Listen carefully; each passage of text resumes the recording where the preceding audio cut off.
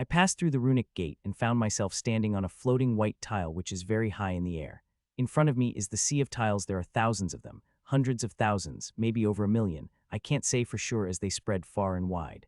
Some of the tiles are big, and some of them are small, but all of them are floating and moving in a certain fashion that seemed very chaotic. As I looked around, I suddenly noticed a thing, and that shocked me: the suppression and restrictions the treasured palace had put on me all, but disappeared. There is barely any restriction present on me. I could feel all my strength, and know I could use them. There is no retraction on my body, soul, and energy. To confirm, I do not just imagine the things. I spread my soul sense, and it spread far and wide, just like it used to in the academy. There is no restriction on my strength. All of them have disappeared. Though there are still restrictions binding me, I could feel them clearly. I just don't know what they are.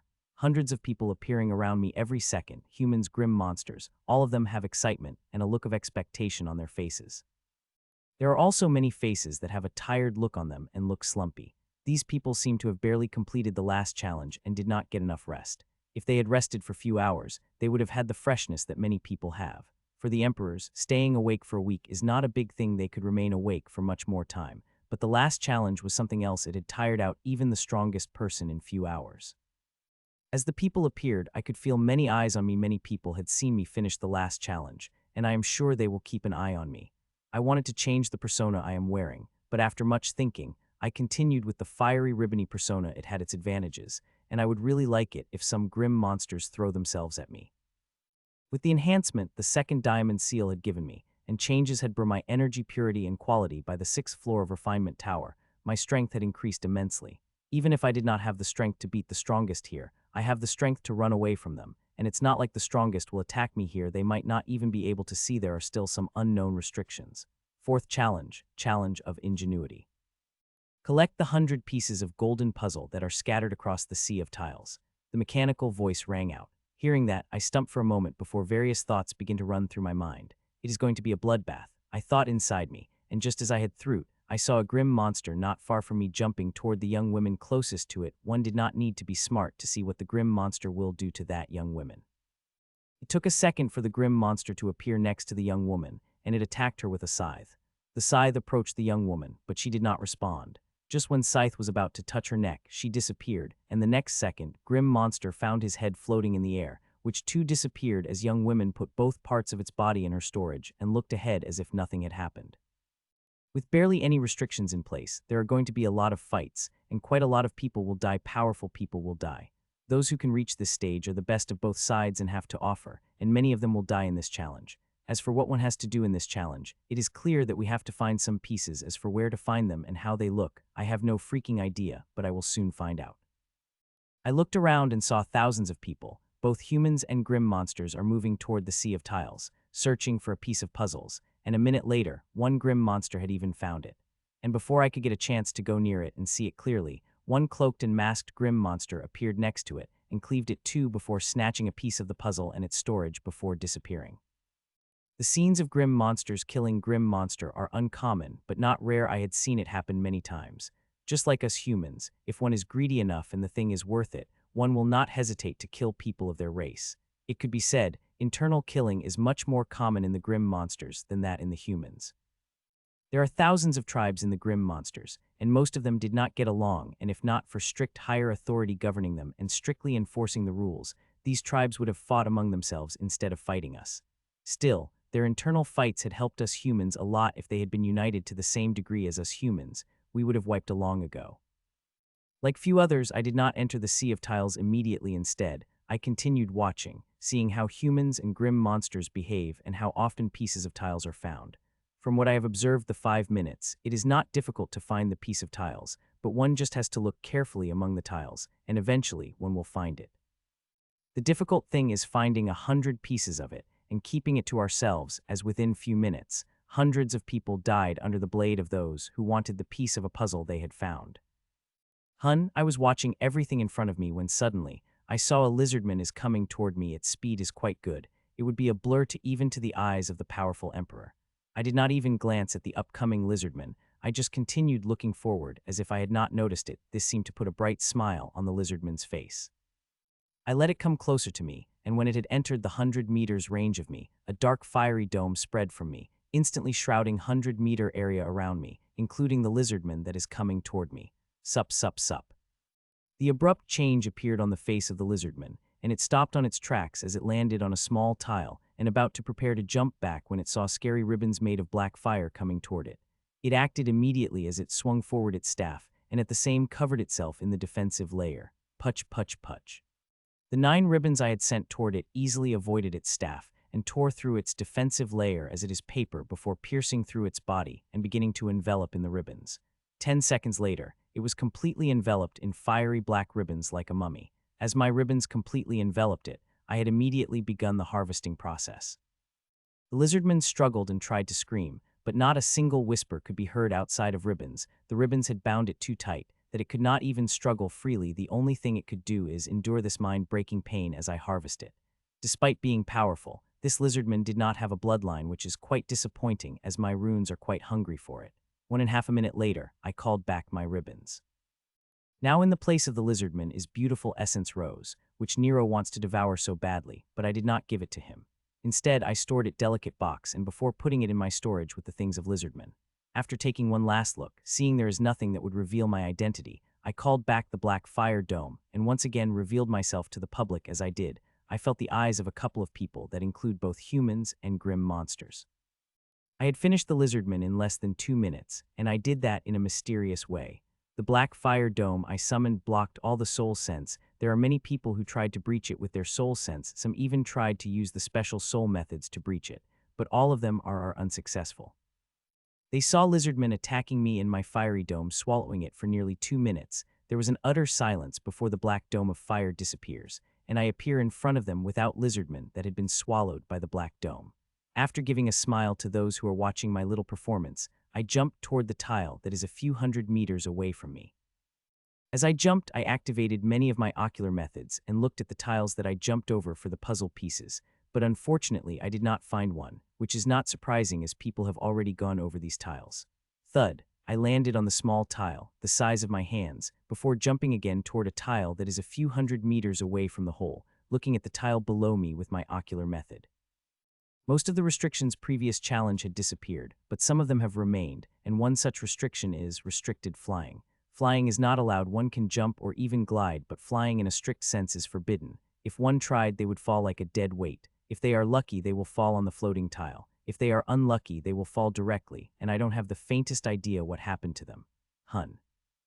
I jumped around the tile and moved toward the barren tiles, where very few people are, and soon my eyes found a piece of the puzzle I was looking at. Seeing it, I stopped my momentum and created energy wings as I glide toward that tile. Thud, I landed beside the puzzle piece and picked it up in my hand. The piece is blue and feels like metal, and it is the size of my pinky finger. Some design could be seen painted on it, but I don't know what it is, seeing it is incomplete. The thing that made me curious about the small piece is its design. It is completely square in shape. There are indentured curves like puzzle pieces have, just plain edges, which is unlike a puzzle piece. It is a little confusing, but I did not stress it. I am sure I will know the answer when I collect enough pieces. I placed the piece of the puzzle on my chest, and it stuck to it. The piece could not be stored in space storage hell. It couldn't even be stored in normal pockets. It had to be stored where it is easily be seen. With a piece of puzzle stored stuck to my chest, I took a jump again and began searching for another piece, and this time my ocular range is far greater than before. I am using the same ocular method I had designed in the first challenge when I had searched for the runes. It had made things quite easy for me and helped me get the first place. Thud. 7 minutes later, I found another piece, the same as the previous but different incomplete design on it. Hun, I held 2 pieces and tried to connect them like puzzle pieces. As I did, a surprising thing had happened. Both of the pieces have merged, became one piece of similar size as before, and this piece is also blue. If not for completely different incomplete designs appearing on the merged piece, I would have thought one piece of the puzzle had simply disappeared as I tried to connect them. With the help of my amazing ocular methods, I began to find one piece of the puzzle after another in just an hour. I was able to find 9 pieces, and in the second hour, 11 pieces, all of them merging into a single piece as I connect them. The only thing I have to do is jump high this way. My ocular skills could cover the maximum range, which helped me quickly find the pieces. My speed is quite fast. It is one of the fastest. If I continued to collect the pieces as at such speed, it wouldn't take me a day to finish this challenge, and I want to finish it as soon as possible. Became first to complete this challenge. The rewards of the past 2 challenges were quite disappointing. I want the freedom to choose the price I want, and I will have that freedom if I finish this challenge first. It is not as easy as it seemed. The people are watching. Some people are solely watching, targeting those who collected the most pieces. I'm also being watched by several people, and those that are watching me are quite strong. Currently, they are only watching, but it won't take long before some of them make a move, and honestly, I couldn't wait for them to attack me. I had just created a second diamond seal, and it had opened the huge space inside me to consume the bloodline, and I want to consume the bloodlines, and for it, I am even willing to sacrifice the rank of this challenge. Those with bloodlines are rare outside. It had taken me more than a month to find a single bloodline. Even with my increased strength, I would still need at least half a time to find the bloodline, which is more than I want to. Unlike the outside, here I will not have to waste that much of a time. My chances of finding a bloodline are hundreds of times greater. Another hour had passed, and the number of puzzle pieces I have reached 33.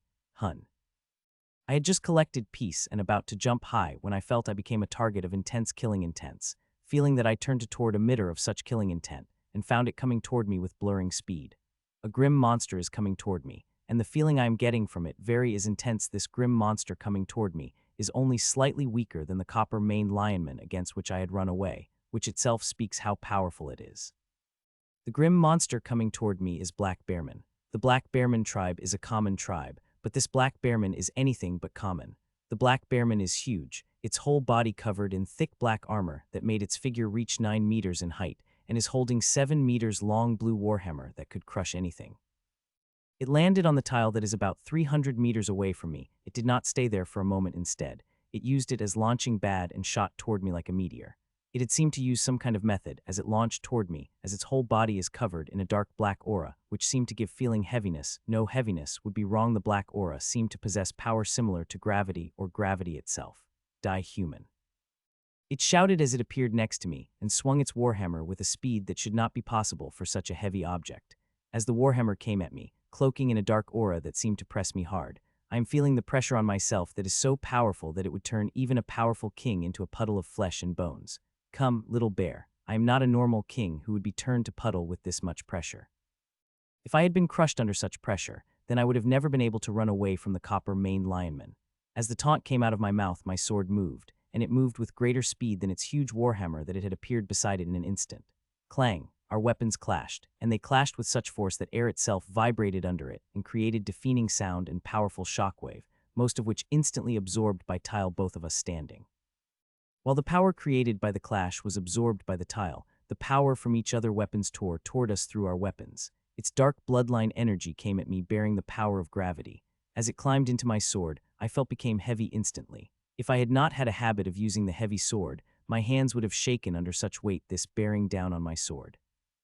The energy passed through my sword, and soon it touched my armor, and like a bear, it wanted to envelop my whole body in it before crushing it with its sheer pressure. But as it touched my armor, it had immediately disappeared as if swallowed by the black hole. While its energy got swallowed as it touched me, my inheritance energy struck against its bloodline armor, and as it did, it spread throughout its armor and began to burrow inside.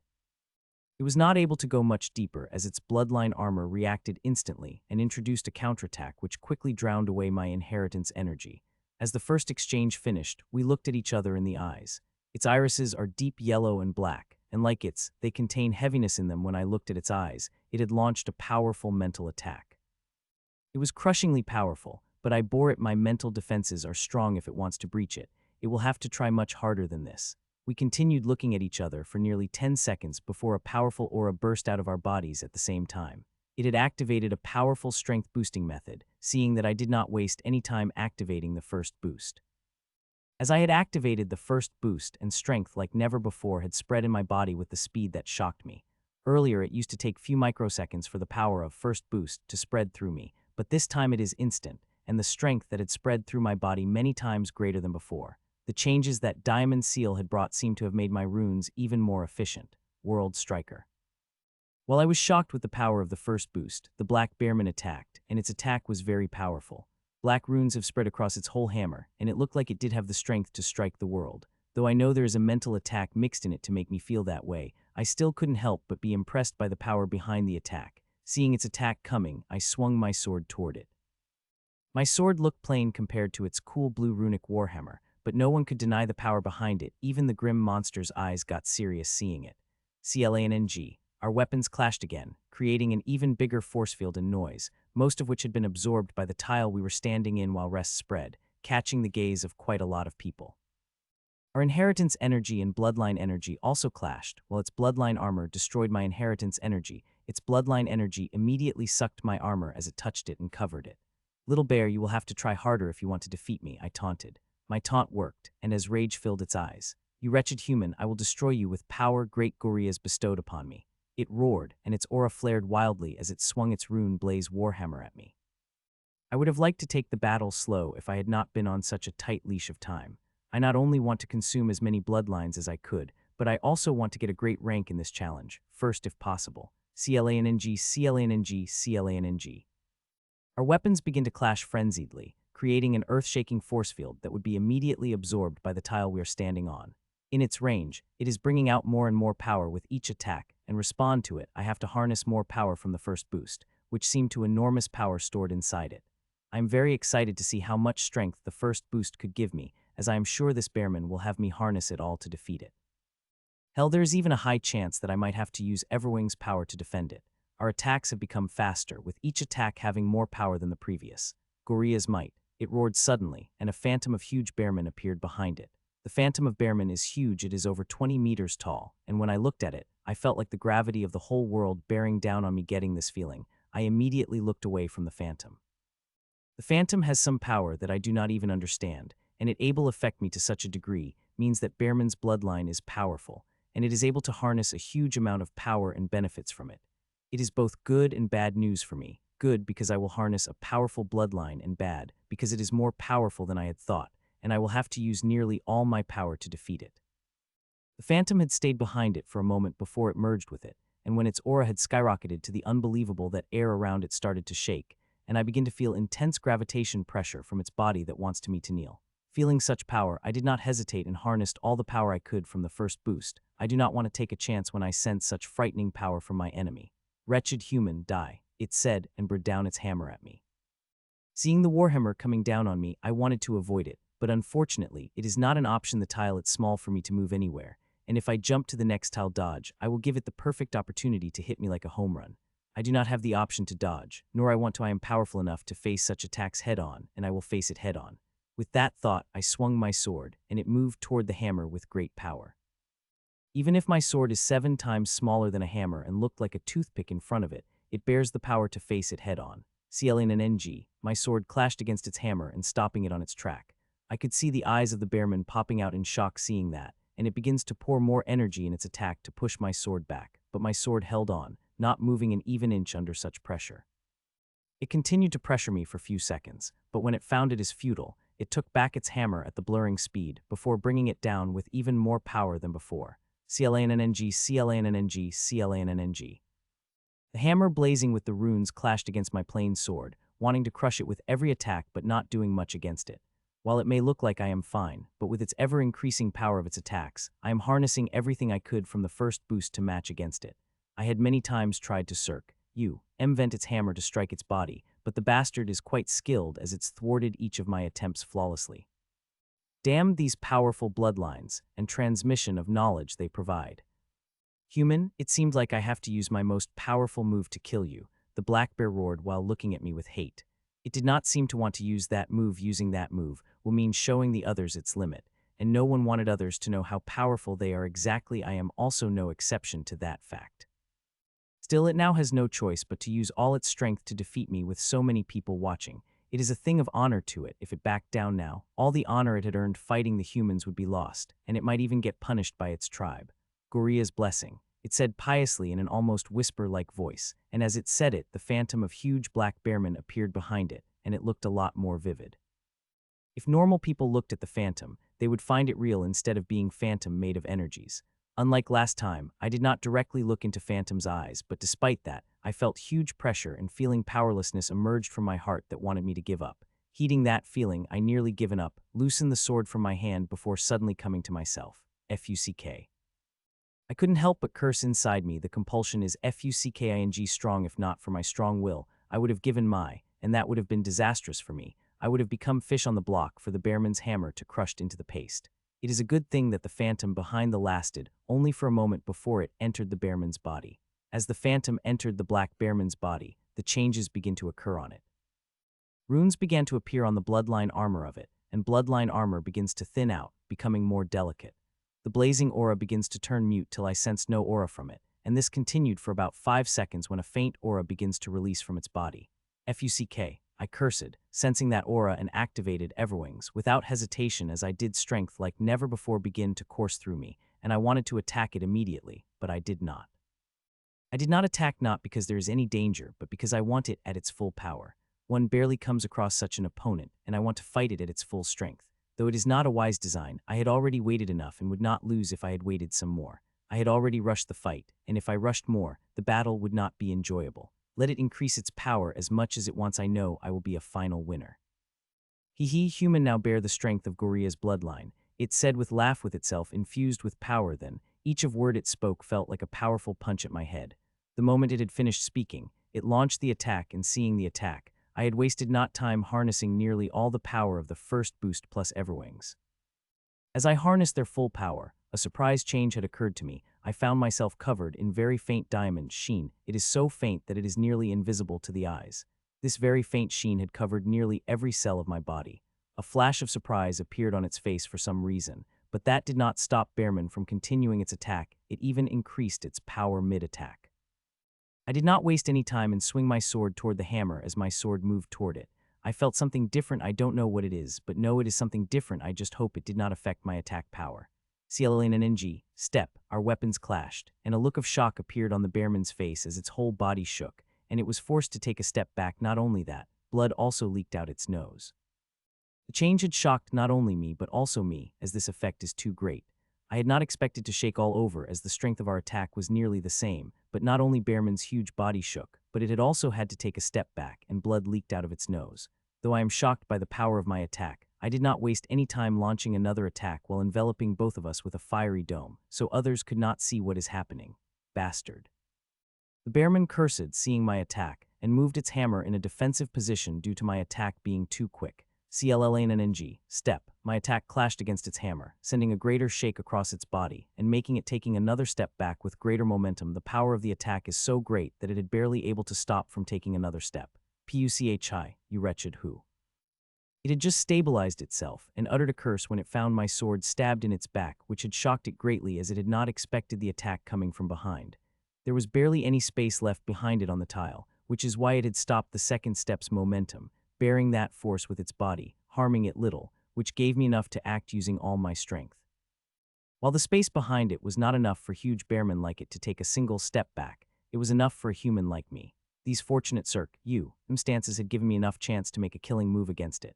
I did not kill it with my attack. I still have to harvest its essence and bloodline, but I poured enough energy inside it to immobilize it for a few seconds. I have to bind it quickly with my ribbons before its powerful bloodline suppressed all the energy I had poured inside it. Pachai. Tens of my ribbons tore through its body and began spreading. Within few seconds, my ribbons have spread inside and outside of it, turning it into a mummy. It had recognized me, and look of horror appear in its eyes before the ribbon wrapped around its eyes. I could feel its struggle, which had become even more intense after recognizing me, but those struggles are futile. Once one got bound in ribbons, it is extremely hard to get out. In the previous challenge, if I had somehow able to bind Copper Lionman with ribbons, even it could not have got out despite its immense power. As I finished binding Bearman, I did not waste any time and begin harvesting the process. As I begin the harvesting process, I couldn't help but get surprised. The bloodline of this bastard is really powerful, as it creating huge resistance. All I was able to harness a trickle from it. The only place I am harvesting a huge amount of essence is its core, and that is because it had started to burn it, and it is mine for sucking, and where even its bloodline could do little to interfere. Still, with the interference of its bloodline, I will need double time in harvesting it, which is little more than 5 minutes. If it had been non-bloodline Grim Monster, I would have been a little worried about the time I will need to harvest its essence, but since this Black Bearman had bloodline, I won't have to worry about taking it too long. It should be dealt with soon. Shake. I had just thought that when a faint shake spread through my body and green and silver runes begin to cover my body. It took less than 3 seconds for green and silver runes to cover me before they started spreading into my ribbons. 5 seconds later, all ribbons covering the Bearman had green and silver runes covering them. Buzz. As the runes covered the ribbons, the harvesting process begins. I could feel the Bearman is in intense pain. As its struggle intensified, it began to use every speck of energy it has to break free. Soon the purified bloodline energy come at me, and I was shocked. The bloodline essence is very thick and powerful. It is far thicker than any bloodline I've ever experienced and more powerful. I had expected the bloodline of the Black Bearman to be powerful, but not this powerful. This is really too much. Feeling the power of bloodline, I couldn't help but stumped. If the Black Bearman's bloodline is this powerful means, more than 3/4 of its strength it had due to its bloodline. Though I should not be surprised, as it is a common occurrence among people who have powerful bloodlines. This is why these people solely focused on harnessing power from their bloodline, as the bloodlines contain unlimited power and provide all types of boosts, methods, and knowledge. The thick and powerful bloodline energy came at me and merged into my runes, making them more and more power. In just a few seconds, it had provided me enough bloodline power a normal bloodline would give me, and there is still much more power that had remained to be harvested, and that thought couldn't help but make me happy. More and more purified bloodline power came at me, and as it did, faint changes began to occur in my vines. They started to become even more diamondy. Replenishness of my diamond runes are growing. It is like a grade of diamond, is advancing, seeing that smile couldn't help but appear on my face. The change is not surprising. I would have been surprised if there hadn't been any change. It is obvious that a powerful bloodline like this would make the changes. I wonder what kind of boost I will get from it. I hope I get some element of its gravity power, but the chances of that are happening is quite low. If I had fire-earth elemental power instead of a fire elemental, I am sure my runes would have inherited some gravity element, but with the fire element, chances are quite low. Still, even if I did not get something from the gravity element, I am still happy. Such powerful thick bloodline essences would give me enhancements like never before, and with them, I will have a better chance in dealing with powerful grim monsters and some unruly humans who might dare to attack me. The harvesting of Bearman's bloodline essence and life essence continued for little more than 2 minutes, and the purified bloodline essence I had collected is nearly equal to the 4 normal bloodlines. Most importantly, the quality of bloodline is higher, and that for changes to my runes, very few bloodlines have the potential to bring the changes to my runes. Buzz. As the harvesting process is finished, a loud vibration rang through my runes, and a flood of energy was released from them. The energy is thick and very powerful that my strength begins to exponentially. The energy is also very pleasant to feel that I couldn't help but moan in pleasure. Unfortunately, all good things must end, and nearly 3 minutes later, runes have stopped releasing the energies, and at that time my strength had reached the degree where even I don't have a clear idea how powerful I have become. I scanned my body thoroughly, and the limit that Diamond's seal had expanded had saturated quite a bit, and now there is only space for one powerful bloodline.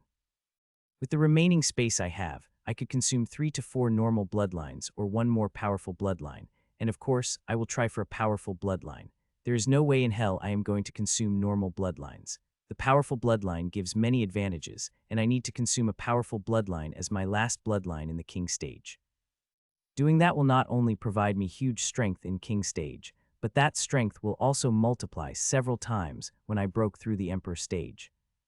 After collecting all the Black Bearman stuff and seeing there is no proof of me harvesting it, I called back the black fire dome covering the whole tile. As I did, I felt tens of eyes on me, which is not surprising seeing tens of soul senses that were trying to breach the fire dome during my battle with the Black Bearman. These gazes are different from before. There was only greed in their eyes as I collect one piece of the puzzle after another, but now there's some gazes that contain fear. The people that reach this stage are smart, and they know powerful the other person by just sensing their aura, and they had seen nearly full battle before I shrouded us in fire dome. I could feel many of them wanted to make a move on me out of greed, but held themselves back. After killing the Black Bearman, the pieces of the puzzle I had reached 47. There is no number written on the puzzle like the badge in the first challenge, but there are several patterns in the incomplete design through which one could tell how many badges one had collected. I now have to collect 53 badges, and I am confident that I could collect all of them very soon. The method I had created gives me an edge, and I will utilize it fully with my increased strength. Zup. So without wasting any time, I jumped high, and this time I had jumped much higher than I had used to, and quite lucky that I did not felt a barrier. As long as I do not try to fly, I will be safe. From the above, I moved my gaze as dense runes flashed in my eyes, and by the time I surveyed the area below me, I had already found the 5 badges. The higher altitude and increase in strength had helped me find puzzle pieces quickly, and now I have to collect them quickly as possible for it. I have a plan. It will be a little flashy, but people are using flashier techniques than it. As I started to go down, 5 fiery black ribbons released from my body and moved down at the blurring speed. Thud. By the time I had landed, the ribbons had already picked up 5 badges that are hundreds of meters away from me. Some were thousands, and now coming back holding them. Zup. I did not wait for the ribbons and took another high-altitude jump towards halfway into the jump. The ribbons came back to me and merged the pieces of the puzzle with the piece on my chest. Soon, I reached high and found another group of pieces and released my ribbons toward them to collect them. Minutes passed by as I continued to collect pieces after pieces. There was some disturbance on the way. Some grim monster tried to stop my ribbons to snatch pieces, but instead, their heads flew into the air, and they came back to me with puzzle pieces. Usually, I'm not particularly eager to waste the bodies of grim monsters, as each of them gives a precious essence rose, but I want to finish collecting the pieces as soon as possible, and since these grim monsters do not have a bloodline, I do not felt much regret in killing them. Half an hour passed by, and few more grim monsters had attacked me, including one with bloodline. All of them were normal. Regretfully, I had to kill the grim monster with bloodline without harvesting its bloodline. I had felt quite bad about wasting a bloodline, but it was weakling, and I already had my eyes set up on the price, which had decided to act. The Copper Lionman, which had been keeping eyes on me for quite a while, had finally made its move, coming at me with its aura blazing. And seeing its aura, it did not seem to hold back on anything. It wants to finish the battle as soon as possible. Well, it's a good thing because I too want to finish the battle as soon as possible. I have already decided to finish the battle within 5 minutes, and that includes harvesting it, which means I could only fight it for 2 minutes. As it came toward me, I moved toward it too. We are going to fight on the biggest tile between us. As I was moving toward it, I caught a glimpse of something. Not only me, but nearly everyone in this sea of tiles. A huge runic gate had appeared at a distance. Before disappeared, it had appeared only for a second, and I did not know whether it was grim monster or human who entered through that gate. But one thing is clear, someone had entered through it. Fuck. I cursed. I wanted to first person to finish this challenge, and I had come very closer to it, and now whoever bastard finishing it first, I again had remained behind, and I will again get a reward that I did not want, like past 2 challenge. I am feeling really angry right now, not at others but myself, even knowing it was my fault when I decided to focus on bloodlines more than challenge, knowing that did not lessen my anger. Instead, it had magnified it. Fuck it. I cursed loudly and made a decision to finish this battle in a single move. This is a reckless decision, but I am angry enough to not care about it as I had fixed my mind on it. If I am not able to beat in a single move, then I will run away. With my current strength, it stood no chance of catching me, and I wouldn't even have to use all my speed to run away from it, as I don't think I am any weaker than it. First boost plus Everwings plus second boost. I activated all my most powerful moves together, even a second boost of blood burning. Since I decided to be reckless, I might as well go all out and truly finish it in a single move. First boost plus Everwings plus second boost. I activated 3 of boosts together, and an unimaginable strength began to course through me. This strength is something like I had never thought I would have while King Stage. Hell, most did not have such power even in Emperor Stage. As the power coursed through me, I saw a faint diamond sheen covering me again, and this time it is a little dense. I didn't know anything about this diamond sheen, though I have some theories but nothing concrete. I will have to look at it thoroughly before I could say anything about it, but that is a thing for later. The Copper Lionman's eyes popped out, seeing such a powerful aura bursting out of me. It is very shocked by my aura. It did not waste any time acting, and a powerful aura burst out of it. The aura is powerful enough that it had covered over a 10-meter area around it and begins to bend the air. Human bastard, you will not be able to get away this time. It shouted and pointed its coppery spear at me as it came toward move. We moved closer and closer to each other, and soon there were only 100 meters to distance between us, which would take less than a second for use cross given the speed we are moving. As there was only 50 meters distance between, the black dome began expanding from me. The lionman flinched seeing the fiery dome, but it let out cover it. It is powerful enough to know that dome is just a sensory blockade, and there are no offensive qualities in it. Die, you wretched human. It roared loudly and swung its spear at me. The spear attack of it extremely powerful. It tore through the air. Without making the slightest noise, the attack was completely silent. Seeing its attack coming toward me, I did not move my sword. I just kept it in front of me and continued moving toward it. It looked like I am going toward a huge sphere intentionally to get myself crushed under it. This spear cannot skew me, seeing its huge size. If even a single part of it touched me, I would get directly crushed. There would be no hole in my body or something like that. Seeing me behave that, a frown couldn't help but appear on the lionman's face. It could tell something is very wrong but could not tell what. I could feel its soul sense becoming stronger, checking every part of my body. I could also see the struggle in its eyes. Some part of it wanted to abandon the attack, feeling it is too dangerous to continue with the attack. It crushed the thought of abandoning the attack, but it had activated a very powerful-looking defensive method that covered its body like a suit. The copper spear of lionman got closer and close to me, till there was a distance of only 5 inches between us. I could clearly see the sharpness of the spear that could easily crush my head to gore. Finally, where there were only 2 inches of distance between its spear and my head, the frown had vanished from its face, and a victorious grin appeared on its face as it is sure I would not be able to dodge the attack. It would have right if I had just used the first boost in Everwings. It would have been hard for me to dodge the attack at such a close distance, but I am burning my blood. Zap. There was only an inch remaining between the tip of its spear and my head when suddenly a sanguine aura released from me, and I disappeared from my spot. A look of alarm flashed in the eyes of Copper Lionman, and that alarm turned downright horror when it saw me appearing in front of its chest and moving my sword toward it. Even in its horror, it acted without wasting a moment. It begins to pour all the energy it had in its defensive method, especially around its heart, and also activated a second defensive method which it had been holding back. This kind of defense would have been able to stop the attack of Black Bearman easily, but it could not stop my attack. The power behind it is too great. It would have a slight chance if it had its spear to defend against the attack but its spear in front, and it would take it quite a while to call it back, and by that time I would have been finished with my attack. Tear. My sword touched its second defensive method, which is barely forming, and passed through it without a problem. When it touched the second defensive method, there was slight resistance, but it was barely able to reduce the momentum of my sword by 2. Its bloodline armor, on the other hand, reduced the momentum of my sword by a whole 15, which is quite surprising, as I had not expected it to take more than 10 of the momentum of the attack, but it did not affect what is going to happen by much. Puch. Finally, my sword touched its skin and started to deeper inside it. I could tell how horror and dread spread through the face of the lionman, as it was powerless to do anything against my sword. Finally, my sword touched its heart and pierced through it, releasing an immense amount of energy inside it. The energy is not offensive. I have no intention of killing it without harvesting it. It is a numbing concoction of mine. Even with its powerful bloodline, it would keep it out for a few seconds, which would be more than enough for me. Puch. Still, to be safe, I continue pouring energies inside it as I released my ribbons at it. They begin to pierce it, grow inside. Only when my ribbons wrapped its heart and important organs I removed my sword from its heart. Pure thick bloodline essence came at me. It is very thick and powerful, thicker than the bloodline essence of Black Bearman. The Black Bearman tribe is a normal tribe, but Copper Lionman tribe is one of rare one, and also quite powerful. Its bloodline is far powerful than the bloodline of common tribes. To current me, the power of the bloodline did not much matter compared to how awake they are, as the more awakened they are, the more powerful bloodline essence they will able to provide me.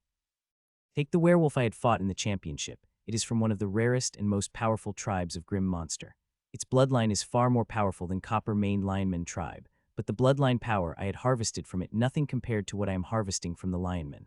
These bloodlines come from the beings out of our world. Even the weakest being which could pass its bloodline is powerful enough to turn out the world to dust by a single flick.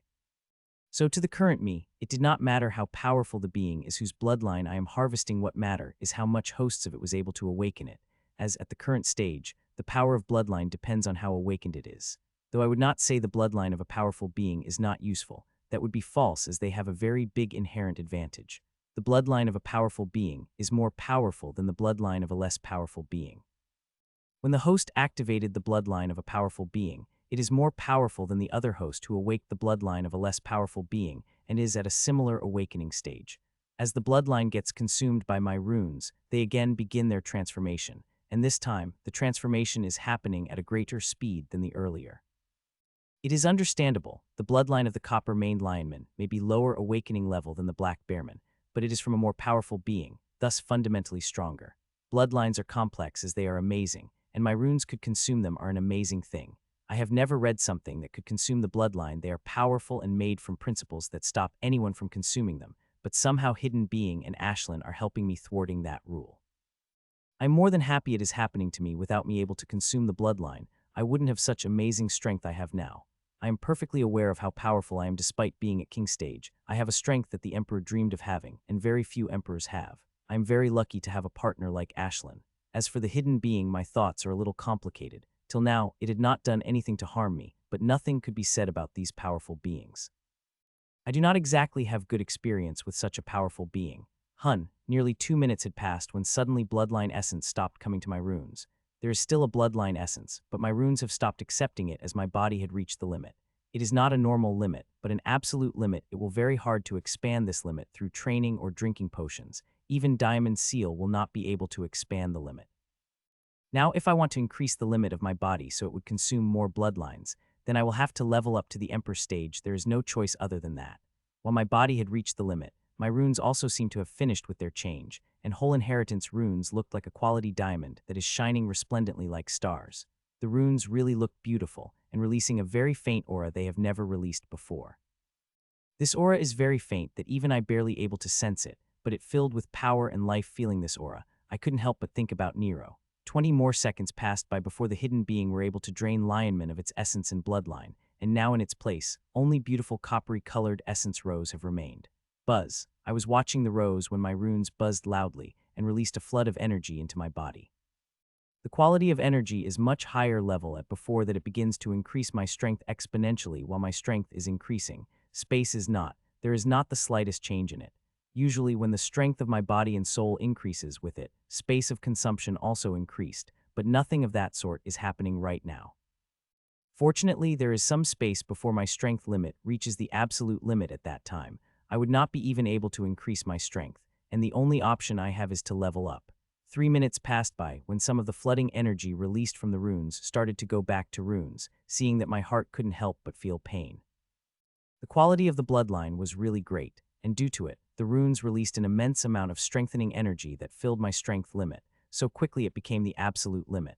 Now, not only could I not consume any more of bloodline, but I couldn't also increase my strength. I had truly reached the absolute limit of the king stage, and now, the only thing I could is to level up to the emperor stage. With runes finishing their business, I also collected beautiful copper-colored essence rows and thigs of Lionman before fusing its piece of the puzzle with mine. Buzz. As I had collected both pieces, they transformed into huge runic gates. The runic gate 10 meters tall, the biggest one that had appeared in front of me, and I walked through it without wasting a moment. Congratulations participants PY09 for finishing the 4th challenge at 9th rank. The final challenge will begin after 6 days, 14 hours and 23 minutes. The mechanical voice as I entered the white hall. The hall is still stark white as previous without an exit, and the center of it has a white marble stool on which there is a brown chest made of light. Seeing the chest, my breath couldn't help but quicker, and hope begins to rise in my heart despite me wanting to keep it minimal. The past 2 rewards were not that great. I don't want to get disappointed again. I appeared beside the marble stool and touched the brown chest, and as I did, the chest disappeared, and I found myself staring at the dark red volcanic rock. Hun. I was about to curse my luck when I stopped as I felt the resonance from the bloodline, which had shocked me so much I wasn't able to react for a moment. It had been quite a while since I felt something resonate with my inheritance runes. The bloodlines used to resonate, but with the restriction of Treasure Palace, it stopped doing that. Feeling the reaction from bloodline, I picked up the rock and found it quite hot. Hot enough that it will burn the hand of the Knight of Right off if they dared to touch this rock. I do not know the name of the rock as there are too many materials that exist in the world to memorize them all. Though I may not know the name of the material, through the simple observation, I could tell that it is a deep volcanic rock that had absorbed a huge amount of magical energy from the volcano. That's not the only thing. There is something special in this rock. Whether it is material or energy otherwise, my runes would not have been able to react to it. I observed the rock for a few minutes before I stored it in my storage and took out my space abode before walking inside it, with me reaching the absolute limit of the king stage, from all aspects and upgrade ready. I could level up to emperor stage now if I wanted, but I will not. I will spend some time working on my mental state and even give the upgrade one last look before I leveled up. 4 days should be enough for that. As I entered my abode, I directly went to the shower before walking into the kitchen. The last battle had lasted for a second, but it had very intense even after getting a high energy dose. I am feeling very hungry. In the kitchen, I took out some stuff from my storage and began to cook with my 2 and vines. Usually I only use my hands when I cook, but when I cook little elaborate as this, I used my vines. They make things easier and faster, also good to practice the fine control I need for the cooking. An hour later, I finished with the dinner and ate alone. I wish Ashlyn could come out and she could come breaking the restrictions, but it will turn on quite a few alarms of the treasured palace, so I kept her inside me. Though I could not bring her out, I could talk to her, and that makes things a little less lonely here. After eating dinner, I went to the bedroom and slept for nearly 10 hours. When I woke up, I feel refreshed, ready to face the day, which is going to be exciting seeing how many things I have to do. Time passed by, and soon before I know it, 3 days had passed. Now I am sitting in the small arena of my space abode, wearing nothing but underpants and my real face. Around me is a huge runic formation. The formation is big enough that it had covered the whole arena. On the formation, a huge amount of stuff had been placed, from essences of rare and precious herbs to the rare core of monsters. The center stage is occupied two things, one small piece of wood and the other is first-size volcanic rock. These two things are things that my bloodline had reacted to, and I sure they would give me a quite surprise. These two things are quite mysterious. I was not able to find much about them, especially that piece of wood. Other than it is a very good alchemical agent. Buzz. After checking everything one more, I went inside my inheritance and touched on the huge runic humanoid to initiate the level up. As I did, I got thrown out immediately. As I came back, I activated the formation. As I initiated the level up, huge piles of elemental mana crystals started to become smoke. The herbal essences too moved into the air and came toward me. That within a second, I was densely enveloped in the smoke that those from outside could not see me in smoke at all. The smoke begins to enter inside me rapidly from all sides, giving me the feeling that I am some kind of powerful suction machine, which is sucking everything around it, including the air. All the energy that is coming inside me is getting sucked by my represented runes, which are getting crushed into shining diamond dust at a rapid rate, and new runes are forming in their place. The process looked very beautiful, and it is going to take time. The upgrade of this time has made of 400,000 runes, which are 4 times greater than the 100,000 runes I had needed for the King stage upgrade. In this upgrade of Emperor stage, I had made big changes. It could be said that I had made the greatest changes since I created the inheritance in this upgrade. It is a complete overhaul. I even changed the structure of my armor and removed and shifted some moves from their original sets. I've even expanded some moves with the ideas I had long visioned before, and now some of these ideas have actualized. They could do shocking things. The insane amount of energies continues to come at me, and these energies are being absorbed by the diamond runes in wild abandon. The runes moved around my body, while diamond dust formed into more and more runes as it absorbs the energies. It is a beautiful process, and with every upgrade, its scale increases. Currently, there are thousands of runes floating inside me, forming different runic formations on the specific parts of my body while shining in a diamond light. These runes are also releasing that faint diamond feeling that covered me earlier during the 3 battles. This feeling from the runes is getting denser and denser as the runes absorb more and more energies. I watched the formation of runes when familiar energy entered my body, shocking me quite a bit. Worldly energy. Ever since I had entered the treasure palace, I had barely able to sense any worldly energy, but now worldly is pouring inside me, which is a great surprise as I had really not thought I would have it in the treasured palace. Because of it, I had taken out hill-like mounds of elements mana crystals, but now that the worldly energy is pouring in, I would not need these crystals, which is a good thing, as I won't have to spend crystals for the thing that came out free. With worldly energy pouring inside me like a flood, the process of level up got even faster. Now every second, hundreds of runes will churn out and move toward the formation requiring them. It is not just worldly energy my body is sucking, there is also a humongous amount of herbal energy, which is the main energy of the runes, while worldly energy is a side supplement. While nearly all the herbal and minerals are giving out their essences, there are 2 things that hadn't given out their essence or spec or energy, or I might say, the runes hadn't acted on them yet. The huge formation outside in control of the runes and rune-controlled and take what resources they want. Until now, they hadn't touched the small piece of word or the volcanic rock. Everything was going smoothly when a change occurred. Suddenly my totem artifact, which had been silent till now and had acted, came out of me, and what came out is not a sword but a ball of molten crystal and wood. The ball is not big, it is the size of my 2 palms and has white runes floating all over it. The ball is contacting me through our connection, demanding certain things. Feeling its request, smile couldn't help but appear on my face. I had been waiting for this moment. Thud.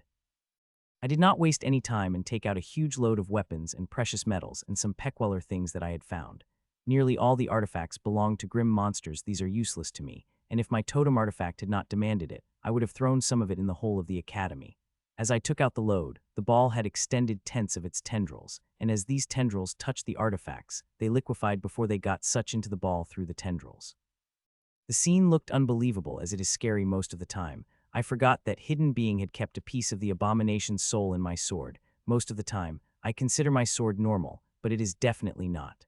What that ball doing is no totem artifact could do, liquefying the Emperor-grade weapons just by touch. Not even tyrants could do that. It took a minute for a huge, 30-meter-tall load to liquefy and sucked into a ball, whose size had barely doubled after sucking all the load, and now it is demanding more. Thud, I took out another load, and the ball started to work on it. I have a huge cache of artifacts and other things. I am confident feeding the ball till it felt satiated. A minute later, it finished with that load and demanded another, and I happily accommodate its request. It is to my advantage that it takes as much as it wants the more it took. The more powerful will my totem artifact will become. Thud, thud, thud. Continued to demand more and more stuff. The demand went so high that even I began fearing whether I would be able to satiate or not. But fortunately, I was able to do it after feeding it its 13th load. The small ball of about soccer ball has become big. It is about a 1-meter diameter sphere of gray liquid. Its tentacles have come back inside it, and now the sphere is slowly contracting as the runes surrounding it have lit up brightly and begin to do their magic. Ting. Few minutes passed and the gray ball slowly contracted when suddenly a fist-sized metal poop came out of it, making a ting noise as it touched the floor. It was semi-liquid when it came out of it, but by the time it had touched the floor, it had solidified. Ting, ting, ting. It was just starting as a few seconds later, more and more metal poop came out of it and fell on the floor, making the ringing sound. As it released more and more metal poop, it started to shrink rapidly, and its color also begins to darken. By the time it dumped more than 100 metal poops, it had gone back to its original size, and its color has become completely dark. It is in the darkest shade of black I've ever seen. When I stared at the ball, I felt like I am staring at the black hole and not my liquefied totem artifact. The ball continued to float in the air as the white runes on it reorganized before it came toward me and seeped back inside me. As it did, another change begins to occur inside it. As the dark ball of totem liquid came inside me, it begins to merge with the totem seed that created when initiated the level up into the Emperor stage. It took a minute for the black ball to merge with the totem seed, and after that, it begins to change the shape. As the shaping process begins, my vision blurred a little. The runes on the black ball begin to affect my vision. I followed the process for a few more seconds before again focusing on the runes. The process was becoming even more blurring, and it was going so slow, so I decided to focus back on my shining runes. Not everything could be watched, even if it is related to me, especially when it is related to powerful beings like Hidden Being and Abomination. I am still sucking an immense amount of energy, and more runes continue to be made with it. The runic design had begun to take shape, as nearly 300,000 runes have been created, and now only about 100,000 have remained, which should be finished soon. Time passed by as more and more runes born inside, and Black Ball had also taken the shape of the basic greatsword, which seemed slightly different than the greatsword I had used before. I hoped the changes would not be too big. I got quite used to the old design of my sword, and would very much love it if it remained close to that design, but nothing could be said as I have no control over the process. 10 minutes have passed, and nearly all the runes have been created. There are only less than 5,000 runes have remained, and even now, the runes had not sucked the two materials. The piece of wood and volcanic rock remained in their place. Not a speck of energy had been taken from them. Buzz. Buzz rang through me as the complete design of Emperor Inheritance got imprinted on me, and I thought my runes would finish the last phase of level up by releasing the flood of stretching energy when something surprising had happened. The runes finally started taking the energies from the piece of wood and the rock. Brown, green, and dark red energies came out of a piece of wood and rock and flew toward me. As the energies entered me, I get a feeling from those two energies. The brown-green energies from the small piece of wood felt like a breath of fresh air that has great rejuvenating qualities. The feeling is very light from it. While dark red energies from the volcanic rock made me feel like I was burning, I've nearly screamed. Every energy that came at me has flavor, but till now, no energy has given me as intense a flavor as this energy of rock. For a moment, it had made me feel that I am truly burning. The fire energy present in rock much has come from the unique volcano. The extremely powerful, I have never seen fire energy as strong as this. As they begin to merge with the runes, they started to bring changes in them. The runes information related to vines and rose domination methods set, and my fire ability had vibrant green and red sparkle inside them. The green and red sparkle begin to appear in some of those runes, making them even more beautiful. If Ellen had been here, she would love to see such a scene. She loves the sparkly things secretly. Within 7 minutes, both pieces of wood and volcanic rock turned to dust, and my runes felt silent. Boom! For the first few seconds, nothing had happened, but then suddenly a booming sound rang out through me, and my vision faded for a moment before I came to myself. When I did, I found there is an immense amount of energy flooding in my body. It is like my runes are volcano and spewing out an immense amount of energy in every part of my body and soul. This energy that runes have released is thick lava think, and it is not only strengthening me but also strengthening Ashlyn and Nero. My strength is increasing rapidly, so rapidly I can't believe I am getting stronger at such speed. I know I will be stronger when I reach the Emperor stage. I had reached the absolute limit of the King stage, a very few people able to reach that stage, seeing how hard one have to work to reach there, and needed chances and immense resources to gain the power of absolute limit. The strength of King stage reflects on the Emperor stage, at least for the normal people like me who do not have the bloodline. The greater strength I have while being in king stage, the more powerful I will be at the emperor stage. Still, I had not expected I would be this strong. I had already become very strong, and my runes continue to release thick lava-like energy into me, which is increasing my strength at an incredible rate. Seconds passed by, and with each second I would get stronger and stronger. The runes continued to infuse the energy into me, and it continued for more than 5 minutes before it finally begins to slow down. A minute later, all the energy that runes have released had been digested by me, and making me incredibly powerful, giving me feeling as if I am God. This strength really feels like a god. Every cell of my body is charged with power, and I could tell with full confidence that 99 of emperors will not even be able to take a single from me. With my current strength, there are very few emperors who possess the power to contend against me, and even fewer that have the power to beat me. In this power rush, I would have liked to say there is no emperor who could kill me, but I will not say it. There are chances that some emperors exist who have the power to kill me. So unless I could defeat a tyrant while in emperor stage, which is extremely hard, could be said near impossible, I will not be using those words. Such a strength, I said with a sigh as I calmed down. I do not feel like God anymore who could crush the world, but still, awe filled my heart, seeing the strength coursing through my veins. The more clearly I looked at my strength, the more shocked I would become really. This time, the transformation in the strength was really too much. It is time to see the armor, I said, and activated my armor. I had made huge changes in armor. I had overhauled it completely from its basic design and changed it into something else. As I summoned my armor, diamond threads thick as knitting needles came out of me and began to weave the armor on my body. The wearing process is very beautiful, as if grandmasters knitter themselves doing the work. It is not only beautiful, but extremely, only powerful emperors could see the process. For other, it will be over in a moment. These thick strings are no ordinary energy strings, but my vines themselves. I had decided to wear the armor made of my vines. I had this idea when I had to make the giant from my vines to defend against the werewolf in the championship. My vines are the strongest thing. I have an extremely hard to break that even with the great power difference, the werewolf was not able to break through my vines. With me using the vines as armor, my defense has gotten a lot stronger, especially since my vines now could borrow even more power from the runes. They have become extremely strong that I dare to say, even the strongest emperor will have a problem breaking through my vines. The vines are now independent of the Rose Domination set, and now became part of the Armor move set, a new move set, and they could do more much than my vines used to do in King Stage. It is not just vines. I've improved. My other moves have also improved heavily and added new moves, and this time, they finally able to get more than 10 strength from the runes. Each of my moves now uses 25 of runes power.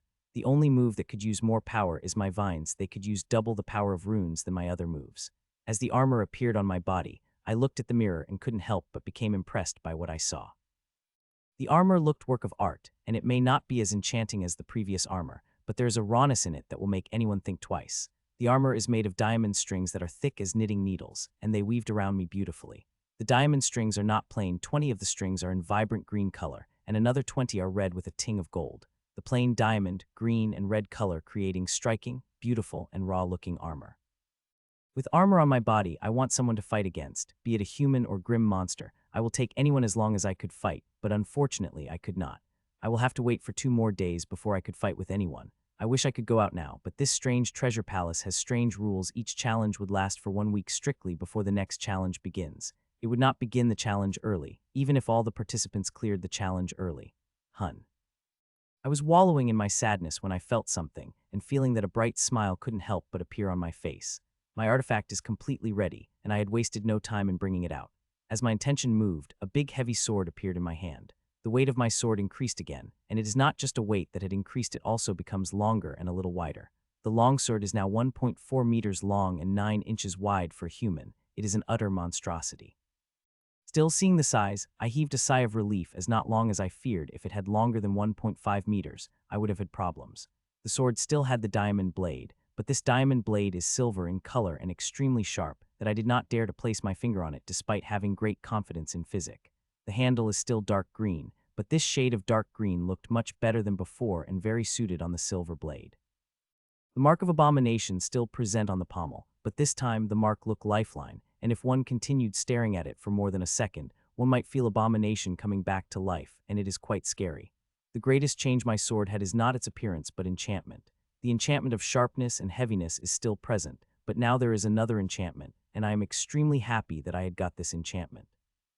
I'm tired of not using my totem artifact. When I change the faces, my totem artifact is part of my strength, and I want to use that strength whenever I want. The third enchantment is called Morph. It is a very powerful enchantment, as it not only let me change the shape and size of the sword, but also its color and material. The only thing I have to have a clear vision weapon I want it to morph in. Visualizing the perfect image may be a problem for the knight, but it is not a problem. Emperor, even the weakest emperor, has great visualization power. Without wasting any time, I gripped the hilt of my sword and started visualizing an ornate golden rapier as I activated the enchantment. My sword begins to change rapidly, and half a minute later, I have a beautiful golden rapier in my hand. Amazing. I muttered in amazement and began to swing it from appearance to its weight. It is exactly as I had visualized. The next 2 days had passed in a blur, most of my time spent researching my armor and some quirks that armor had brought. At the Emperor stage, I have got great strength, far greater than I had imagined, and it is hard to control such power. I had spent quite a substantial time of the past 2 days in the arena to get control over my moves and test my strength. There is also that diamond sheen which I was finally able to find out what it is and completely sure of it. The truth about it had shocked me a little when I had my guesses. I had not expected it would be that thing even now. I have a hard time believing it, but it is the truth. 15 minutes have remained till the gate to the final challenge appears, and there is one last thing I have to do. I tapped on my forehead, and a ceramic mask appeared as it did. I closed my eyes, and soon the transformation began. I am going to change my face even with my current strength. I am not going to show my real face. People in the treasured palace may not be able to kill me, but outside, all a tyrant would need a single attack, and I would disappear from the world. The process of changing faces is extremely painful here. The bones expanded and skin stretched. It is pure torture, but I bore it with gritted teeth, and a few minutes later, a thin, scrawny figure appeared in my place. As I finished changing the face, I immediately summoned my armor. As I did, black ribbons appeared around me and began to wrap around my body, and soon, every part of me wrapped in ribbons. As the ribbons finished wrapping, golden jewelry materialized around my neck, hands, and feet, and a crown appeared on my head. If earlier I looked like I was wearing mummy-style armor, now I have become a complete mummy, a mummied pharaoh with all the pom-poms of crown and jewelry. The whole look is quite scary and will give creeps to many people. Such looks are rare. Nearly all people go for the armored form instead of the living form, which gives them more flexibility, but since it is a thing I've designed myself, there is no problem about the flexibility. I am quite exacted for the final challenge, and I am sure it will be very amazing. For 2 days I had wanted to fight something challenging, and now I will get that chance, I am sure of it. Buzz.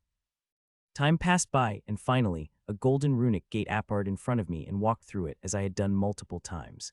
Soon, I walked to the other side and stopped on my tracks, and my whole body shook visibly seeing the monstrosity in front of me. Seeing it, old memories of abomination couldn't help but appear in my mind, despite it being vastly different than the abomination. It in front of me is an abomination. It is vastly different from the abomination I had faced, but still an abomination. The abomination in front of me is gigantic, about 1,000 meters tall, and it resembles that of a lion if one considers a lion with 8 legs and 13 tails, which had hundreds of scary apparitions on their body. The scary apparitions are not only on its tails and legs, but all over its body and including head. If that watch it is, its gigantic head is split like a flower in 9 parts and have very sharp teeth inside and hundreds of eyes outside.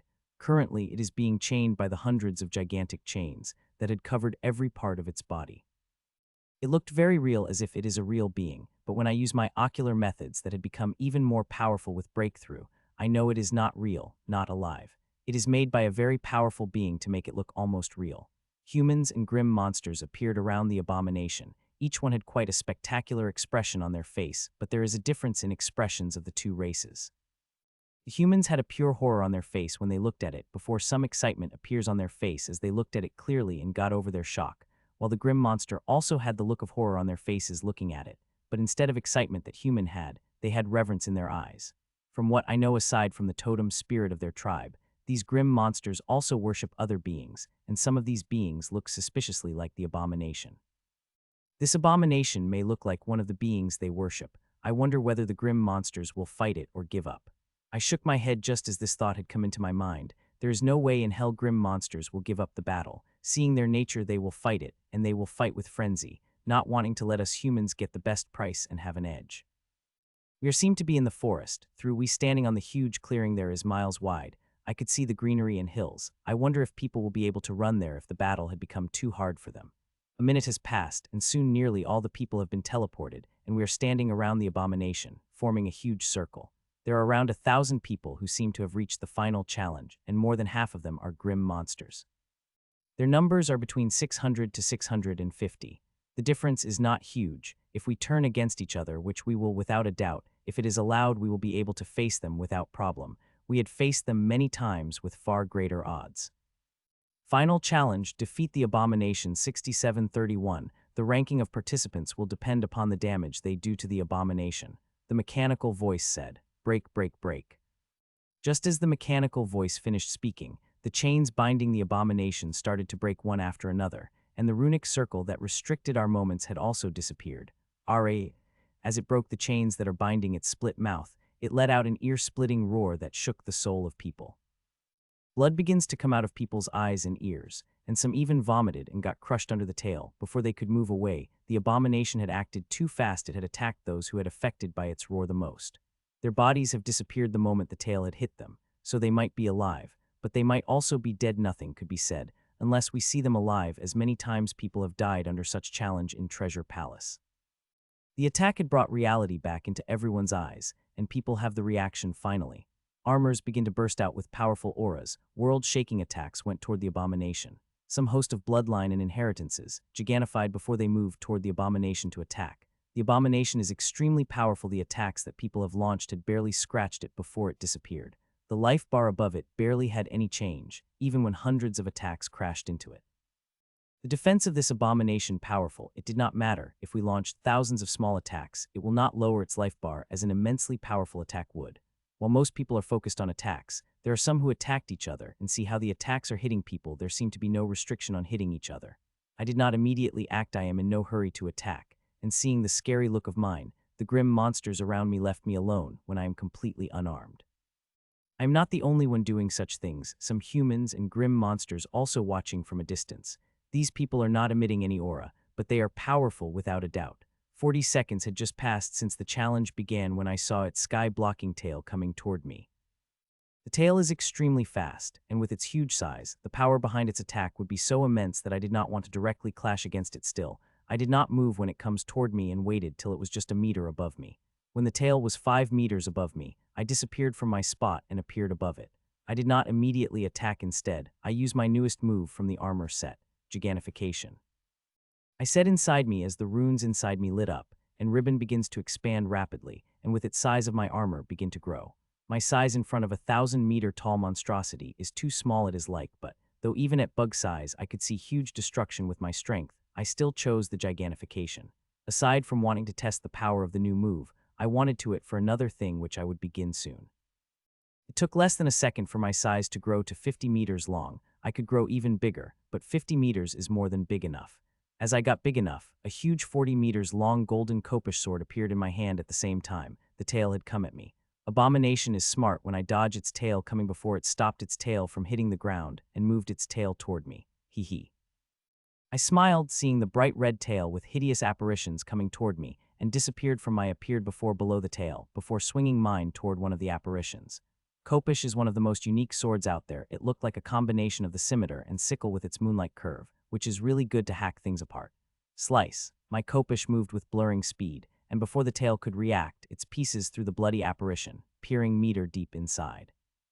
If you CK, its defense is really strong, I said inside my mind. My attack may not look much, but it is very powerful. Powerful enough that it would have cut the Copper Lionman into two without resistance, but all my attack able to do pierce meter deep inside the monster. It is like giving a few centimeter deep wound to the grim monster, which means nothing to them, and this would mean nothing to the abomination. Just a few minutes ago, I had thought no matter how difficult the challenge be, I will be able to finish it with my power, but this abomination is no simple challenge at all. Even with all these people, it will be quite a challenge to finish it in few hours.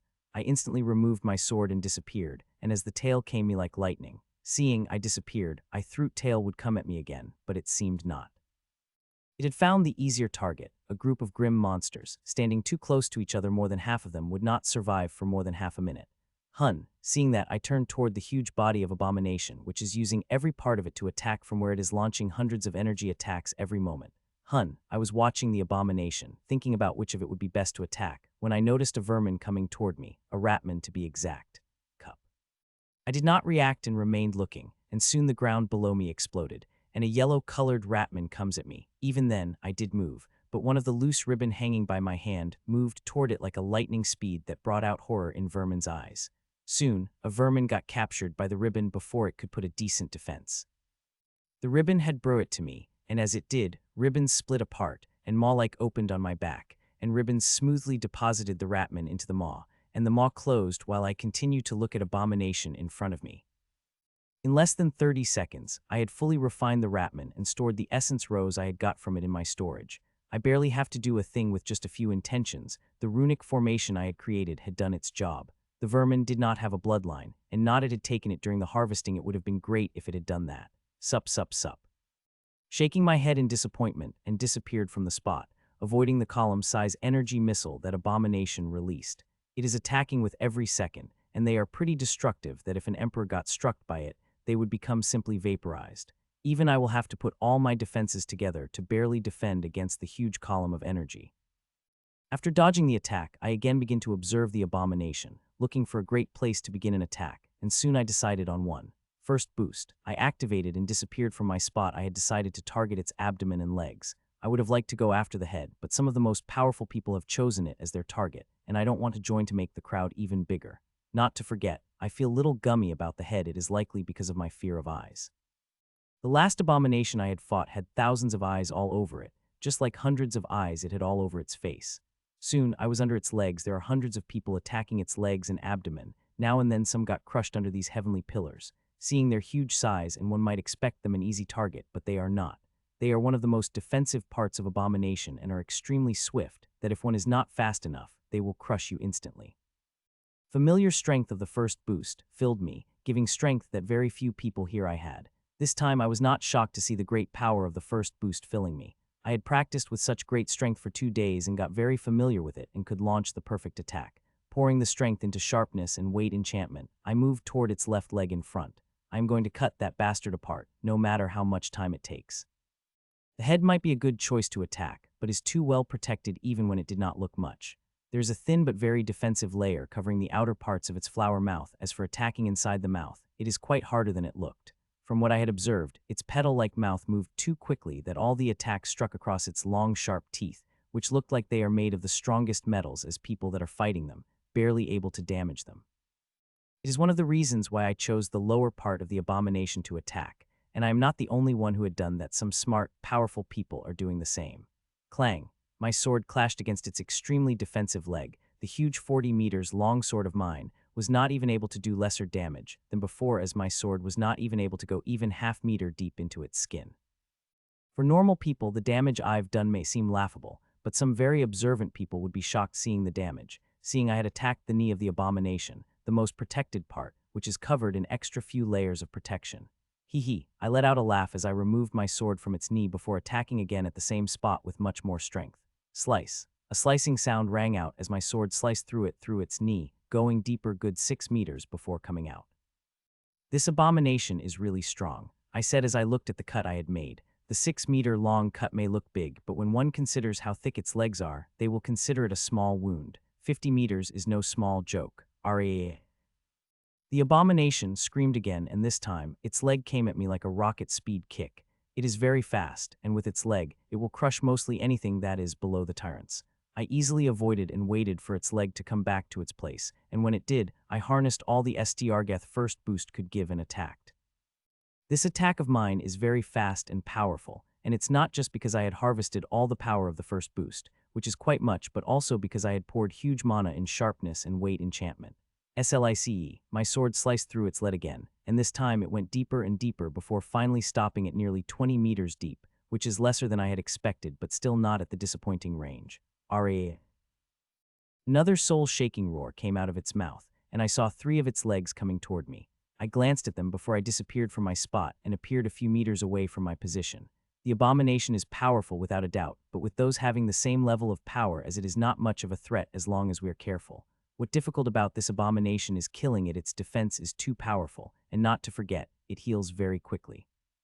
It is healing a meter by the second. It's been 2 seconds since I had launched the attack, and 2 meters of its wound have already been healed, but that is enough. I didn't plan to give it any more time.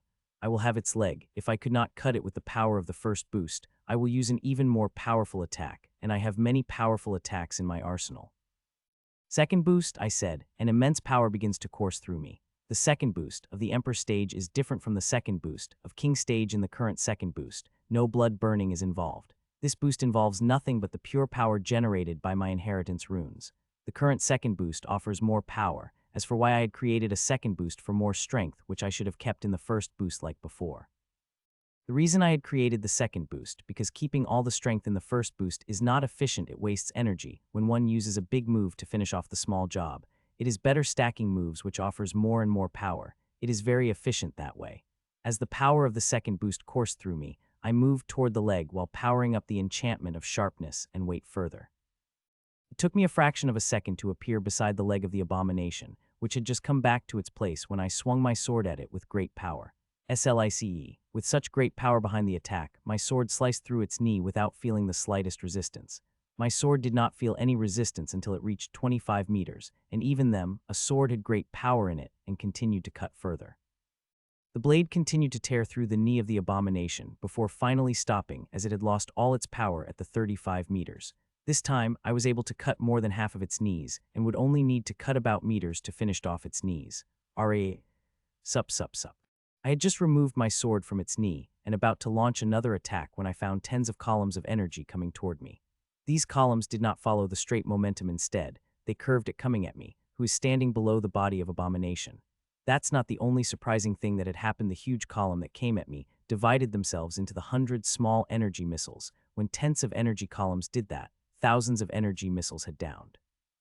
The curving of its attack to a splitting of energy missile, it is the first time the abomination had shown such moves, and it had put horror on the faces of some people who were attacking the legs as they had activated one defensive method after another. I did not move away from my spot. If it had been huge columns of energy, I would have dodged the attack, but these missiles, even if thousands of them attacked me together. Soon, hundreds of missions approached me, drawing the view in front of me with their numbers. Ting tung ting. I smiled seeing them before I swung my sword at blurring speed. The Kopish crashed against one energy missile after another, destroying every missile that crashed against it into the dust. In few seconds, nearly 300 missiles had been crushed under my Kopish while I was easily able to deal with the attack. Some people were not so lucky. Some unlucky ones had their head blown, while some had their limbs and other parts. There are very few people that died. Most of them had serious injury, will need to drink regeneration potion as soon as possible and recuperate.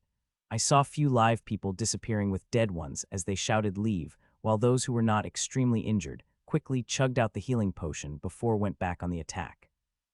I did not waste any time either. Right after the missile attack ended, I harnessed all the power from the second boost, which is huge, and moved toward the leg of the abomination while powering up the enchantment with as much energy I could. This time my target is not a usual leg. The abomination is prepared for my attack on that leg. I could sense something nasty being prepared for me. Instead, I choose the third leg on the right. Though I still acted like I am targeting the second leg before abruptly moving toward the third leg. Soon, I appeared beside the third leg and swing my Kopish at the great power. The half-moon blade moved with a great ferocity that anyone would shudder if they saw it coming toward them. Slice. The sword touched the knee of the third leg. The defensive skin is a power that had stopped my first attack, but this time, my Kopish had cut right through it and began to cut through the knee. My sword begins to cut through the flesh and bone smoothly, and for a while there was no resistance. Only when my sword had cut through more than half of the knee did I begin to feel the resistance. While I felt the resistance, I did not feel much stress on it. There is huge momentum remaining in my sword, and its enchantments are blazing with power this time. I will definitely going to cut its leg into two. A moment later, my Kopish came out of another side, cutting its leg into two pieces. Though the cut is not smooth as I would have gotten through the other sword, it is still a complete cut, and that what matters the most. After cutting the leg, I had not to waste any moment. I know I have a precious few moments before it goes crazy on me, and I have to do the maximum damage in those moments. Powering up its swords and enchantments again, I disappeared from my spot and appeared at the middle and swung my sword, harnessing all the strength I had. Slice. My sword sliced through that leg even faster than before, cutting it even more cleanly despite the size of the Kopish. Right after I finished cutting, I had disappeared from my spot. I could hear its soul-shaking scream and tails that are coming toward me, but I did not choose to focus on them. There is one more leg before I will deal with coming attacks. I appeared in front of the first leg I had targeted. It is still not healed completely. There is quite a huge cut remained, and it is a good thing for me. Slice. I swing my sword and it sliced through it, and this time I did not feel the resistance when my sword was cutting through its leg. I had wanted to go for another attack, but 5 tails had come at me, and like energy, pillars before they also split into tens of parts, making more than hundreds of powerful tails coming toward me. This attack is going to be very powerful, and unlike the missiles earlier, I could not destroy them. I will have to cut through them, which is easy enough but also not, seeing they are connected to the abomination. So I decided to dodge the tails and disappeared from my spot, but it looks like these tails are hell-bent on having me as a powerful aura rose through them like a tsunami, and their speed increased immensely that my eyes have finally become serious. This bastard is surely hell-bent on killing me, I said as I saw hundreds of magic missiles coming toward me from above while the extra-fast tails coming from behind, packing me from both sides. A twinkle of a smile couldn't help but appear in my eyes. While the attacks of abomination are powerful, they will not be able to trap me, especially when the strength of second boost raging inside me. I did not dodge the attack from the abomination. Instead, I flew toward it. I do not fear these missiles even if hundreds have crashed against me. My armor would protect me. On the other hand, I do not wish to be caught by the tails. I may have the strength to cut through those tails, but if I am mistakenly caught by them and they behaved like my vines, and then I would be in serious trouble, so it is better I stayed away from the tails. Ting ting ting. I reached the missiles and began to crush them as I flew through them. Tens of missiles attacked me every moment, but my sword tore them through the pieces before they could approach me. By the time I pierced through the tide of missiles, not a single missile was able to touch me. I hoped one of them would, so I could test the defense of my new armor, but no such luck. The tails are still chasing me, but no energy attack came. I'm not the only one who is launching the powerful attack on the abomination. There are several others too, not to forget hundreds of small ants which are throwing powerful attacks at it every moment. It could not focus on me alone. It has to attack hundreds of people every moment. It's sparing 5 of its 13 tails at me show how much of the threat the abomination considers me. I was flying away from the tails when I noticed something north of me. Seeing that, my eyes couldn't help but twinkle, and I too abrupt turned toward the north. For seconds later, the ribbon hanging by my hand moved toward the Greystone Oxman. The Greystone Oxman noticed my ribbon coming toward it and began to put its defenses, but before it could much, my ribbon wrapped around it and dragged it through the air toward me. As ribbon brought it closer to me, ribbons on my stomach began to split apart and formed a maw, through which only darkness could be seen. Sheer horror appeared on the face of Greystone Oxman as it tried to struggle from my ribbon, but ribbon had bound it fully that it could not much. A moment later, the ribbon had dropped it into the maw, and soon the ribbons connected and became good as new. As for the Greystone Oxman, it's gone. There is no sign of even bulge on the stomach, as if grim monster is just a light snack that I digested instantly. I could feel the gazes of people at me, both grim monsters and humans looking at horror, and even intentionally put distance between them and me. Even those people who did not fear me have become cautious. I had expected to get attacked by some powerful grim monsters, but no attack came. I am sure the 7 grim monsters whose sole sense is covering a huge amount area saw me taking out 2 grim monsters, but still did not react. It should not be surprising. My current strength is nothing to scoff at. If they dare to attack me, I might just eat them up. And not to forget, I am not indiscriminately massacring them. I just take a few of them out now and then. It had been 10 seconds since I had captured and begun harvesting it, and the change I was waiting for finally happened. The green and silvery runes came out of me and covered the grim monster. Yes, this Greystone Oxman had bloodline. It is the reason why I had gone out of my way to capture it. I couldn't help but take a sigh of relief, seeing the runes did not cover all the ribbons and covered those only attached to the grim monsters. If the runes had shown outside, it would have created quite a ruckus, and some even might have attacked me. The ancient runes are no simple thing. Those who have it or control strength related to them considered dangerous. This Greystone Oxman is quite powerful, only a little weaker than the Black Bearman I had faced in the previous challenge, so I was not surprised when the relatively thick bloodline essence begins to merge with my runes. The harvesting lasted for about 35 seconds before the grim monsters had turned husk completely. Buzz. After harvesting and merging are finished, my runes released a thick strengthening energy which begins to flow through my body. As the energy flows through me, I found myself getting stronger by it. Even with my current strength, the bloodline essence is very useful to me. It had only increased my strength, but also helped in strengthening my runes, and not forget to help me reach the absolute limit of my stage, which is extremely helpful. Energy lasted for only 20 seconds, but it had given me a substantial increase in strength. With strengthening finished, I once again took the sudden turn and moved toward the legs with increased speed and leaving hundreds of tails behind. I harvested the full power of second boost, including the recent boot I got after I had consumed the bloodline. With such huge power, it took a bare second to arrive near the middle leg of abomination, and I swung my sword at it. Slic. With my increased strength, I had cut through the leg of the abomination and ran away with full speed as the tails had at me with a vengeance. I am not the only one who landed the powerful blow. A group of 3 grim monsters and 2 humans had launched earthshaking at Grim Monster's head, which had destroyed one of 9 petals of its mouth. Not only powerful emperors but normal emperors too launching the attacks, and some of the attacks are giving injuries to the abomination, and some of them, like the ones in legs, of head and of ass, looks quite serious in these attacks, had emptied its life bar quite much. People are not only fighting abomination, but they also fighting among themselves, which is not surprising seeing I am nabbing grim monsters now and then. Barely a minute had passed since I took out its other leg when suddenly, blue shimmer enveloped the abomination, and its aura begins to climb rapidly. The change was sudden that it caught most people off guard.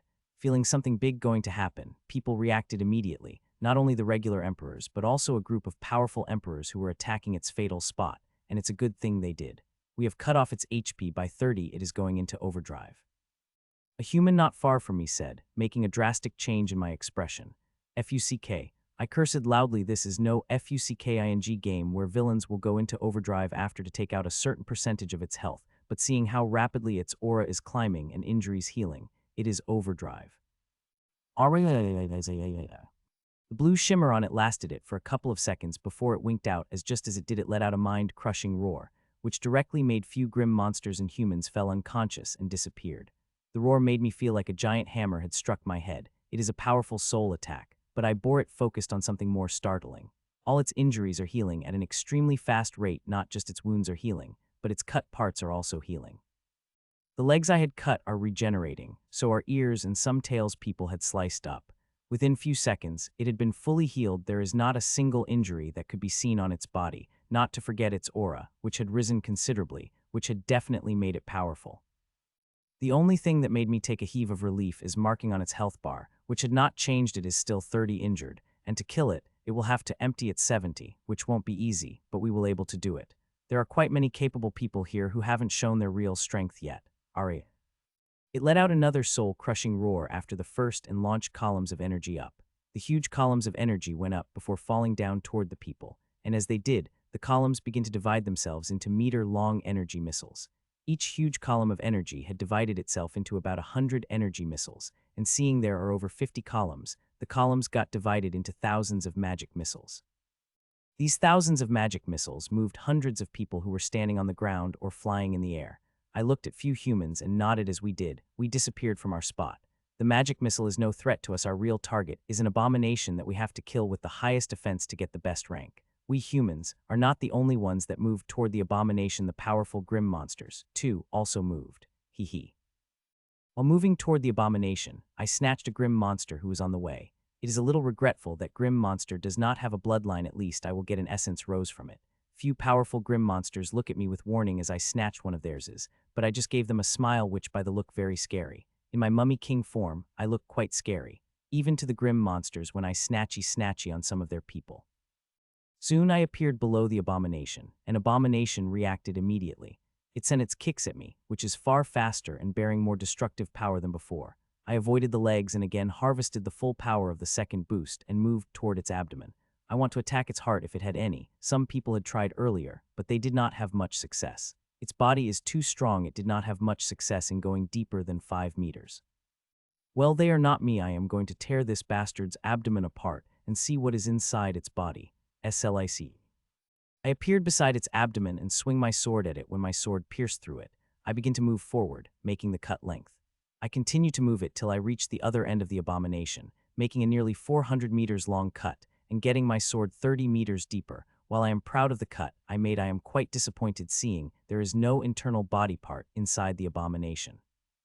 The only thing inside the abomination is thick layers of energy, which gets thicker and thicker as one cuts deeper. Seeing there is no use in attacking the abdomen, I begin to think of the next target. The legs are a great target, but they did not take as much as health power of it I like. The head will also not be the option. There are too many people targeting it. My best bet would be the neck. There are powerful people on it, but less than on the head, and seeing the size of the leg, they could make space for one more person. With target decided, I moved toward the head, and while moving, I snatched one more grim monster, and this one had a bloodline. I need to feel the space inside, and this grim monster will do good. It is more powerful than the Greystone Oxman, which means its bloodline will also be stronger, provide greater strengthening to my runes and me. Soon I reached the top and saw quite a scene. It's no wonder Abomination did not attack me even after I had given it a huge cut. It has better things to worry about than attack me who has attacked its least fatal spot.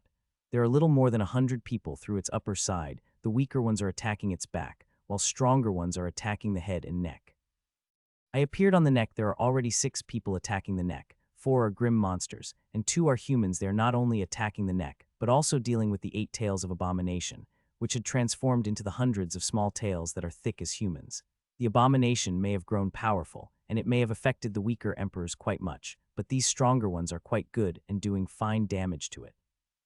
As I approached the neck, all 6 of them looked at me, especially grim monsters, who looked like they wanted to have me for dinner, though they just looked for a whole second before going back to dodging and attacking, which is quite regrettable. I would have loved it if they had attacked me. My runes are still quite hungry for the bloodline essence.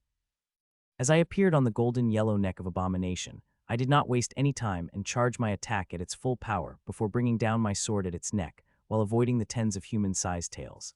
Slice, my sword pierced through the neck of the Abomination, cutting the skin and the bones before eventually stopping as its momentum sped away, but not before piercing good 25 meters deep into its skin. It is deeper than anyone here able to pierce through, but still far from enough to cut off its neck. Its neck is thicker than its legs and even better protected. The skin and bones inside are very hard. I had to use quite a lot of energy to pierce such deep. It is deepest anyone able to pierce in the neck. As my sword lost momentum, I quickly removed my sword, disappeared from my spot. The tails are coming toward me in vengeance, but I did not care for them, as I already charged my sword attacked. Slice. My sword had pierced through the already opened wound and made it 30 meters deeper. The moment after I made the wound, I disappeared and launched another attack and then another. There are cuts everywhere around the neck of the Abomination, and all 7 of us are attacking these cuts, making the wound even deeper and causing it more damage.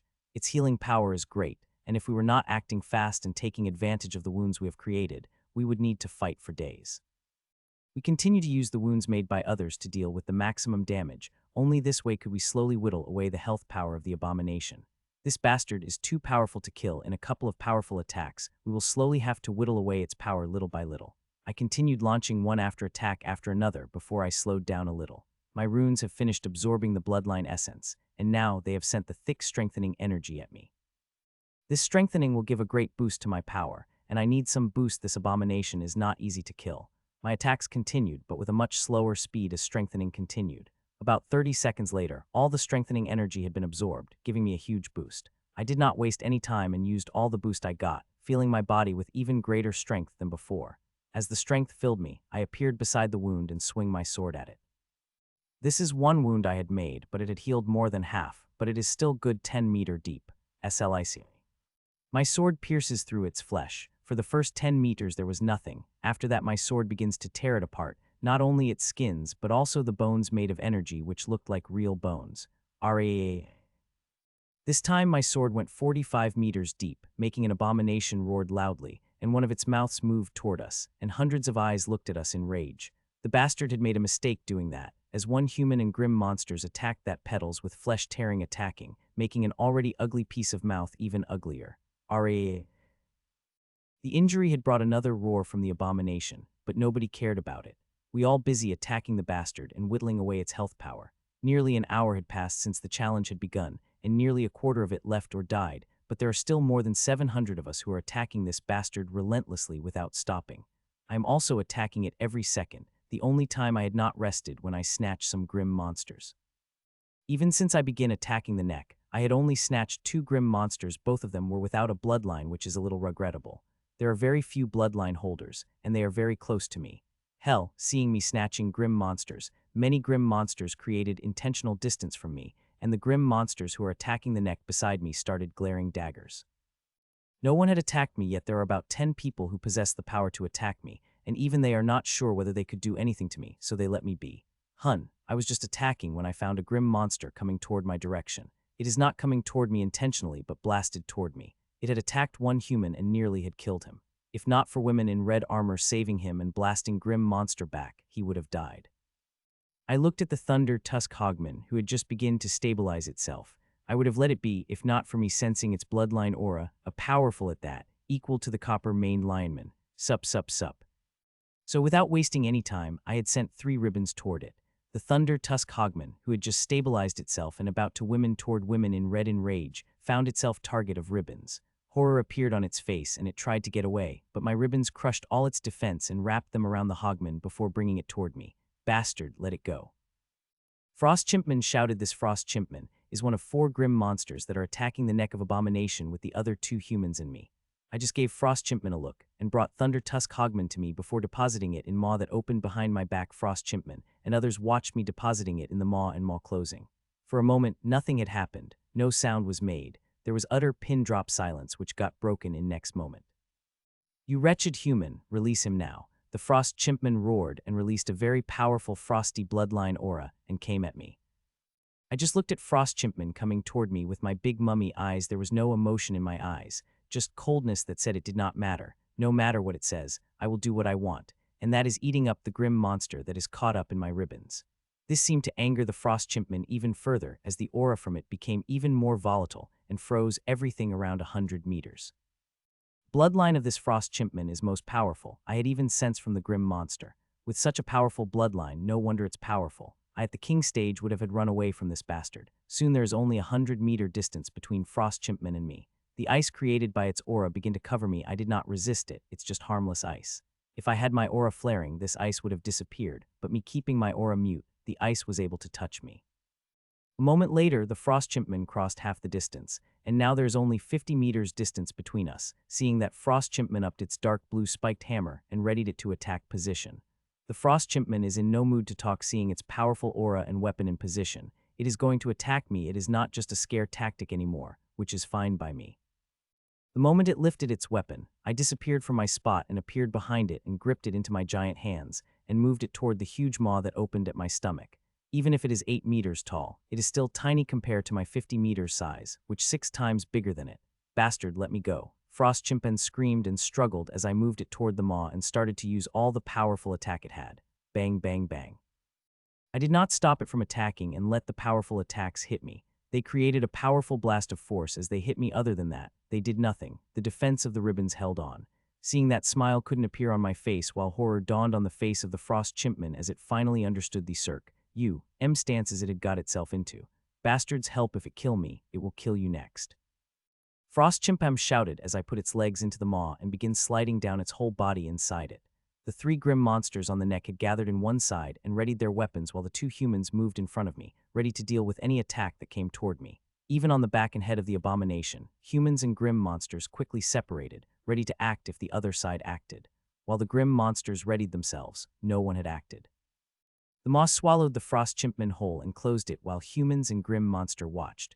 We can deal with grim monsters anytime. Don't forget the real target.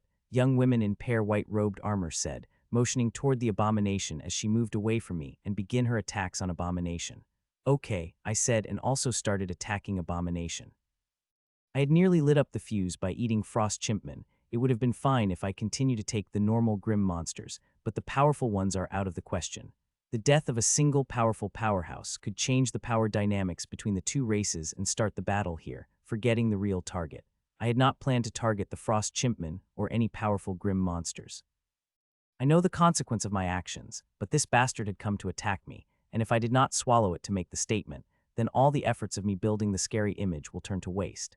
As young women and I begin attacking, the others join too. First, only humans started, but soon grim monsters and also begin, and 10 seconds later, nearly everyone begins to grim monsters. Some people who were only attacking humans or grim monsters also begin to attack the abomination.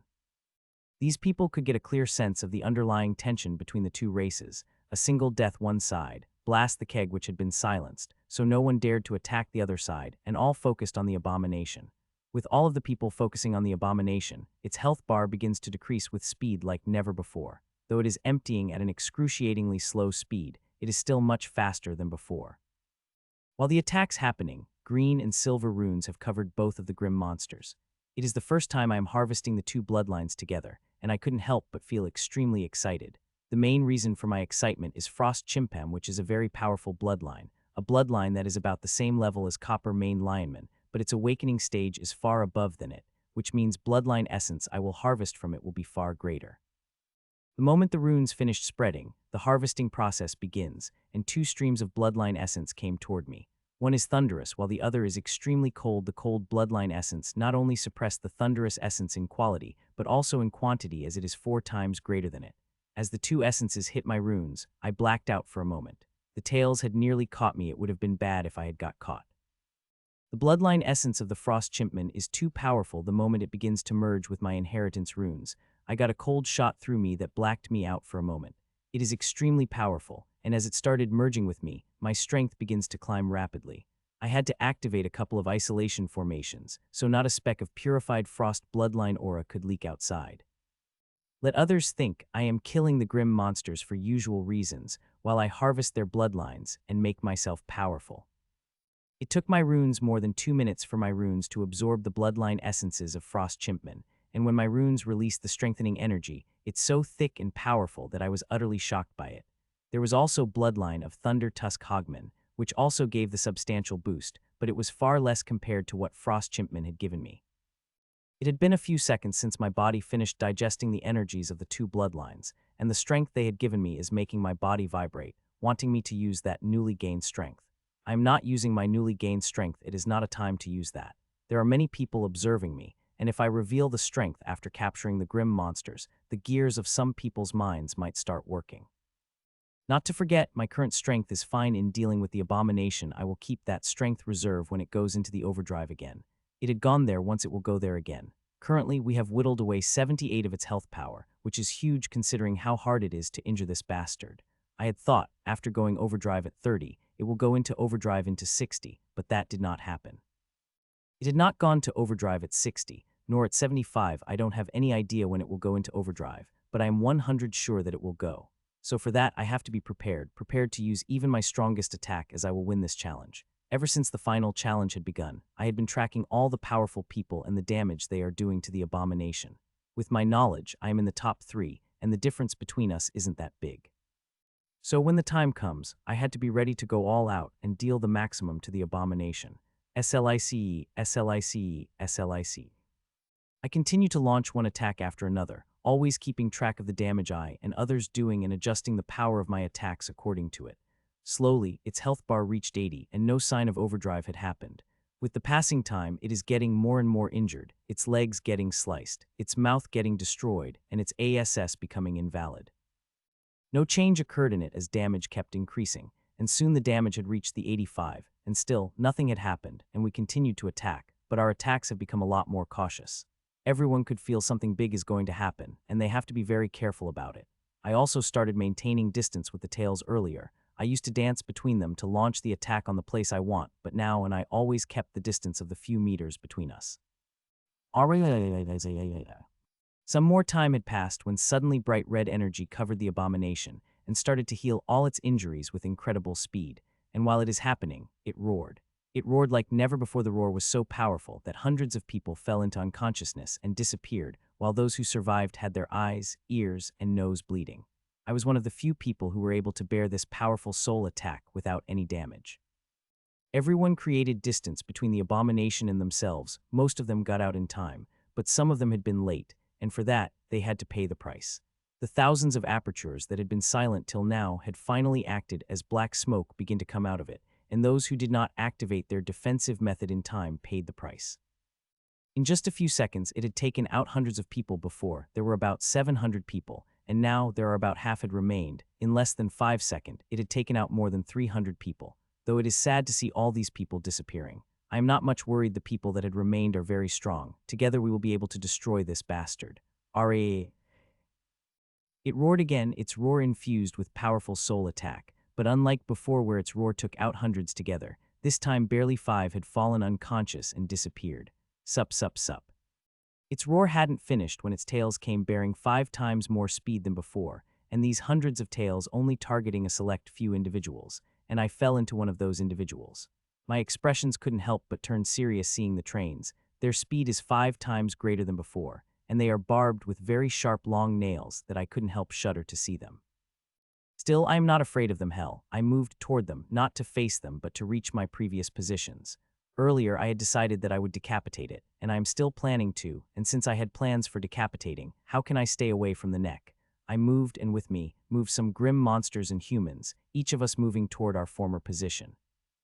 As we reached near the black mist that is covering the abomination, some of them covered themselves in the energy layer while few, like myself, moved into the mist without any protection. It is not like I am overconfident of myself, it is just that I am confident of my armor. It is the greatest protection I have, its defenses powerful than even my defensive ability. If the black mist able to affect it, then I might as well shout, leave, and disappear from the challenge. Soon I entered the black mist and found it myself attacked by it ruthlessly. It came from all sides, wanting to breach into my armor, but nothing sort of that happened. As the black mist touched my armor, it was repelled by it, not a single speck of black mist able to enter inside my armor. The mist is relentless. Every time it would get repelled, it would come back with even more force. Curses, I said with a sigh. The black mist is curse energy, and like all the curses, it is very hard to deal with, especially when you are weaker than it. I should know I have a very powerful curse hiding inside me. The curse inside me sentient, and it is rapidly growing powerful. If not for layers of formation and shield that are suppressing it, it would have devoured me by now. Still, I don't know how long those two will able to hold on, seeing how quickly it is growing powerful. I do not have much time. I will have to strive for Tyrant with my greatest efforts, but how easy it is to become Tyrant. I shook my head of thoughts as I appear near my destination. At first glance, nothing had seemed to change. The neck looks at before, but when I activated ocular methods our full power, I have seen very concentrated energies under its skin. It will not be easy to injure this bastard, but I am confident in myself that I will be able to do it. So without wasting any time, I harnessed all the power of second boost and attacked. Slice. My curved sword sliced through its neck, and as I had expected, there is great resistance from the first meter of its skin, and my sword went deeper. The resistance started to become greater. My sword had reached about 15 meters before it finally stopped. The distance is 3 times less than what my sword able to reach earlier, even after using more power. Pew pew. I had just started to remove my sword from the abomination's neck when suddenly, I found hundreds of energy missiles coming toward me, and they are coming from the opposite side of the mouth. Well, this is a little unexpected, I said inside me as I saw tails launching human thick energy missiles. I just give a look at those missiles as I removed my sword. Even if these missiles bigger than energy missiles before and are even more powerful, I do not fear them. I will be fine, even if they crashed on me. Still, I quickly removed the sword and disappeared from my spot before missiles could hit me and launch the attack on a different side of the neck. I have to be fast in my attacks with this overdrive. The healing power of abomination has increased by the notch, and now, it heals 3 meters by the second. It would just need mere 5 seconds to heal from the injury I had given it. While I am injuring it while avoiding the energy missiles, other people do not have such a good time. They are getting hammered by a curse, energy missiles, and abomination itself, which is moving fast and crushing people with its heavenly pillars like legs. In just a few minutes, 100 more have disappeared. This is a great loss, but we could do nothing about it. We do not have the ability or time to protect them all. If we do that, it will take us days to finish off the abomination. For a few minutes, I had started attacking. I had not increased the power of my attack. I always kept the power of my attacks greater than others to maintain the edge, but did not increase much. But it looks like it is time for me to increase my strength, seeing everyone is beginning to release their true strength. Without wasting any time, I harnessed the full power of the second boost, leaving none behind. There is no point in increasing the slowly. If I decided to increase the strength of my attacks, then I might as well go all out. Immense strength had filled my body. The boost I had got from the frost chimpem is really great. It had increased my strength by a huge margin. With the strength coursing through my body, I brought my kopish down at the neck of abomination. Slice. As my sword touched the neck of the abomination, it sliced through it, and this time there was no resistance for 20 meters, and even then it continued to slice down with great power. My sword able to slice good 42 meters in its neck, more than half of its 70 meters thick neck. RAA. The abomination roared and moved its petal head up and released hundreds of column-like beams that had gone up before falling toward their intended target at extremely fast speed. I am one of its intended targets, and seeing a couple of energy columns targeting me, I moved away as soon as possible. While few other people and I had able to dodge this devastating attack, there were some who were not so lucky. As these columns crashed into them, they simply disappeared. Whether they disappeared out of the challenge or out of the world, I will know after I got out, but before that, I will have to finish this bastard up. Slice, slice, slice. After I dodge its attack, I begin to attack it, and it again launches its powerful energy attack, but like before, I dodge it and continued attacking it with the full power of the second boost. Others also trying hard, using all their power, not caring how many people are disappearing every minute. Except for a select few, every attack of abomination is the scythe of Grim Reaper. Not everyone could avoid, be it energy attacks, tails, curse, or mighty stomps. All of these took many people out. That now only around 100 people have remained of 1,000 people that initially entered this challenge in the beginning. All those entered this final challenge were powerful. If not, they were not able to reach thing this far, but the abomination was still able to take out 900 of them. Well, its terror will end soon. We have already finished 95 health, and now only 5 of it have remained, which will also be gone soon, seeing how people begin to attack it without holding back. Alright, SLIC. I made one cut after, as fast as I could, so the injuries would not heal them completely. After its health bar reached 95, its healing power had increased suddenly, and now we are having a problem in keeping even a 50-meter deep wound active as it would heal within 10 seconds. This healing power of it is too damn annoying if it wasn't for that. We had not lessened its life by only 3 in the past 4 hours. It is not just its healing power that had increased but also its intelligence, and as it began to peak, weaker emperors and finish them one by one that now only 47 people have remained. At the beginning of the challenge, I had never expected we would be reduced to such numbers. The abomination bastard is too powerful. Currently, we have emptied 98 of the health bar would need, and only need to finish the last 2, which is going to be quite a challenge, seeing only around 20 people are attacking earnestly, while others are just surviving from the attacks of the abomination. Emptying the last 2 of the health bar going to be quite difficult, seeing its ever-increasing healing power. I wanted to go all out but speed up the death of this abomination, but I had stopped myself. Nearly all people using all their power fighting the abomination, but there are still few, 3 to 4 people who are holding back. According to my calculation, I have done the maximum damage, but these 4 people not much fat behind me. I want to maintain this edge as much as possible, and would only go out when they do as if I got. They will surely do the same, and some of them might even be more powerful than me, and which will be bad. Though I do not think any one of them is powerful than me, at max, they will be equal to me in strength, but still, I don't want to take chances with these peak emperors who might be hiding their strength too deeply. In this challenge, there are 2 things I have to do. One is consuming bloodlines, and the second deals maximum damage to the abomination to ace this challenge. I had already consumed more bloodline essence than my original target, and would only consume more if I get a chance. And as for acing the challenge, I am already at first, and I have to maintain that. I was in my thoughts when I sensed a powerful aura. It tried to control the aura from leaking too much, but I caught it. So are the other 2 people who also blasted their aura without waste of moment seeing someone had done. These 2 did not try to hide their aura, and when they released, it spread all over, shocking the people whole. Even abomination had stopped for a fraction of a moment sensing such powerful auras. It is earlier than I had expected, but it seemed like it is time to go all out. I threw it to myself as I looked at the health bar, which is at 98.9. First boost plus second boost plus everwinged. Wings made of gold appeared behind me, and as a power of 3 boosting methods shot through me. It spread every part of my body, giving me strength like never before. I had used 3 methods together yesterday during practice, but my body had not filled with such power. The bloodlines I had consumed today had increased my strength, and it shows. While my power increased multifold, only 30 increased shown outside. Unlike these people, I could control my aura.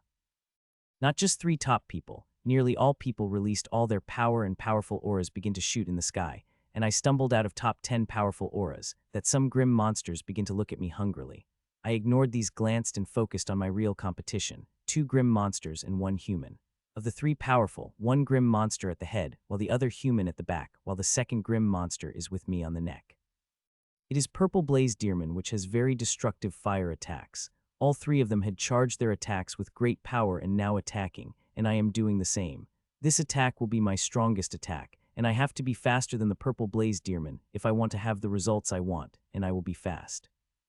I poured a flood of energy into my sharpness and weight energy, and flapped my golden wings gently, which instantly took me top of the neck of abomination, while Dearman was still charging the gigantic purple fire disc top of its head.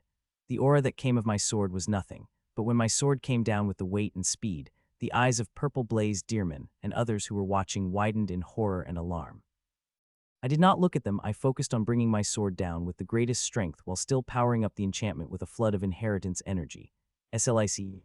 It did not take a fraction of a second to reach my sword to touch its neck, and it begins to cut it like it was butter. The strength of my attack, combined with the power of enchantment, made my attack unstoppable. My sword cut half of my neck without any problem when suddenly I noticed something. I saw the gigantic fire disc of Purple Black Bearman coming at me directly. When I looked at it, I saw a cruel smile on its face. Such a powerful attack would have got him quite points if it had attacked at the abomination as it was intended to, but this bastard decided to attack me instead.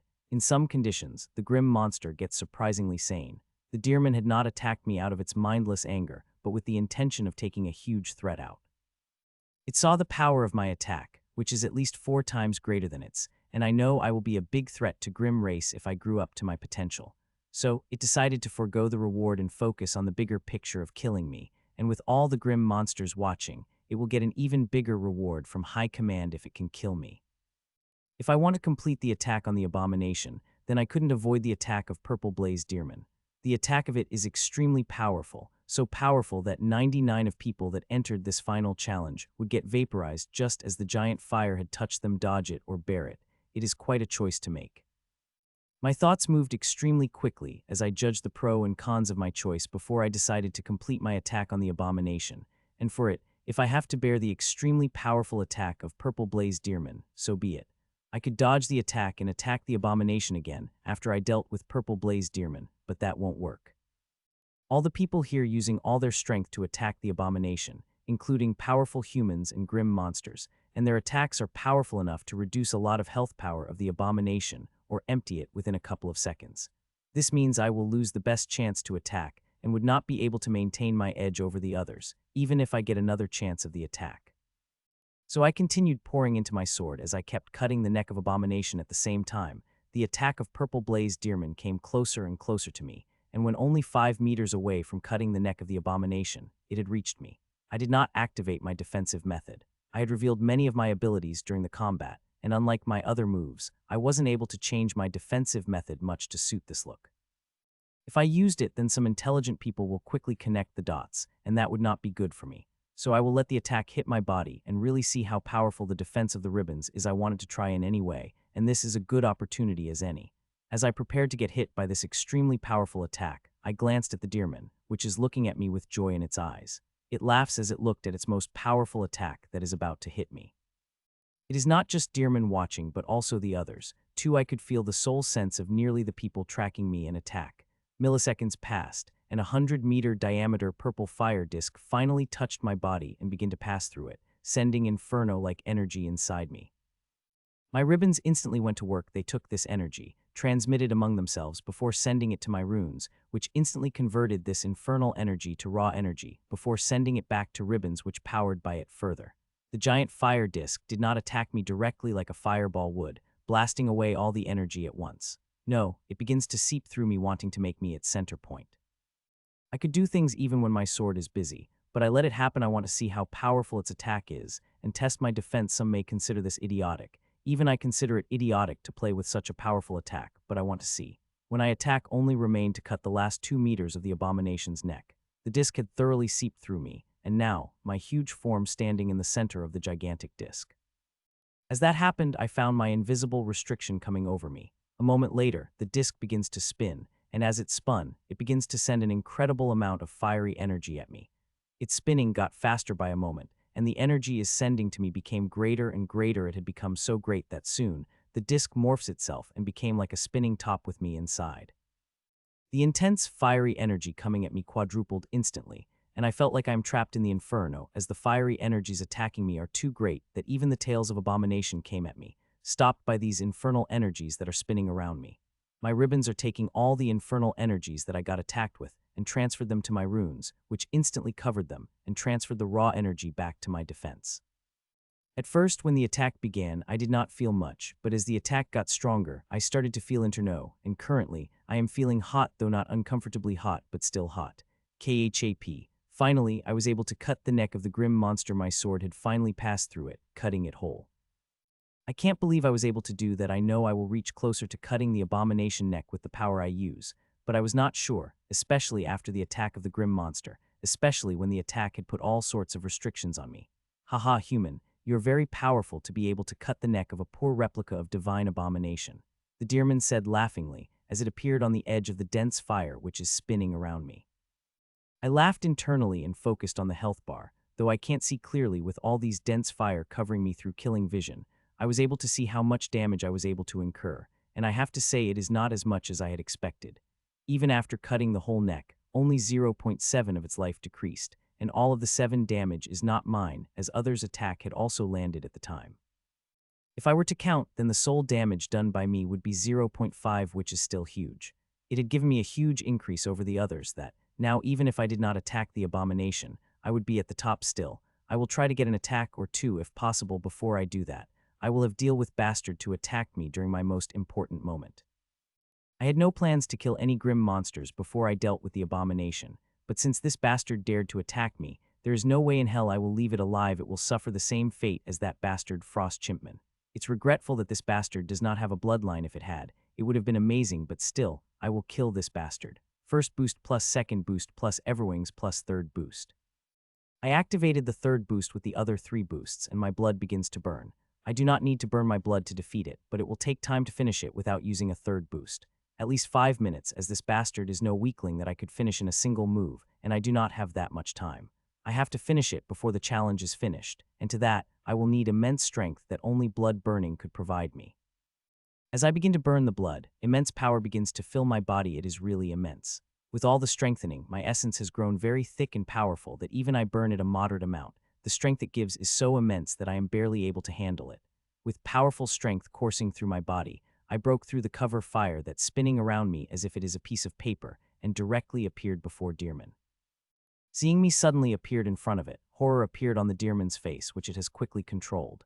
"Little bastard, you have made a huge mistake attacking me," I said as I appeared in front of me. I did not immediately attack, with the power of blood burning coursing inside me. "This bastard going to be a dead man soon. You might be a powerful human, but it is impossible for you to kill me," it said grinningly as the powerful defensive method covered it and began to run back.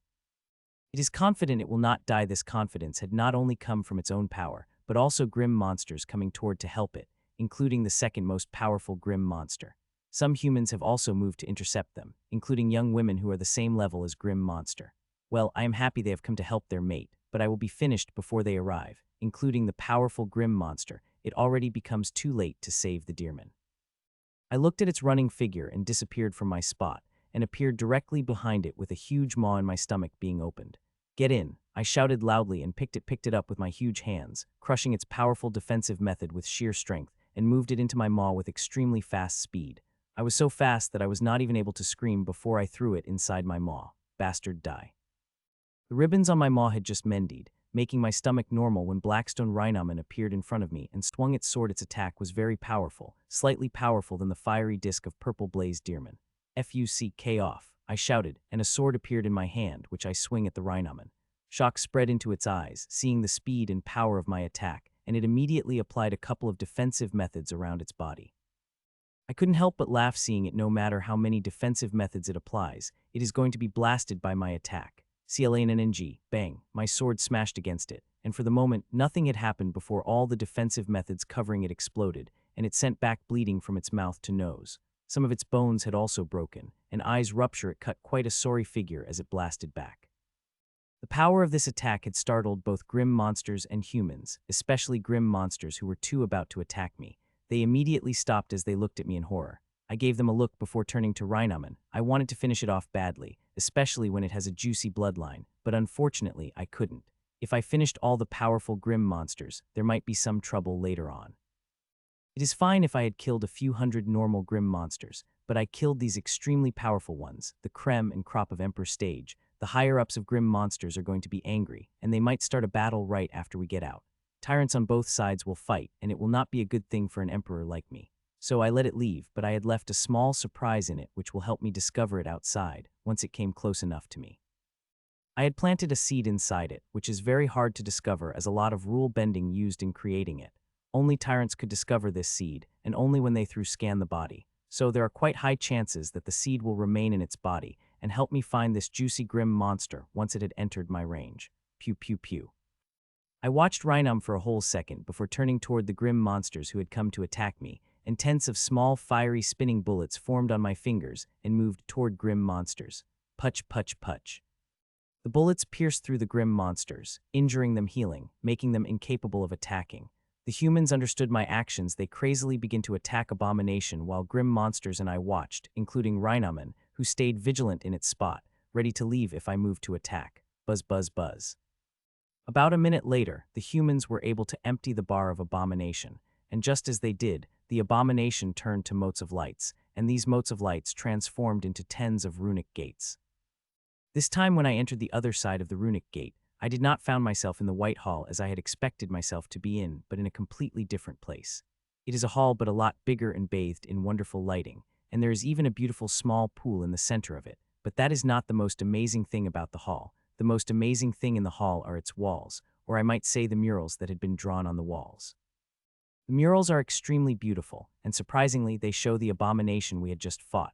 On the mural, Abomination looks a lot more dangerous and powerful. On the first mural, it seemed to be wreaking havoc in what seemed to be a paradise as everything looked so beautiful there. Soon, hundreds of people surrounded it. Some of these people looked like humans, some not. I was able to identify some races, but others are completely unknown to me. The leader of these hundreds of people is a handsome young man with a simple rapier in his hands. Everyone looked at him reverently as he flew directly in front of giant Abomination. The battle begins, and hundreds of people attacked with the attacks that seemed so powerful that they made me shudder just glancing at them. Their attacks seemed to have no effect on the Abomination, and only young man, with rapier, and few others have seemed to be able to do something to it. The battle continued day and night, with each day Abomination slaughtering tens of them. It was a gruesome scene painted beautifully. The battle had lasted for 9 days and 9 nights, and ended with the Abomination being slaughtered, but the other side did not come out much better, as of the hundreds of people that fought against it, only 7 have survived. The young man with rapier had survived, but he had lost one leg and hand, and he wept, not because of the personal loss but because seeing the paradise they had fought so hard to protect being turned into a wasteland. He cried for the whole night, but as the day shone, he wiped his eyes and looked at wasteland again, and this time with determination to turn this hell into the paradise once it was.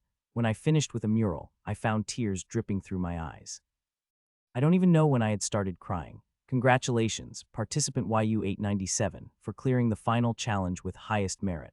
The mechanical voice said as I finished up crying. Hearing it smile couldn't help but appear on my face. Though I had expected it, I still felt happy hearing it officially from the Treasure Palace. As the privilege of the first rank, participant will gain 10 minutes lead over the other participants in choosing the reward. The mechanical voice said, and a huge shelf with 1,000 boxes appeared in front of me, each box showing a different reward.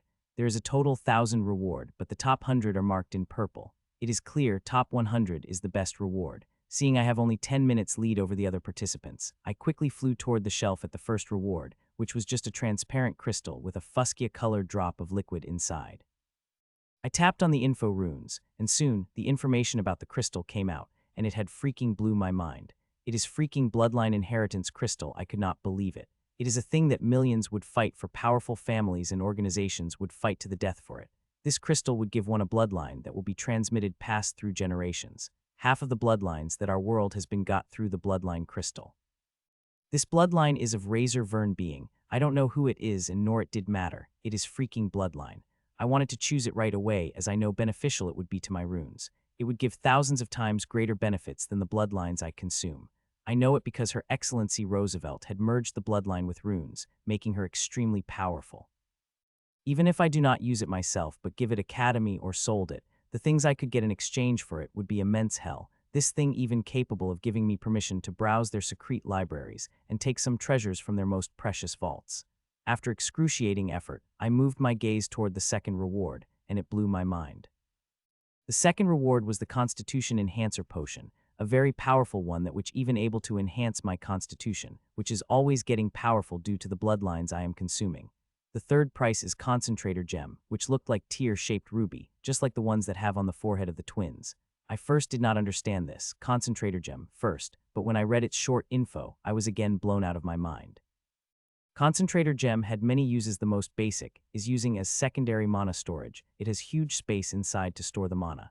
There are other uses, too, like sealing any foreign energy and inscribing one's powerful attacks. It can also be used to store the excessive bloodline power that the body could not handle, to absorb it slowly, or even create a small dimension for one's monster. This thing is very good for me. The curse that is inside me, I could move it into a gem with the help of a couple of powerful supremes. I spent a couple of seconds on it before moving toward another reward which also blown my mind. The rewards this treasure palace is giving are beyond amazing. Of all the ruins I had been into, I had never seen such rewards on any of them. No wonder people flock into the treasured palace crazily with such rewards given. One has to be crazy not to get crazy about it. I looked through one after another amazing reward, and I wanted to have them all, including some of the artifacts I saw. They are damn too amazing. Till now, I have seen 21 rewards, and every one of them is amazing and useful to me. I plan to go through all of them, at least top 100 of them, before choosing one of them, and that seemed like a monumental task already. As I have said, I want every reward I've seen till now. I continue to inspect one reward after another, spending precious few seconds on each one, despite wanting to stare at them for hours. Suddenly, I stopped as I read the title of one book. There is no info on that book, only the name of title and author, the same information displayed when I touched the information rune. It is not surprising, the 3 books I've come across before were the same. The title of the book said, Basic of Inheritance, Designing with 9 Examples, Clear Heart Celestial Method by Heimdall Verne. Seeing it, I had stopped. Till now, all the books I had read. I have found nothing about inheritance creation with the Clear Heart Celestial Method specifically, which is one of the Celestial Method. From what I have read in Her Excellency's notes, there are only 7 celestial methods that exist, and the Clear Heart Method is of them. I had created my inheritance using the formula of my predecessors, who first became powerhouses before they started to create their inheritance, which is, of course, not the right way to create the inheritance for the hosts of Clear Heart Inheritance. Her Excellencies also noted that in her notes. Unlike others who create their inheritance after becoming a powerhouse, intending to leave the legacy for the future generations. We, the hosts of Clear Heart Inheritance, create the inheritance for ourselves and pay the price we have made any mistake in designing it. Her Excellency did not have any step-by-step guide to creating inheritance through the Clear Heart Method, and nor I, and now this book in front of me, not only providing the complete guide to it, but there are also 9 examples. Till now, I had only seen 2 inheritances made by the Celestial Inheritance. The Everwing's Inheritance of Mysterious Winged Lady and Her Excellencies, both of which I did not get to study completely. But with this book, I will have a chance, and I had nearly picked it up before I stopped myself and immediately moved toward another reward. Some rewards are too enticing that my hands became grabby. The next 2 rewards were books 2, and they are the same as the book I just saw, offering 9 examples of inheritances. The only difference the 3 books have that each of them is about different celestial inheritance. I continued viewing one amazing reward after another, and about 2.5 minutes later, I finished with the 100 rewards. There are others 900 rewards too, and they also look good, but I don't have time to see them. I barely have half a minute before others begin to choose their rewards, and I am sure others already have a shelf in front of them and choose their rewards, as long restriction is lifted. I had already made my choice about the reward. I want all the other rewards, but one reward I truly need. It is going to help me in the long term that no other reward could. I appeared beside reward number 29 and touched it. As I did, a long, thick book appeared in my hand. The book looked like it had 500 pages, but it had much more knowledge stored in it than the 500 pages, and I want to explore each of its pages immediately, but I had controlled myself. There are few things I have to do before I read it. As I picked up my reward, the runic gate appeared in the hall, which I am sure will take me out of the treasure palace, but I am not in a hurry to leave. There are some things I have to do, like changing my face. I have to get back to my Sam Duffy look. I don't want anyone to know about the mummy look, or I could change my look and cloak my inheritance into something else. I tapped on my forehead, and soon ceramic mask had appeared. I tapped on it again, and soon I began the painful transformation into the muscly body of Sam Duffy. A few minutes later, I transformed that of Sam Duffy and began to make the minor changes to my inheritance, so it would look like the Goblin Fire inheritance that the original Sam Duffy has. After I finished with inheritance, I began to walk around as I swung my morph sword to get used to the size of Sam Duffy. I want everything to be perfect when I came out. It will be clear that I had reached the final round, which original Sam Duffy would not have the ability to reach. If some tyrants got curious, I have to make them believe that I had found many lucky opportunities on the way, and these opportunities have helped me immensely to grow stronger, and since it is nearly true, even those good at picking up the lies will have to believe me. For the 15 minutes, I moved around and got used to this body again and waited for another 20 minutes. That is when the people above ranked 100 will come out. I want to come out with them, not with the top 100. Finally, I appeared before the runic gate and took a deep breath before stepping into the runic gate. When I appeared on the other side, I felt crushing suppression from all sides. The suppression of forest still strong as before, but now it did not affect me as much as it used to be when I came here for the treasure palace. The suppression had bored down on me, but it did not affect me as it used to. Before, this suppression has made me incapable of running, much less hover in the air, and now I could fly in the air like a rocket. Reaching the final challenge means Sam Duffy's strength had also increased enough that he could also fly in the air, though only for a small distance. As I got out, I felt familiar, beautiful sunshine on my face. It should be a night, but in this place, there is never a night, always sunny days of the golden sunshine. I had just taken a step outside when I felt more than 10 powerful soul senses on me, drilling inside me rudely, and it is not only tyrants from grim monsters are doing, but also from a human. What they are doing is very invasive and rude, and outside humans, tyrants would not have been able to do it. There are certain rules that even tyrants have to follow, which is why, until now, they have only used the faint soul sense on me and only on the surface. This time they have crossed all the boundaries, and they have the perfect excuse since grim monsters are doing. They are just fighting against their soul sense, which they are doing on the surface while scanning my body deeply. Unfortunately for these invasive bastards, they are not going to find anything odd. Even if my body and soul are super strong, they will not be going to realize through their soul sense the soul senses are these tyrants not powerful enough. In the Emperor stage, I had created a very powerful formation that let me hide my real strength from the tyrants. This runic formation is very big and elaborate, had taken a space that a powerful move would have taken. There was quite a struggle in my heart about this formation, as the earlier smaller formation worked just fine in tricking the tyrants, and designing this formation would take a space for a powerful move I was going to place here. After much struggle, I decided to focus on my safety and choose to create this tricking formation instead of a powerful attacking move. I put up a painful expression on my face as soul senses of tyrants moved around my body, seeing that humans tyrants did what they ought to do from the beginning and turn on the soul senses of grim tyrants and expel from my body, and they also left with them.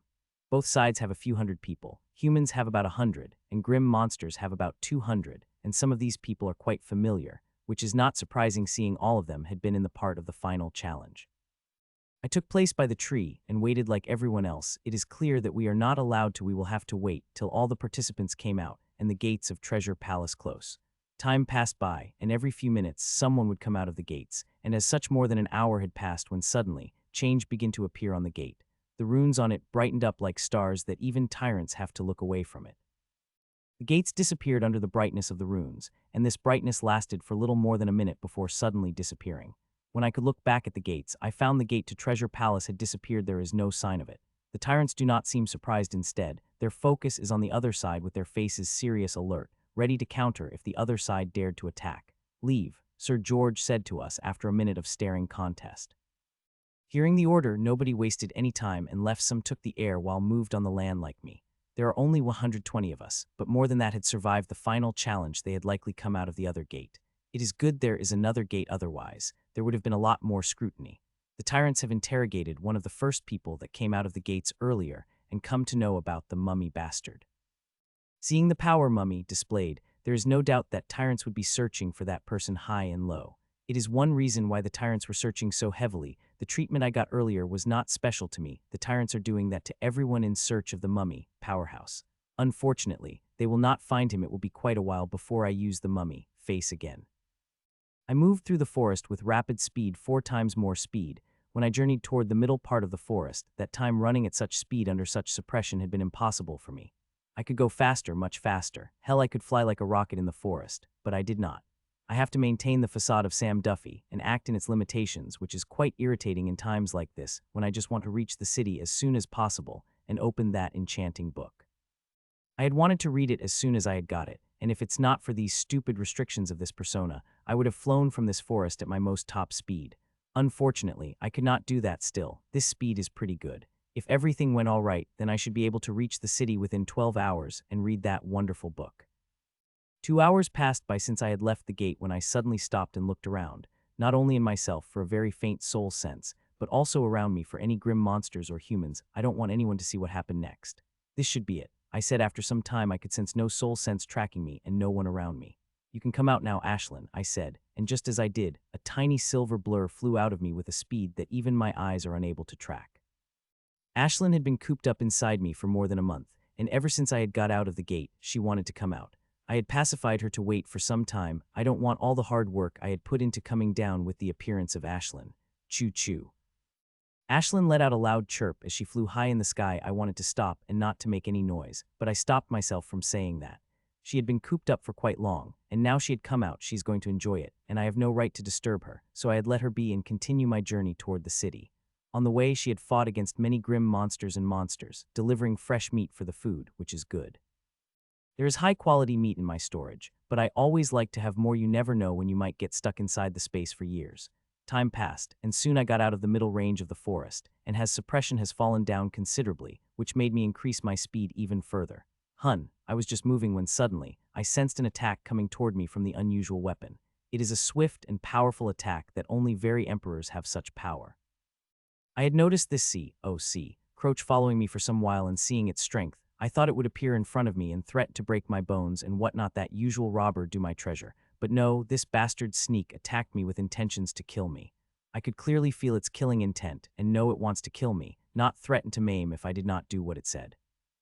I let the attack came close to me, and when it was just half a meter away from piercing my head, I abruptly turned around and picked that chain dagger and pulled hard.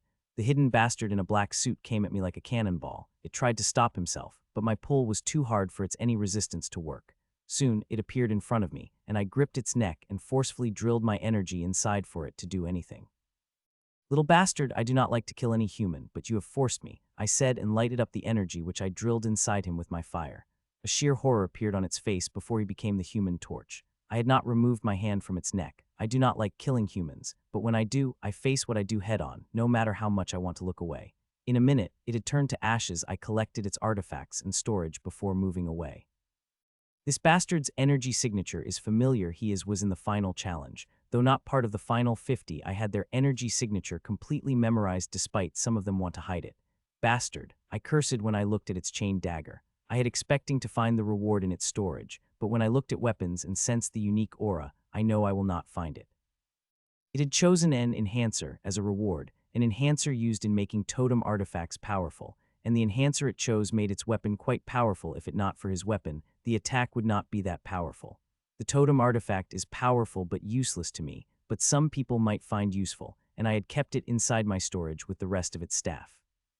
Few more hours had passed, and when suppressed lessened significantly, I took the air, and few more hours later, I saw the outline of the city in front of me. There are many things I had to try in the forest, experiment with my enchanting seed, but the allure of the book is so great that I shelf it for few days. Until I did not read that book to my satisfaction, I am not going anywhere else. Thud. A few minutes later, I landed in front of the city gates and walked in. As I did, the aura of the tyrant scanned through me. It is not inquisitive as before, but it still lingered few seconds longer than it used to. Every person coming inside the gate is scanned, but that scan only lasted for a second. This time it had lasted for 5 seconds. A few minutes later, I reached my brownstone, and the first thing I did was removed a bunch of artifacts and placed them around my home. These artifacts will warn me if foreign soul sense entered my home, including of tyrant, if their soul sense did not have enough finesse. Before, I could not place such powerful artifacts around my home since I had come from an academy, and prisoners should not have such powerful artifacts in their possession. But now I have come back from the treasure palace. No one would suspect anything if I place such artifact around my home. These kinds of artifacts are quite common in the city. Nearly everyone who could afford or acquire used it, and reason for it, snooping of tyrants. Due to being a place for prisoners, the tyrants here have less restriction than other places on the grim battlefield. They could snoop on anyone and at any time, and they would not face any action. Hell, they have explicit orders to do that. No one wants to keep powerful criminals unsupervised. It would be a great mistake if they do that. They had already paid the price for such mistake. Finally, I said to myself as I laid on the bed and opened the book. I had arrived in the city 12 hours ago, but did not open the book as I wanted to. Instead, I showered, ate, and slept. The battle with the abomination and the intrusive soul sense of more than 10 tyrant powerhouses had made me quite tired, and I had not wanted to open the book with a tired mind. So after waking up, I freshened up and cooked myself breakfast before I finally took out the book. I hope it would not disappoint me, I said in my mind as I looked at the first page, which had a book and author's name and some info about the author, mentioning a realm that I've never heard in my life. As I turned the second page, the table of content appeared in front of me, not on the book, but in front of me. The projection appeared from the book. Seeing that, smile couldn't help but appear on my face. I knew the book is not normal. If it had been a normal book, it would not have been present in the top 100 of the rewards. And not to forget, this book contains information about the celestial inheritance. I read the table of content, and as I read, my eyes continued to go round, and shock had spread through my mind and body. It took me a while to come out of my shock, and when I did, I moved the page with shaking hands. Introduction to Clear Heart Inheritance appeared in front of me in big, bold letters, and below it, long theoretical text, which I began to absorb like a parched lake that hadn't seen the rain in decades. The theoretical text explains what truly clear heart inheritance is and how it is different from the other celestial inheritance. Just reading few paragraphs of the text, I understood the mistakes I've made in my inheritance, how I had not used the advantage of clear heart inheritance at all well. In my defense, I did not know anything about it. I only got the inheritance. There was no literature on how to use the inheritance. I am lucky that I had gotten this book. I just wish it has not been too late for me to make things about my inheritance. The first page contains hundreds of times more information than it should have been, which is great as these paltry 500 pages would have finished by me in an hour. Times passed by, and I continued to change one page after another. The introduction was too long and had only 5 pages allotted to it, but it had taken me nearly 6 hours to finish.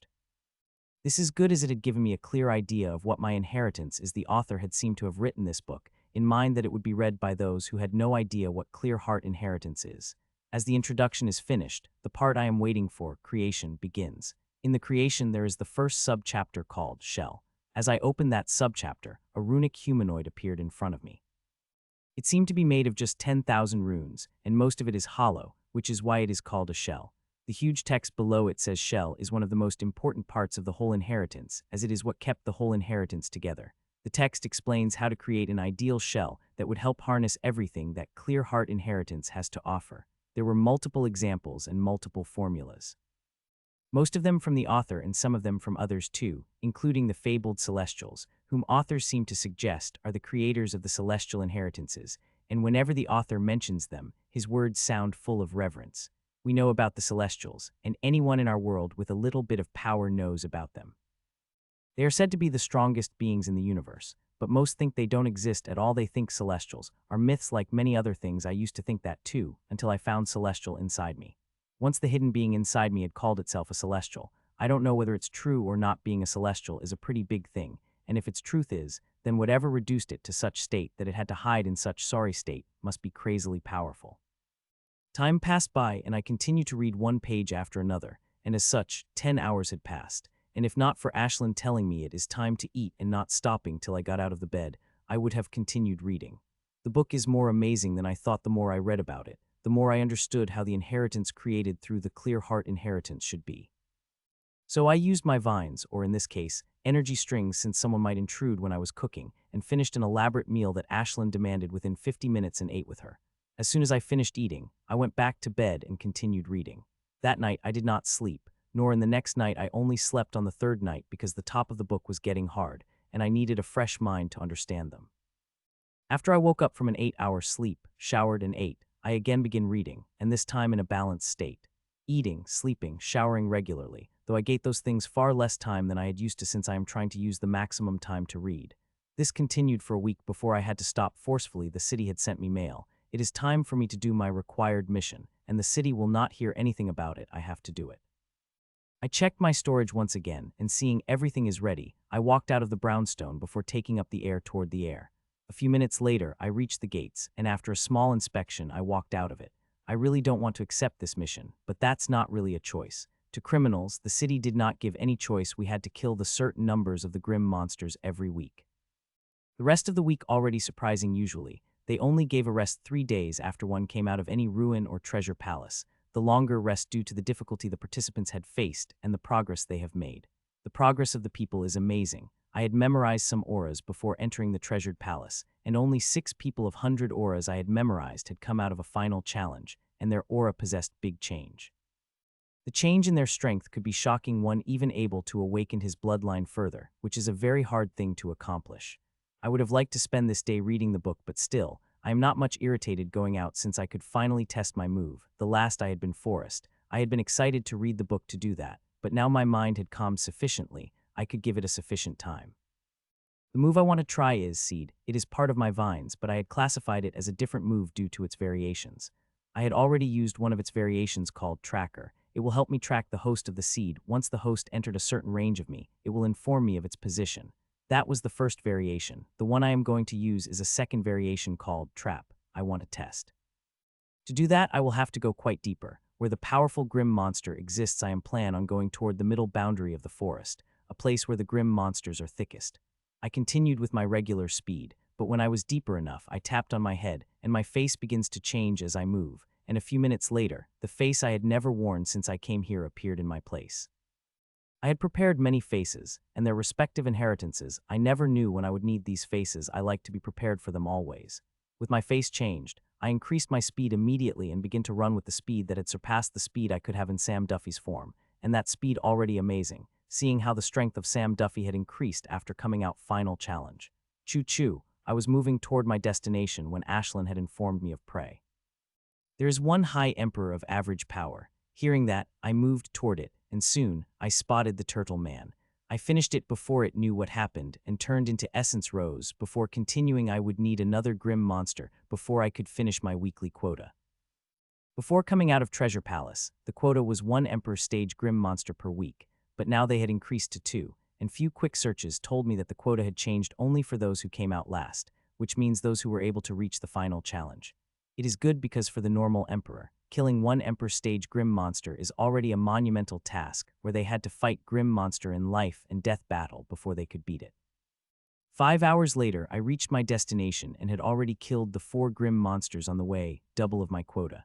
With it, I could go back, but I have no intention to go back this early. As I reached the area, I looked around before stopping on Place the Place. Nothing special, but I felt that it would be a great place to plant the seal. As I decided on the place, I closed my eyes and I kept them closed for nearly 5 minutes before I opened them, and when I did, there was the bright green color seed in the size of a bean which is densely packed with runes. The seed may seem small, but it takes 3 hours for me to make it and require an immense amount of energy, and the worst thing is, I could only take 1 seed at a time and could not store them in me. It is a big problem, but its uses are so good that the problem seemed negligible in front of it. This seed is called Trap. It could trap any grim monster that entered its 1-kilometer range. Not only could it trap the grim monster, but it could also refine it into the Essence Rose. And that's not the best part. The best part is it could trap the grim monster with bloodline, and it would not kill them but keep them trapped, till I came and refined their bloodline. Due to the heavy use of rule-bending power, even tyrants will not be able to discover it unless they search inch by inch with concentrated soul sense. Even when they trap the grim monster, the tyrants will have a problem in finding it without looking at specifically. This seed is one of the moves which I had worked very hard on for a long time. I had this idea when I was at Duke stage, but at that time, I did not have the expertise or energy to create something like it. Still, I started working on it from that moment, and as my knowledge deepened, I continued to perfect my design until it reached this stage. Taking a deep breath, I released the seed, and it gently fell toward the ground like a feather, and when it touched the ground, it simply seeped inside it like water. The seed had seeped into the ground and disappeared. There is no sign of it. If not for my inherent connection with it, I would not have able to sense it. With the planting done, I moved out of the area, and on the way, I again killed 2 grim monsters who Ashlyn had found, and unfortunately, both of them also did not have a bloodline. It is quite frustrating not to find a grim monster with bloodline. It was quite easy in the Treasure Palace, but here, I will have to search high and low for the grim monster with bloodline. 2 hours later, I stopped in a well-hidden place and took out my abode. I am going to spend few days in the forest before I go back to the city. If I go back to the city now, I will have to come back a few days later for another weekly quota. So I will stay here 5 or 6 days and go back, and rest for a few more days before coming back. This way I will get maximum time to read my book. Not forget I will place the seed every day to trap the grim monsters. Though I could create a seed every 3 hours, it takes too much concentration and energy, and if I had tried to create 5 seeds within a day, I would be so tired that I will not be able to study my precious book properly. Soon the tunnel opened to the abode, and I went in while Ashlyn decided to stay out, which is fine by me. With the suppression of the forest leaving her unaffected, there are very few things that are a danger to her if she did all her to hide. Even tyrants would not be able to find her with her itty-bitty size. Soon, I reached the underground abode and freshened up before laying on the couch and opening the beautiful book. I'm still in the basic part of inheritance. It will take me quite a while to study the whole book, which is fine. I want to finish the book before I touch my inheritance again. Just reading the basics of the creation of inheritance, I had found many faults with my inheritance. So before I start working on the inheritance again, I want to know all the faults my inheritance has. It might take a while, but I am willing to wait, even if I do not have much time, seeing the curse breathing down on my neck. The curse may look silent, but it is not every second. It is getting stronger. I could feel the power of the curse is getting stronger and stronger with each passing day. Even now, it had become powerful enough to give serious challenges to my defenses. It is not only growing stronger, but it is also getting more intelligence. Due to this intelligence, it had not tried anything on me in recent times.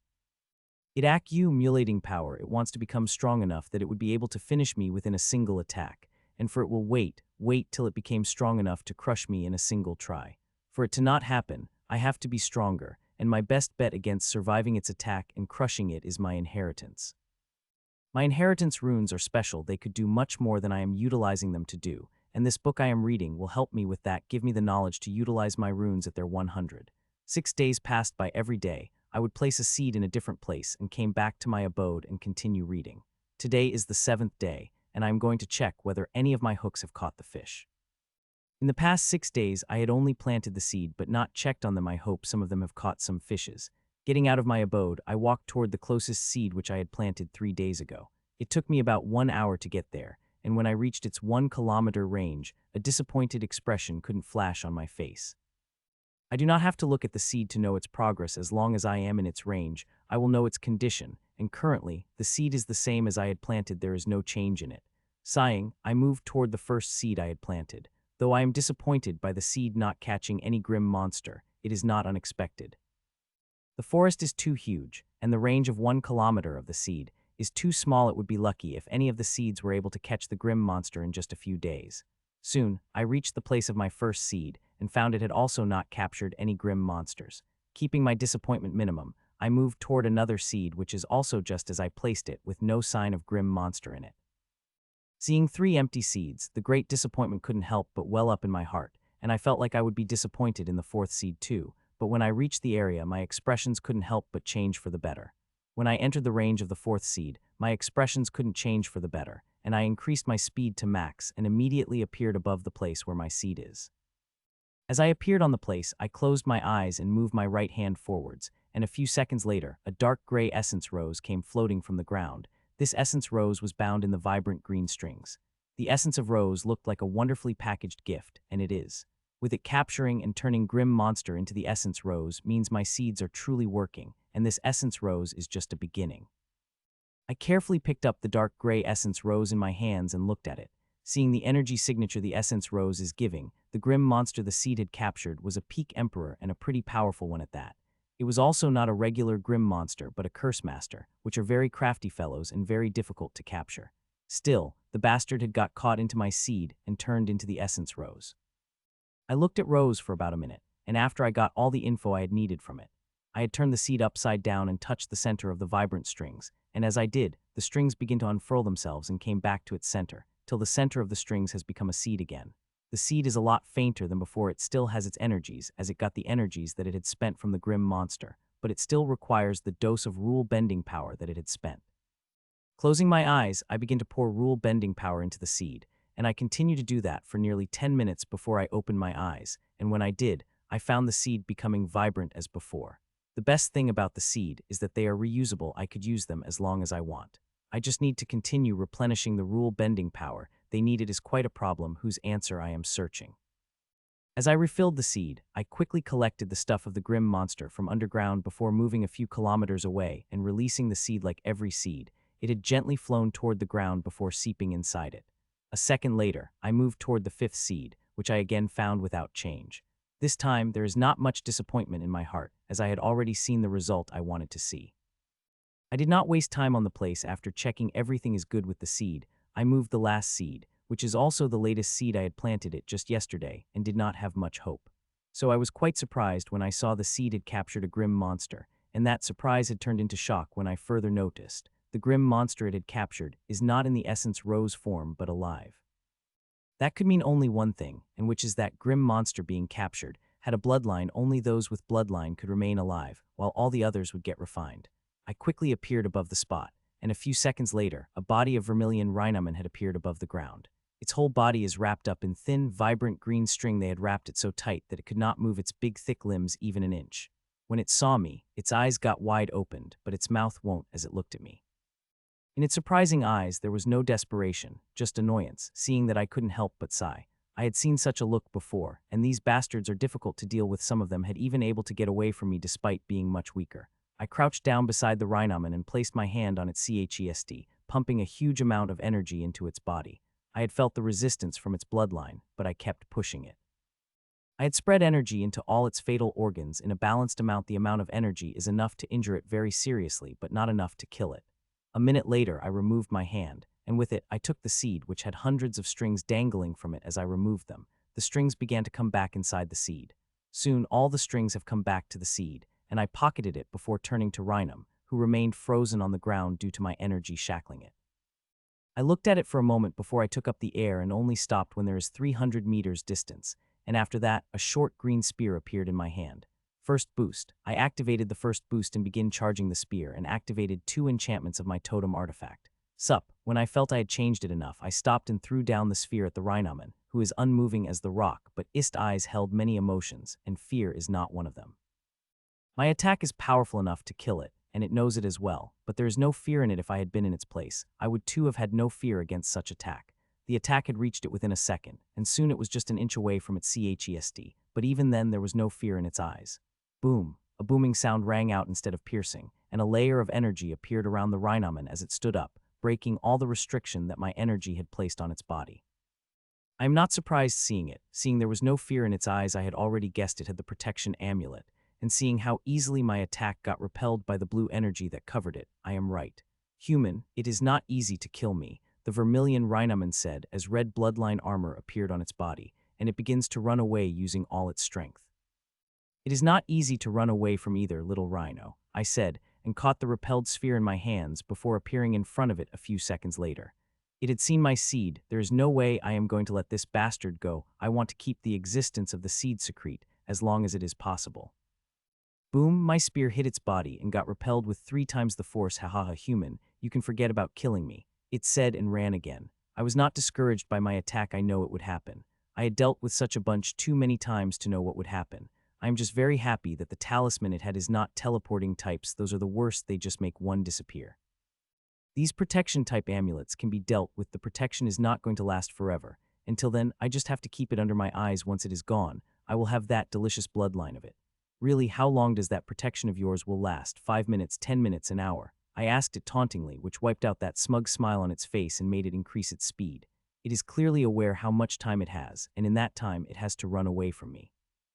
Well, it will need a stroke of huge luck for that to happen. I grossly overpowered it that even if it burns its blood, it will not be able to get away from me.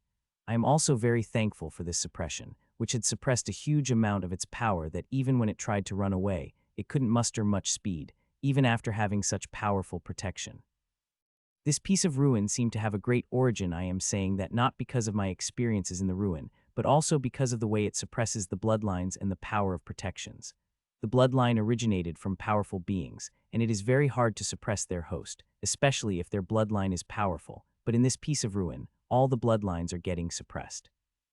Only those powerful ones get relief of 20 to 30, but it is an exception to the powerful bloodlines. Normal bloodline did not get even 10 of the relief against the suppression.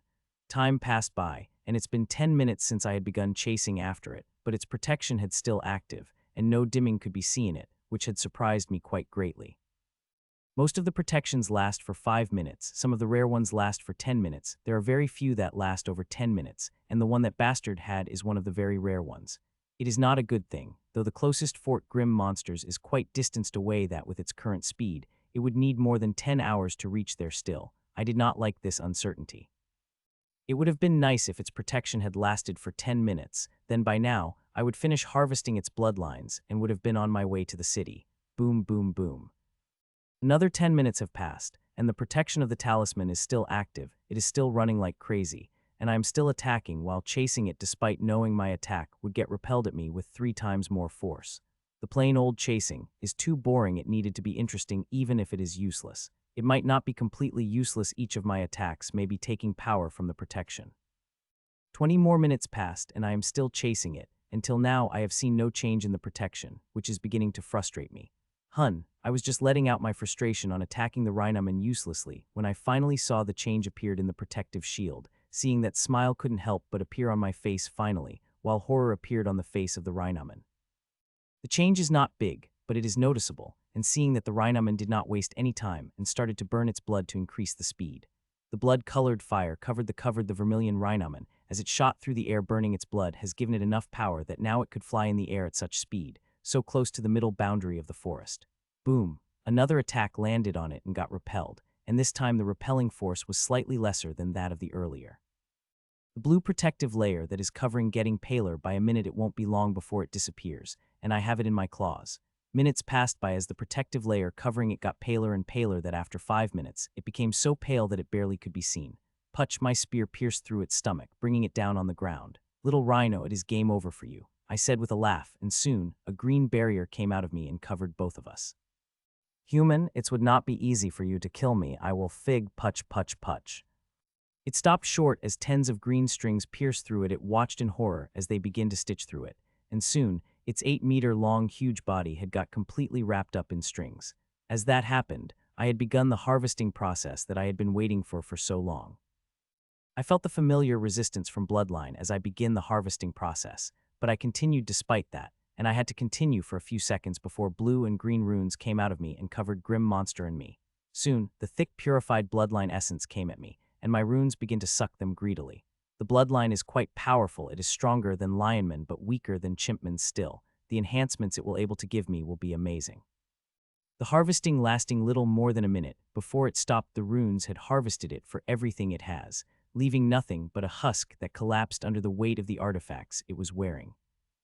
Days passed by, and soon it had been 3 months since I had returned from the treasure palace, and nearly 6 months since I had come to this place. My original plan was to spend only 6 months here, but I had changed that goal a month ago. I am going to stay here for another 6 months. It was quite a hard choice to make, seeing how I miss my family, especially my sister. Though I spoke to them weekly through the secure server of the academy, it is still a distant talking. My sister's birthday was a week ago, and she had cried, saying she wanted me to be there. After I returned, I will surely spend at least a month with my family. Shaking my head of melancholic thoughts, I finished the last bite of my food before I went to my room and laid on the bed. Next moment, I was in my inheritance where there are 2 humanoids, one of which had hundreds of thousands of runes while the other had only a few thousand and barely for a shell with it. About a month ago, I had finished reading the book, and I have to say, there are a huge lot of mistakes I had made. The mistakes are too many that even if I had made all the adjustments, I would still not be able to fix it properly as it should be. Fortunately, all hope is not lost. It would have been lost. I will just need to work a little harder, more than a little harder. Reading the book, I know I had created a great inheritance, but this inheritance did not follow the rules as it should be, and due to this, it was not able to take advantages that Clear Heart inheritance offered. It should be said that other than creating inheritance in the Clear Heart space, I did not take any advantage of it. My current inheritance is beyond saving. I could not make any big changes in the small upgrades of Emperor Stage. That does not mean there won't be any big changes in my inheritance. I say there will be super big changes. I will continue to do that till I had reached the peak of Emperor Stage. As for reaching the Tyrant Stage, for it, I will be designing whole new inheritance, which will be made according to the rules and methods that will help me the full advantage of the Clear Heart inheritance. This new inheritance will be made from completely different rules and methods, but elements that it will have will be from my current inheritance. I will keep most of my moves. It's just that they will be a lot more powerful and will have huge applications. This is why there are 2 humanoids in front of me. One is of my current inheritance, and the other is of Tyrant version in which I had just begun. Designing the Tyrant inheritance is no easy task. Unlike all the levels, the Tyrant level is different. Normal powerhouses have to cross many hurdles during the level up. I will not face the same hurdles as them, but leveling up to Tyrant stage will be difficult for me. I chose my current inheritance and tapped on it few times I did. It's separated into tens of pieces. I picked one piece containing several formations and began to inspect it. It is my latest upgrade, and in which only a few pieces had remained to be inspected before I leveled up into the mid-level of the Emperor stage. It is tiring work but necessary, in case there are some mistakes have remained. I wanted to level for quite a while. I had reached my limit quite a while ago, and since then, my seeds have caught quite a few grim monsters with bloodline, and I had harvested them but did not get to enjoy any bloodline essence. All of it went to Nero, Ashlyn, and Hidden Being, which is quite regrettable. Though it is quite regrettable, the wait will worth it designing these upgrades. I had used some methods I have learned from the book, and they seemed quite promising. Time passed, and nearly 20 hours had passed inside the inheritance space when I had finally stopped. The upgrade is finally ready. I could now level up. Its stealth functions, which I had got in the Emperor stage, are quite good. Even Tyrant will have a problem in finding it unless it is specifically looking for it in a specific space, and since it is a space abode, no other energy, including worldly energy, would come inside. Means it will be even harder to detect my breakthrough. Though it is regrettable that I could not use the worldly energy, I did not have any other choice. I could not make a breakthrough into the city since I am already peak Emperor to them, and seeing how many powerful formations they laid on the city, they will instantly know when I was about to break through, and my identity would be revealed. I do not want that to happen. I want to make a breakthrough without anyone knowing, and even if I have to make a breakthrough in such a dangerous environment and spend a shitload of mana crystal, I will do it.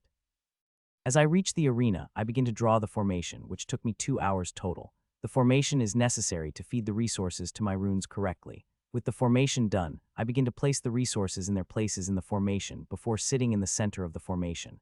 Now that everything is ready, it is time to make a breakthrough with that thought. I went to my inheritance space. Buzz, I activated the formation in the arena right after I initiated the level up in my inheritance space. As the formation activated, a large number of mana crystals turned to smoke instantly, and vibrant essence also flew out of bottles. Smoke also begins to come out of many herbs and plants within the formation. In just a couple of seconds, I was covered in the thick cocoon of energy.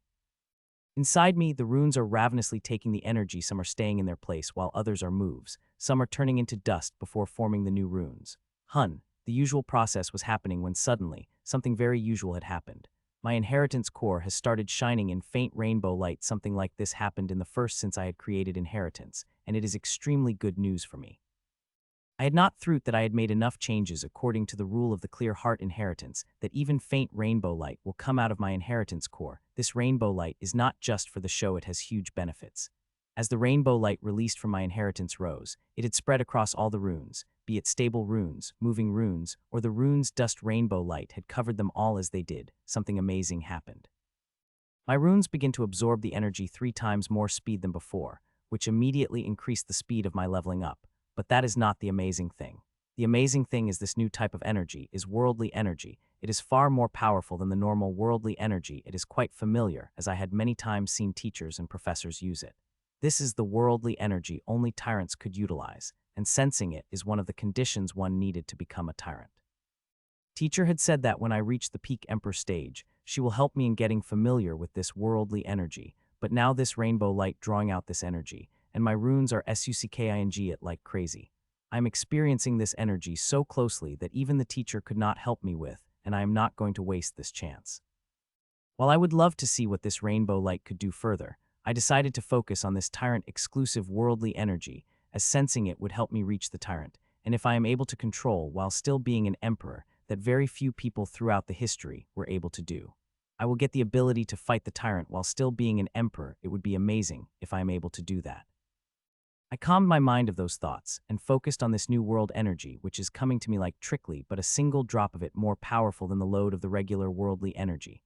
Like all the energies, it also had a flavor that is hard to distinguish, and one forgets it very easily. It is likely due to this trait. Many peak emperors find it very difficult to sense this energy. Without the help of tyrant, it is nigh impossible for them to sense this worldly energy. Time passed by, and I felt the new worldly energy declining till it had completely disappeared from my sense. A sigh couldn't help but escape from my lips. I had gleamed so much from the energy, and if it had continued for a few more minutes, I would have been able to sense this energy even when it has gone. Still, I am very close, closer than I had thought I would be, and I just need to continue work on what I had sensed, and I am sure I would be able to sense that worldly energy on my own. The rainbow light had disappeared, and so are most of the resources in front of me. The only resource that had left was a pile of mana crystals. Only half of them had been spent, while the rest of the energy needs to be fulfilled by the worldly energy. When I looked inside me, I couldn't help but get surprised. The rainbow light had gone, but it had brought changes to my runes. Buzz, I was sensing the aura of the runes when the runes buzzed and shone up as they did. A flood of energy released from my runes, and this diamond energy is shining faintly with rainbow light. This rainbow light is very hard to notice, but when I concentrated the flood of energy hard, I was able to notice it. As the energy begins to merge with me, I did not notice any change. Like any other time, the energy released from the runes is strengthening every part of my body and soul. Not noticing a change is normal. Not all changes are visible. Some revealed themselves slowly, and I am very excited to find out what they will be. The book had raised my expectations quite a bit. The energy continued coming from the runes for about 4 minutes before it had stopped, and when it did, I felt strong, very strong, like I could do anything, like flying through that place that had brought me to my knees last week. With such strength, I could go further, much further, and I am quite excited to see how much further I could go. Now that I had leveled and my strength had increased immensely, I could go there one more time, and this time I will do better than the last time. In the past month, with the problem of killing grim monster solved by my seed, I had spent that time exploring this forest, or I might say trying my hand in a central region. With my strength, the middle region of the forest is no problem for me, but central region is a completely different thing. A week ago, I understood why it is called the region, only for the tyrants despite them not able to enter the sun dome, which is in the center of the central region, though it is said that those below tyrants might able to enter that region. It is said no emperor was able to reach that layer. They could not say something like that without reason. There must be a reason for them to say that, not to forget rumors of some emperors reaching that place. But the city always decided to not say anything about it whenever it was asked. Well, their silence could be understood. I know how difficult the central region is, and if somebody able to reach there, the center of the central region, especially the emperor, they would not reveal the identity of that person if they know about it. When I had tried a week ago, my strength was equal to the top emperors. There would be very few emperors who had the power to beat me, and even with such strength, I was not able to walk further into the central region. Maybe the rumors are just the rumors, and there is no one that is able to reach that spot, and these rumors are just rumors spread by the city to motivate humans to try and push through their limits. With the breakthrough, I want to try to go there again, but before I do that, I should check on my seeds. It is my first day after 5 days in the city, and I am sure my 31 seeds would have caught something. If earlier precedent goes by, then I would at least get 3 essence roses. As for living grim monster with bloodline, it totally depends on the luck. The grim monster with bloodlines is quite rare, catching them akin to catching the golden carp in a sea of normal carps. With that thought in my mind, I walked out of my abode after cleaning the arena and taking a quick shower and bite. A few minutes later, I was above with my abode in my store. I looked around, enjoying the beautiful sunshine before I took the jump toward the tree branch closest to me.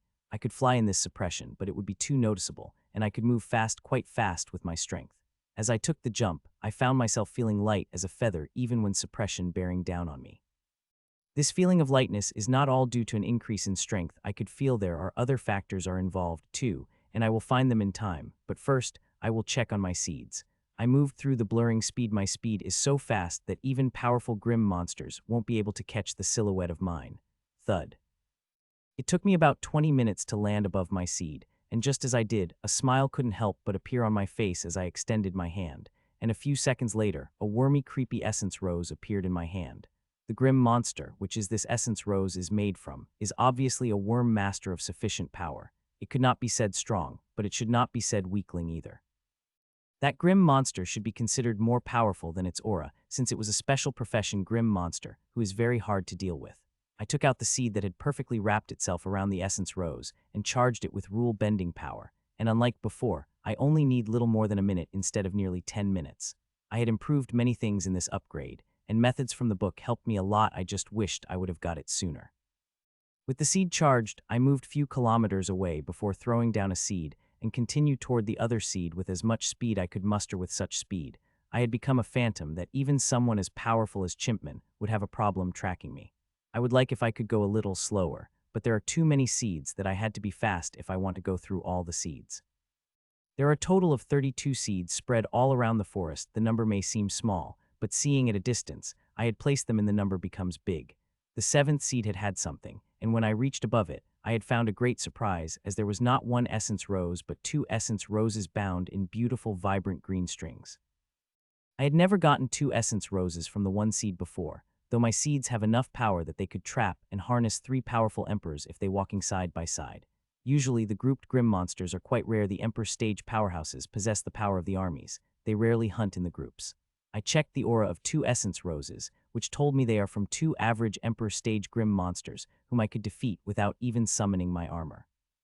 While the grim monster itself is not much power, they are still emperors, and their essence roses are very valuable.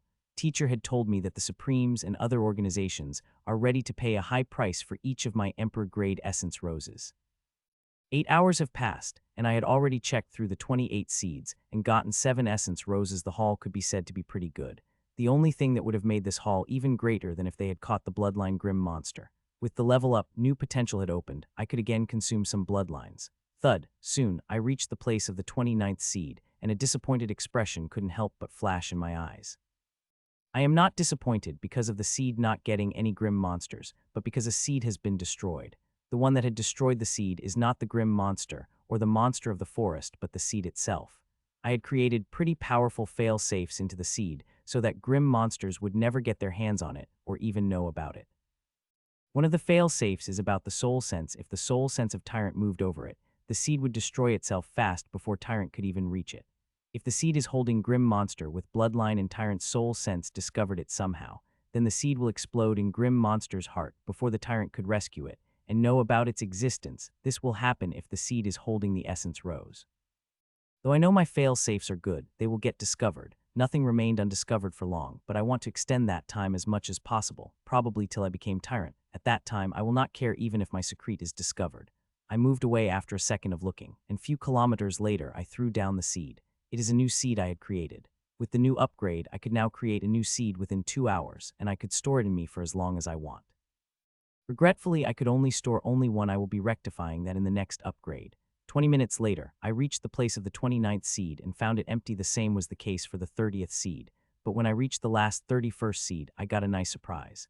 There was an essence rose, and it is good quality. It could be said that of all the essence roses I had found, this is from the one more powerful grim monster, thus, the quality of it is higher. Unfurling the strings of seed, I charged the seed and put it back on the ground, collected the deal grim monsters stiff before. I moved toward my next destination, the central region. I am currently in the middle region, and the central region is quite far, even with my top speed.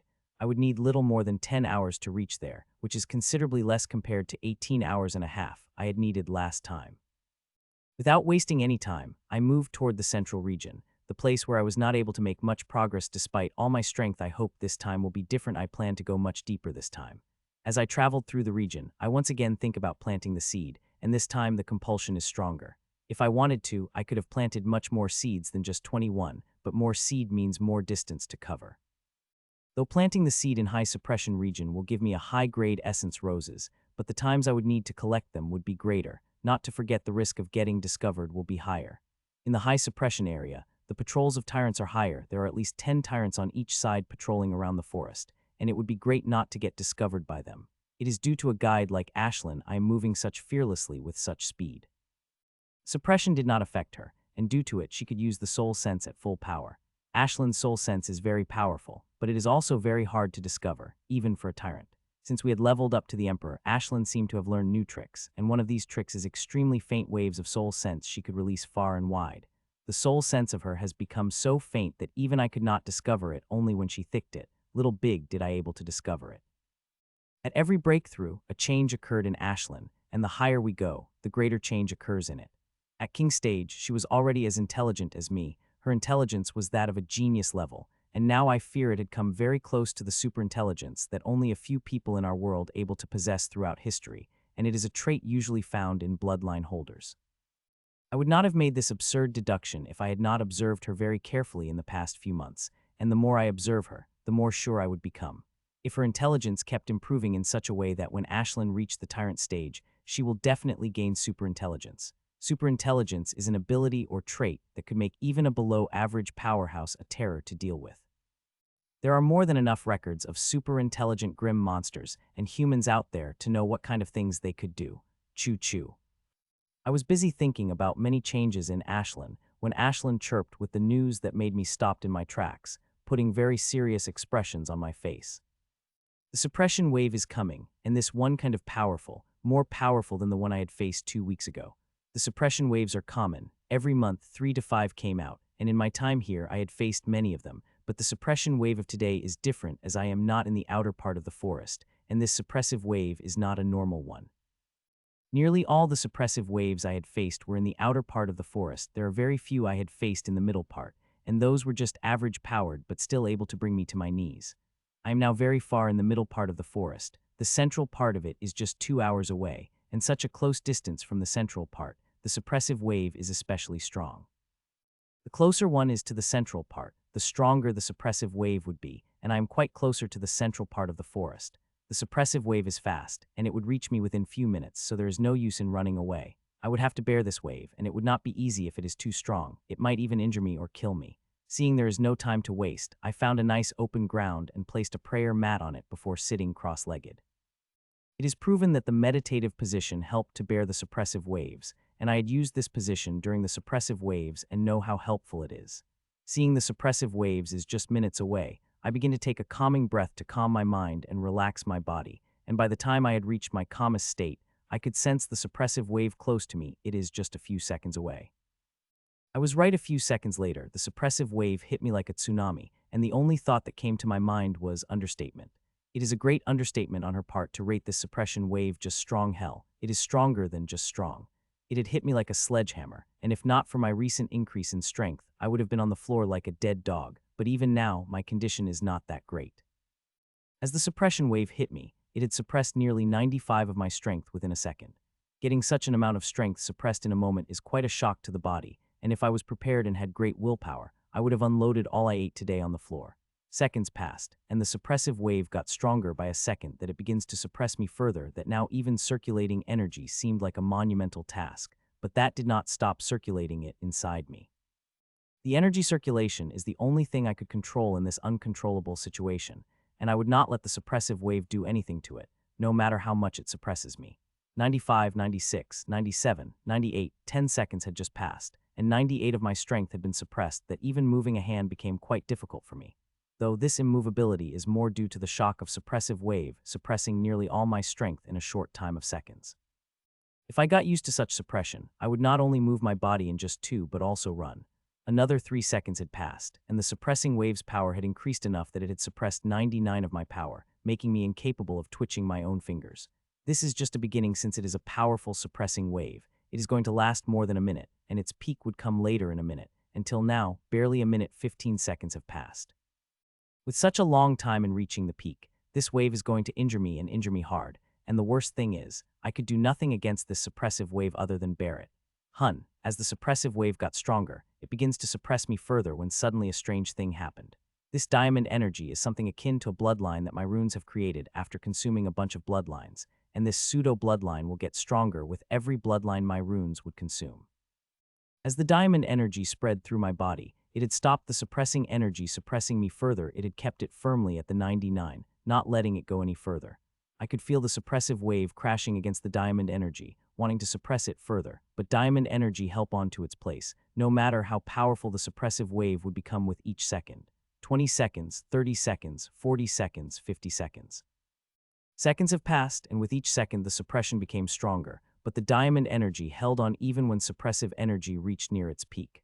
Few more seconds later passed, and finally, at the end of the minute, the suppressive wave had reached its peak and began to pressure diamond energy even more heavily that for the first time, I felt the diamond energy tensing a little. Seconds passed by, and it held on till the suppressive wave began weakening. Seeing that, faint smile couldn't help but appear on my strained face. I would have smiled brighter if my lips could move further. Unfortunately, they could not. It will take me a while before I get full control over my body again.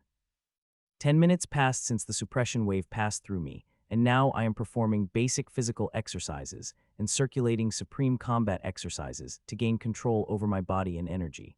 The suppression wave was too strong that even after it's gone, I had needed nearly 10 minutes to shake off its effect.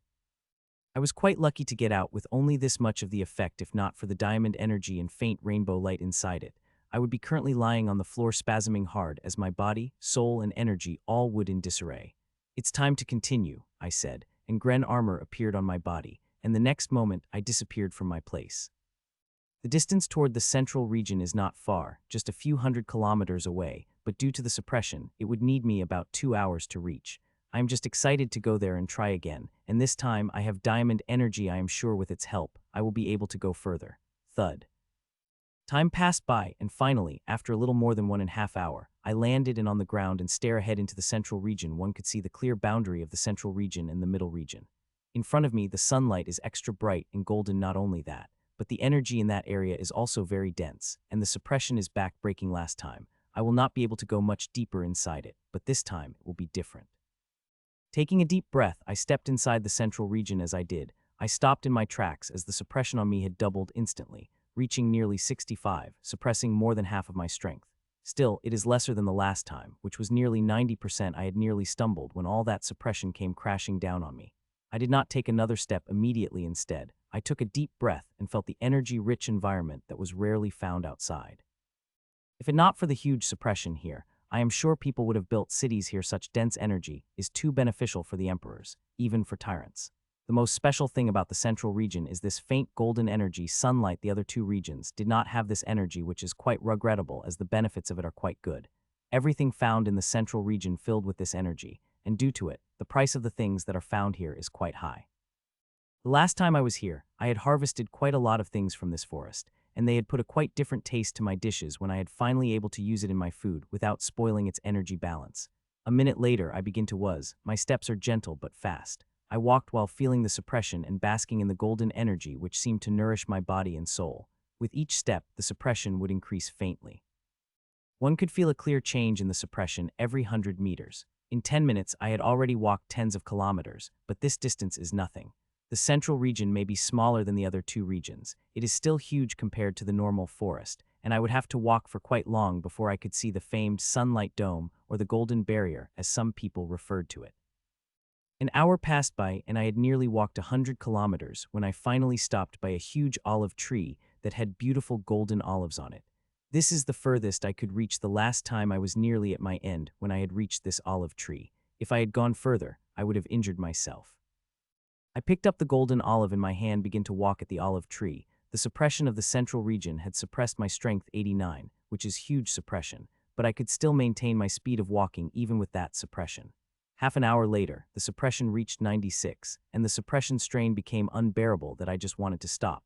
But I did not stop and continue walking while enriching myself with paradise around me. The scenery around me is really beautiful. It looked like a garden of God which had been left untouched by the hand of man. There are many rare herbs and fruits around me, but I did not touch any of them. With Ashlyn having internal storage, I had given the responsibility of the collection to her. She much better at it than me last time when we were here. She was even able to find miracle fruit whose energy merged with my runes even when my body was at the absolute limit. Miracle fruits are made from the laws of the universe, and their mysteries are far greater than the all-powerful bloodlines. Now and then, I feed my bloodline some miracle fruits. It brings some sort of balance to them. They are like vegetables compared to the meat that bloodlines are, both of which should be involved in one's diet to keep one healthy. Ashlyn in front of me, acting as a perfect scout, even the heavy suppression of central region did not affect her even a bit. If she wanted, she could fly to the sunlight dome. I had many times asked her to go there so I could take a look at what it looks like, but she refused me. Whenever she is scouting ahead, she always maintains the curtain distance with me. She never goes beyond that distance. Soon the suppression had reached 99, but unlike in the suppression wave, where I could not even twitch my finger, here I am walking just fine. As I had said earlier, if I get the time to get used to the suppression, I could walk, even run under 99 suppression. I am powerful enough that one of my strength would be more than enough to deal with an army of knights led by the lords. Though I could still walk under such suppression, I begin to feel the strain of it.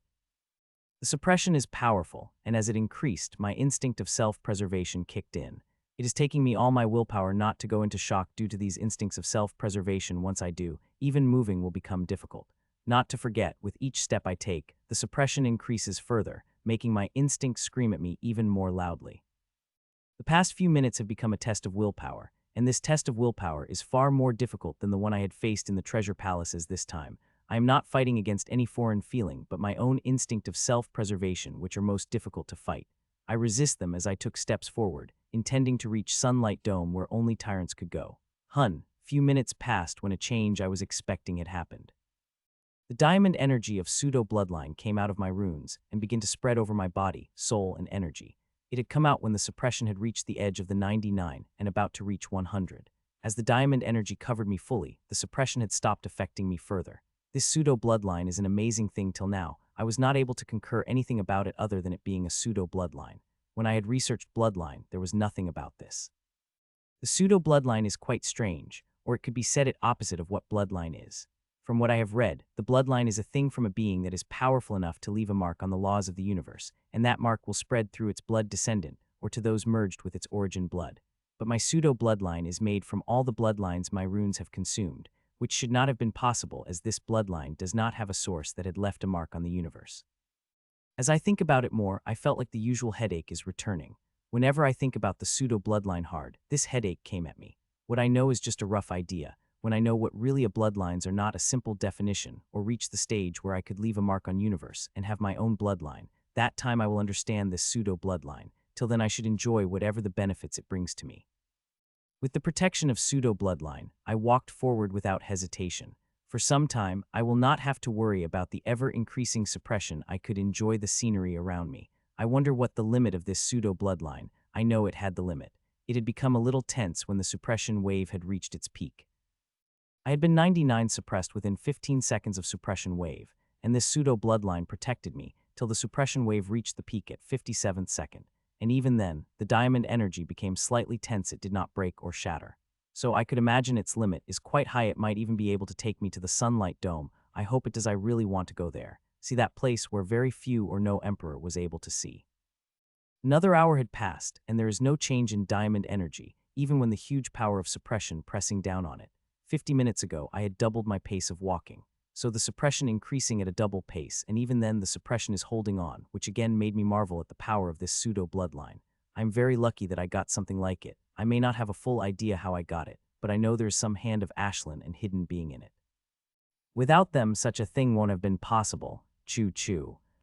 A second later, I immediately took a sharp turn and began to run toward the place which Ashlyn had mentioned. That place is a little deeper into the left, and with my current speed, I would need more than half an hour to reach there. If I had not been bogged down with all this suppression, it would take me a few seconds to reach that place, and now it will take me more than half an hour. I do not mind much, though. That thing will not run away as long as I have Ashlyn directing me. I will reach it. 40 minutes later, I stopped and wiped the sweat off my forehead as I had reached the destination. The thing is finally in front of me, and it is the most beautiful grim monster I have ever seen. The grim monster is covered in the most powerful bloodline aura I had ever sensed from the grim monster. From the residual aura left in the air, I could tell its bloodline is even powerful than the Rhinoman on whom I had left the seed to track it further. This grim monster, not only powerful, but also rare, it is from the Foxman tribe, belongs to a very uncommon sub-tribe that has only a small number of people, but each member of that tribe easily reached the Emperor stage in their lifetime, the Earthsun Foxman tribe. The Earthsun Foxman in front of me is covered in luxurious snow-white fur and has a dark brown sun mark on its forehead. It is also one of the smallest Emperor stage grim monster I've ever seen. Its small height does not denote its age, but its tribe, all the Foxmen, are smaller compared to peers of the other tribe, and the members of Earthsun Foxmen are one of the smallest. The tribe also special one case, and that all its members inherit bloodline. It is a special trait of their tribe. The strength of the individual depends on the purity of their bloodline and its awakening level, which is quickly known by the sun mark on their forehead. The darker the mark is, the purer the bloodline will be, and this Earthsun Foxman pretty pure bloodline. I walked toward it, and when there is only 300 meters of distance remained between us, the Earthsun Foxman stopped and gently turned toward me with a graceful smile on its face. My appearance is not surprising to it. It had already smelled me when I entered its range. I had not expected a human to come this far, it said. Its voice is soft, devoid of any thick accent that grim monsters have, and strangely, its voice sounded feminine compared to other grim monsters who had a masculine or neutral voice. It is a known fact, but I couldn't help but get surprised hearing it. This tribe is really different, and if everything I read about them is true, then I would have to be very careful in fighting it. I had not expected to see a grim monster either, especially someone from noble Earthsun tribe. I said politely, making the smile on its face a little brighter. You are not crass as other humans. Human, I will pickle you for 3 months if present the challenging fight, it said, as if it will be my biggest honor. We will see about it, I said with a smile, not one bit surprised by its statement. The grim monster in front of me may look as pure as snow, but they are one of the devious, degraded grim monsters out there. From what I read, the grim monsters of Earthsun Foxman tribe like to dip the live human into their special, which is extremely painful to humans as it drilled into every pore. After dipping it into a sauce, they hand the human to curate. That process lasts for a month, and in this month the ingredient of the sauce go deeper and deeper into a human, making it an extremely torturous process. And worst thing about the process, the human did not, the special sauce of them, keep them in perfect condition. We fell into silence after our brief conversation, just staring at each other, and this staring lasted for quite long, for about 10 minutes before suddenly we moved toward each other. The dark brown scalding aura around it flared as a jade green rapier appeared in its hand, while a vibrant green helmet appeared on my head. Beautiful red-green rapier appeared in my hand. Thank God, the morph enchantment let me morph not only the appearance on my artifact, but also its weight. If its weight had remained constant then, there was no chance in hell I would have been able to lift it with my current strength. Clang. Our rapiers clashed, creating a sharp sound. The sound did not have defeating quality in it, which usually presented when my attacks clashed with the enemies. Not only there is a defeating quality in the clash, but the sound that came out had also disappeared within a second, absorbed by the ground and grass we were standing on. I am not the only one that is surprised by this fact. It is also too quite surprising, but that did not stop her from performing a very skillful quick thrust at my head. Clang. I quickly moved my sword and stopped it at the edge of my danger zone. Letting it come any closer would have been dangerous for me. Hee. It chuckled and launched another quick attack which I had immediately countered. Clang, clang, clang. Attack after the attack came, with each one being quicker than before, but there is more than the quickness to the attacks as they started to become more and more skilled. More feints begin to appear. The attacks that looked like coming to your chest, but instead going for the head, and I have to identify each of feint correctly otherwise. Consequences would be dire for me. I would always practice at least once a week before going back to the once a day after I finished with that book. My combat skills were always sharp, even when I did not fight against the grim monsters for more than a month. While I am good, this bastard is slightly better than me. Damn it, and its bloodline. Nearly all the powerful bloodline transmit the combat knowledge, and I know for the fact that bloodline of Earthson Foxman also does. Your bloodline is quite a powerful human. There are very few bloodlines that do combat infusion, it said as it had stopped. I'm not surprised at mistaking my pseudo-bloodline as a real bloodline. It feels like a real bloodline, especially when I intentionally project its aura outside. And also, it is right about the bloodlines we humans have. Unlike the bloodlines of grim monsters, all of which transmit the combat knowledge, the humans do not do that. Especially the weaker beast-type bloodline, the combat knowledge they transmit was much about instinct, and half of which are not suitable for humans.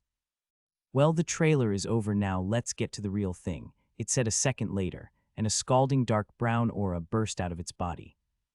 Burning sun, it shouted, and it suddenly became denser and scalding that if any lord came 10 meters radius of it, they will turn to ash. The heat of aura had attacked me too, but it did not affect me, which is quite a surprise to it.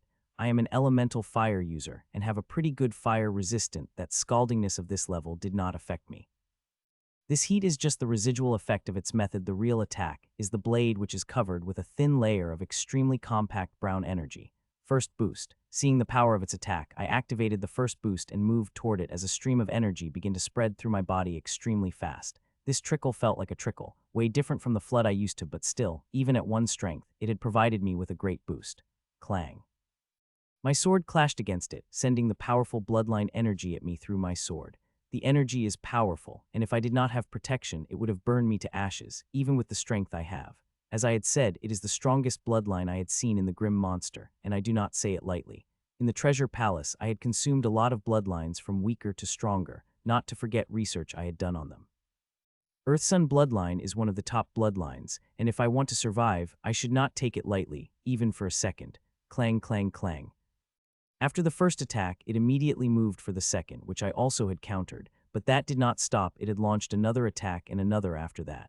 It begins to launch attack after attack, every attack of it smooth and fast, and even with the strength we are fighting, I have to be careful. Even with my soul being suppressed, the attack that came at me seemed quite slow. So slow that I could see its blade tearing through the air as it came at me. Not only its attacks seemed slow to me, but my attacks also very slow. I am not the only one feeling this. I am sure the foxmen I am fighting also feeling the same. I want to make them faster, but my strength is suppressed. My mind is moving at the speed of a hovercar, but my body at the speed of a monster cart, which is being pulled by the level 1 master. I am not the only one feeling this. I am sure the foxmen I am fighting also feeling the same. Due to it, it had become quite hard to finish the battle early as we have a huge time to think about our attack and defense. Every time it attacks, there are 100 ways flashed into my mind to defend against this attack. While it is quite frustrating, it is also becoming quite invigorating as this battle is not a battle of skills, but also wits. I will have to be very craft in defeating it. It is a good thing I have some crafty moves. Clang, clang, clang. Half an hour passed by since our battle had begun, and since then, nobody was able to gain the upper hand on each other. It is damn hard to do that with our minds working extremely fast and body reacting slowly. It is like we are the only way one will win the battle if the other one tired another out, and this way might turn disadvantages to me. The vitality of the grim monsters is very strong, and not many humans could compare to them. I am one of the people who compare them in vitality and surpassed most of them in my level, but not all of them, especially the ones with powerful bloodline. I feel that I would not lose this Earthson Foxman in vitality and stamina, but nothing could be said about it. I would rather not take a risk when I was fighting against one of the members of one of the craftiest tribes among the grim monsters. I had just thought that when the Foxman performed one strange move at extremely fast speed. It flung its rapier at its other left hand from the right hand, and a small shield appeared on its hand, which it quickly moved toward my sword while its sword in its left hand moved toward me as its aura flared explosively. It had also understood winning the battle through the normal way is near impossible, seeing we have a huge amount of time to think. So it decided to use this crafty move and stake it all. It had used this move when its sword was just an inch away from clashing against mine. A move was in classic Foxman style. I couldn't say I am surprised by the sudden move. Second boot. I activated the second boost without wasting any second thought and began to move back at my greatest speed. The bastard is using all its strength for the attack. Seeing the aura and expression on its face, it is clear that it is using every bit of the power I have. Clang. It stopped my sword with its shield before it could move toward its sword, and moved its sword toward my stomach at even greater speed. Its sword slowly came toward me. It is 3 times faster than my speed of taking the steps back, and it is going to hit me in the next second, and I can't wait for that to happen. It is not the only one that could launch a crafty attack. I had prepared mine the minute the fight had to begin, and it would be a great time to use it and finish this bastard. Clang. Its sword crashed into my stomach, but instead of piercing through it, it stopped by soft, vibrant green crystalline armor, which is only able to pierce a centimeter before stopping. The centimeter-thick green crystal is just a soft upper layer. The real defense lies behind it. My vines, it is not easy to breach them even in the suppressed state. They are strong enough to completely defend against such attacks. Now that it finished with its attack, it is time I launch mine. Rose vine. The moment its sword struck against my stomach, I used the rose vines which had been lying in wait for the past half an hour. 4 fine thing strings of energy came out of the ground and began to climb on the feet of Foxman, while Foxman being surprised by the defense of my armor. Fuck, what is it? The Foxman noticed strings when they reached its knee and cursed out loud, and dense fire covered its liege, but it had already become too late. Once my vines climbed above the feet, it is near impossible to get rid of them. Only those with great difference in strength with me could get rid of my vines, and currently only tyrants have that strength. Fuck, as it noticed the vines, they pierced inside it and began to grow inside using its own energy. Fuck, human, what is it? It asked. It took a jump back from me. If it had been normal Grim Monster or Grim Monster without bloodline, it would not be able to move once the vines burrowed inside it. But this bastard has powerful bloodline which is fighting against my vines. It will take them few seconds before they get it under control, and of course I could wait for few seconds. I want to see what methods this bastard employ to get rid of them. Nothing going to be useful anyway once you're caught in my vines, then you can forget about leaving alive. The central region completely nullifies the protection artifacts. Here, as long as one has the strength, they could kill anyone they want. It begins to struggle. Dark brown flame covered its body, trying to burn the strings that are expanding inside, but doing nothing against them. I could feel my strings are growing. Undying sun, it shouted, and its whole body begins to shine before the flames turned blood-colored and drilled inside it. Seeing the strange move, the interest couldn't help but appear in my eyes. It is clear that it had burned its blood and used it as fuel to make its fire even more powerful, and this powerful fire had drilled inside it. Even if it had protection against its move, this move is excessive. I am sure it will not only inflict quite a damage on it, but also give it horrible pain. Ah, I am right. The next moment, it screamed out loud in pain, and bloody smoke begins to come out of it. I had to give it to this Foxman. It has guts. Not anyone could use such a self-mutilating move even if their life in danger. While what it is doing is quite commending, it is helping it instead. It is speeding up its doom. With it burning its blood, my strings have all the energy they need, and are growing explosively despite the resistance from the Foxman's bloodline. A beautiful grim monster had turned into a horrendous cotton doll. The strings really made creepy. The ribbons and vines are much better. I begin the harvesting process at the same time Ashlyn came inside me, and a few seconds later, green and silver runes begin to spread on my body before they begin to spread on my stings, and the grim monsters covered in them. Soon a thick, hot, purified bloodline essence begins to come toward me. The bloodline essence could be said scalding that I begin to feel the pain due to it, but I do not mind the little pain when I see the power of the bloodline essence. It is the most powerful bloodline essence I had ever consumed. The bloodline of Earthsun Foxman is powerful to begin with, and this bastard had awakened it to a high degree.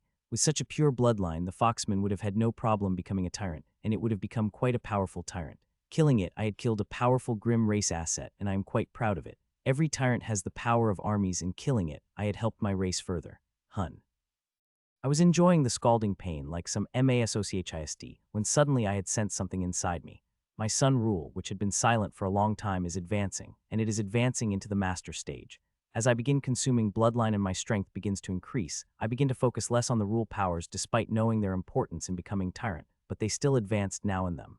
Unlike the advancements before, the advancement into the master stage big. It is defining, and the increment in strength it gives is also quite amazing.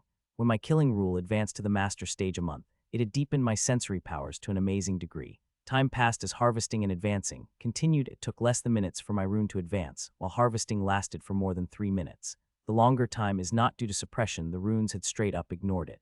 The harvesting lasted for more than 3 minutes as the bloodline essence was damn powerful. Buzz, my runes buzzed and began to release the strengthening essence, but instead of coming in like a flood, it came in like a trickle. Fucking suppression. I cursed. The suppression will take any strengthening energy. It will just make this process fucking long. 1 hour and 12 minutes. That's how long it took my runes to transfer all this energy. I had thought it would take time, but never had it would take such long. But it is a good thing it did. Always there would be a flood of strengthening energy which would come strengthened and gone just as quickly, but this time it came in a trickled speed, and that trickle had spread through my whole body. This time I get to see clearly how the strengthening energy merges with my body. The process is beautiful, and I had learned so much from it, and not to mention the increase in strength I had received from the strengthening. Even though 99 of my strength is suppressed, I could still feel that increment in the one, and it is great. The bloodline was really powerful, so powerful that it had filled half of my limit alone. No bloodline had ever done that, and seeing how much space had built up inside me for consumption in mid-emperor stage, the bloodline had to be really powerful to fill even a quarter of space, but it had filled half of it alone. One can imagine its power with it. If I had fought with foxmen outside in the middle range or outer range of the forest, I would have had lot more difficulties defeating it. As here, the soul's sense is nearly blocked, one could hardly bring it out of its body. If the grim monster had its soul sense, it would have noticed the strings lot sooner, and might have even jumped out before the strings could reach any high in its body.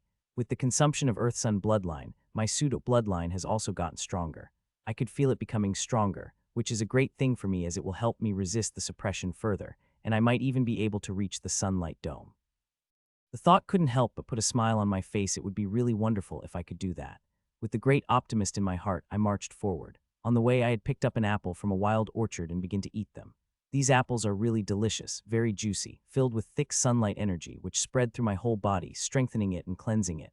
Time passed by, and another 2 hours passed by, and in these 2 hours, the suppression had increased further as I ventured deeper.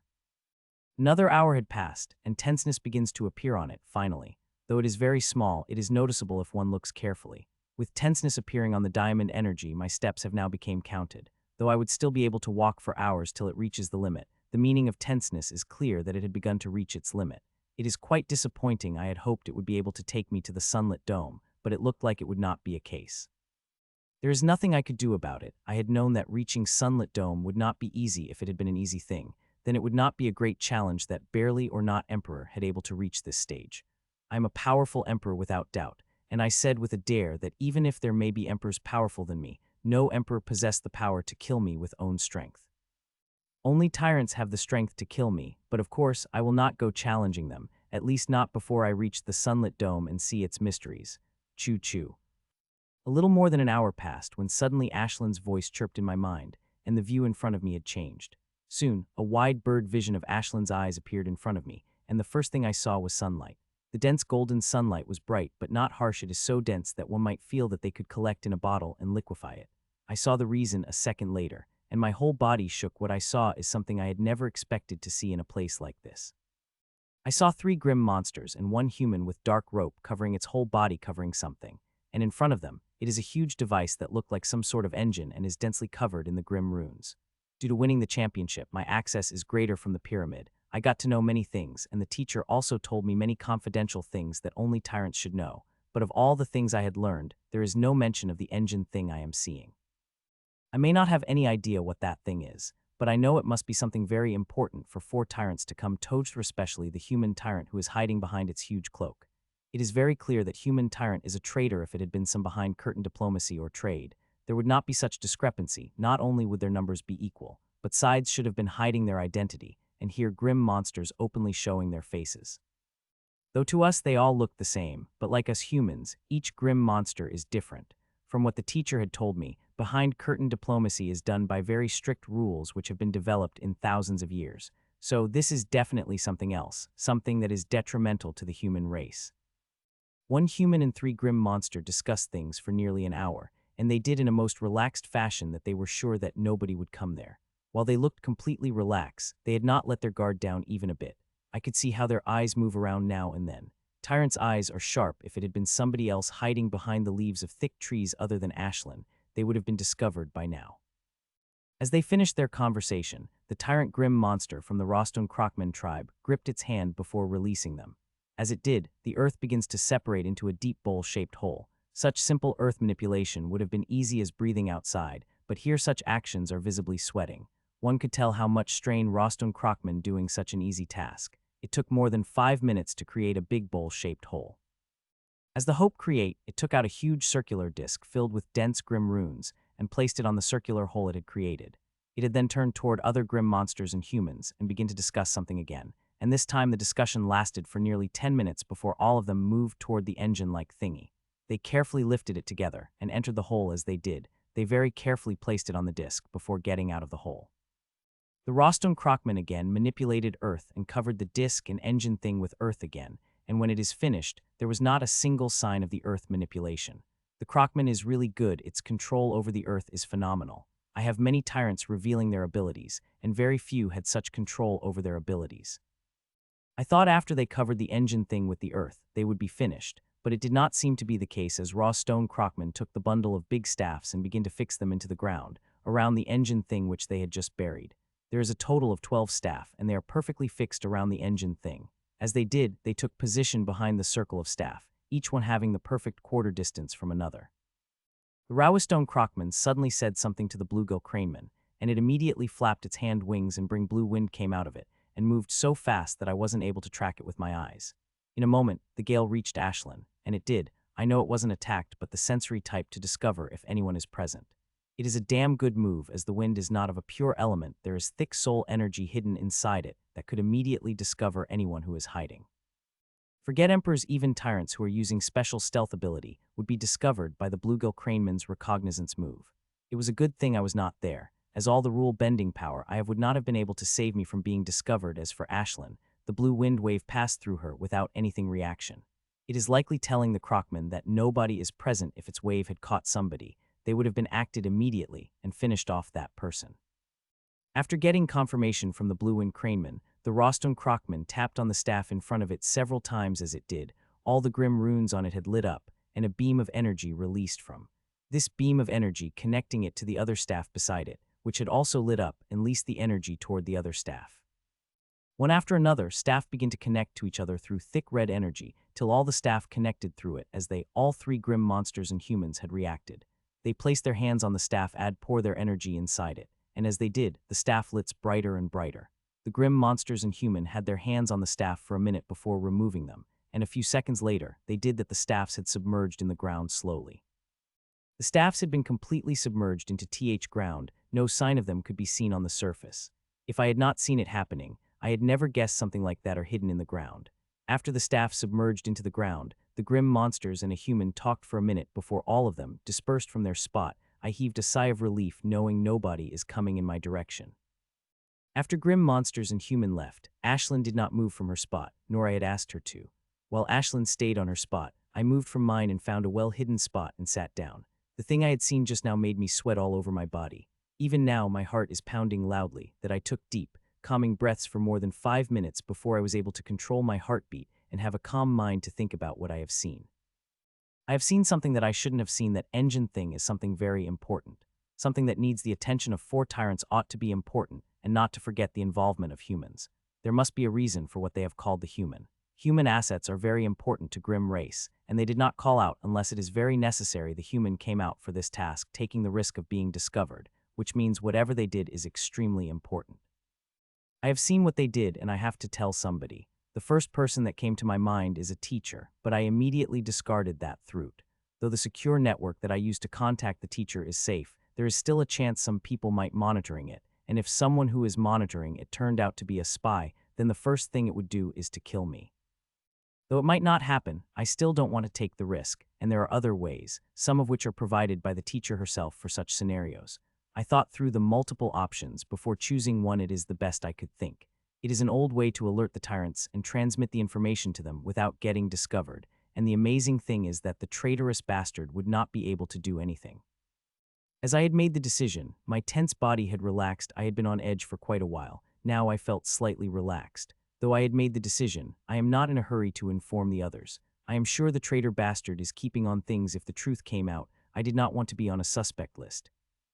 It had been barely 15 minutes since the grim monsters and humans left, and Ashlyn is not leaving her place. Soon in came someone is still watching, so I have to continue on my own, without her guidance. Looks like I will have to be careful from now on. The monsters of the central region are not easy to deal with. Many people had got killed by them, and they are the biggest danger after the suppression. Till now, Ashlyn had dealt with all the monsters. She had either killed them or shooed them away with her around. I did not have to face any of the monsters, but now I might have to. It's a good thing I am in an area where there are huge trees.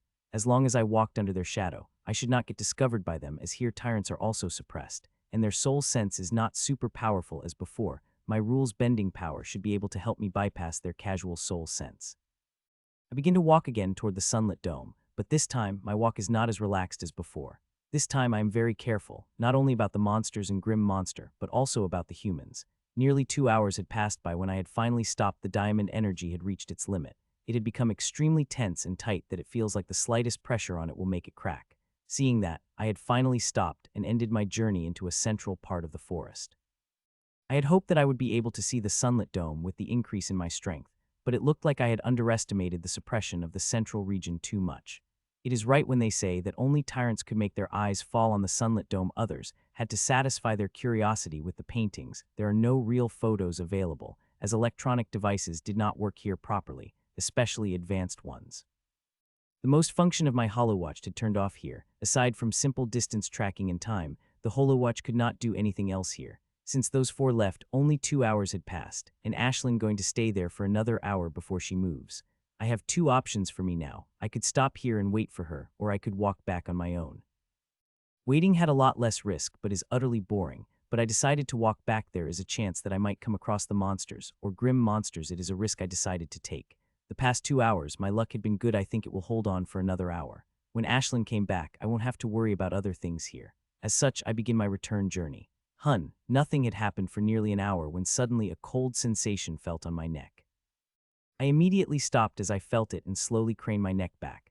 I should have waited for Ashlyn, I said to myself when I saw a small, cute monster looking at me with its curious and gold and gray irises, the same color as its fur.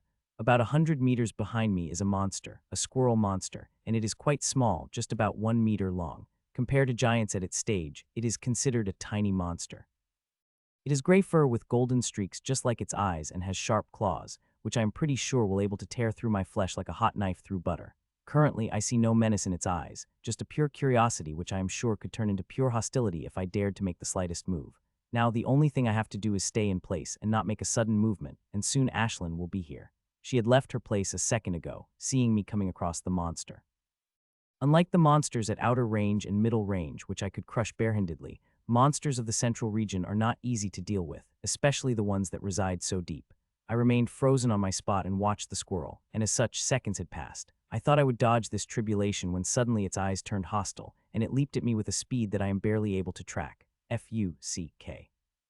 I curse it and begin to run while activating all my strength. There is no way in hell I am going to fight this squirrel. I will run and dodge its attack till Ashlyn arrive and save me from this damned monster.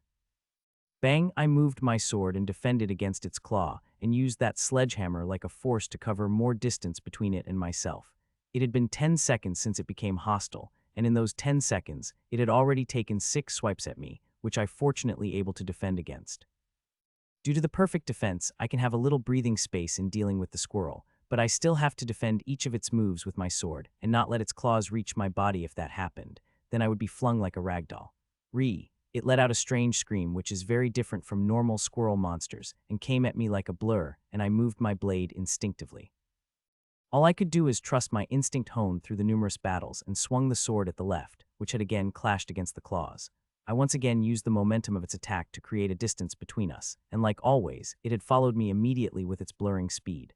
I wish I had not to be suppressed to such a degree that I could not even fight back against a squirrel monster. If I had even 10 of my strength, I could have been able to deal with it easily. Still, it is an undeniable fact that this small squirrel monster is more powerful than me. It may be the life of this forest and got used to the suppression, but it is a fact that it is under same amount of suppression as me. If it went to the middle region or the outer region of the forest, it would be even more powerful. It is said that more than 1,000 years ago, the numbers of monsters in the forest huge they could found in all 3 regions in great numbers, but due to the strength they had and the danger they possessed to people of both sides, tyrants have killed a lot of them that only one of the original number had remained. Still, that one is highly dangerous, especially in the central region in which they are responsible for more than 50 occurred here. Bang, bang, bang. Attack after attack came, and I defended against each of them and moved closer and closer toward the exit with the help of its momentum. Still, I was not able to cross enough distance to lessen the suppression. My strength is still suppressed at 99. I only have to defend against its attack for a couple of more seconds as Ashlyn is close, and she will arrive within 20 seconds once she does. This fucking squirrel would be no problem. I begin to dance on the edge of the knife with its super fast attack, barely defending against them. Choo-choo. So when I heard the familiar chirp, I stopped and put away my sword and looked at the squirrel calmly, which was ready to attack me but stopped when it heard the chirp from the tiny little bird. Ashlyn is her tiny little size and now staring at Squirrel, who looked at the Ashlyn defiantly before its expressions changed that of the fear, and it began to take a step back before right out bolting at blurring speed. Chew. Ashlyn chirped gently and flapped her wings. Two silvery feints of arcs of fire released from her wings and struck the squirrel before it could do anything. D-hub. For a moment, nothing had happened before suddenly a D-hub sound rang and it exploded into the ashes. There was nothing remaining of the squirrel, not a skin or bone or anything, just gray ashes. The attack might not seem powerful enough to even sing its fur had directly turned the squirrel into the ashes, not giving such a powerful monster even chance to scream. Ever since we had leveled up to the Emperor stage, the strength of Ashlyn had risen sharply. She had become very powerful, so powerful that even I don't know how powerful she had become. She won against all the grim monsters and monsters she had fought. These battles would be finished within a second, or take a couple of minutes according to the mood she is in, but she always won overwhelmingly in all her battles. Choo-choo-choo-choo. Ashlyn chirped at me haughtily before she flew away. I couldn't help but shake my head with a smile before following her. She is as arrogant as she had been when she was a month old. There is barely any change in her personality despite becoming extremely intelligent. With her resuming being my scout, I begin to follow her without hesitation, and this time there was no fear in my heart as I know, whatever happens, Ashlyn will help me. I ran through the central region, and soon, the suppression on me before to lessen as I got closer and closer to the exit. With more of my strength returning, my speed begins to increase, but still, it took me nearly 5 hours to get out of the central region. With me entering the middle region, I became a blur. Half of my strength had returned, and with such power, I moved with blurring speed, much faster than before when I was in this area earlier. Still, it took me 7 hours to cross through the middle region and entered the outer region. I wanted to check on my seeds, but decided to do that later as there is a very important thing that I have to do. 5 should be enough, I said as I looked at 5 small balls in my palms. They looked like they are made out of clay, and if not for blue runes flashing on them, nobody would have found them a special. These balls are very special as only tyrants could make them, and only tyrants could see the message hidden inside them. Teacher had given me some to be used for the stances. I am going to use them. As I took them out, I closed my eyes and connect my soul energy with them. A few seconds later, I finish. You know what you have to do, right? I asked Ashlyn. She nodded and swiped 5 clay balls off my hands with her wings, making them immediately disappear from my hands into her storage. Choo-choo. She chirped one more time and flew away, and soon she disappeared from my view. I stayed on my spot for a couple of more seconds, thinking before I moved toward the city. Thud, 1.5 hours later, I saw the silhouette of the Devil's Gate city and flew toward it media speed, and half an hour later, landed in front of its gates. A minute later, I walked inside the city, and for a second, a soul sense of tyrant spread over my body before it moved away. Soon I reached my brownstone, and the first thing I did was shower before heating and eating my pre-cooked meal and sleeping on my bed. I had been awake for more than 2 days, and I want to be ready for tomorrow.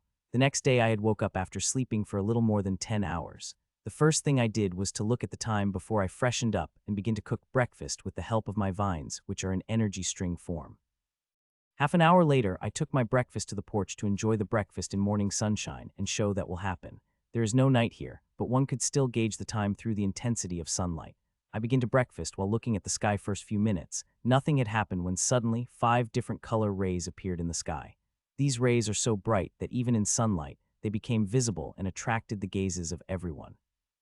Those who were walking, those who were in the sky, had stopped in their places and looked at 5 bright rays of light that came from different directions. Whoever pulled this prank have quite guts, but they are going to be in a shitload of trouble, a young woman said to the young man beside her friend. The Devil's Gate had very strict rules, and when it comes to public disturbance, those rules became even stricter. It is due to those strict rules, the thousands of powerful criminals here became docile as chickens, never daring to cross the boundaries. A few seconds after the bright, colorful rays had appeared in the sky, a very powerful oppressive soul sense covered the whole city. The oppressive soul sense was so powerful that even the emperors flying in the sky shakingly laid it on the ground. Some with weak will even fell from the sky and broke their bones. 2 minutes after 5 rays appeared in the sky, a red-colored ray had disappeared, and few seconds after that other 4 rays had also disappeared, till the sky had turned normal again. Those 5 clay balls I had given to Ashlyn are called Tyrant Messenger balls. They were quite popular a few thousand years ago, as they quickly attracted attention, and also message inside them could only be seen by tyrants. There's a powerful soul block on the clay balls that only a tyrant's soul sense could pass through. When I had tried to use my soul sense on the balls, it had got repelled. After the rays disappeared from the sky, nothing had happened for the 20 minutes before suddenly powerful oppressive energies of more than 10 tyrants could be felt across the city. All these energies are coming from Administrative Hall, which is covered in expertly runes, and top of that energy dome begin to appear on top of it. Only when the energy did cover the whole Administrative Hall, the auras have vanished. I may not be good at identifying the auras, but even I could guess the level of anger these more than 10 auras have. The information in the ball had shocked them and made them extremely angry. As for why they activated the top-level defenses of the Administrative Hall, which even a powerful tyrant will have a hard time breaking, I could only guess the reason for it. For about half an hour, nothing had happened, no announcement came, no aura burst out. All the tyrants of the Devil Gate made no sound before suddenly, the Administrative Hall had turned normal. Everything seemed to have turned into normal, as a powerful tyrant aura is blazing through the Administrative Hall. It seemed like whatever the problem had occurred had been solved. The silence lasted for only a few seconds before it was broken. Due to certain condition, Administrative Code 1156 had been evoked, and curfew is declared in the Devil's Gate. Please go back to respective quarters within half an hour. Any movement after that shall be dealt with firm hand. A voice said from the administrative building, and everybody's holowatches rang out with the same order that we had just heard. The announcement had spread shock into everyone's heart. It is not like such announcement, are very rare one of such came every half year. The reason people are shocked due to it because of its suddenness. People know whenever such announcements come they came when tyrants of both sides fights, but now there had been no signs of fighting could be seen or heard. The reaction of higher-ups is a little shocking. I had expected there would be a reaction, but did not expect it would be this big that they would immediately declare a curfew. I looked around for a while, and when people around me had disappeared, I also went inside my home. Choo-choo. After cleaning the dishes, I laid on the bed waiting for them to go there, and I did not have to wait for long as about a minute after I had laid on the bed. Ashlyn chirp rang through my mind and vision in front of me had changed. Her bird-eye view appeared before me, and this time, Ashlyn is looking down from clouds, and below her, 5 humans who were on the same spot as the grim monster and human were yesterday. I am a little surprised they are able to find the spot this soon. I had thought it would take them at least an hour. Ashlyn is high in clouds, and even then I can see everything clearly. I am able to see the features of each human very clearly and even familiar with most of the tyrants, especially the old-looking tyrant Sir George, who is responsible for the treasure palace. All of them are staring at the empty ground, holding devices which not seem to be of this world. They are looking at the devices and marking the places, and surprisingly they have accurately marked the places of all 12 staff, but there is no happening seemed on their face. Instead, they became even graver. As marked all the positions, a tyrant named Sir Sheldon River took out 12 hand-sizes discs and placed them carefully on the places they had marked before all of them created sufficient distance from the disc, fearing something dangerous might occur. After walking back about 10 meters, they finally stopped, and Sir Sheldon placed a finger on the disc in his hand and pressed it. As he did, the disc begins to light up in a runic light before they begin levitating. When the disc got about a meter above the ground, bring blue light released from them toward the ground. For a few seconds, nothing had happened before the staffs begin to come out of the eth slowly. As the staff came out, the discs begin to move up, and a minute later, all the 12 staff came out of the ground and now floating under the disc's dense blue light. The 5 humans, especially Sir Sheldon, heave a small sigh of relief seeing that, but soon serious expression appeared on his face.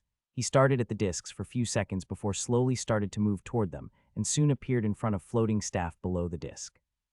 Seeing him do that, other tyrants' expression became very serious, and they looked like they are ready to activate their defensive shield at any moment. Looks like these staffs are extremely dangerous things that even tyrants such as Sir Sheldon is very careful of them. Carefully Sir Sheldon gripped the staff, which seemed too big for his hands, and pulled it out of the blue light. A big sigh of relief couldn't help but flash into the eyes of Sir Sheldon when staff came out of the blue light of the disc safely and did not react any weirdly. He looked at the staff for a moment before taking out a big wooden case that had a dense formation carved on it. He gently placed the staff in it and closed the case. As he did, the case lit up and disappeared into the storage. A moment later, he moved toward another disc and done the same thing as he did with previous staff, pulling it out of the disc's light gently before storing it in a case safely. One by one, he did that with staff, and always his expression would serious, and his movements would be gentle and careful, and he would always take a sigh of relief as he pulled out the staff without any accidents. As he moves toward one disc after another, his movements were never hurried. Even after he removed 10-8 staff, he moved toward 9th staff with the same carefulness he had exhibited toward the first staff. Soon Sir Sheldon reached the 12th staff, the last. With him pulling it out, all the staffs would be stored in storage gently. Seconds passed by slowly as Sir Sheldon gently pulled out the last staff and put it in the runic case. As he did that, the tyrants behind him took a huge breath as a big burden had released from their shoulders. As it had happened, Sir Sheldon turned toward Sir George and said something to an old man hearing it. The old man nodded and moved beside Sheldon before moving his up a little. As he did, the ground covered in the green light begins to move. I am not surprised. Him being Earth Elemental, the info teacher had provided about the tyrants in Devil's Gate was quite detailed. Seconds passed by as the Earth moved slowly, and soon the upper part of the engine thing became visible. As it did, the expression on everyone's face became serious, and Sir George began to move the Earth even faster, as if wanting to be finished with this task as soon as possible. I was watching the old man manipulating the Earth when suddenly Aisling craned her neck. It left a second later. Sir Sheldon shouted something, and Sir George stopped and appeared behind Sir Sheldon like other tyrants before looking left with trepidation. I did not have to wait for long to know why they are looking toward the left, and within a second, 7 grim monsters appeared in front of them, and 3 of them were the same who put that engine thing in the ground. But the one leading them is a completely different grim monster. It is Snow Werewolf with a huge hammer in its hand. Seeing 7 grim monsters appearing, the expressions of the 5 tyrants have become serious, and there was even fear that could be seen on the face of Sir Sheldon and others as they stare at the Snow Werewolf. It is very clear that the leading Snow Werewolf is very powerful, so powerful that even Sir Sheldon is afraid of it. As they appeared, the Snow Werewolf laughed as it said something and waved its hand, and as it did, a snow gale came out of its hands which easily pushed Sir Sheldon and others hundreds of meters behind. Sir Sheldon and other tyrant tried to resist the snow gale, but they were not able to do much other than get pushed back, and seeing their helplessness, horror couldn't help but appear on the faces of 5 tyrant. The power shown by the Snow Werewolf had shocked the 5 tyrants. Though they are shocked, they quickly collected themselves and brought out weapons, ready to face the werewolf, even if it is stronger than them. The Snow Werewolf laughed, seeing their bravery before its expression turned ferocious and killing intent began to radiate from its eyes. It is clear that it wanted to kill the humans. Huge crystalline claws appeared on both of its hands, and it swiped toward the direction of humans at a speed that I was barely able to follow blurringly. Through the claws, a huge phantom of claws appeared and went toward the 5 tyrants at the blurring speed. Seeing the powerful attack coming, all the 5 human tyrants attacked together, and at the same time activated their defensive shields, which is a wise choice, and the phantom claws clashed against the attacks of the 5 tyrants. It had crushed them all. Cold, lacerating wounds appeared on their bodies. As they puked the icy blood, the attack was too heavy for them. I am quite shocked seeing the power of the attack. It had obliterated the humans' attacks and crushed their defensive shields, especially that of Sir Sheldon, who is quite powerful. I have read the intelligence on him. He is not only a powerful tyrant, but also had great battle experience. He may look middle-aged, but he is over 100 years old. He was a young man during the last Grand War. He fought in it and survived.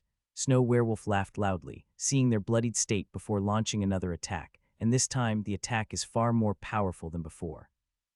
Aisling could feel the aura of attack even in the clouds, and she is not using her soul sense. Its aura had covered the large area that she could feel without extending her soul sense. The humans' tyrants reacted immediately. They again launched the attack and evoked their defensive shields. This time the attack of the Snow Werewolf crushed the attacks of humans' tyrants. Last time their attacks were able to slow down its phantom claws a little, but this time the claws had directly crushed the attack and moved toward the human tyrants. Horror again appeared on the faces of human tyrants as they moved to dodge the attack, but their speed seemed too slow. The attack of Snow Werewolf had reached them before they could take more than 2 steps. Seeing the powerful attack about to crash on the tyrants, I nearly closed my eyes in horror. What will happen next won't be pretty. Not all 5 of them would be able to survive this attack, and they know it will. It is clearly visible in their eyes. The grim monsters were also shocked by the sudden rescue, especially Snow Werewolf, who was not able to detect the attack before it came, or the person who had launched the attack. Everyone searched for the person who had rescued the humans, and they did not have to wait for long as beautiful women with light blue-colored hair appeared in front of them.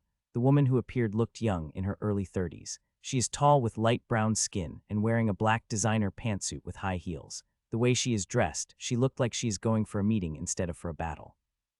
On her CHESD, there are 2 badges. One is of Silverstone Academy, and the other is of Black Moon Corps, a powerful unit of Pyramid's forces which only had elite tyrants as its member. The Black Moon Corps is one of the three most powerful corps that Pyramid controlled and was established by Ramona Hawthorne herself during the previous epical war. The requirement to get into it is very hard. Except for Sir George, no one seemed to identify this woman, but everyone turned respectful to her as they glanced at Black Moon badge on her chest. The expression of the snow werewolf had also turned serious as it looked at her. The lady with the Black Moon badge is not looking at any of the grim monsters instead. She looked for a moment before she said something that surprised both grim monsters and humans. A second later, a grim monster appeared out of nowhere. It is a Black Bearman covered in ivory white armor. The appearance of Black Bearman had shocked everybody. Even grim monsters did not seem to know it was hiding there, and what shocked people even more is a mark of circle and axe on the armor of Black Bearman. The Raising Legion. Just like the Black Moon Corps, the Raising Legion is one elite force of Grim race. In control of Grim High Council, these bastards are very powerful, and they are equal to Black Moon Corps in power or slightly more, seeing they have higher numbers. What the hell is going on? I ask myself. The members of Black Moon Corps and Raising Legion rarely appear in the open, and whenever they do, they never reveal themselves, but now they are openly showing themselves. As the Black Bearman appeared, a smile appeared on the Black Moon Lady's face, and a longbow appeared in her hand. It seemed to be made of some king delicate white wood. It looked very beautiful. The bow just appeared in her hand. She did not pull a string or aim it, she just took it out to make a statement. Of course, she is going to use it. With all these powerful tyrants gathered, there will be a battle. Both sides continue to stare at each other before Mama Bearman said something, which drew out an angry response from the Black Moon Lady, and she said something pointing at Black Bearman, which drew out angry response from it, but it was not directed at the Black Moon Lady, but at the three grim monster who was placed engine thing in the ground yesterday. It is likely angry due to them being discovered. I could think him say, "You all have one thing to do, and you can even do that right." The Black Mama Bearman looked at them for a few seconds before again looked at Black Moon Lady and said something. This time, the Black Moon Lady did not waste time responding to it. A beautiful blue-green armor appeared on my body which had covered her to her, and her longbow began to shine faintly as she lifted it aimed. As she pulled the string, a green arrow formed in the strings which left the bow as she released the string. The arrow was so fast that I was only able to catch a glimpse of it when it was released from the bow before it disappeared and appeared right before the Black Bearman and pierced through its chest. No blood came out of its wound, as it did not pierce through it. What I saw is an arrow piercing the after image. The Bearman had dodged the attack. Bearman appeared behind the Black Moon Lady and swung its glowing green sword against her. I saw it decapitating her neck, which again turned out to be Phantom, as the Black Moon Lady appeared 100 meters back, and she shot back to two arrows.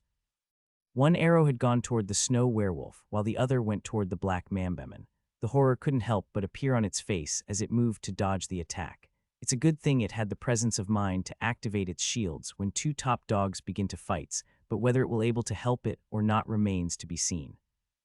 The Black Bearman did not think the snow werewolf will able to dodge the attack as it moved to help it, but stopped immediately as it found the Black Moon Lady shooting one arrow after another in its direction. It seemed to immediately discard the thought of saving the snow werewolf and focused on saving itself, and while it happened, the arrow had pierced through snow werewolf. Its defensive method had torn apart like paper before the arrow pierced through its body, creating a huge hole. The injury is extremely serious, but it was not able to kill it on the spot. It had moved enough that instead of piercing through its chest, it had pierced through the right side of it, saving the heart by inches. Still, the arrow had created a huge hole in its chest, which is double the size of an adult palm. Not to forget the injury is not healing, it seemed to be expanding. It is a quite shocking scene, seeing the Vitality Grim monster has all the injuries they received healed very quickly, but this attack by Black Moon Lady, doing the opposite, so one can imagine the power behind it. It seemed to make the Black Bearman very angry, and it leaped at Black Moon Lady in ferociousness. Its movements became invisible. That fight from then on became near invisible to me. I could only catch the snip now and then when they stayed on the one spot for too long, but one thing is clear, the Black Moon Lady is dealing with Bearman just fine. While her attack may not be able to touch it, its attack also was not able to do anything to it. She seemed completely fine. Though they might able to deal with any attack that came from each other, any attack from monsters from above will give them a deal or take them very close to death like the snow werewolf. As time passed, the destruction begins to spread around. Each arrow that missed would destroy hundreds of trees in just a minute of starting the battle. The kilometers area of the fight had been destroyed. Even tyrants below who are watching like the headless chickens had drawn back from the immediate area of the fight, fearing they might get targeting by the other party, as the snow werewolf did. That was a wise decision on their part. The only area that wasn't destroyed by the tyrants is where the engine this is both parties consciously avoided targeting that area. It had been more than an hour since the battle had begun between two tyrants. Until now, no one was able to touch each other. Their attack has grown powerful over time, and their speed is so great that I could see them except when they stop on one spot for more than a fraction of the seconds. With such long battles and power attacks, they have destroyed the huge area around them. The trees in the dense suppressive area where even Emperor with strength like mine will have a problem dealing damage had been vaporized under their attacks. Tens of kilometers area lay barren around them looking at it. One might think only a powerful army could bring such destruction, but no, it had been brought by just two very powerful tyrants. For a moment I even thought whether the powerful suppression even affects them, which it does of course, but these tyrants are powerful enough to bear it with the strength they have. Despite not able to see much of their fight, I am looking at it very carefully. I am sure after this fight, things will change in the Devil's Gate, even outside. Simple things could call members Black Moon Corps and raise Legion. The battle continued for more than 20 minutes, when suddenly both of them stopped and looked at each other. Without speaking, they just stared at each other. The staring contest lasted for more than a minute before Black Bearman said something. Hearing what it said, the Moon Lady copped and said something which seemed to anger Black Bearman too much as its eyes blazed in anger. Whatever they are talking about, it is related to the engine thing. Both they're targeted on it, and even during their battle, they had their eyes off that engine thing and were always careful not to hit an area where the engine thing is. Few more words fired from their mouth when suddenly, a powerful aura burst out of the Black Bearman. This aura is very powerful, far more powerful than any aura it had ever revealed during the battle. Even I, who was watching through Ashlin's sense, felt suffocated when this aura washed over Ashlin. The strange thing is, while I felt suffocated, Ashley does feel much anything as if this aura is not from some powerful tyrant, but lowest level knight. It is the same for the suppression from which she does not feel anything. But unlike the suppression, which she is actively shielding me from feeling, she is doing no such thing with aura. As the powerful aura released from the Black Bearman, it moved. It did not waste even a fraction of a second. I wish I could see how it had moved, but the difference in the strength is too much for us to see anything. It has definitely launched the all-out attack, and with the killing, the intent is radiating. It is clear that it wants to kill the Black Moon Lady at any cost. It is like she is revealing her strength for the first, every moment. There is an arrow releasing from her bow. She is not giving the Black Bearman a single chance to attack. Shhhrrr. One of the arrows finally nicked its shoulder, giving a small wound. Though the wound was small, it had created the big effect as the Black Bearman roared in frustration loudly and went toward the Black Moon Lady. She again dodges its attack and begins to shower it with the arrows again, and this time her arrows begin to divide themselves. Each arrow would divide itself into a 10 arrow. With so many arrows coming its way, the Black Bearman began to have a problem dodging them and started to defend with its sword. It is the chance that Black Moon Lady seemed to be waiting for. She increased the intensity of arrows that Black Bearman would always be surrounded by them. Seeing how is cutting the tens of arrows every moment, it seemed to have fallen into the traps of Black Moon Lady. Archers are dangerous, especially skilled ones. With the range and attacks they could launch, they could control the rhythm of the battle. Such opponents are very hard to deal with because if they are not strong as you, they will run away, and every archer I had come across have an incredible speed, that catching them is very difficult. More and more arrows came toward the Black Bearman, but it dealt with each of them without any problem. It might be trapped, but it is still strong enough to deal with any attack that came in its way. The Black Moon Lady continued to launch an attack at Black Bearman. I had thought she would continue to launch it when suddenly, a silver arrow appeared on the bow. It is not an energy arrow, but a real physical one which she aimed at engine this. No. The sudden move from the Black Moon Lady caught the Black Bearman off guard, and it screamed loudly as a silver arrow flew toward the engine thing. A powerful aura burst out of it, and it moved toward the arrow, not caring about the powerful arrows that are coming toward it. Alas, it could not catch up to the silver arrow. It is too fast, and it stuck to the engine thing before the Black Bearman would do anything. The look of horror appeared on the face of Black Bearman and other grim monsters. As they saw the silver arrow striking the engine thing, they began to create as much distance they could from it, as if it might explode. I also expected an explosion to happen, but nothing of that sort happened. As the arrow the engine thing, it melted in silver liquid which begins to spread across the engine thing. In a few seconds, the whole visible part of engine thing had been covered in silver liquid, and I am sure it seemed down, covering the part that is buried in the earth and also the huge runic disc on which it stood. Wretched human, the Black Bearman roared loudly, and moved toward Black Moon Lady in rage that could be felt across kilometers. Seeing it coming toward her in a fury, there was no fear in Black Moon Lady's face instead. There is mirth as if she is challenging it. The smile on her face seemed to make it even angrier as it let out the guttural roar. She again pulled the string and released the arrow, and this time, the arrow bigger and darker, and it appeared inches away from the chest of the Black Bearman chest in a moment. Bearman swiftly fended off the arrow, but a trace of fear and panic could be seen in its eyes for a moment before it had disappeared, and it had taken a step toward the Black Moon Lady when it stopped again, and this time the arrow was nearly at its eyes before it swatted it away. A couple of more arrows were launched before they had stopped, and both looked at each other. The Black Moon Lady opened her mouth to speak, but Black Bearman interrupted her and barked something before turning towards 7 grim monsters and said something to them. Hearing that, the 7 grim monsters hesitated before they appeared behind the Black Bearman and began flying away. Their exit shocked me, and it is even more shocking that Black Moon Lady did not try to stop them. She just watched them leave without doing anything before she landed near the engine thing, which is melting under the silver liquid. The silver arrow is not the normal arrow. It had somehow melted the whole engine thing, and now I could it melting the disc. The Black Moon Lady continued watching the melting process, but she also very careful about her surrounding. She might seem relaxed, but she is not. She is ready for war and not to forget. Her bow is still in her hands. I have seen how fast she could shoot if she sensed any danger. It would not be taken even a fraction of a second before arrows start flying from her bow. A few seconds later, the 5 human tyrants appeared beside her. The lady turned toward Sir Sheldon and began talking with them. Whatever she said seemed to put a grave expression on Sir Sheldon's face as he rubbed his temples in worry. It is quite frustrating to me that I could not hear what they are talking about.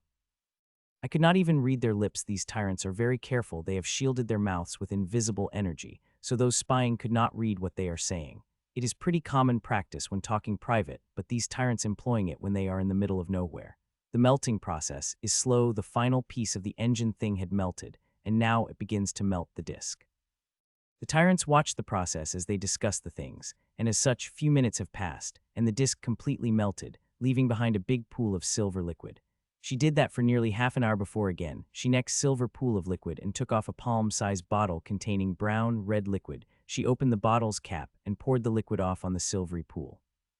Silvery liquid begins to saturate as it came into contact with the red liquid, and by a second, its area begins to shrink till there is nothing but a small silver ball had remained, which had numerous runes flashing on it.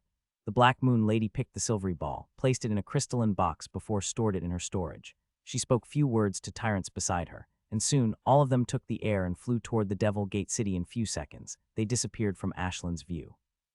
I did not break the connection with Ashland and continued to watch below for a couple of minutes, but nothing happened except for few monsters coming and sniffing before leaving in a hurry as if they sensed something dangerous. What a day, I said as I opened my eyes and massaged my head. The past few hours were really something. I really wish to know what that engine thing is, but alas, I could not. Though I made a mental note in my mind about it, I will ask the teacher when I got back to the academy. Now with this mess around, I don't think anyone would be able to leave the Devil's Gate. The next week and week after that is a time when the gates of gates opened. Old people go, new people came, but I don't think at this moment Devil's Gate would let anybody leave. For the past years, the situation between the humans and Grim race becoming tenser than usual. I had observed it during the years. Sigh. A sigh couldn't help but came out of my mouth when I think about war. War is terrible but necessary.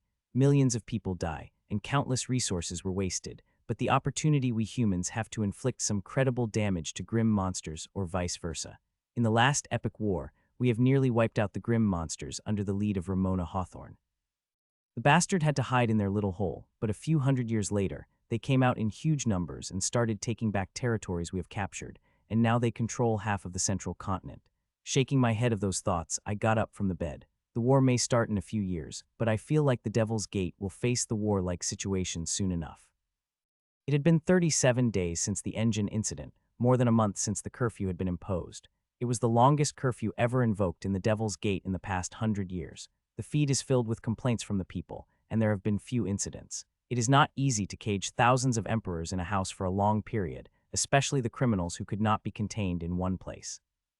Many exploded, but tyrants have suppressed them within minutes, though they did kill not people. What they did was quite scary. They streamed it live as a warning. Seeing the punishments of people, even the craziest emperors became sober, and no huge incidents have occurred. While the city may be silent, the forest is not. Ashland had been in the forest for all this while, and in the past month, she had seen more than 100 tyrant battles. They were happening in every corner of the forest. Ashlyn had seen nearly 50 tyrants from both sides, and few of them had even died. It is hard to kill the tyrants, but they can be killed. I had seen them got killed, and know how much strength I would be needed if I wanted to kill one. Something strange had happened in the forest 2 days ago. All the tyrants, be it humans or grim monsters, have disappeared. Not a single one of them remained, and it is likely related to the missive I had received a few hours ago. The curfew had finally ended correctly. It will end tomorrow morning. All the residents have been asked to be present at the Adventure Plaza in the morning. While this past month had been prison to the other people, I was quite happy to get such a long break. It had given me huge time to study and work on my inheritance. The Tyrant upgrade is not easy. The knowledge requires for it is immense that even now, I do not have a full idea about creating a complete Tyrant upgrade. But as I study more, I get closer to my goal. The 7 books that Hidden Being has provided me are a treasure. There is so much knowledge filled in them that one could fill hundreds of libraries with them. They contain concepts that are wondrous and out of the world, and very difficult to understand. It is good I have inheritance space where I could read them, where time flows much slower. If it had not for that, then I would have needed near a year to study what I had studied. It is not the 7 books I had studied. I also studied the book on celestial inheritance, the example of inheritance it has int. Those inheritances are extremely good, very polished. I felt regretful to say that my current inheritance is below their standards. Compared to their powerful, efficient, and clean design, mine is an absolute mess. While now it is a mess, a less mess than before since I am following the rules. The Tyrant upgrade will be powerful, efficient, and clean, far more than the design shown in the book. I will make sure of it and continue working on it, no matter how much time it took me. As I finished with my dinner, I cleaned the dishes before going toward the training room. I summoned my sword, not an original sword but a sword that Sam used, but I made it even heavier than my sword's weight for the training. I had seen how one's combat skills matters when the battle between equally powerful opponents played out. The first real Tyrant battle I saw between Black Moon Lady and Black Bearman, both of them had about the similar level of strength, but if the Black Bearman is not such skilled with its sword, it would have not able to stop the arrows that appeared inches away from its heart. Real skill requires experience, hard work, and consistency. I have experience, and I am working hard consistently, and as long as I continue to do that, I will have the skills I need. I practiced with a sword for 2 hours, till every article of clothing I am wearing had drenched in sweat. I put my sword back in me and walked to the shower, where icy cold water cascaded on my body. After such intense practice, the bath of the icy cold water felt extremely good. 15 minutes later, I walked into my room wearing new clothes and laid on my bed before closing my eyes, which had remained closed for little more than 2 hours before they opened again with obvious tiredness in them. My mind felt sleepy, but I resisted as I always did and took out a tome, and a few seconds later, my consciousness had seeped inside me. The tome is a rare treasure of learning energy manipulation and soul manipulation, which I had recently after I had mastered a 700th recipe. Now the cooking is not all about energy manipulation, but also soul manipulation. The dishes will not only satiate the body, but also the soul. Only the teacher had reached this far, and even she was not able to get much far in it, and I could understand why. The being inside the tome had said that I need a crucial understanding of the soul, and until I understood it, I would not be able to master the recipe. Another failure, I said. An hour later I sighed, and closed the tome before putting it into my storage. It looks like I would not get that crucial understanding of the soul by practicing madly. I will need to do something different, and I have no idea what.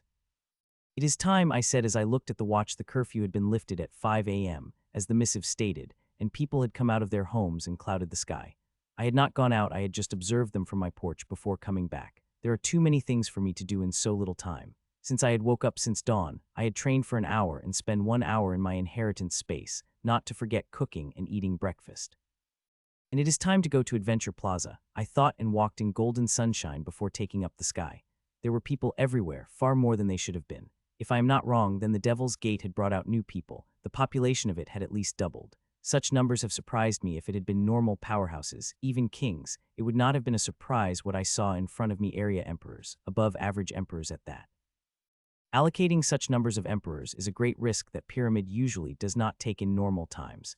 If Pyramid could dispatch more than 20 tyrants, including the Black Moon Corps, then sending a few thousand emperors is no big thing. Thud. A few minutes later, I landed in the plaza amidst thousands of emperors. The tyrants had not arrived yet, but they will soon. Choo-choo.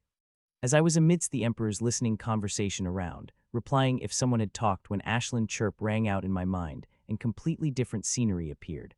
I saw grim monsters coming out of their fort, and they are covering the whole sky before dispersing throughout the forest. FUCK.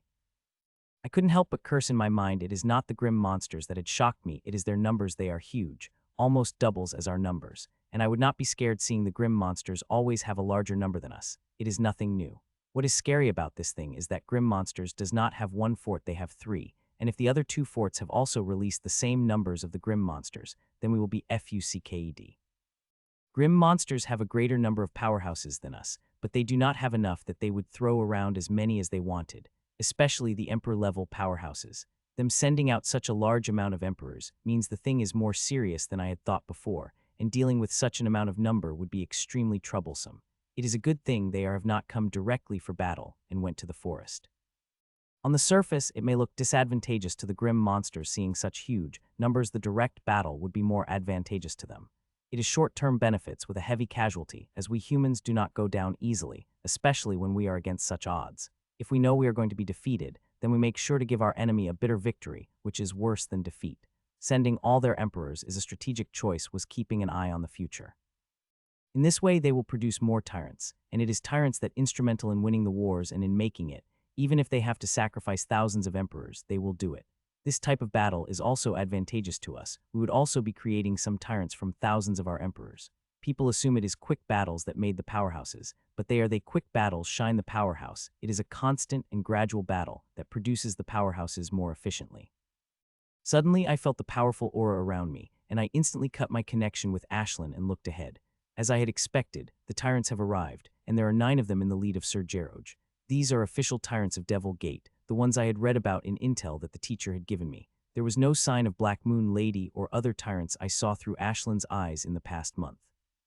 The war is imminent, Sir Sheldon said, drawing out sharp breath from all the emperors. Even I am surprised hearing those words coming out of his mouth, as the first sentence, despite expecting him to say something like that. Though I had expected these words after some soft words, it seemed like Sir Sheldon is the man who likes to go straight to the point. I am sure you all have noticed that throughout the years, the advances of the Grim races have made greater than the past, he said, and nearly all the emperors nodded. The Grim monsters have been attacking more and more territories, with greater numbers than they usually do. The situation had reached the tipping point that now war could erupt at any moment, he said with a louder voice, making some of the emperors surprised. Some still are not understanding the gravity of the situation we are in. One cannot blame them. Here all the emperors are below 50 years of age. We have never fought a huge war. We may have fought battles where millions participated, but it nothing compared to war. So I ask you to prepare yourself for war. From today you are going to get a glimpse of it, he said, and his expression became hard. In the forest there are more than 5 times your numbers grim monsters waiting for you, and I want you all to slay them till the river of Grim's blood begin to flow through the forest, he roared. For a moment, everything was silent before defeating blazing shouts roused from the emperors. War, war, war, war. War, war, wars. The emperors begin to shout loudly as the battle spirit begin to burn in their heart, and the battle spirit of emperors is visible. One could feel it in the air and taste it on their tongue. Go, children of the world, and slay the Grim race with such ferocity that they would think 10 times before declaring the war, Sir Sheldon said, and a huge gate of the city opened wide. The huge gate never opened, seeing the population of the Devil's Gate, which is in mere thousands. The small gates are more than enough for people without creating the huge traffic. The emperors flew toward the gate with their eyes shining in the battle spirit. The speech of Sir Sheldon had roused them not to forget their own lust for battle and hate for the Grim monsters.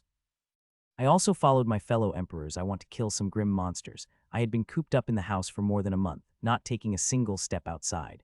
The isolation may not have affected me as much as others, but there is still some frustration in my heart, and what better way to let that out other than having a great fight? Soon I flew over the big gate and minute later, entered the forest. Thousands of emperors have entered, but it would still be hard to find the Grim monsters to kill. The forest is vast, and the suppression of it makes things even more difficult, as the suppression not only suppress the things but also suck everything from sounds to energy, making finding enemies even more difficult. Still, I would not have this problem. I have Ashlyn. She could help me find as much as Grim monsters I want without wasting much time. While the speech of Sir Sheldon rousing, I do not want to change my fighting strategy much. I would still mostly depend on my seeds to kill and harvest the Grim monsters. I have a clear in mind, which is to work on my inheritance while filling the space inside me with the bloodline essence. It is not a hard goal. Not with my current strength. I will only need some time to fulfill it. This goal may not be as blood-burning as my previous adventures, since I could think of most of my opponents with a single attack, but still, this goal is extremely exciting to me. The inheritance, especially the tyrant grade, is very hard to design the standards I forced on myself, making it difficult for me to create it. I do not have sufficient understanding to create the inheritance that is the level of I saw in the book. Still, I am quite lucky that I nearly have all the study material I need to improve my understanding. Her Excellency, when she reached this phase, had to make a deal with Wisdom Tower for such knowledge. Fortunately, I won't have to make such a deal. I have nearly all the material I need to study, and those I do not have, I will have to find it. That is the thing of the future when I nearly complete the Tyrant inheritance, and I have a feeling that it will take time, seeing I had only finished about 10. There is one side goal I like to finish before leaving, and that is reaching Sunlight Dome, and reaching there is harder than I had thought. A few days ago, Ashlyn had reached very closer to it, tailing one grim tyrant, and that tyrant had to land on the ground when it reached close to it. The suppression close to the Sunlit Dome is terrifying. There are too many things on my shoulder, and with this war looming on the horizon, I am feeling intense pressure on me. I like to be tyrant before the war started. From what I read, only tyrants have control over their fate in war, while others are chickens on the chopping board. As I reached deep enough into the forest, I stopped at a secluded spot and asked Ashlyn to check the surrounding area, and when I had gotten the go-ahead from her, I tap in on the temple. A few minutes later, I begin to run through the forest again, but this time my speed is much greater. I am wearing a new face. With this face, I won't have to worry about showing too much power. I am planning to hunt in the middle region of the forest, closer to the central region. I might even go central region for hours. It was quite regretful that I had to remove all my seeds a month ago. After the Battle of Tyrants, I had asked Ashlyn to take out all the seeds. She had only burrowed the seeds back in last night. It was a good thing I had asked Ashlyn to take out the seeds, seeing how zealously human tyrants were in each corner of the forest with many devices in their hands. Even my seeds have some protection against the tyrants. I did not want to take the risk. She burrowed the seeds back in a different destination than before. Earlier, most of the seeds were in the outer region, while some in the middle region. Now, all the seeds are in the middle region. I was going to burrow then in the same place as before, seeing a low number of people have the power to enter the middle region, but Ashlyn told me to burrow them into the middle region, and it's a good thing. Listen to her. With huge numbers of grim monsters coming, I am sure my seeds will give me a good harvest. Jojo.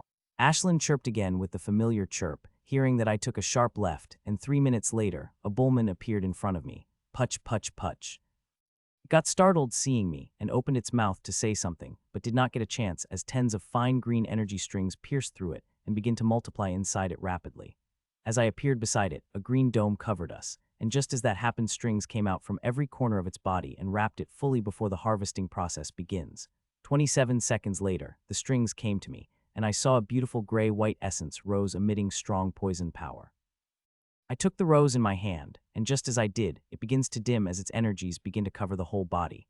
A few seconds later, the poison-type essence rose disappeared, and so is energy covering me. It took less than 10 seconds for Nero to consume the whole essence rose.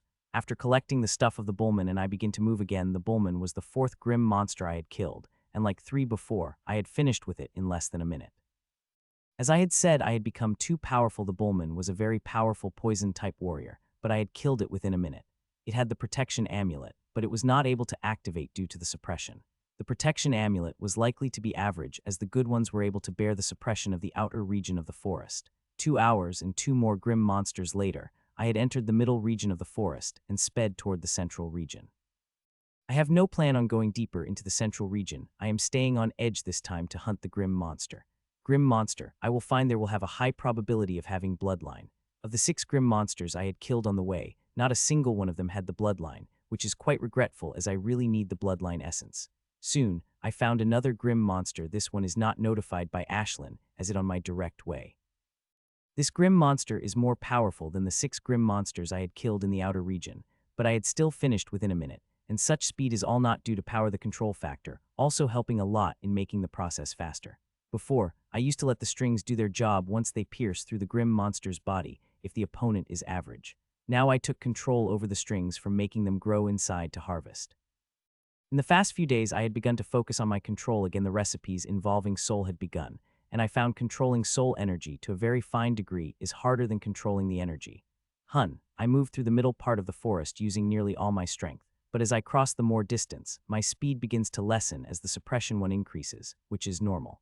What is not normal is the effect of the suppression of what I am feeling. It is lesser than last time, which is strange seeing how little my strength had increased in the past month.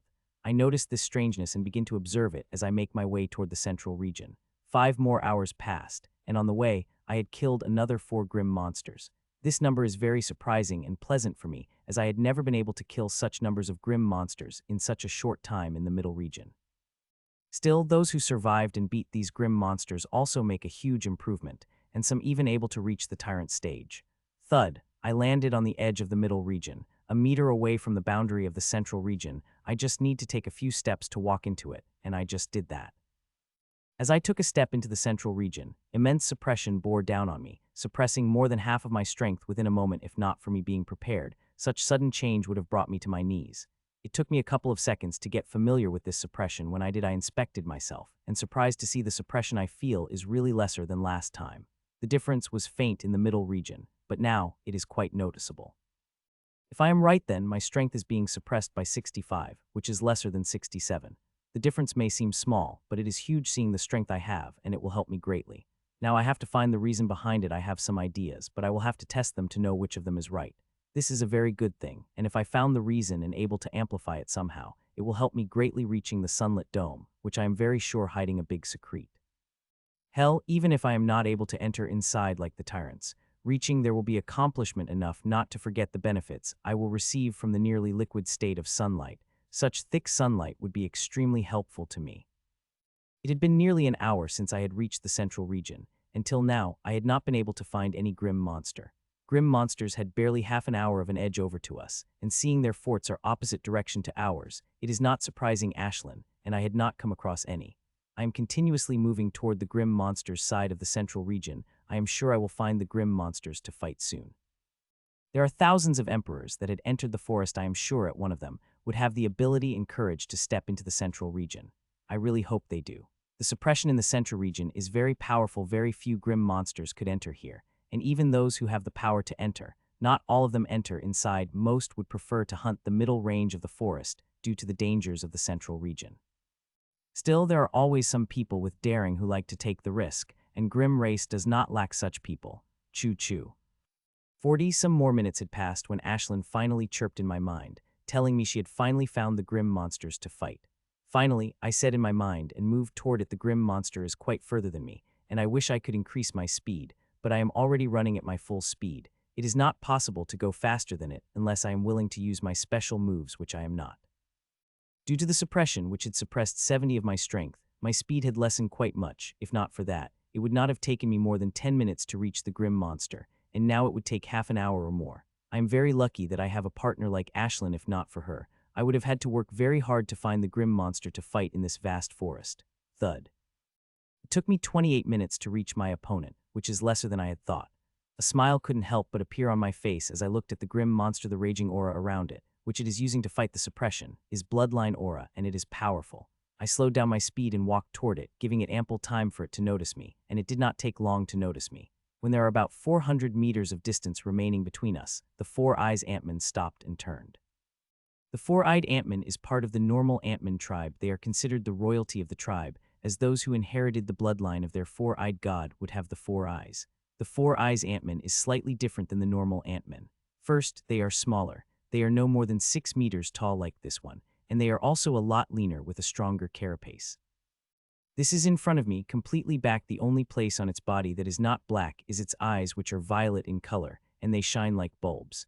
It has its bloodline armor on, which had quite simple compared to other bloodline armors, but it is very defensive, that even totem artifact of a similar level could not be cut through them. I did not expect to find Inhuman this deep, this early, it stated, though its voice contains a slight surprise. I could see the battle spirit burning densely in its eyes.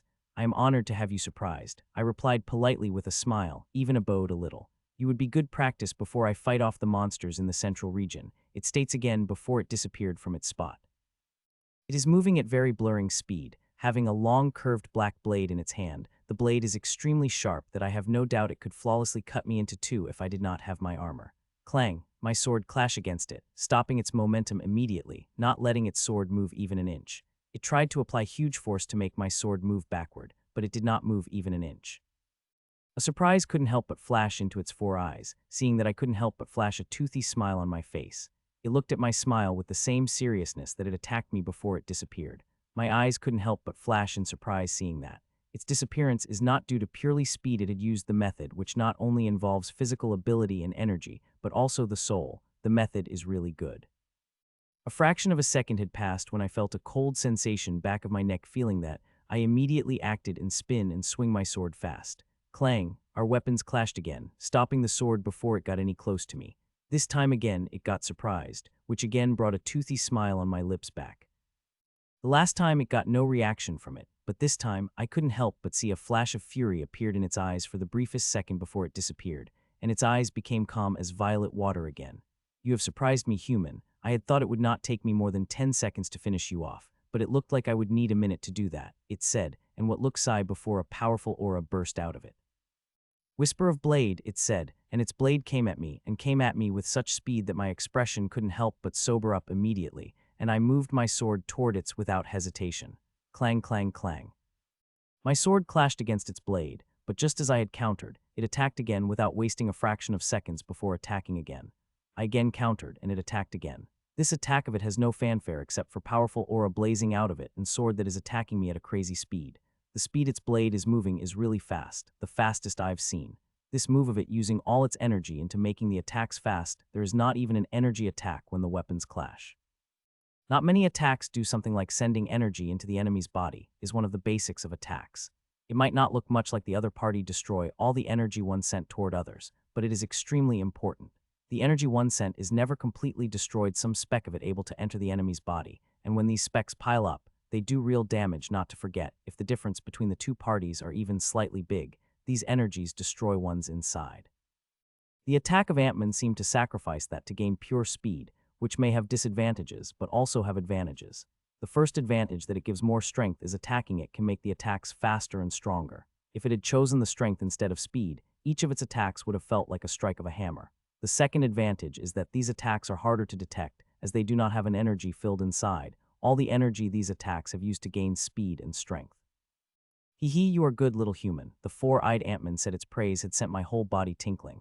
First boost. I did not waste any time and immediately activated the first boost, and it's a good thing I did, and next moment, 3 more blades appeared on its open hands and it attacked. 4 very fast blades came at me, each of them attacking different parts of my body. If they passed through my defenses, they would surely divide me into 4 clear pieces. While its attacks are fast, mine is faster. The strength of the first boost roared inside me, and as I moved, my sword and single sword began to deal with 4 of its sword together. I could see the rage building in its eyes by my counter, and its attacks go faster and faster, but I also harvested more power from the first boost to deal with its attack. Not only that, I stopped transmitting energy from my sword and use it increase its speed, just like it. This had really shocked and created a gap in its defense for a fraction of a second, which it had immediately filled before I could take advantage of it. Storm of blades. It shouted, and flaring mad aura consented, and that exact moment my eyes had sharpened and I had harvested all the energy I could from the first boost. The same exact moment, its blades have also moved, but instead of 4 blades, there are 40 of them, and they are coming to me like a storm. Clang, clang, clang. Seeing such attacking coming, a bright smile couldn't help but appeared on my face as I really wanted to activate the second boost. All the 40 blades are real. While 4 may be of the true blades, other 46 are the blades made of wind, and they are just as dangerous as the metal blades. I would pay a huge price if I dared to underestimate them. Die human. It shouted and attacked me with the storms of blades, which are as fast as lightning in the center of the storm. My sword moved, and it begins to clash against the storm of blades. I used every bit of I could from the first boost, and found myself barely defending against the attacks. The pressure feels amazing. It is like dancing on the edge of a blade. The slightest mistake on my part and tens of blades will come clashing on me, which would not be pretty. In recent times, I had come across such a battle very few times. Even though I could get out of this desperate condition any moment, I did not want to. My sword moved in blurring speed, clashing against the several blades each moment. The Ant-Man is quite a skillful swordsman, but as I fought with it, I had noticed an obvious flaw in its fighting style. It is not a flaw, it is the way this attack is made. The attack is like a net. The slightest mistake on one part and it will bring down the wrath of 40 blades, giving one no chance for any defense, a direct slaughter. While its attack is powerful, it can be broken when one is skillful and fast enough. One could untangle the net and attack it just as easily. While it may seem easy, the skill required to untangle are not many people below tyrants have. Fortunately, I have the skill, and I am going to untangle it as I have already found the way. Clang. The blade my sword clashed against had upturned somehow, clashing against all the other blades besides it, collapsing the whole net in a single moment. A look of horror appeared on the face of the four-eyed Ant-Man as it understood what happened, and it immediately activated its defensive method to defend against my attack. Unfortunately, that defensive shield is not going to help it. It will not be able to stop my sword from piercing through its chest. Boom! The booming sound rang out as my sword pierced through its armor and touched its chest before I got repelled hard. Protection amulet. I screamed in my mind with shock. The repelling power and red energy field covering the four-eyed Ant-Man body is proof that the protection amulet had been activated when I launched the fatal blow at it. This is the central region of the Devil Forest, and suppression here makes it very hard for protection amulet to activate. One needs to have a really good protection amulet for it to be activated here. Second boost. I activated and used its power to stop the repelling force over me. I do not want to crash on the huge tree that few meters behind me. I had just started to stabilize myself when I saw it coming toward myself with ferocious glim lighting in its eyes. Instead of running that most grim monsters do after their protection amulet activated, this is doing the opposite. It wanted to kill me. It was coming toward me when it suddenly stopped. Fear and frustration appeared on its face as the red energy field of protection amulet covering it began to flicker. It flickered for a few moments before it disappeared. I have to say its defensive artifact was quite powerful to resist the overwhelming suppression Devil Forest had, but it still got suppressed after working for a moment. But that is enough, as it had already done a job it had been made to do, save a life. You should have run away when you have time, I said. With the power of a second boost running through my body, killing it would not be a problem. You think you have won, human? It asked as fear disappeared from its eyes and resolution had appeared in it. Looking at the expression on its face, it is clear it had some kind of plan. My mind is telling me to finish it before it uses whatever I have, but my heart started to beat loudly in expectation. It wants me to stop, let it use whatever it has for the greater challenge. Listening to my mind and finishing it off would be a wise choice, but I decided to trust my heart and see what it has. "Oh yeah, what you have?" I asked teasingly. This time it did not get angry at my teasing. Instead, its expression turned serious, and a small bottle appeared in its hands. The bottle is twice the size of the normal potion bottle, but it still looked tiny in its hands. Inside the bottle is glittering red liquid, which is giving off a bright shine, and the way four-eyed Ant-Man looking at it, the potion seemed quite rare. This human is bloodline furnace potion. I nearly lost my life while getting it. I wanted to use it while fighting a powerful monster under great suppression. But now I will have to use it while fighting you. I hope you will not disappoint me, human, it said, and drink the potion whole. This ant is really crazy, I asked as I saw it drinking the potion. The bloodline furnace potion is no ordinary potion.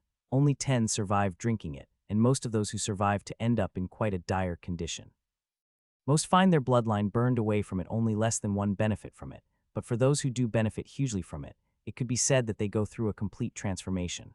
From what I heard, even the lowest grade bloodline furnace potion, 90 and get 99 bloodlines vaporized. Still, I am quite shocked to see it has a bloodline furnace potion. It is an extremely rare potion, and people fight to the death for it despite the extreme risks.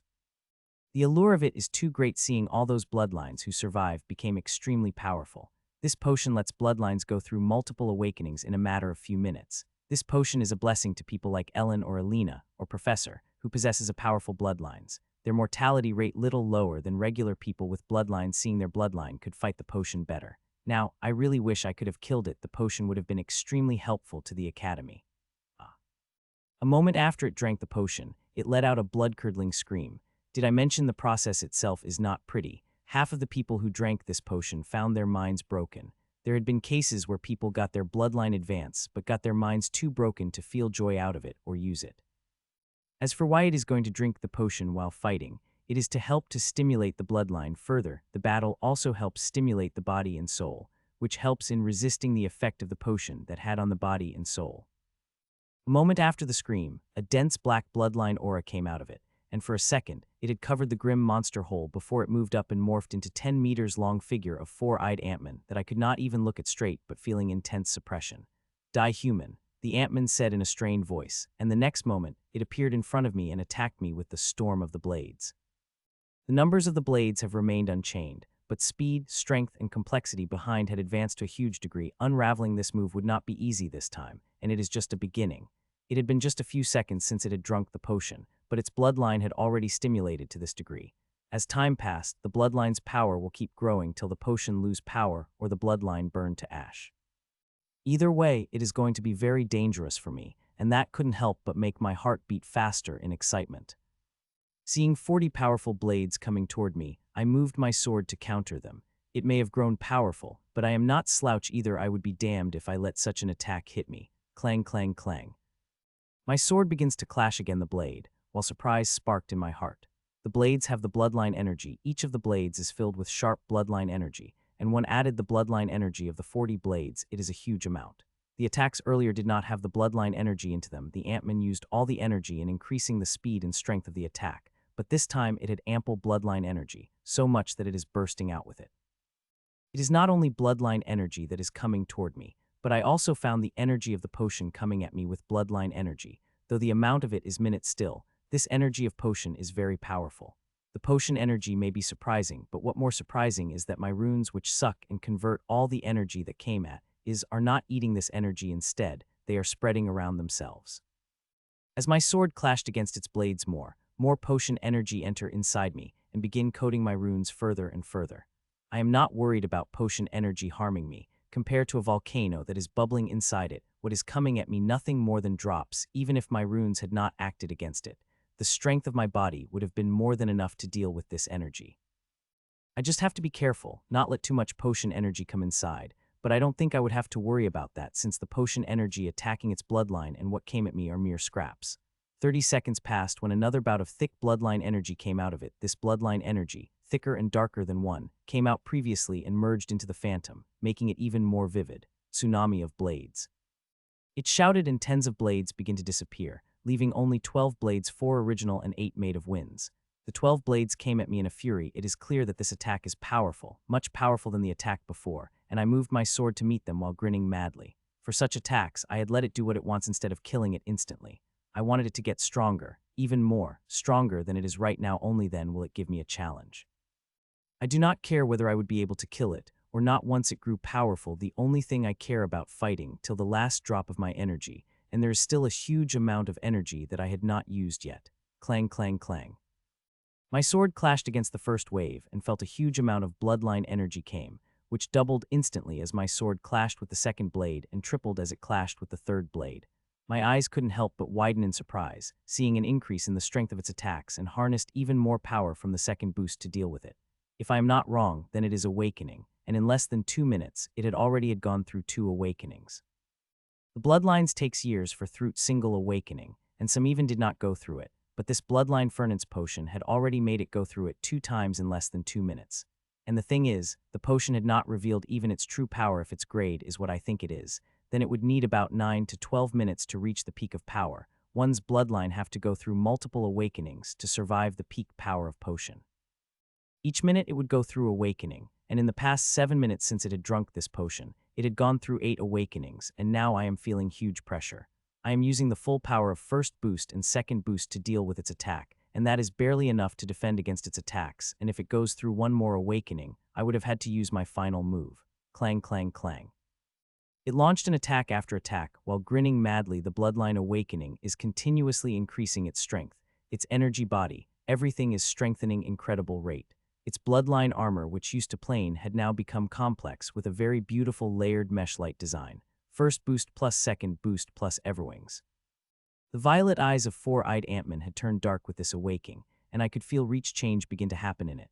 If I am not wrong, its bloodline had crossed a certain threshold, and awakening from now on would give it a far greater boost than before. Destruction of blades. It shouted and attacked me. All the phantom blades have disappeared, leaving only 4 original blades buzzing with such power that it made my body tingle fear and excitement. The power of the potion is reaching near peak, and if this bastard bloodline got through 3 to 4 more awakening, it would able to come out safely and with strength that will make me burn my blood to contend against it. CLNNG, CLNNG, CLNNG. My sword clashed against its blade, and each clash felt like I am clashing against the warhammer and not the blades. One after another, blades came at me, and I dealt with them as I harnessed more power from my runes. Even if I lost the potion, I am really happy I let it drink. Otherwise, I would not have been able to fight with such a powerful enemy who is stronger by the second. I was clashing with it with all my focus when I noticed something which made my eyes go wide in surprise. And it is not from one plate but nearly from all its body, from its 4 eyes to its nose and all the gaps in its body. Its body had reached its limit, its stark clear by the blood that coming out of every part of it. Its strength was growing explosively, and I thought it might smoothly bear the potion, but now things do not look so smooth. It still has a good chance if it quickly goes through one more awakening, which increases its strength of its body by a huge degree. It might really make it. 1674 Blood Magic. Crag, crag, crag. A faint cracking sound begins to ring out as its powerful hard skin begins to crack, and those cracks begin to spread very fast around its body, and from them, hot yellow blood begins to come out. Its condition is getting worse by the second, making me feel like it might not even be able to hold even for 10 seconds. Its condition is really getting worse, but despite that, it is attacking me with powerful attacks. Its attacks are getting more and more powerful, filled with an immense amount of bloodline energy, especially the attacks of the last few seconds. Its attack felt like the burst of a dying candle before going out. Few more seconds passed, and now cracks are spread on every inch of its body, and through the egregious amount of blood is coming out that felt like it would be drained in few seconds. Blessing of Ant Lord. It shouted, and the very vivid phantom of four-eyed Ant-Man, which almost looked real, came down. It enveloped the four-eyed Ant-Man and began to merge with it, and as it did, the power of the four-eyed Ant-Man rose explosively that I had to harness a lot more power from the Everwings to deal with the attack. The strength is just the side benefits of this move. It had used the real benefits are holding down the potion's power. The cracks begin to heal slowly, and the blood stopped coming out. The healing had only lasted for a couple of minutes before the cracks begin to spread again, and this time at even greater speed. The power of Bloodline Potion is great. Even after using such a great move, it was not able to contain it for more than a few seconds. I could see panic building its eyes, and it looked at me a certain way that made my whole body tingle. I am sure there is some move it had hidden that poses a threat to me. I will have to be extremely careful, seeing it is already at the death door, and if it is sure that it might die, then it will definitely do something that will take both of us to hell. Hun, lucky bastard. I curse it as a thick black aura came out of it. It is so thick that it felt oily. The change immediately started happening the moment the awakening begins. The cracks on its armor and body begin to heal, and the blood that came out begin to seep back into its body. I had thought with this awakening, it will be able to pull through, seeing how fast it had been healing. Crack, crack, crack. It had nearly healed when suddenly loud crackling sounds begin to ring out, and a huge crack begins to spread over its chitin. These cracks were huge. Unlike the faint ones like before, these ones are big, and a fountain of blood is coming out of them. A look of horror appeared on its face. It had thought it might survive this, but now, seeing those huge cracks which might tear it pieces in few seconds, the chances of it surviving looked really slim. Suddenly, horror disappeared on its face, and calmness appeared in its eyes, and it looked at me with those four calm eyes, and all the hair on my body stood up. I did not say a thing and jumped back. Using all my strength, I could feel something very dangerous is coming from it, and I should get as far as away from it before I get caught in the dangerous thing. MFRIYUS abandonment, it said softly in a strange, hollowed voice. For a second, nothing had happened, and in that second I had created a huge distance between us. Suddenly, a huge amount of blood spurted out of it from all those cracks, emptying it fully, and this blood transformed into thousands of tiny grim runes and came at me with a speed that is nearly invisible to my eyes. Shit. I couldn't help but curse loudly. I am clearly aware that the moves that use the runes are not a good thing, and especially those that use blood and soul as medius. These bloody runes do not have blood in them, but also thick soul power. The bloody runes surround me before I could create much distance, and formed a sphere of runes around me. I did not waste any time and attacked the runic sphere that confining me with all my strength. Bang. A loud banging sound rang out as my sword touched the runic sphere, and I got repelled. Such attack would have cleaved the four-eyed Ant-Man into two without any problem, but this blood rune sphere. Buzz. I was about to launch the second strike by burning my blood when the runic spear buzzed, and starry red energy begins to come from the Ant-Man lying on the ground through runic chain and spread into a sphere. I do not need to sense this starry red energy. One look at it is enough for me to know what it is. It is the energy of the bloodline furnace potion, and this grim monster is transferring all this potion energy that is tormenting me through the bloody runes. As the bloody runes released the potion energy inside, I tightened up my defenses. I did not want no energy would come inside me. It will have to tear through my defenses to enter inside me. This potion energy is very powerful, and there is no way in hell I am going to let it come inside me. There is potion energy in my body, but it is a trickle compared lake full that grim monster has. It will kill me if all of it enter inside me, and I am not going to let that happen. Hun, suddenly the smug smile I had due to my defenses disappeared from my face, and sheer horror had appeared in its place. The potion energy of the bloodline furnace potion had entered inside me. It slid past my defense without feeling a bit of resistance. How can this happen? I asked myself before suddenly stopping as my eyes went wide in realization, and horror on my face deepened. Blood magic, creation is hard, cheer me up, and won. Shit, I cursed it out loud when I realized what this method truly. a method from blood magic, one of the most dangerous kinds of magic. It is very hard to guard against it. All my very powerful defenses fell null in front of it.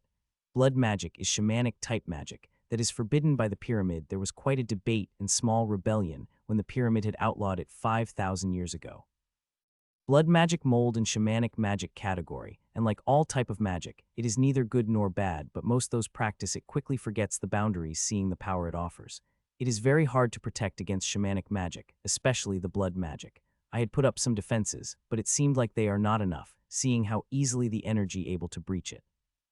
I will have to research the blood magic extensively, and fortunately, Academy has had a good collection on the blood magic, and as a successor, as I would be able to read them after I got permission from the council. The potion energy coming inside me, and like before, my runes did not touch it instead. It went on and began covering my runes like the potion energy that came earlier. First, nothing much happened, but as more energy came in, I found the potion energy pressuring my runes, vibrating around it at very high energy. It is thousands of hammers striking across each of my runes. The bloodline furnace potion may be powerful, but my runes are not made of glass either.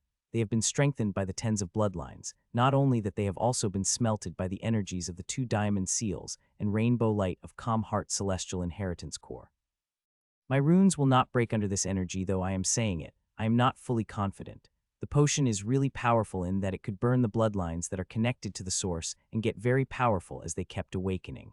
My runes do not have such quantities. There is no higher source connected to them like the real bloodline, which makes them more vulnerable to the potion energy compared to the bloodlines. Though there is slight doubt in my heart, I still wholeheartedly believe that my runes have the ability to pull through it, and while it does that, it is my responsibility to get out of this blood rune sphere through any method I have. Bang, bang, bang.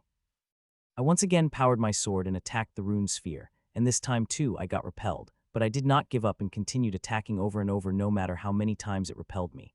After attacking nearly 100 times, I had finally stopped. This blood rune sphere is very strong. I could not breach it with my current strength.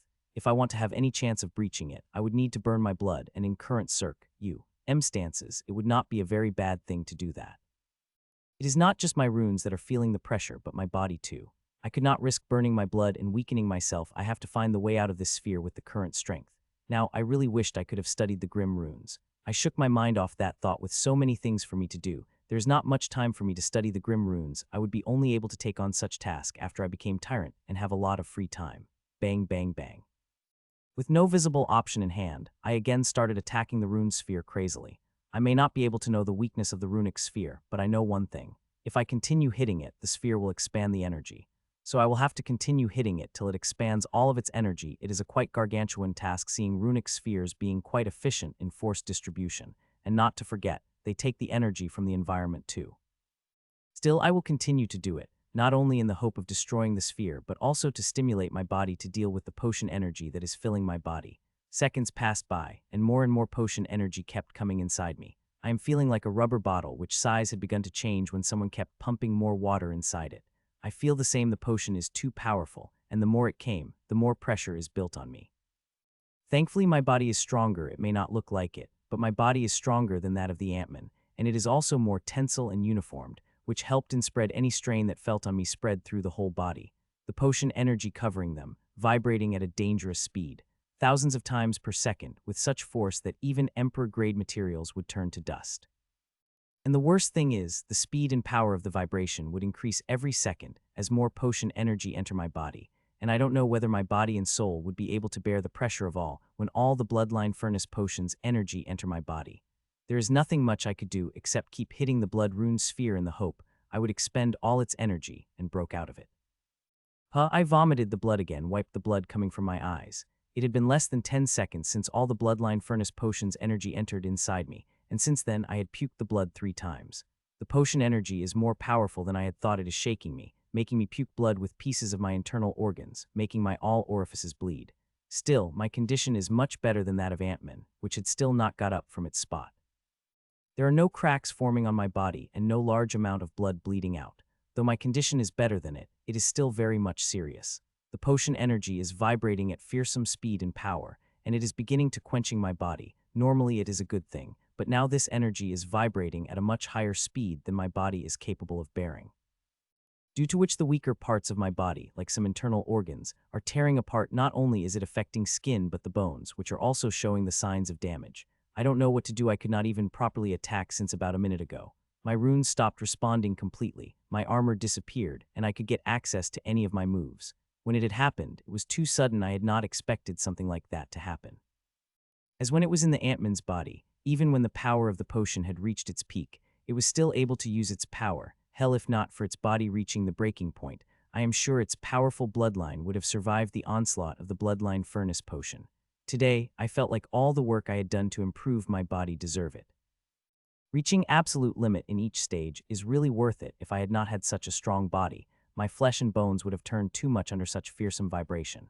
I just hope that when potion energy is completely spent, my runes would not be damaged much, or the damage would be healable. The runes are directly facing that fearsome vibration. My body is not even facing. 5 of my runes are faced. The vibration that my body is getting attacked is residual that somehow escaped the runes. The peak power of the potion is attacking my body in runes, while I am attacking the blood rune sphere. Though my strength is not much, seeing my access to my runes is cut off, it's still something. Koch hun. A confused sound rang out of my throat as I saw a glass-like crack appeared on the several runes of the blood sphere. Koch, koch, koch. I did not waste any second and started to attack the blood rune sphere with all the strength I have, and with each of my attacks, the cracks would become bigger and bigger.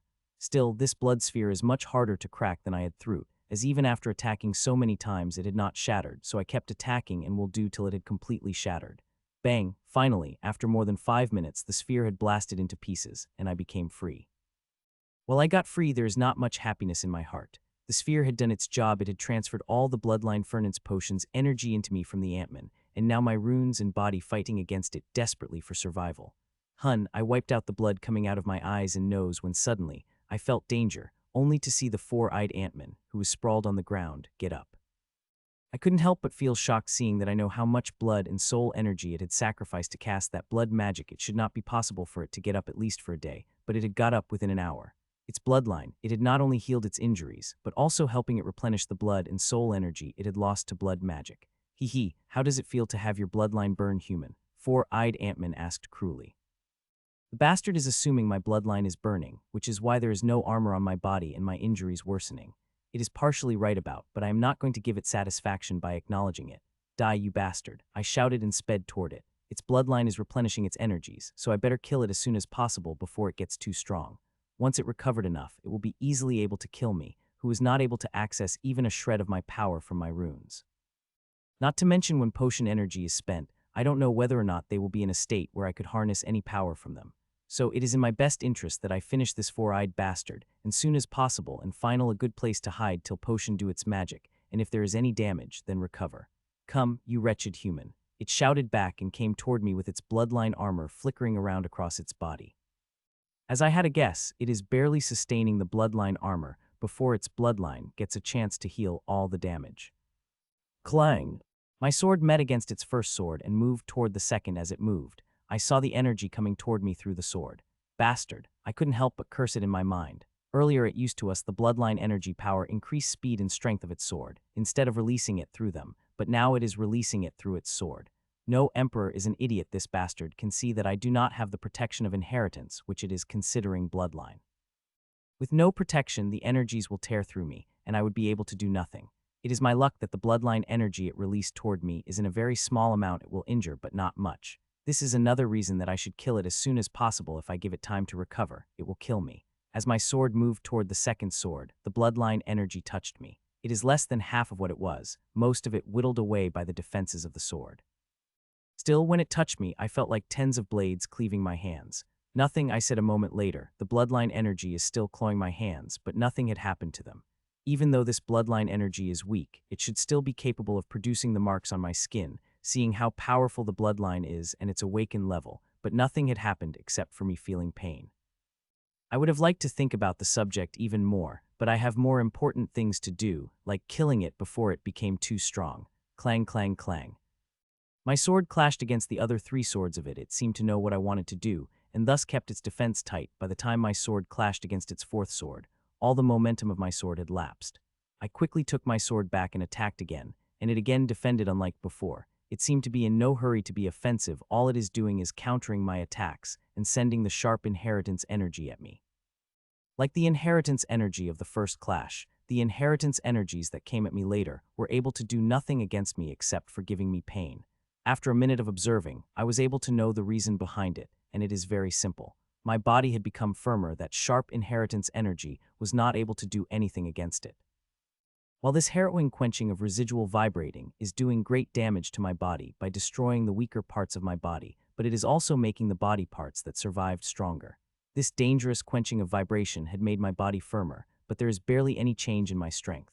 I believe my strength also had increased, but due to excess damage the vibrations doing to my body, I could not access that strength.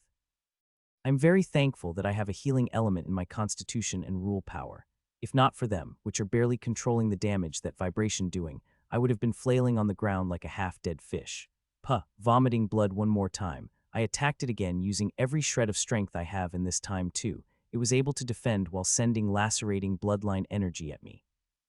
Time passed by as I tried to attack it to kill it, but it was able to defend against it every one of my moves. Its defense is very tight, even when using the killing rule at the highest to see its flaw, but I did not see any which could be exploited immediately with my current strength. It had learned a lot by the last battle and always stopped my sword before it reached too close to it. I just need to touch its skin. With the power of enchantment, I would not have any problem piercing its skin. It is all due to my runes. If they did been working, I wouldn't even need a second to finish it off. Both of us are on the offensive, countering each of our attacks while trying to kill one another with a single attack while all this is happening. I see no sign of the potion energy lessening. Human ready to say goodbye to the world. Four-eyed Ant-Man said mid-fight, and suddenly speed of its sword increased by 3 times as they M0 toward the separate part of my body. Fuck. I cursed loudly inside me. This bastard had been recovering faster than I had expected, and had been hiding quite a lot of recovered power to use it at the right moment, and the right moment is this. 4 coming swords of its felt like a blade of the Grim Reaper to me, each one of them being capable of taking my life. I quickly calmed myself, and my eyes became sharp. Panic will not help me to deal with the coming attack. I will need to be calm and sharp, and use every bit of the advantage I have. It barely took me a fraction of a second to form a plan to deal with this attack. The plan is not perfect, but it will help me survive the attacks with the minimum injuries. Clang, clang, clang. My sword moved and began to clash against its blades, using one blade's power to deal with other blades as such. My sword clashed against one blade one after another till it clashed against all the 4 coming blades. Shit, I cursed loudly as it forcefully diverted its first blades and slashed toward my neck, which I barely avoided, but it got my shoulder and gave me a deep cut that nearly touched my bones. Blood spurted from the cut, but I have no time to care for it as another attack of vengeful blades is from it, and I have to defend against it without getting injured. Slash, slash, slash. Attack after attack came and carving more and more of my flesh with the injuries. In just 10 minutes there had been more than 100 cuts on my body, including the one on my neck. The cut on the neck, I had got it barely 20 seconds ago. I was barely able to save my neck that time. Clang, clang, clang, slash. Its attack came again, and my sword went naturally against it, crashing against them, destroying their momentum with little force I have, and getting another slash on my legs. I barely remember when it was last time I was so bloody by the sword. It would have been at least 2 years before. Ever since I had made huge strides in my inheritance, no blades had carved me as such as this Ant-Man did. Die, you wretched human, it screamed and came at me, this time 2 of its blades targeting my head. I could not let those 2 blades close to my head. A few times when its blades have come to my head, they were nearly able to take a slice off it. Its blade came, and this time I was successful in thwarting 2 of its blades getting a cut on my head, but the other 2 blades cut across my leg and shoulder, giving me a huge cut across, cutting some of the bones. It is becoming harder and harder for me to defend against its attacks. They are faster and stronger, and came with skills that are equal to mine. It is a good thing that it had not recovered too much. If it was able to use the weakest move, then I would be good as gone, and currently, it did not seem like it had not recovered to that stage. Otherwise, it would have used that move without waiting. While it is improving, the energy of the bloodline furnace potion is the same as before. Attacking my runes and body in vengeance, it is a good thing that my rule of healing had reached the master stage a few minutes ago. Otherwise, I would not be in the condition to respond to its attack. Still, I hope that potion's energy would lessen. If it lessens enough, I would be able to access my runes even if they are broken. I do not see just much. Even 5 of my strength would be more than enough to finish this bastard in a single move. Deflecting its attacks and getting few cuts, I quickly looked inside me for a moment. wholly prepared for the disappointment as I had been hundreds of times when I looked inside me when I looked at the stage of the potion energy. This time, I was not met with disappointment that it surprised me, but that surprise had soon turned to ecstasy. The energy of the potion had lessened, and it had lessened considerably. If I am not wrong, then it had lessened about 10 to 15, and that is within a minute became last time when I looked about a minute ago. There was no change in the potion's energy. So now I had to wait for about 5 minutes before I could access my runes, and even less if the speed of reduction increased when the amount of potion's energy decreased. But surviving for 5 minutes would not be easy. Seeing how I am dancing on the edge of the blade, a single mistake on my part could cut me into two, and this ant bastard has 4 blades instead of one to do the job. You are quite a resilient human. All my attacks and bloodline energy fail to kill you even after attacking you hundreds of times. It said and attacked me again. Clang, clang, slice, slice. Its blades moved like the silk of a spider, wanting to bind me in its web, but my sword tore through, but alas, like always not fully successful, and got sliced across my waist and head, just slightly above the ear.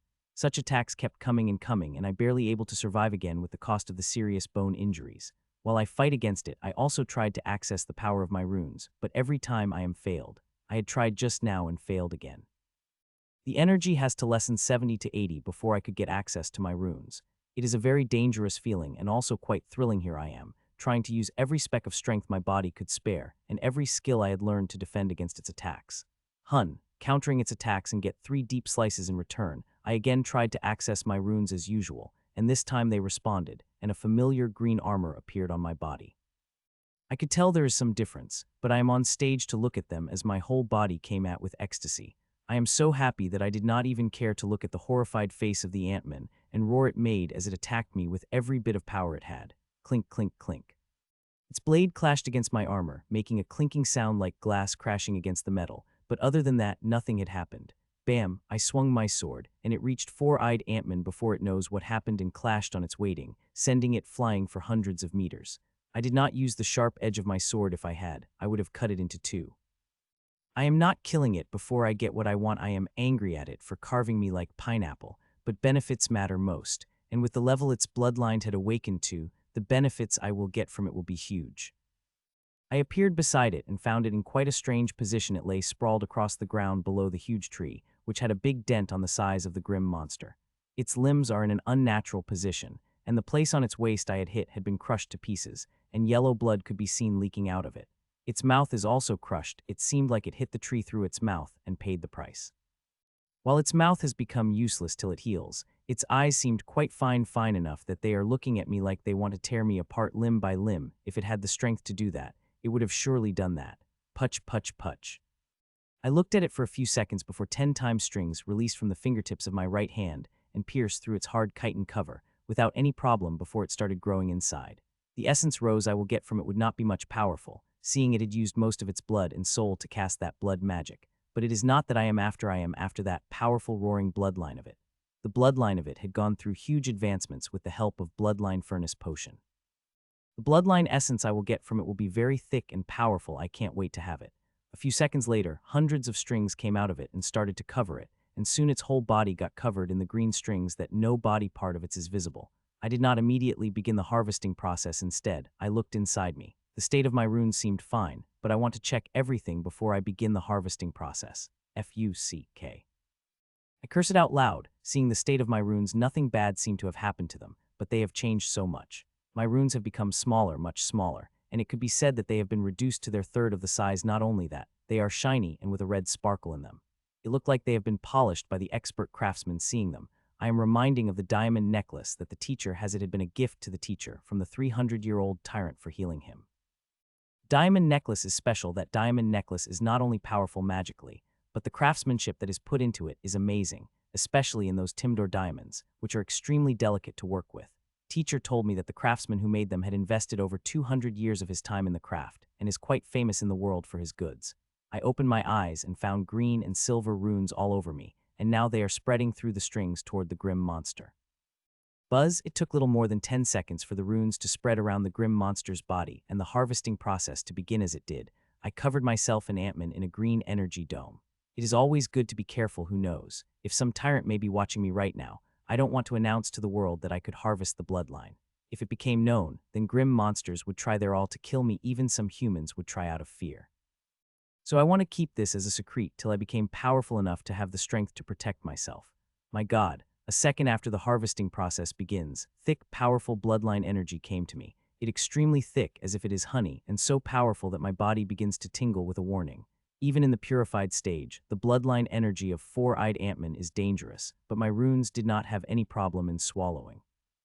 They sucked it as a thing they needed to survive. The rate of runes sucking the energy is greater than before. It is clear that my runes have suffered no damage by potion energy. Hell, it seemed like they have improved in more than one way, and this sucking speed is proof of that. The ant bastard had messed me up quite badly, but I have become good as new within few minutes with the power of my inheritance. Buzz. The sucking lasted for more than 2 minutes before it had stopped, and a flood of strengthening energy released for it. This strengthening energy is the thickest I've ever experienced. It regrettable that I would enjoy my share fully.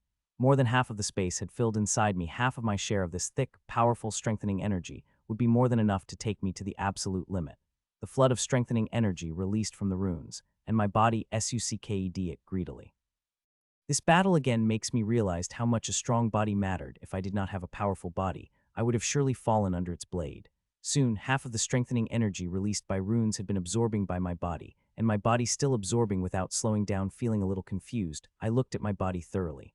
God, I couldn't help but say in shock, the limit of my body had been expanded, and I did not have to guess the reason for it. I looked at myself, felt the strength coursing through my body. It is not bloodline essence that had increased my strength, but also the potion. The dangerous quenching of it had provided me with lots of benefits. It feels amazing to have such strength coursing through my body. I feel like I could do anything, even reach the sunlit dome if I wanted to. Which of course, I could not. The strength required to reach the sunlit dome is immense, and I do not have that strength. Even when I reach the peak of Emperor stage, it will be extremely hard for me to reach there. Still, I will try before I leave this place. I will try my all to reach that place. Whether I will able to do it or not, time will tell. I collected its storage and artifact from the husk of Ant-Man, including the black essence rose, which is barely able to form its drained essence, and put them all in my storage before calling back the green energy sphere. With everything done, I walked toward the middle range of the forest. I had finished my target of today, and now I just need to find a hidden safe spot to set up my abode. With me reaching the absolute limit of Mid-Emperor, it is time for me to level up, and fortunately I have the upgrade ready. With Ashlyn as a guide, I was quickly able to walk out of the central region and found a well-hidden spot in the middle region before setting up my abode underground and walking inside. She had been outside for more than a month and had been tired of eating the packaged food. Even if that food is cooked by me, she is tired of eating it and wants something fresh to eat. So, after taking a good shower and cleaning all blood off my body, I walked into the kitchen and cooked something good that Ashlyn wanted. It took me about an hour to cook a nice 5-course dinner, which we ate together first time after a month. After I finished the dinner, I did not make the preparation for the level up as I wanted to earlier. I had been awake for more than a day and had fought the bloodiest battle in quite a while. I am feeling a little tired and wanted to sleep to rest my body and mind before leveling up. I slept and slept for nearly 9 hours before waking up feeling completely refreshed. After showering up and eating breakfast, I started to make the preparation for level up. I missed those days when I could just think and level up, no need to draw the huge formation and place all those rare and precious resources. It took me nearly 2 hours to draw the runic formation and place all the resources I needed on the formation. Thinking of resources, I did not look at the stuff I had got from the grim monsters I had killed yesterday. I will take a look at them sometime today after I had leveled up. I sat in the center of the huge formation and went inside my inheritance space and happened on the humanoid-shaped upgrade. A moment later, I got thrown out of my inheritance space. Buzz, the energy was dense and powerful, and it is being sucked by my runes greedily at the ravenous speed. It is not the herbal energy that they are eating, but also powerful worldly energy that begins to form inside me. This time I am not surprised by this worldly energy that is exclusive only to tyrants. When I sensed it building above me, I quietly closed my eyes and began to comprehend it. Sensing it and controlling it is one of the conditions to become the tyrant, and I want to satisfy this condition as soon as possible. Buzz. A minute after the breakthrough begins, the inheritance core of Clear Heart Inheritance begins to shine in faint rainbow light, just like it did during the last level up, but this time, it is a little brighter than before. The rainbow light began to spread into my runes, and soon all my runes got covered in rainbow light, and just as they did, the consumption speed of the runes has more than doubled. To create an upgrade for High Emperor, I had just needed a month. The rule book of the Calm Heart Inheritance made creating inheritance almost easy. There is not much challenge in creating the Emperor inheritance. The real challenge is the Tyrant upgrade, which is progressing at a very slow rate even when I give it far more time than I give it to the Emperor inheritance. Now only one Emperor grade upgrade had remained, and that of the Peak Emperor stage, and if I gave it the same time as that of the High Emperor upgrade, I would be finished with it within a month. Time passed by, and finally I opened my eyes as I could not feel any worldly energy. When I looked inside me, I saw my runes had stopped sucking the energy and now are glittering brightly. Buzz. A few seconds later, the runes buzzed, and a sea of strengthening energy spread through my body, nourishing and strengthening every part of me. The amount of strengthening energy that came out of the runes is huge with it. My strength will rise astronomically. 5 minutes later, all the strengthening energy inside me had been absorbed by my body and soul, giving me strength that made me feel lightheaded with just a thought of the things I could do with it. I reined those running thoughts as I have no interest in acting on those impulses. I had already made plans on what I wanted to do, and one of the things is to work on my inheritance. As for fighting and killing the grim monsters, my seeds would do that. Though I would still go out and fight the grim monsters, most of my time would be focused on my research and inheritance. After looking at my body carefully, I got up and cleaned the practice hall before going for the shower. Some of the herbal essences had been stuck on me, and if I did not want to smell like every herb out there, I better clean myself nicely. 20 minutes later, I walked out of the shower and cooked something for lunch for Ashlyn and me. 1.5 hours later, Ashlyn and I finished with my lunch and opened the small gate in the abode to let Ashlyn out. She wanted to go out and fly around, test her strength which she had gotten through this level up. After she left, I walked into my bedroom and laid on the bed comfortably and about to close my eyes to enter my inheritance space when suddenly I remember something. I had yet to check out the storages of the grim monsters I had killed yesterday. I usually do that while walking around the forest, but yesterday I was a little careful. Seeing 50-something tyrants fighting around the forest will do that to you. Tyrants may have disappeared for a few days and gave the field to us emperors, but seeing the way they fought, I don't think the tyrants will remain hidden soon. They will again come out and start fighting. I sent a string of soul energy into my storage ring and begin to look at the rack where newly sorted things are kept. If they had, my storage ring would have notified me it had been programmed to notify me. I started to look at the things, and my speed is very fast as I finished looking at the things. The stuff would fly out the racks and move to the place they belong to. The stuff inside them is nothing surprising, some dead human bodies, artifacts, and rare and precious stuff. There are also many rare potions, and I even able to find a rare king-grade regeneration potion of peak quality, which is quite a find seeing how rare these kinds of regeneration potions are. The regeneration potions are one of the most sought-after potions. Due to constant battles, losing body parts are normal, and except for high-level healer like the teacher who could help in regrowing the limbs, only regeneration potion help in do that. Though this king-grade regeneration potion is useless to me, I am sure Academy will appreciate adding one more in their coffers, especially now when the war is imminent. Resources such as this would become far more important as organizations would start hoarding them. Adding the potion to the special cabinet where I keep the important stuff, I resumed my inspection. It is the same old stuff I found, but it is important to always inspect as sometimes I would find something like the regeneration potion. Few minutes passed and I continued my inspection. Aside from my regeneration potion, I found a powerful magical ore of darkness type, which I am sure many would trade for some nice things. I was reaching the end, and few racks remained to be inspected when I suddenly stopped with my eyes going wide. Fucking hell, I cursed loudly as I looked at the stone content of the blade stone case which I had just opened. Inside the case is bloodline furnace potion, and not just one but 6, and of the 6 potions, 3 are glittering red like the one drunk by the 4-eyed Ant-Man, and the other 3 are glittering black. It is clear that they are of different grades, and looking at the case and 2 empty spaces, there were originally 8 potions in the case. In the arrangement of the potions, 3 glittering black potions are above on that line, there was no empty space, and on the below are 3 glittering red potions, and there are 2 empty spaces in that line. If I am not wrong, then 2 empty potion spaces belong to the red color potion, one of which is drunk by Ant-Man. I took out the potions and read the label on them, which thankfully was written in a universal language. The labels are written in technical terms, which I am not fully able to understand, but one thing I was able to understand, that black color potions are higher grade than the red color potion.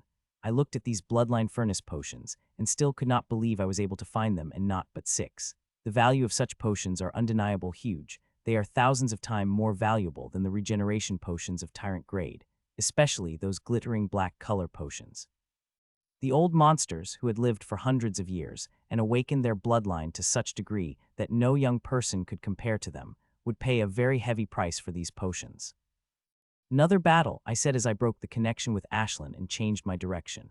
It had been more than 3 weeks since a large number of grim monsters entered the forest, and we have been fighting against them non-stop. There are so many battles that if Emperor kept running at their normal speed, they would hear the fighting sound every half an hour. That is huge, seeing how vast this forest is, and how a regular Emperor had to scour the forest for the whole day before finding a grim monster to fight. The tyrants were silent for few days, just for 5 days before they started fighting. Now, at every hour, some tyrant is fighting somewhere. There is one battle just started few kilometers ahead of me, the same direction which I was planning to travel. With the battle going on, I would have to invent it, and that would take twice a time, but I have no choice. I now have 72 seeds around the forest a few months ago. Handling so many seeds would have taken me days, but now with my strength increased and me finding an efficient way, I barely moved toward the seeds. The only time I went to seeds personally when they caught a live grim monster. That is the only thing I could not make Ashlyn deal with personally. I have to be present to harvest the bloodline.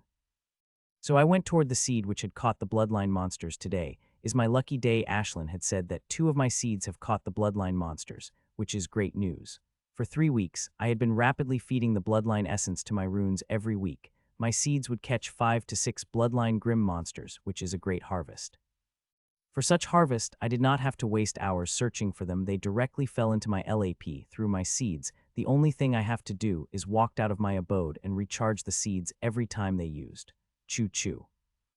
I was moving toward the seed when Ashlyn informed me of the grim monster. I moved toward it, and a few seconds later, its body in my storage getting converted into the mana crystal. Interesting, I mutter, as I saw the result of a battle of tyrants. The battle had lasted for about half an hour and ended when the human ran away. I cannot blame him. The grum monster is strong. If I had been in his place, I would have run away too.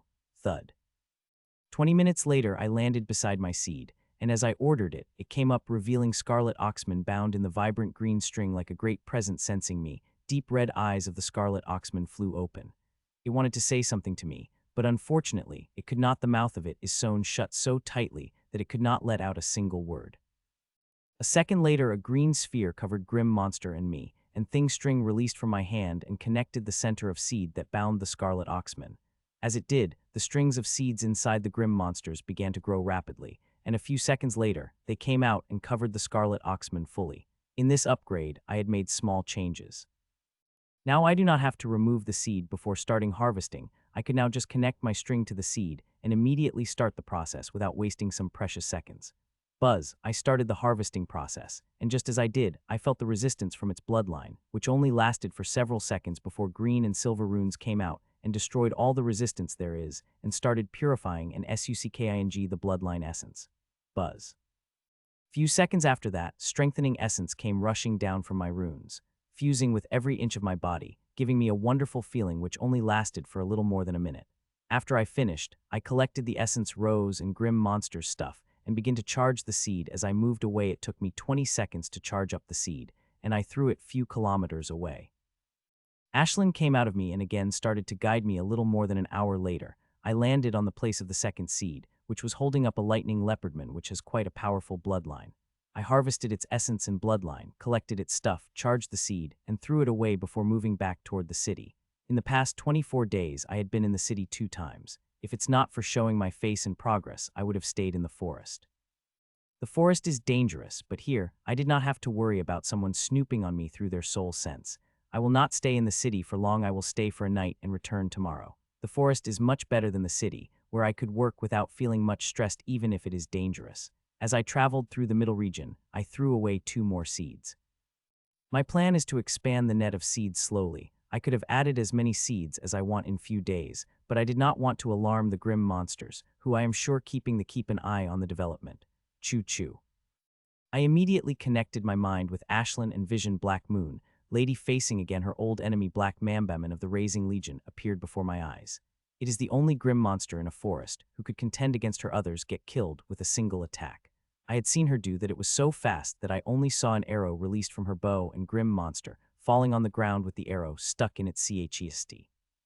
Most of the battles she had fought are with the Black Bearman, and both of them are always clashing, trying to kill each other, but their strength is almost equal, and nobody able to kill each other. Though Black Bearman gets injured now and then, these injuries are not serious. It never let her arrow pierce its fatal spot. I watched their battle for a few minutes before I broke the connection. I had watched their battle many times, that it felt slightly bored. With my mind once again on the road, I increased my speed even with a huge upgrade in strength. It still took me hours to cross the middle region. The forest is damn vast, and not to forget the suppression which suppresses everything. Choo-choo. About 2 hours passed by, and I had reached the boundary of the middle region when Ashlyn again chirped in my mind, and this time her voice is hasty. She wants me to look quickly. Feeling the emotions from her tone, I stopped immediately and looked at what she wanted to show me. Fuck. A loud curse couldn't help but come out of my mind when I saw the scene playing in front of me. I saw Black Moon Lady being surrounded by the 3 green monsters, and all 3 of them belong to the Raising Legion. The huge badge on the armor is proof of that.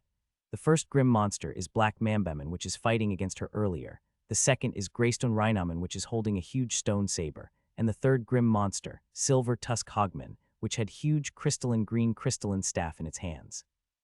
Just one looked at it for me to know that it is a poison master, and since it is from the Raising Legion, a damn powerful one. 3 of the grim monsters of Raising Legion attacking the Black Moon Lady, whose real name is Constance Mars, as the teacher told me. She is also a good friend of the professor. I did not have to ask the teacher these things. She herself had told me, and even told me to ask her for help if I am really in trouble. She is getting beaten up badly. She could handle one Black Bearman fine, but when she is attacked by the 3 of them, especially a poison master of this level, even she will have run away. I could tell she had been afflicted by the poison. The signs are visible on her, and that is making her weak. Every second she spends there, she is risking her chances of surviving. She's drinking the potions now and then, and they are helping her alleviate her symptoms for a few seconds before they came back in full force, making her further weaker. Few minutes passed by, and her condition has become even worse, and I don't think she has any chances of surviving. She's heavily injured and barely able to dodge any attacks that 3 grim monsters are sending toward her. It won't be too long before one of their attacks landed on the perfect spot that she won't be able to defend. Every second her condition became worse and worse. Every time she tries to escape, the grim monsters would stop her. I couldn't help but grip my hands tightly. Her condition is desperate, and there is nothing I could do. If I had been Tyrant, I would have been able to do something against it, but with my current strength, I could do nothing to help her. I am not even a match of the below-average Tyrant. With my current strength, forget doing anything against these elites. Suddenly a change occurred in the battle. She suddenly began to burn her blood and started shooting while escaping. It is daring to plan move, despite many flaws and extreme danger, would have been able to give her a chance to escape if not for her enemies came prepared. As she begins her blood, 3 grim monsters took out 3 purple crowns and put them on their head. These crown artifacts must be very powerful to weaken the elite Tyrant who started burning their blood to such a degree. But despite being weakened, she is fighting furiously and even able to injure the Poison Master seriously, which incapacitated it from the battle. But still, the other 2 grim monsters are too much for her to handle. If she had been in her peak condition and were not facing the suppression of the artifacts, she would have been able to deal with the 2 grim monsters. Running away would not have been a problem for her. I hope that she has some sort of talisman, not protection but the escaping type, which are very rare, and especially the very powerful ones which could fight the suppression and pierce through the space of the Devil's Gate. Few seconds passed when suddenly, both of the grim monsters appeared around, the Rhinoman in front while Mambin in the back, and both of them launched a powerful attack. She survives the attack of Rhinoman while taking gruesome injury at her waist, but the attack of Black Bearman's attack is coming for her heart from behind, and her chances of dodging this attack seemed slim. The blade of the Black Bearman arrived back of her chest, as if it is teleported. It was so fast that it did not take even a fraction of a second for it to cross the meters to distance.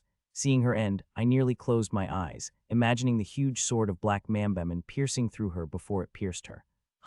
But nothing of that sort had happened, as the sword is about to pierce through her. A bright yellow force field came out and repelled the sword, and Black Bearman held it before flickering out of existence. I opened my mouth to curse, seeing the protection talisman had lasted for less than a second, when I noticed that not only the yellow force field had disappeared, with it the Black Moon Lady had also disappeared. Realizing that, smile of relief couldn't help but appeared on my face, but that lasted only for a moment before worry appeared again. Her condition is not good, it could be said extremely serious. If injured by the normal grim monsters, I had been worried, but it is a powerful poison master that had injured her. There are very few options that could work against the poison of Tyrant Poison Mater, as each poison master is different, and their poison not only poisons the body but also energy and soul. My mother herself got inflicted with the curse, and even with all the resources of Supreme Mist's on, they were not able to cure her of it. Even now, she suffers from the curse, which had suppressed her strength to the pitiful night from the powerful tyrant. Boom! I was just watching the three grim monsters cursing and searching for the lady madly when I heard the loud boom, which vibration felt around the ground I am standing. My eyes flew open, and I hid further into bushes and activated a couple of formations, which helped me. The sound I heard was too loud and too close, seeing the tendency of this place which suppresses everything, including the sound which comes from within the range of a kilometer of mine. And it is likely Tyrant is its source emperors could not make such heavy sound no matter what they do in such powerful suppression. I have seen the tyrants casually kill the emperors, and even though I have a pretty good protection talisman that might activate even under such suppression, I still did not want to take the risk. A minute passed by, and no sound came out from that direction, seeing those different thoughts begin to rise in my mind, and one of the thoughts wanted me to go and check it. For a few seconds I resisted such thoughts, but when I thought of one possibility, I slowly got up from my spot and walked toward the direction of the sound. I did not hurry up as my heart wanted me to. Instead, I am extremely careful. If it is not what I think it is, then hurrying up would be extremely dangerous, so I slowly moved. F-U-C-K. A few minutes later, I couldn't help but curse when I saw a huge crater which is about 50 meters in diameter, and at the center of it lies bloody women who had scary green mist burning around it. Seeing the possibility of being helped true, I couldn't curse in my mind. It is more than I could handle, and not to forget, the grim monsters are crazily searching for her as they also know under such suppression, the talisman could not have taken her far. F-U-C-K, F-U-C-K, F-U-C-K. I cursed loudly. If I had some sense of self-preservation, I should just run away. The grim monsters will need some come, and if they find me with her, then they will waste no time in killing me. F-U-C-K. I did not immediately went toward the lady. I still have some sense of preservation. Instead, I activated the healing more of my armor, and vibrant green runes spread around my armor. Since I had come here, I had made many improvements in my healing arts but never got a chance to use them. The runes that came around on my armor would protect me from the poisonous green mist that is burning around her body. I hope this protection would be enough. It should be, considering I have powerful immunity against special grim energies.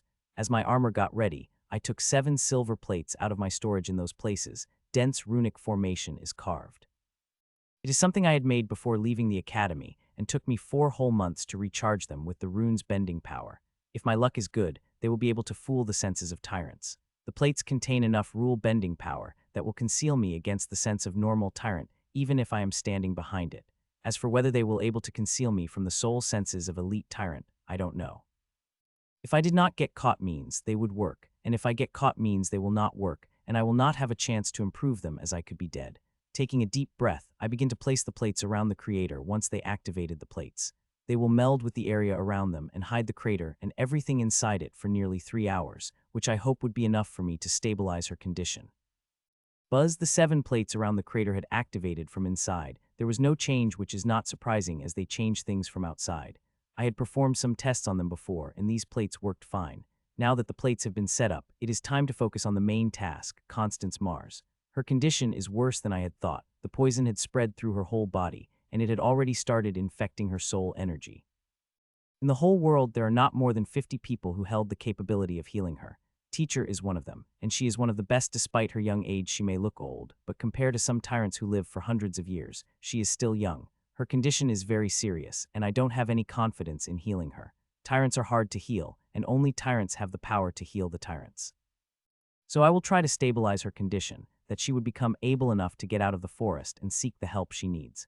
F-U-C-K, this poison is strong. I curse it out loud when I reach closer to her. There is a distance of 5 meters between us, but I could feel the power of poison mist. If there had been any other emperor on my place, he would have turned to goo. I had seen the teacher healing the tyrants, and this poison's level of one of the worst patients I've seen teacher healed. Miss Mars, can you hear me? Miss Mars, I said loudly as I walked toward her. I don't want to startle her and get attacked. Even the weakened state, a simple attack from the elite tyrant such as her could spell my doom. The inner defense's unconscious patience is a pain in the ass to deal with. I did not receive any response to my call, not even a twitch. She laid there like a dead body. I would have thought of her if not for the poison is still burning her blazingly. Soon I reached beside her, bathed in the poisonous mist that is burning her. If not for my strong immunity to the special energies of grim monsters and armor, I would have turned to goo in a moment. I looked at her carefully and saw tens of wounds around her body, waist half cut off, and her blood had turned green with poison. Her condition is worse than I had thought, and if I tried healing her, there are high chances that this poison would attack me, and I would not be able to defend against it. But there is no backing down. I had decided to heal her, and I will not stop unless I try.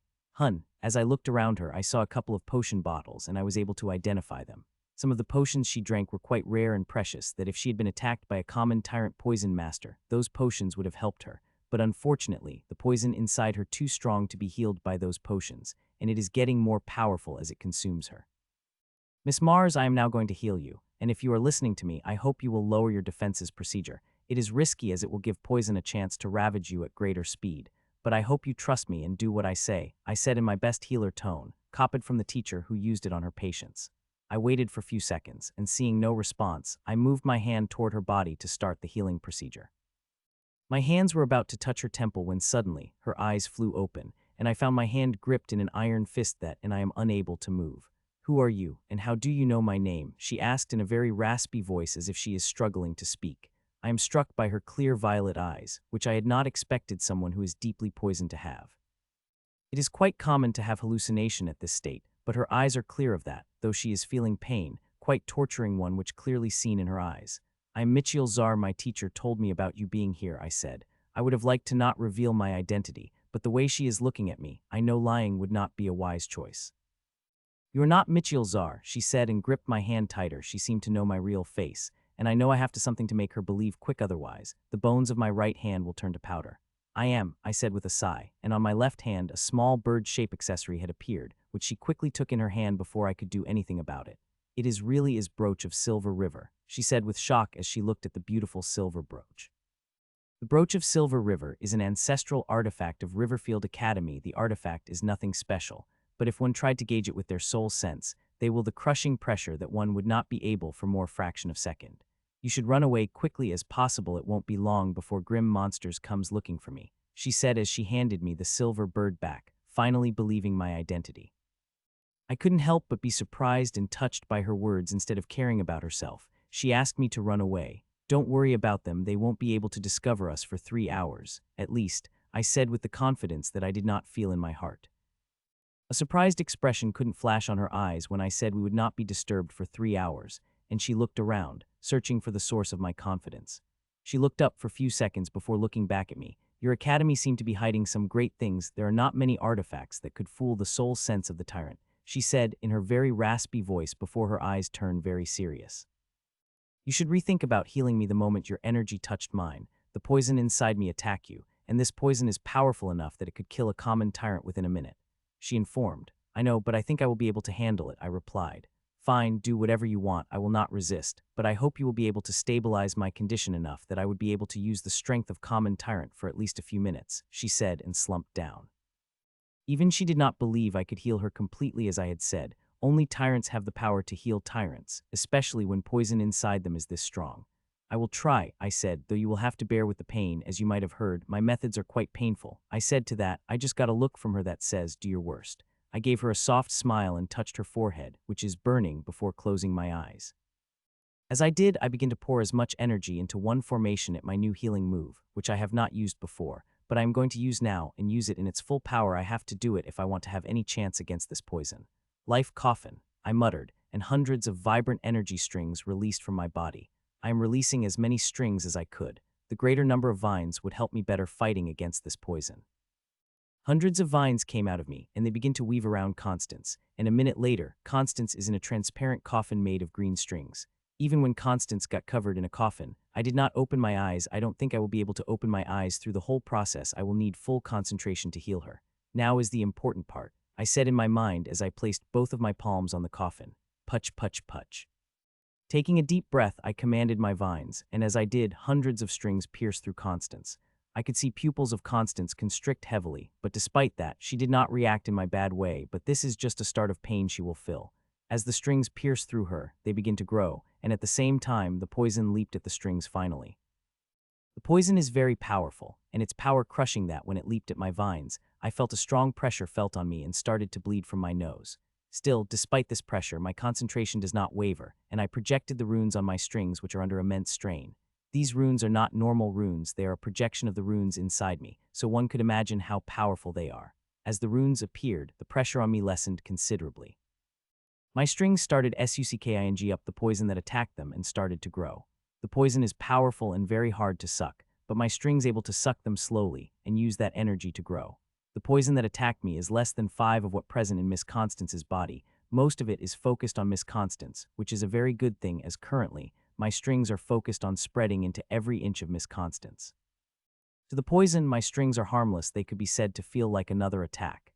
If these strings have shown even the slightest, a bit of healing energy, more than half of poison would have leaped at them in a fury. The 5 poison which attacked my strings was just its defense mechanism of poison to attack anything foreign it would have attacked if it had been another grim energy. As my strings spread into Miss Constance's body, I get to observe it for minute detail. If others were to do that, it would be an invasion of privacy, and tyrants would kill them as I see their deep secrete, but I am a healer. The more information I have on my patients, the better I would be able to heal them. I have healed many people, but not Tyrant, though the teacher had explained the physiology of the tyrants and how different it is from other powerhouses. The explanation is still different from actually seeing it. As I looked inside Miss Constance, I could not help but feel the marvel. Every cell of hers is jammed packed with power. No, that would be wrong. It could be every cell's storage expanded to the limit and then jammed packed with power. Tyrants are special this way, and now, these powered cells are fighting tooth and nail battle against poison, and they are losing it despite being powerful. The poison is too terrifying. It is infiltrating the cells and feeding on them from the inside. It not only kills the cell, but also makes itself powerful while consuming the host's energy. It is a reason why the special grim energies are hard to deal with. They are hiding so deep inside that normal potions and healers could do nothing against them. Finally finished, I said myself as I vaporized the sweat that appeared on my forehead. I had filled Miss Constance's body with strings. There are thousands and thousands of strings reaching every part of her. I had never created so many strings inside someone. Even when I harvest grim monsters, they have 7 to 8 times fewer strings inside them than Miss Constance. I am giving my all healing her. If I could further increase the string in her, I would, but unfortunately, it is my limit, which I hope would be enough to deal with poison to stabilize her condition. Now that I had spread the strings throughout her whole body, it is time to begin the real work I called fishing. I am going to release a very tiny bit of healing through my strings which would attract the poison. Not all of it, which is why I had released only a small amount of energy. If I wanted to attract all of it, I would blast my strings with healing energy. I don't think my strings, even with runes, would able to handle the full power of poison they will crush under it. My plan of stabilizing her condition is simple. Release a small amount of healing energy at the bait, and when a large amount of poison attacks, extract it and store it into the formation on top of the coffin. The plan may seem simple, but it is extremely dangerous. The strings of coffin connected to my hands, and I have to be extremely careful not to let it come inside me. After taking a deep breath, I released a tiny amount of healing energy through my strings, and what happened next is completely blown my mind. Roar. I felt like I had heard the roar from the poison as every bit of poison present in Miss Constance came at my strings roaringly. The poison left what it was doing and came at my strings with a vengeance. My heart skipped a beat seeing that I could not believe this is happening. I had intentionally released a very tiny amount of healing energy, but it seemed like it did not matter once the poison seed healed energy even in a tiny amount. It will go for it. The huge amount of poison crashed against my vines, and the next second I started to bleed from my eyes, nose, and ears. The pressure of the poison was too great. Let go. I heard a raspy voice said. Miss Constance could clearly see what is happening in her body and could tell how much trouble I am and wanted me to let go to save myself. There is no way in hell I am going to let go. This moment is no worse than life and death battle, and I fight life and death battles. I did not run away from them, as long as I have the tiniest chance of winning. It was a great time to test the resiliency of my strings. They had consumed many powerful bloodlines and gone through my many upgrades. Let's see how they fare against this terrifying poison. With a crazy bloody smile on my face, I activated the runes. Let the poison came at me, I will suck bastard and covert it into the rose. I had done it many times, and this time too will not be much different. From inside Miss Constance's body, thick green poison, as if it is liquid, begins to come out through the vines and store inside the formation on the coffin below my palm. The formation is strangely in the shape of a rose. As thick green poison started filling the formation, the clear shape of the rose begins to reveal itself. My strings are faring better than I had imaged against the poison. They may look like they will get crushed the moment under the power of poison, but they are extremely tensile, that no matter how much poison attacked them, they remained fine. Seeing my creation contending against the powerful tyrant poison energy, I couldn't help but feel proud. If Mitchell had opened his eyes and looked down right now, he would have seen the utterly shocked face of Constance Mars, who is looking at Mitchell as if he is some kind of demon. Jojo. I was looking at my strings dealing with poison with an ecstatic smile on my face when suddenly Ashlyn chirped in my mind, telling me of the news that I had been dreading to hear. One of the grim monsters, the Greystone Rhinoman to be specific, is coming toward my direction in few seconds. It will reach it. Hearing the news, I stopped healing for a moment before continuing. Whether it will discover me or not changed nothing for my healing. I will continue to heal my patient. In just a few seconds, it appeared right above the crater where I am healing. Its huge gray body is clearly visible above me, and I could even see the stone sword in its hand, which it is ready to attack the moment the enemy discovered. I could feel its soul's sense spreading, and soon it covered the crater and area around it. Suddenly, a small frown appeared on its face, and its soul's sense deepened seeing that my head skipped a beat while I continued healing, but half of my focus is on the Rhinoman above me. The den's soul sense scanned, and when it did not find anything strange in few seconds, the frown on its face had eased, and I heaved a sigh of relief, but the next moment my eyes widened in shock. Bang, the sword in its hand became a blur, and a gray arc came out of its sword, which struck on the ground, creating a huge cleave. That cleave was just 100 meters away from the crater. If it had been any closer, it would have affected the plates, and the illusion would have blown up, and that time nobody would have been able to save me from the blade of elite grim monster. I watched with bated breaths as the Greystone Rhinoman floats in the air, searching with its soul sense even after the attack. Seconds passed by, and finally, at the 27th second, the Greystone Rhinoman moved, and a few seconds later, it disappeared from my view. I immediately connected my mind with Ashlyn and saw it leave slowly. While it is leaving, its soul sense is still covering the area, but it is getting weaker as the grim monsters flew away, and about a minute later, when the grim monsters had to cross enough distance, the soul sense of it had also disappeared. Feeling its soul sense disappear, I finally took a sigh of relief. Every second Greystone Rhinoman above me, I felt like the scythe of Grim Reaper is standing above my neck. The moment it discovered me, the scythe would fall on my neck. It is a very uncomfortable feeling that I do not wish to feel, but have no choice to feel like everyone else. Is it gone? The raspy voice asked, making me break the connection I had with Ashlyn. Yes, it is gone, I replied without opening my eyes and focused on healing her again. The poison energy is clashing against my strings, wanting to crush them, but my strings held on while sucking up a tiny bit of the poison every moment. It is not fast as my usual healing speed, but it is far better than I had expected. My strings are faring way better again the poison energy than I had through they would be when I saw the poison. This should not be surprising to me, seeing the things they had consumed and how great their design is. Still, the healing is far from being on the right track. The poison that is attacking my vines is the one that is affecting Miss Constant's body. The poison that had been affecting her energy and soul is still out there attacking energy and soul. This poison is 3-layer one, each affecting a different aspect, and it is a good thing that healing only attracted the body aspect poison. The energy aspect and soul aspect are still corroding the energy and soul of Miss Constance. While I could attract both of the poisons, it is not time yet. My strings are already under heavy stress. The poison of Elite Poison Master is damn powerful, and I will need to treat it carefully. Even knowing every second I don't act against those two poisons, they grow more powerful. But I have no other choice. The poison affecting the body is more powerful, and I have to deal with it first, or at least weaken it before I could go and deal with those two poisons. I had already discarded my earlier strategy of containing the poison. Why contain it when you could destroy it? My initial plan was to attack poison little by little and make sealing runes inside it, but seeing the avalanche of poison attacking my strings, and they are dealing with it better than I had expected, I had immediately discarded that plan. Seconds passed by and my strings such more and more poison. Below my palms the runic rose has become quite prominent, but my strings continue to supply the energy into it, and that makes the rose expand. Thorn vines made of runes begin to spread around the coffin, and with dense green poison energy as the liquid kept filling them. The rose and these vines are not just for a show and suck the poison, but they also create the counter-resonance at poison, which weakens their effect, which helps my strings have little easy time sucking up the poison. I had invested great thoughts in creating this coffin move, and even taken inspiration from Her Excellency's healing method. Every part of the coffin helps in healing. There is not a single part that is waste. It is due to that I am healing a tyrant which is inflicted with the poison of Elite Grim Poison Master, a task which most Emperor stage healers consider near impossible for them to achieve, but I am doing it, and if luck is on my side, then I might even be able to achieve this impossible thing. Healing is a slow and arduous process, and others might feel bored, but I am not feeling any of that emotions right now. My strings have covered every inch of Miss Constance, and means I could see every inch of her. I am not saying that in a L-U-S-T-full way, though it is an undeniable fact that Miss Constance is an extremely beautiful woman. She is attractive even when she is injured in every part of her body. I am speaking of her internal body, how her powerful inheritance made her a powerful weapon.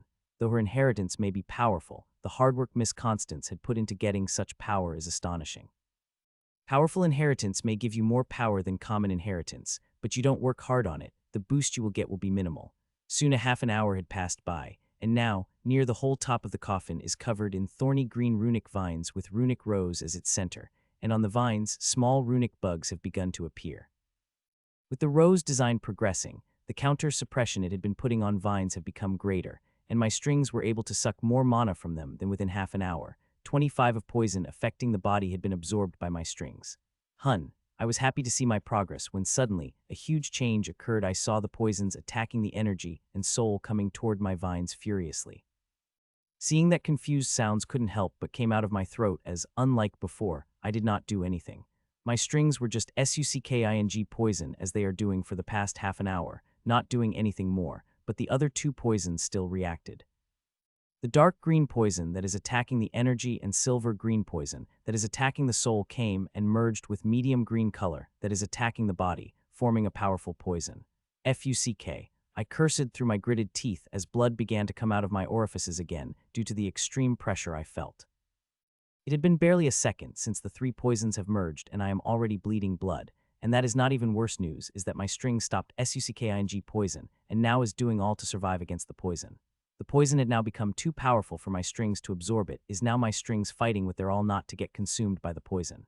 My strong, powerful strings are under immense strain, and it won't be long before they start to break, which would be bad for me. The strings are not simple to move, they contain the very essence of my runes. Though the essence is a very small amount, still losing them would create a backlash, and not to forget, my strings would not be strong as their current stage for few days, which is very bad news for me. My strings not only help me harvest and attack my opponents, but they are essential for my defense as well. My whole armor is made of them. So any loss of essence would immediately decrease my defense, and I can't have that. I started to think of a way to save my vines. There is the only way I could think of, and that is taking off my vines, which I could but will not do even if I will lose some of my runic essences. If I remove the strings, the poison will attack Miss Constance again, and seeing how it triggered when my vines have sucked the 25 of poison, I am sure it will react explosively, which will quickly kill Miss Constance, whose life is already hanging by a thread. So I have to find another way, and I have to find it quickly. My vines would not hold for more than 5 seconds. I could already see the cracks forming on some of them. It won't be long before they spread and crush my vines to powder and feed on its essence. I could use that. Suddenly an idea came into my mind. There is one thing I could use. From the tests I've had done, it had increased the power of my attacks immensely, but it had been almost useless in seeds. I don't know whether it will be helpful in healing. I had never tried it, but seeing I have no other choice, I choose to use it. I concentrate on my runes, and the next second, a string like diamond silver energy came out of my vines, and I immediately send it toward my strings. As I did, it immediately started to turn the runes on thousands of strings in a silver diamond. The silvery diamond energy's effect have become clear within a few seconds. As the strings which begin to crack started to mend themselves, and as the energy covered more runes in its energy, they even started to such the poison energy. This silver energy is none other than the pseudo-bloodline energy my runes have created. It used to be diamondy before, but after the forging of the bloodline furnace potion, it gained its current appearance. The bloodline furnace potion has done me a great favor. It had not only refined it better, it also made it easier to control.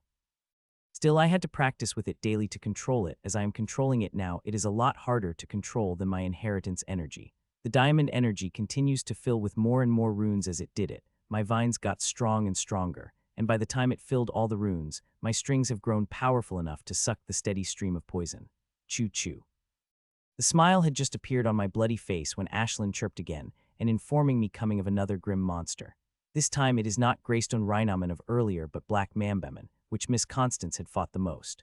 My runes were able to fool the Greystone Rhinoman. I hope they will able to fool this Black Bearman too. It would not be pretty if we get discovered. I don't think we will even get a second before it is finished.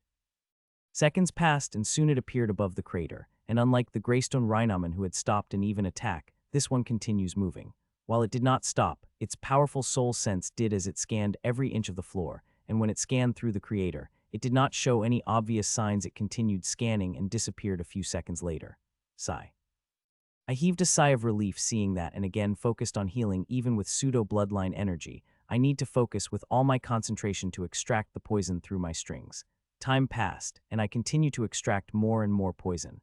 As I extract it, it begins to fill the coffin. The design of the rose continued spreading till it had covered nearly every inch of the coffin, which increased the suppression of the poison immensely, making the extraction of the poison much easier this way. Every minute, my strongs would extract more and more poison.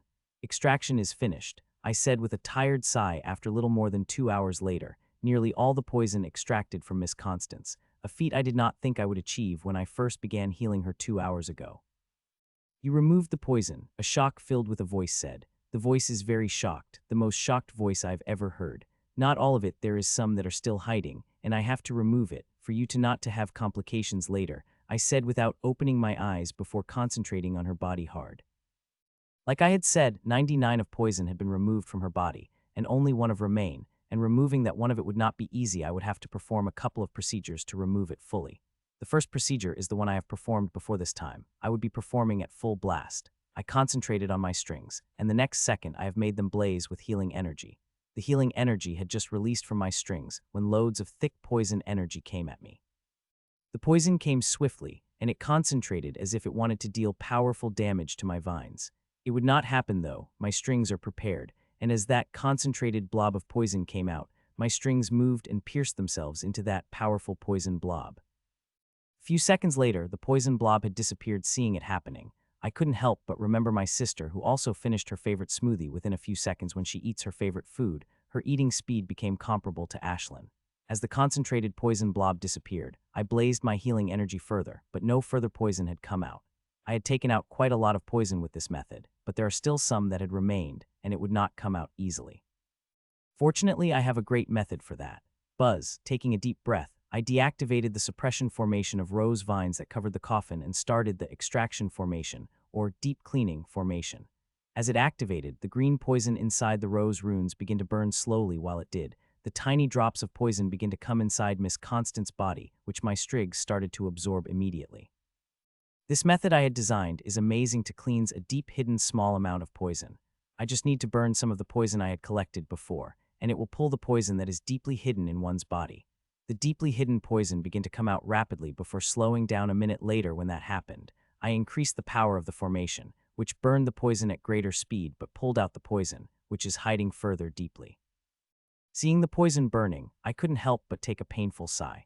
The poison is precious. I could make many grim roses through them that many organizations will eagerly buy. More than 99.99 of poison had been sucked out from Miss Constance's body. There is barely any remained, and those of which remained, Miss Constance's own defenses could kill easily. Still, I will use few more methods currently. Miss Constance's body is extremely weak, and whatever poison that had left inside could hinder her recovery time. So over the next 20 minutes, I tried a couple of more methods that helped me remove whatever poison that had been hiding in her body. After I finished, I did not remove my strings, instead used them to deliver healing energy into every corner of her body. If all the poison had been removed, she's still extremely weak. The damage done by the poison is huge and could not be healed by simply drinking the potions. The potions could heal her, but leave the lasting damages that will hinder her future process. Her body needs gentle methods. I will damage my healing energy while rest will be healed by her own. In 2 days, her body will be healed enough that she would be able to take potions without leaving lasting damage. That process could be expedited by taking some precious herbs, which I don't have. If it had been the teacher in my place healing her, she would have been able to return to her peak within few hours. Still, what I did was pretty phenomenal. I had healed an elite tyrant who had been injured by an elite poison master. There are around 50 known people in the world who would heal such injuries, and all of them are tyrant. While I, on the other hand, am an emperor who is still growing stronger. By the time I had reached the peak of my strength in the emperor stage, healing such types of injuries would not be as stressful as it is right now. Buzz, I began to pull back my strings out of her body, which took about a minute for me to do before I activated the formation of a coffin that lit up. The design of roses begins to materialize. The design of roses begins to turn into the real roses, and 3 minutes later, the coffin had disappeared, leaving 21 green roses around Miss Constance. Congratulations, Miss Constance, you are completely healed. You just need to rest for 2 days before you can drink the potion and return to your peak, I said as I finally opened my eyes. There are no injuries that could be seen on her body. All the flesh wounds she had has disappeared. The chunk of her waist, which had been cut by the grim monster, had also been healed. The only proof of injuries is her bloodied clothes and slightly pale skin, which recover its vibrant glow on its own within a few hours. Miss Constance, are you all right? I asked. She still has shock written all over her face and hadn't reacted at all, except for looking me wide eyes under which I am feeling quite uncomfortable. I smile at her compliments before my eyes turn a little serious. You should hide till you recover. The 3 elite grim monsters you have fought are still searching for you high and low around the forest, I said. The grim monsters are still searching for her, and they have got help from the others too, not only tyrants but also emperors. So if she leaves now before getting fully recovered, there is a high chance she might get discovered. How do you know? She asked in surprise. To that I just smiled. She already knows many of my secret. I will not going to tell her more. Fine, don't tell me, and you are right about me recovering fully before leaving. It would be idiotic to leave before I get my peak strength, she said, and she turned to me with a smile that again gives me an uncomfortable smile. Do you have an abode where I could rest and recover, right? She asked with a sweet smile that anyone would have a hard problem in rejecting. She is an elite tyrant. I am sure she has space abode in her possession and a good one with that, but she still want to stay in my above. Her intention behind it clear. With the abilities I've shown, she would want to get to know me more, try to recruit me if possible. After the championship is over, many Supremes have sent their representative to recruit me. Who wouldn't like to recruit a host of celestial inheritance, especially since the impact my predecessor made? I was able to stall their proposals and left the academy before they became too naggy, but when I return I will have to face them in full force, and this time it would not be representative of the academy would come to recruit me. Yes, I have an abode, me, Miss Constance, and you are most welcome in it till you recover, I said with a smile while internally I wished that she would just leave and rest within her own abode. We should get rid of all proofs here, she said a second later. I nodded and asked Ashlyn about the whereabouts of grim monsters. Fortunately, they are far. Unfortunately, there are some emperors around the area, but they would not be a problem. In the next 10 minutes I had removed the plates, and Miss Constance moved the earth the way I wanted to. She is not an earth elemental, but she is powerful enough to move the earth with some focus. Half an hour after that, Ashlyn found a great spot, a spot which all 3 grim monsters have looked carefully, and they would likely come again, and even if they do, they would not be able to discover my abode easily. Your abode is quite great. There is no information in our archives about your academy having such a powerful abode, Miss Constance said as she walked inside the abode. It is not from the academy, I replied with a smile. The space abodes are extremely rare, especially of the grade of this one. They are usually in the hands of important people of organizations. I am impressed, and truthfully speaking, your abode is better than mine. The spatial bindings of the abode are extremely strong, she said as she touched the walls of abode. Tyrants. I couldn't help but take an internal sigh hearing that the tyrants are powerful enough to feel the space around them, and elite tyrants like Miss Constance or Professor can pass through space and teleport. Here is your room, Miss Constance. I will call you when dinner is ready, I said as I stopped in front of a room. You are not going to spy on lonely, weak women like me, are you? She asked with a pitiful expression just as she opened the door of her room. Her strange question had caught me so off guard that I was able to reply for a moment. No, I would not do that, I said loudly, louder than I should have. I do not have a death wish, weak as she may be, but she still could turn me into a puddle with slight touch. Not to forget, I am sure many artifacts on her would stop me from spying even if I used the full power of the abode to do that. Look at your face, I was just joking, she said with a laugh and ruffled my hair before closing the door of her room. I remained standing in front of her door dumbstruck for a few seconds before walking into my room. The first thing I did was to remove my clothes, which are quite dirty with dried blood, before hopping into the shower. I felt a little relaxed as icy cold water cascaded down my body. The healing had made me quite tired. I felt like I had fought a day-long battle with a very powerful opponent. Dealing with such poison was no simple thing, but I was able to do it, and it is a great milestone for me. Not only that, this had given me much wanted data I needed for my healing arts, it had also given me huge inspiration on the other area too, bringing out a very dangerous idea I had a few months ago. As I said, it is an extremely dangerous idea. I could die, but if I succeeded, it would advance my strength beyond imagination. Fight and defeating a tyrant would not be a problem for me. Choo-choo, Ashlyn came chirping in my room as I opened the door for her to come in from the outside. As I leveled up, the more functions of the abode had opened up for me, and now I could go outside through any room of my abode. Due to these new functions, I had readily agreed to let elite tyrant live in my abode. In my abode, I have no fear against the tyrant. Even if there are more elite tyrant, I would still not have any fear against them. Though I could not do anything against them, they also could do anything against me too. It is not something normal space abodes could do. The space abodes are powerful, but they are also delicate, and tyrants have to be careful in them in case they messed up the spatial wards and got thrown into the space sea. From what the teacher told me, the spatial wards of my abode are so strong that even old monsters would have a problem shaking them, much less breaking them, so even if the tyrant burst out with its full power, no harm would come to the abode. Chew. Ashlin's chirp brought me out of my thoughts, and I looked at my bed, which is now filled with essence roses that Ashlyn had collected from the seeds. There are 29 essence roses bound in beautiful, vibrant strings of seeds. I took the roses and removed the seeds from them before storing them carefully into my storage a minute later. I stored all 29 roses, and now I have 29 softly glowing seeds in my hand. I took one seed in my hand and began to pour rule bending power in it. 20 seconds later, I finished with it and took the second seed and began to pour rule bending power in it. I took one seed after another and recharged them with rule bending power. My seeds could take any kind of energy from their prey and convert it to the energy they need, except for the rule bending power, which I have to charge myself. After charging 15 seeds, I stopped. Unfortunately, I do not have unlimited rule bending power. I will have to rest for quite a while before I could charge more seeds. Once I do, Ashlyn would take them outside and spread them again in a different position than they had originally been. With Ashlyn, killing and harvesting have become extremely easy and time efficient. Not to forget, I am killing the grim monsters like nobody's business with the help of my wonderful seeds.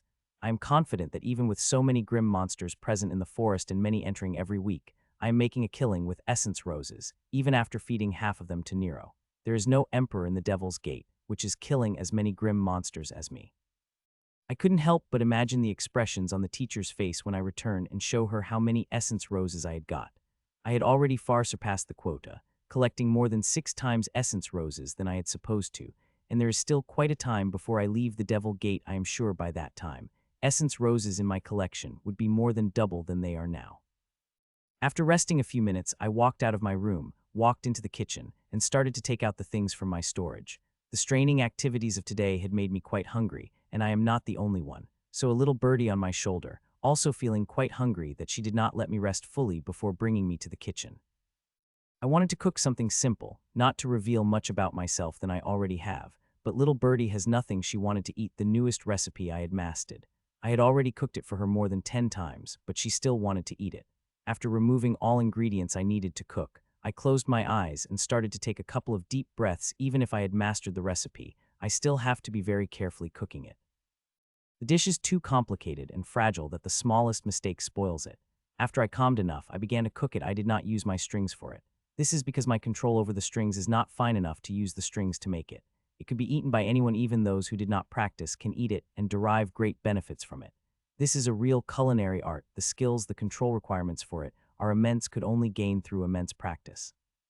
If I did not have the tome in which I could practice for days within minutes, I would have never had gained such skills. To have such fine skills, years of practice are necessary, and I had practiced for years in the tome. Due to learning the fine control in the tome, I am able to manipulate the pseudo-bloodline energy I have, which is one of the most difficult to manipulate. As I was cooking, I felt Miss Constance entering the hall before coming to the kitchen. Seeing me focused on cooking, she flew and soundless sat opposite of me. She did not speak, just sat and watched me, which is good, as I don't think I would be able to maintain my concentration if she spoke even a single word, and that would turn catastrophic for a dish I am making.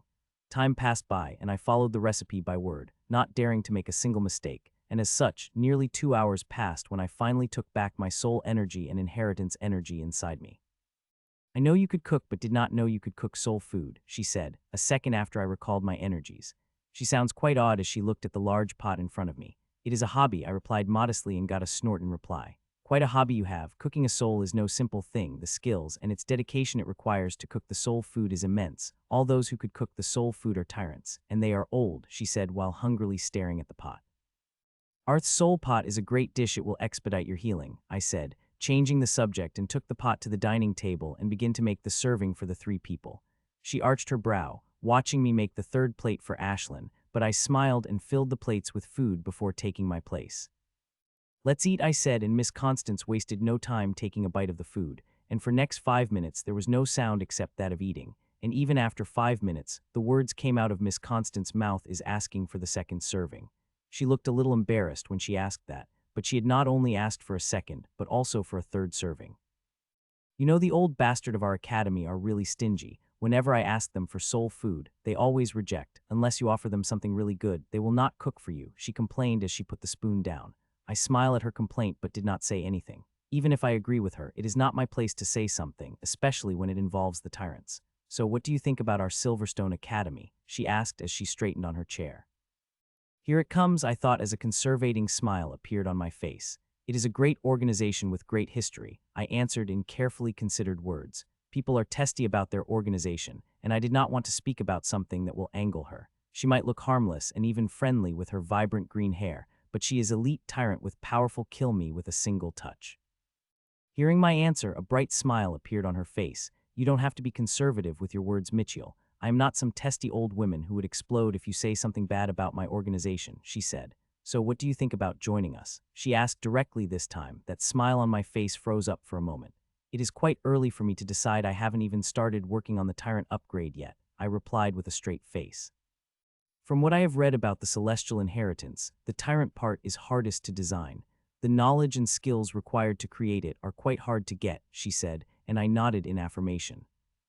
If you join us, you would not only gain access to the vast library of ours that had precious books collected by our predecessors for past 10,000 years, but also the expertise of grand professors will be at your disposal. Not to forget, we will also provide you with precious resources. One of such resources are divine crystal.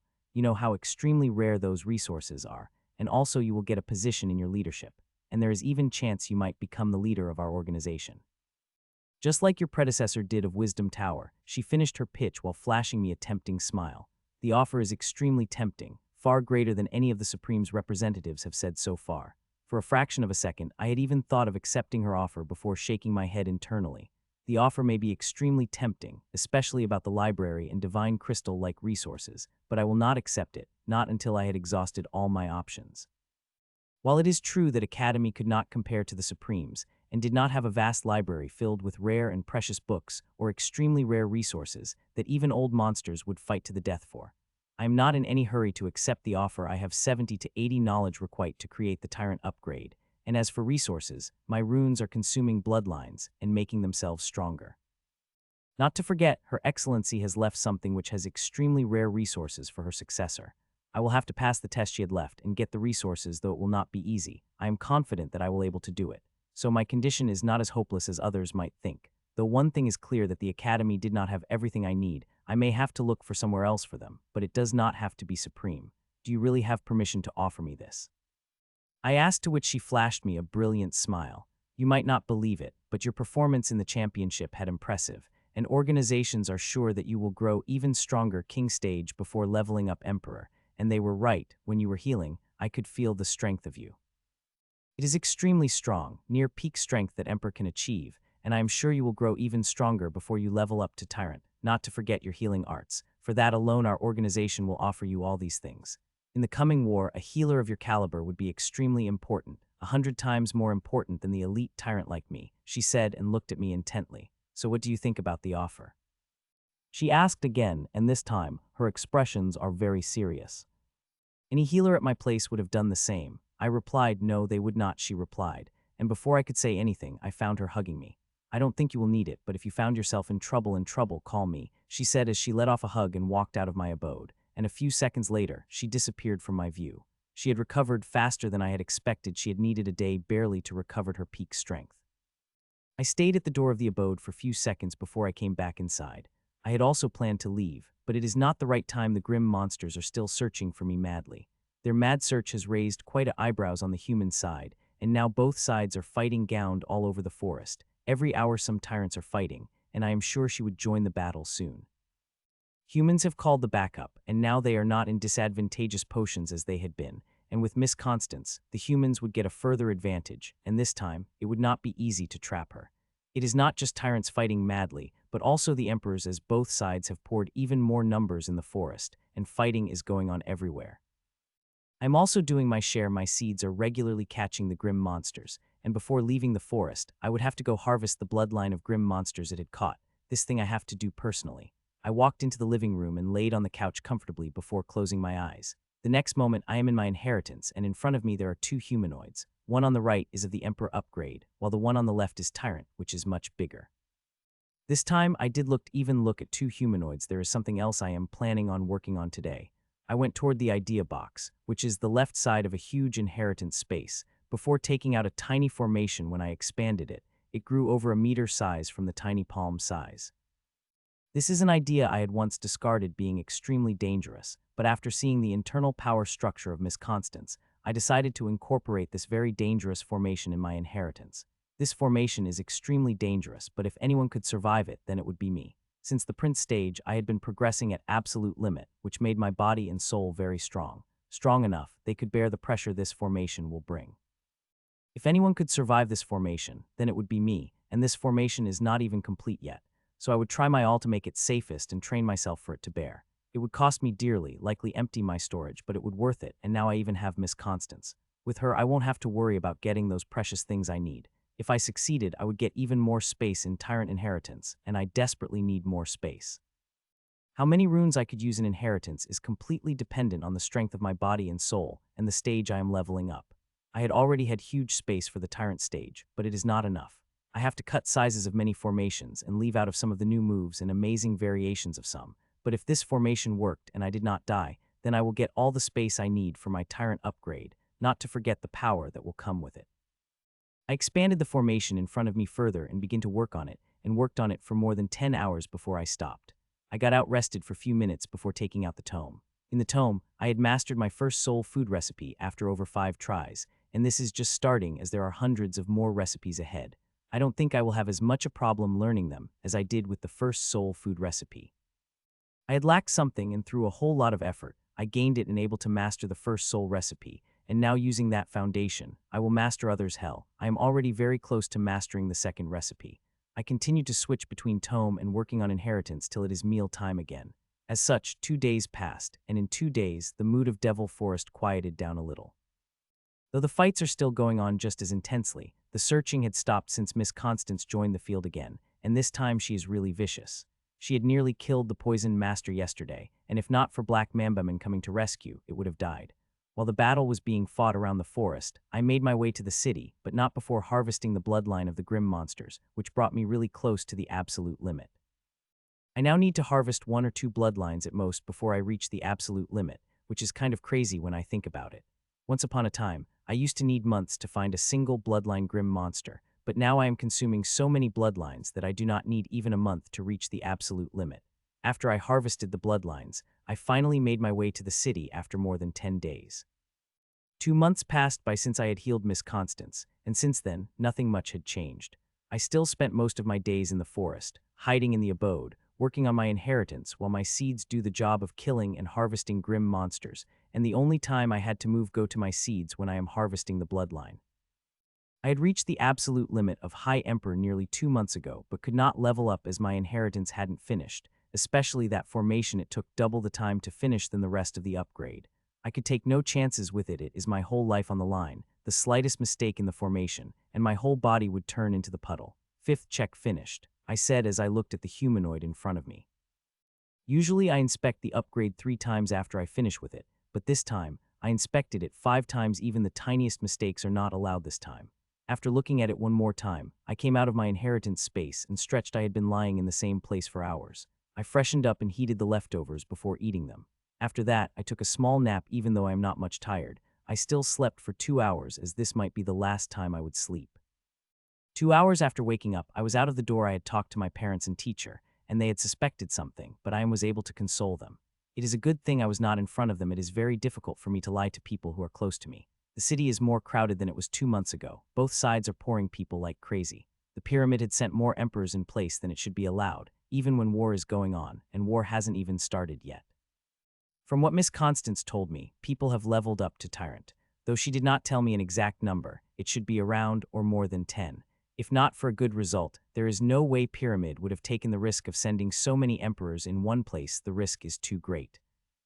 It's still quite time for me to level up to Tyrant. I am far from ready, or I should say the Inheritance is far from ready, but things should speed up after this upgrade, as after reaching the peak level of Emperor stage, I would have nothing to work on except my Tyrant upgrade. Soon I reached the city gates and passed through it after slight waiting. A few minutes later, I reached the forest and increased my speed, and an hour later, my face and body began to change as I moved.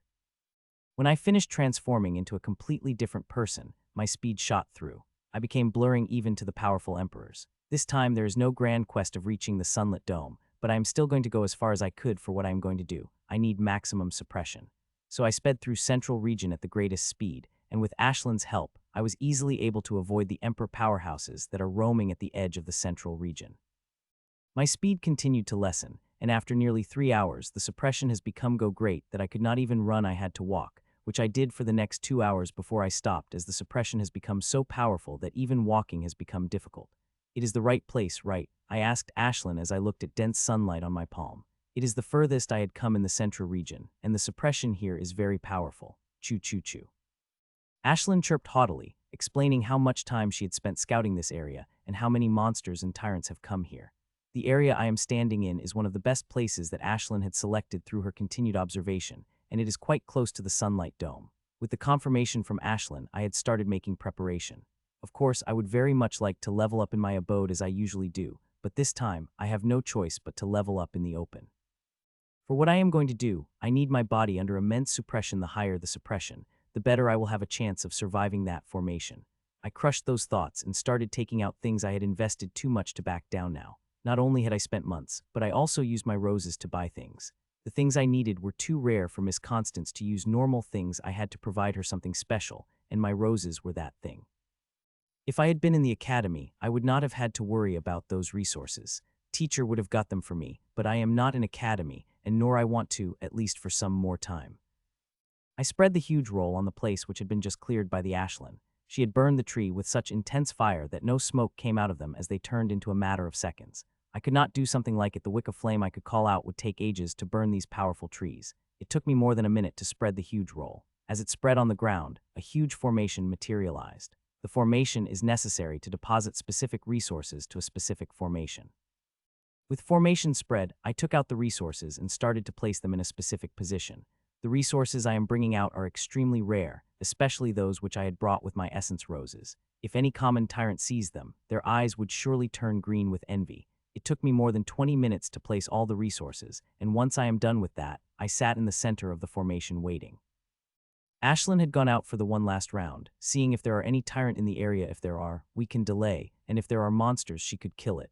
Killing few monsters sneakily would not raise an eyebrow. Choo choo. A few minutes Ashlyn came back chirping and came inside me. According to her, everything is clear. With her giving clear, I should be safe. No matter how big a spectacle I create, it would be suppressed here, and even those few 100 meters away from me won't be able to sense anything, as every sound and every with getting sucked by the trees around me. Buzz. After Ashlyn came inside me, I went inside my inheritance space and saw a black runic humanoid in front of me. I looked at it, specifically looked at the formation in the center of the stomach. That formation could decide my life and death. After looking at it for a moment, I tapped on it, and the next second, thrown out of my inheritance space. Buzz. I opened my eyes and activated the formation as the energies begin rolling inside me. The formation buzzed, and many resources begin to turn into the smoke before they came at me. Though their speed is quite slow, the suppression affecting everything. While the essences of resources coming at me at a slow speed, they are still coming and not getting sucked by the forest. Only tyrants could breach the shield. Even I, with all my strength, could not breach its raw power. Multicolored essences came at me, fusing with runes that had turned into powder before forging into different runes. The special resources I had also started to come inside me and started to create the runic formation. I am keeping track of everything. It is my life that is at stake here. Any unaccountable changes could make things dangerous for me. Hun. I had just thought of the unaccountable changes when an unaccountable change started happening. The think sunlight begins gathering above me. It did not come inside me, but it started to gather above me. Of all the data I had read, the sunlight never reacted during the breakthrough of the emperors. It is reacted during the breakthrough of the tyrants, but not all of them. According to the data that Miss Constance has provided, 30 emperors made the successful breakthrough into tyrant since the pierce of this ruin merged with our world. Of the 32 people, the sunlight reacted only in 3 breakthroughs. As for what it did, no one knows. The 3 tyrants did not provide any info other than saying the sunlight is very beneficial to them. If it had been a normal breakthrough, I would have been ecstatic seeing it reacting, but this breakthrough is a little complicated. All the previous tyrant breakthroughs have happened in the outer and middle region. Not a single one of them happened in the central region, and it had been theorized that it is extremely difficult to move the sunlight in central region. The sunlight had started piling above me, and there are very high chances that it will come at me. As for how it will affect my runes, especially on that formation, I don't know, but I hope that effects would not be bad. I don't want to die this early in my life. There are many things I've yet to accomplish. Seconds passed and sunlight kept piling above me, growing thicker and thicker till it begins to feel like a liquid, and that liquid came at me. As the thick sunlight poured into me, I felt a wonderful warm sensation. The feeling is different from what I had expected to feel. I thought it would be hot, but no, it is warm and thick as newly picked honey. It came inside me and began to merge with my runes, and to my surprise, my runes seemed more excited to suck thick sunlight than the essences of many rare and precious things. That is not the only surprising thing. Nero, also taking this energy, he took almost 1/4 of it. Time passed by, thick sunlight and essences continued to merge with my runes. The runes kept breaking into powder, and in their place, new runes would be created, and they would form the formations. Hundreds of runes formed every second and create tens of formation. In just half an hour, more than half of the runes have been created, which is faster than I had thought. Most importantly, that special formation is near completion. It won't take more than a minute for it to form.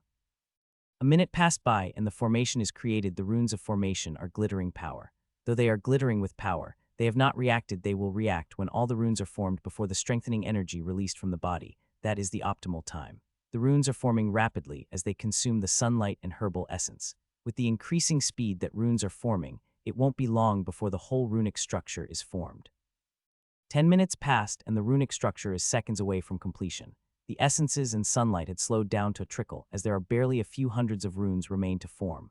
Runes formed rapidly even if a trickle of energy was supplied to them, and 9 seconds later, the complete runic structure had formed. The moment that happened, the change I had been waiting for had started. The special formation I had created separated from the runic structure and came out. Buzz. As it came out, it buzzed and lighted up, and the next second changed into something different. The runic formation has disappeared, and in its place, a humanoid has appeared, which seemed like it is made of honeycomb. The name of the special formation is honeycomb. Not only it had a look, but it will function the same way as it. As the humanoid honeycomb appeared, it started growing rapidly. Tens of thousands of hexagonal cells begin to appear every second till the honeycomb reached my dimension. As it gained my side, the runes begin to materialize over it, densely on every hexagonal cube. The shiny runes looked mesmerizing, and I could only enjoy them for a moment before an inhuman pain shot through me. Ahhhhhhhh. A torturous shriek tore through my mouth as soul-tearing pain shot through me. It is soul-tearing pain as really tearing my soul is getting torn apart. The million hexagonal cells of the honeycomb are attacking my soul and taking a small part of it and forming a shell of honeycomb. The same thing happening in my body. Millions of honeycomb cells are doing it simultaneously, forming a connection with my body and soul. It is an extremely painful process. If my body and soul bear it, I will have a chance to become one of the most powerful emperor in the history of the world, could even become the most powerful emperor to walk on this world. I have to be successful as failure would turn me into a puddle. Failure means death in this process. Buzz. Earlier, I had only used 15 of the special resources I had, but the rest, 85, were kept for this process. These resources are very special. I had spent hundreds of Emperor-grade essence roses on buying them, and now they are coming inside me, helping me to consolidate the honeycomb inside me. A similar type of process happened during the Tyrant level up, but instead of being extremely painful, there is barely any pain during the process. As time passed, the pain became even more intense, and my body and soul begin showing some effects. My skin begins to discolor, a sickly gray shade begins to appear on my skin, and pus begins to leak out in many places at the same time. I found my thought process slowing down. Seeing the side effects, I did not panic. I had known this will happen, and they will get worse. This formation will take me to jaws of death, and I will have to come back from there. I am not unique to try something like it. The 7 examples of inheritances that I found in a book have a similar method like this, but the bodies and souls of these people are extremely strong, much stronger than mine. They could incorporate such formation without feeling slightest danger. While I, on the other hand, barely qualify for such formation. Compared to them, I am extremely weak, and if I had tried any of the formations in the book, I would have turned into a puddle within a second. This formation is my creation. It works the same as those formations, but it is created through a completely different process. It is created by me, tailored for myself. No other human with similar or greater strength would occupy the formation. My skin has become completely gray with horrible pus covering part of me. My shiny dark hair has also turned gray and now started to fall down. My body is degrading at a higher speed than I had anticipated, and if this going on, then it will be very hard for me to survive. The side effect on the soul is even worse. I could feel the faint tears forming on my soul. If any part of my soul broke even a little, then I will suffer irreversible damage that no treasure will heal. Hun. I was busily examining my condition with the limited thought power I had when I felt a huge electric shock and immediately opened my eyes. Fuck. I cursed loudly, seeing the scene in front of me. The shock was pre-programmed. It will notify me when a state of resources really critically low when I designed it. I did not think I would get shocked as I had more resources than I need, and I was sure when I finished with the process, there would be huge leftovers. Obviously, I had been very wrong. The process is consuming lot more resources than I had calculated, and now less than 10 of it remained, and they are depleting at rapidly. Seeing how rapidly the honeycomb consuming the resources, I started to panic even more. The resources I had used just now were my best resources. Most other resources I have considered subpar, and while some of the resources I have are quite good, they are very unsuitable for forging the honeycomb. Using them will not help but make things worse, but still, I begin to search my mind for the resources. There has to be something in my storage, even if it is not suitable for the honeycomb. It shouldn't be unsuitable. Using them would be better than nothing, but all the resources that came into my mind, low-quality ones, they could not satiate the ravenous hunger of the honeycomb.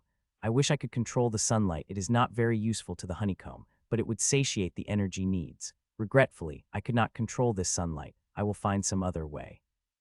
As I waste time thinking, the resources on formation deplete rapidly, and now less than 5 of the resources have remained, and they would be consumed within a minute. Think, Mitchell, think, I said to myself as precious seconds passed by. My heart slowly crept toward the despair when suddenly, I remembered a thing I had acquired a long time ago. I had kept them on the shelf for so long that I had nearly forgotten about them. It could work. It might not only help to feed the energy needs of honeycomb, but it might also help in fortifying the honeycomb. A bottle of wine appeared in my sticky pus-filled hands. I had obtained this wine bottle, and some others very long ago when I was a knight. According to the professor, these wines were at least 5,000 years old and contain very special energy. It is so powerful that few sips of it were enough to make the teacher reach the tyrant stage. Though there are some other things were involved in the breaththrough, it is an undeniable fact that it had helped the teacher reach the tyrant stage. Professor had warned me not to drink this wine until I had reached peak emperor, and even then, I should not drink more than a small sip as energies inside are too powerful, and I might explode if I drank too much. If I had any option, I would not have dared to drink it in my current state, which is extremely weak, but I am already near death, and if I did not drink it, then I would really die. Pop, I used my inheritance energy to open the bottle as my hands did not have the strength to do that. Sip. Without wasting any time, I pushed the bottle into my mouth and took a large sip despite not being a wise choice. I did that because, at that exact moment, the resources on the formation have disappeared. Even though I could not comprehend its taste, I know it is amazing, and before I could realize what I am doing, I took another big sip of it. The first sip of this indescribable wine reached my stomach and transformed into the inferno. The inferno which could turn my body ash within seconds, but before that could happen, the honeycomb started to suck inferno-like energy. Despite honeycomb taking the energy, I couldn't help but feel lightheaded that I am barely able to think. My thoughts begin to jumble, and I am barely able to control my movements in intoxication spread over my mind like a feathery blank. When the second sip hit my stomach, I got further intoxicated that I could not see even straight. The effects are too powerful. Just 2 sips of alcohol made me so intoxicated that I could not even see. The strange thing is that when I circulate my inheritance energy to fight off its effect, it did not help. Usually I could instantly wipe out the effect of intoxication when I circulate my inheritance energy. I circulate it further, even if it felt like thousands of blades cutting through my veins, but still, nothing happened. The intoxication of the vine had remained the same.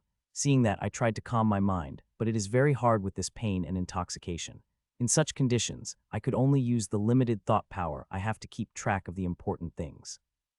Time passed by, and the huge infernal energy of wine got sucked by the honeycomb rapidly.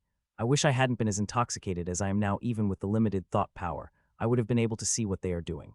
Soon, the honeycomb finished sucking 90 of that huge energy that 2 sips transformed to, and its energy needs are still going strong, which means I have to provide it with even more energy.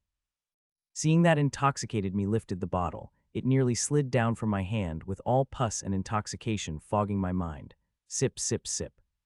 Somehow, after much effort, I was able to bring the bottle to my lips and took a huge sip, and I had not taken 1 sip but 3. Though it is dangerous, it is necessary. With further intoxication, I don't think I would be in condition even think, so I took 1 huge sip after another. I wanted to take few more sips, but my hand did not have the strength to lift the bottle to my lips and brought it down loosely while spilling few drops of precious wine on the ground. The 3 sips of wine slid down my throat, and when they reached my stomach, they transformed into a mountainous amount of energy. The energy was so much that it had spread around my body and started to burn it. My skin turned bright red like burning coal, and pus begins to boil up before drying up within seconds. It is a good thing honeycomb had quickly controlled the energy a few seconds more, and I would have been incinerated by it, and that would have been the end of me, the end of my dreams and aspiration. As this wonderful wine turned into energy, it brought intoxication, and this intoxication was so heavy that I lost sense of reality. Strange patterns begin to float in front of me, holding the key to the principles of the world. I felt like I just need to decipher them, and I would become invincible. No one in the world will able to beat me. At some point, I felt something pressing against my back, but that thought had disappeared as soon as it appeared, like many other thoughts that are floating in my mind. I don't know what is happening with honeycomb, and nor I want to find out. However, this intoxicated state feels wonderful. There is nothing to worry about and no aspirations to complete. The bliss is everywhere, and whenever I looked, I found it. It is no wonder some people love wine and intoxicating drugs so much. The way it separates one from reality is amazing. It brings one to a completely different place.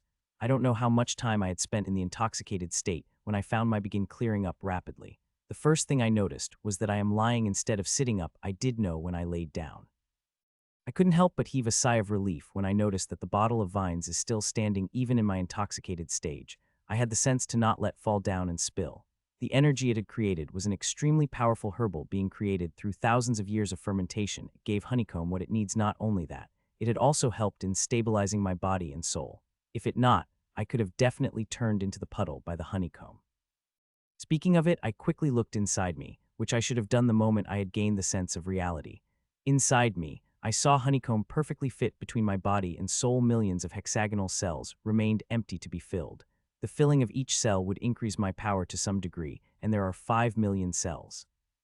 With such huge space, I could consume 10 times or more bloodlines than I should have been capable of consuming. It will increase my strength by so much that I will strength to face those bastard head-ons. I soon shook my head of those thoughts. I could think about those things later. There are many important for me to do now. The honeycomb had done extensive damage to my body and soul. Though this damage is not serious with long repercussions, it is still extensive, and I have to heal it as soon as possible. Buzz. I had just thought that when my runes buzzed and released the flood of strengthening energy, which they have been holding back on releasing since the honeycomb merging with me. As the flooding energy spread, it picked up a substantial amount of wine energy which is still in my body before it started to fill the honeycomb rapidly. Each second, hundreds of hexagonal cells of honeycomb got filled with strengthening energy and merged with my body and soul. As it happens, I could feel my strength rising rapidly. Not only this strengthening energy is filling honeycombs, but it is also healing me while giving me intoxicating effects as wine energy merged with me. But as my strength gets higher and higher, I was able to fight this intoxicating feeling better. Time passed by as more and more strengthening energy filled the honeycombs before they merged with my body and soul. 3 minutes later, all the strengthening energy disappeared from my body, making me peak emperor formally. The strengthening energy had filled about 25,000 honeycombs. There are still about 5 million honeycombs to be filled.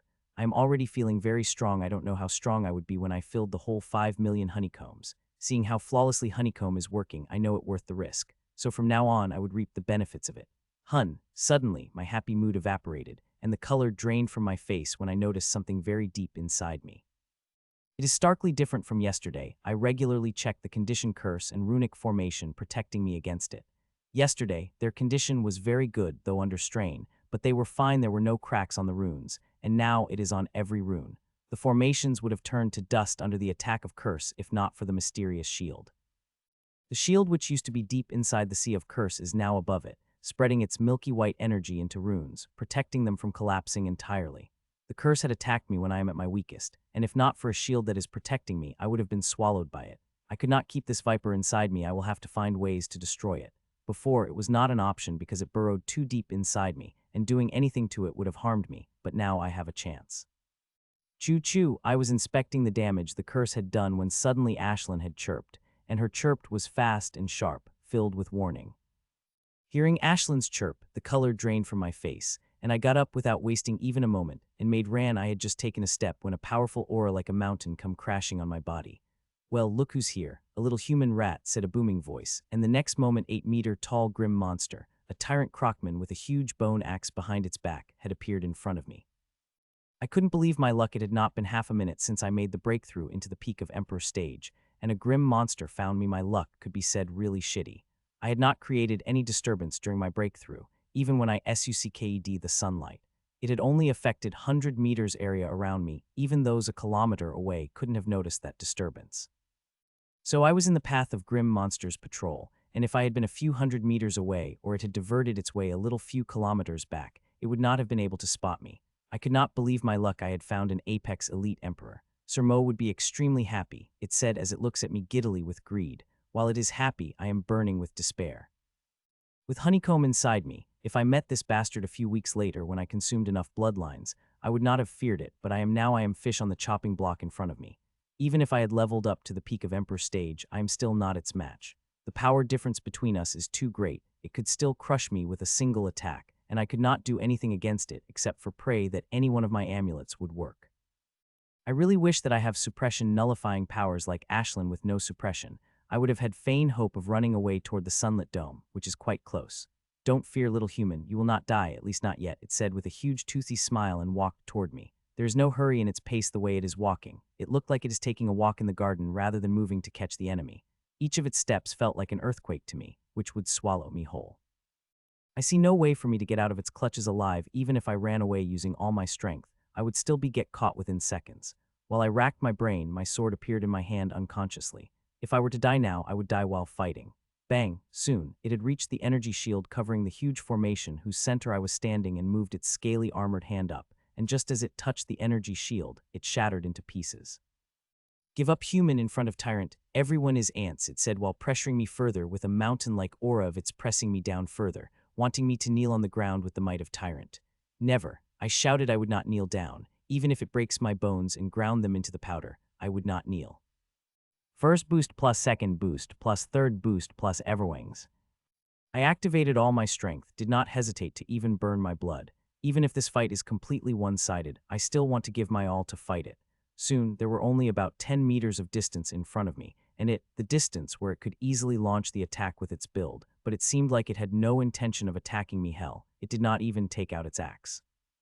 I could understand its thoughts. One does not need to take out a weapon to crush an ant. The foot is more than enough to do the thing. It finally stopped when there is only a 5-meter distance between us. It towered over me as it moved its hand to pick me. Choo-choo. I moved my sword up and about to launch the attack at it when a shocking feel spread through me, and Ashlyn chirped, and just as I heard it, I shot from my spot like a bullet towards the sunlight dome as silvery runes covered me. Ashlyn had nullified the suppression the first time in 9 months. I am not feeling the slightest suppression, but this effect would not last forever. Ashlyn told me this nullifying field could only last for 7 minutes, and I have to reach the sunlit dome in 7 minutes. Bastard! A loud shout came from the Crockman from behind me. It filled with rage as it came at me with blurring speed, and this time the Crockman had taken out the huge bone axe in its hand and came flying toward me. With no suppression, I could also fly, but I chose not to. The ground gave me greater maneuverability, and these thick, powerful trees will help me a lot, seeing the difference in our size. Though it could destroy the trees easily, it would become more and more difficult for it to do that as we reach closer and closer to the sunlight dome. Humans, stop at once, and I will show you mercy, it shouted. If you did not stop at the very next second, I would torture you so hard that you will beg for mercy, it added when it saw I am not heeding its words. Grim monsters never show mercy, and one would be an idiot to believe it. The only option I have is run till I reach the sunlit dome. Bang, bang, bangs. I ran and ran, but no matter how much faster I ran, it is catching up to me. If it's not for the trees and the ever-increasing suppression, it would have caught me already. My speed is very fast even with trees around me. I am running at speed I had never run before. Hell, I ran faster than I had flown before, but even at this speed, I barely able to contend against the suppressed grim monster who is chasing me. Still, there is some tiny hope of survival. I just need to get closer and close to the sunlit dome. At every step, the suppression grew, which lessened the power of Tyrant, and I just have to reach close to the sunlit dome. When enough of Crockman's power is suppressed, it won't be able to catch me, and I have to do all that within 5 minutes, as 2 minutes have already passed since the run had begun. Bang, bang, bang. The Crockman followed me like a tiger chasing the hare, and in this chase, it did not bother to go around the tree. It had covered itself with energy and crashed through whatever obstacle that it might find in its way. Be it tree or boulder, it crashed through them. Even will null suppression, I could not do something like that. Trees here would stop me dead on their tracks. One needs to have Tyrant's strength if they want to do something like it. I had enough, human. I had given you many chances, and if you're not accepting the mercy I am offering, then you deserve death, it said, and finally took out the box axe from its back. Seeing that, my expressions couldn't help but change. In the past 2.5 minutes, it had just chased me and never attacked. It wanted to capture me alive, but now it had no such intentions. Whirlwind arcs. The Crockman shouted and spun midair with its axe as it finished its spin. Hundreds of energy arcs appeared around before they came at me. Fuck. I couldn't help but curse out loud and jumped to dodge the arc. It barely took a moment for the first arc to reach me and over hundreds of them just behind it. My soul sense is covering all the arcs, and as they came at me, I jumped around. My everwings, which are invisible, are being very helpful in dodging these attacks, a single flap of them enough to dodge any attack at very high speed. It is quite regretful that I could only take a flap jump at an only shot distance. If the distance they cover had been bigger, I would have been able to run at a much faster speed. One by one, I dodged all the arcs that Crocman attacked me with while I am fine. The trees around me are raised. Hundreds of them have been cut cleanly by the arcs of grim monsters. Die, you bastard. The Crocman shouted right after I finished dodging its arcs, and it immediately covered the 100-meter distance between us and swung its darkly glowing bone axe at me. A horror couldn't help but dawn on my face and flap the invisible wings with as much energy I have to dodge the attack. Rip. I felt a sharp pain in my lower back, and the blood begins to stream out of the deep cut. The thing is, I had dodged the axe. What gave me this serious injury was the energies that were covering the axe. If the slightest part of the axe had touched me, I would have split into two. Hee hee, you survive, let's see if you survive this, it said, and launched another attack. A dark aura covered its axe as it came at me. But unlike before this time, I am better prepared and dodged the axe without receiving any injury. The Crocman did not stop after the failure. Instead, it continued to launch attack after attack. Most of them I had dodged, but some of them had hit my legs and back hard. I am very fortunate that I have my runes sucked the tyrant energy as it came at me. Though it had still done the damage is not crippling. I would be able to heal it easily. Human bastard, you have really irked me. It's shameful that I had to use this move on puny Emperor, but I will bear this shame to kill your, it said suddenly. I could feel hurry in its voice as it had activated this move. Feeling the aura, my whole body had gone white as I know that the coming attack would be very powerful, and I would not be able to dodge it. Choo-choo. Die, you wretched human, it's roared and attacked, and that same time Ashlyn chirped, informing me of extremely good news.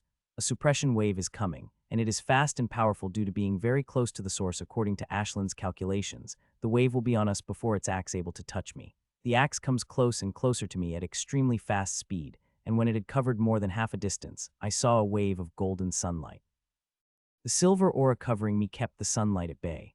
It repelled as touched the silver glow, which is quite regretful as I would love to bath into such dense sunlight. The benefits of such thick sunlight are great. While I am not getting any sunlight, grim bastard getting all, and it does not like it at all, not even a bit. Just as its sunlight touched its axe, it had slowed down, and the dark energy that burning on the axe frizzed that it was barely able to maintain its existence. The suppression waves are powerful, enough that even all-powerful tyrants have to be careful around them. Its axe had missed me by an inch. It is a good thing the suppression wave had frizzed away all that energy frizzled away, otherwise it would have given me huge injury, might have cleaved me into two. The wave has enveloped us completely, and grim monsters still could fly. Even in the suppression wave, its speed only lessened by about 30, which seemed quite low seeing how powerful the suppression wave is, but that's Tyrant for you.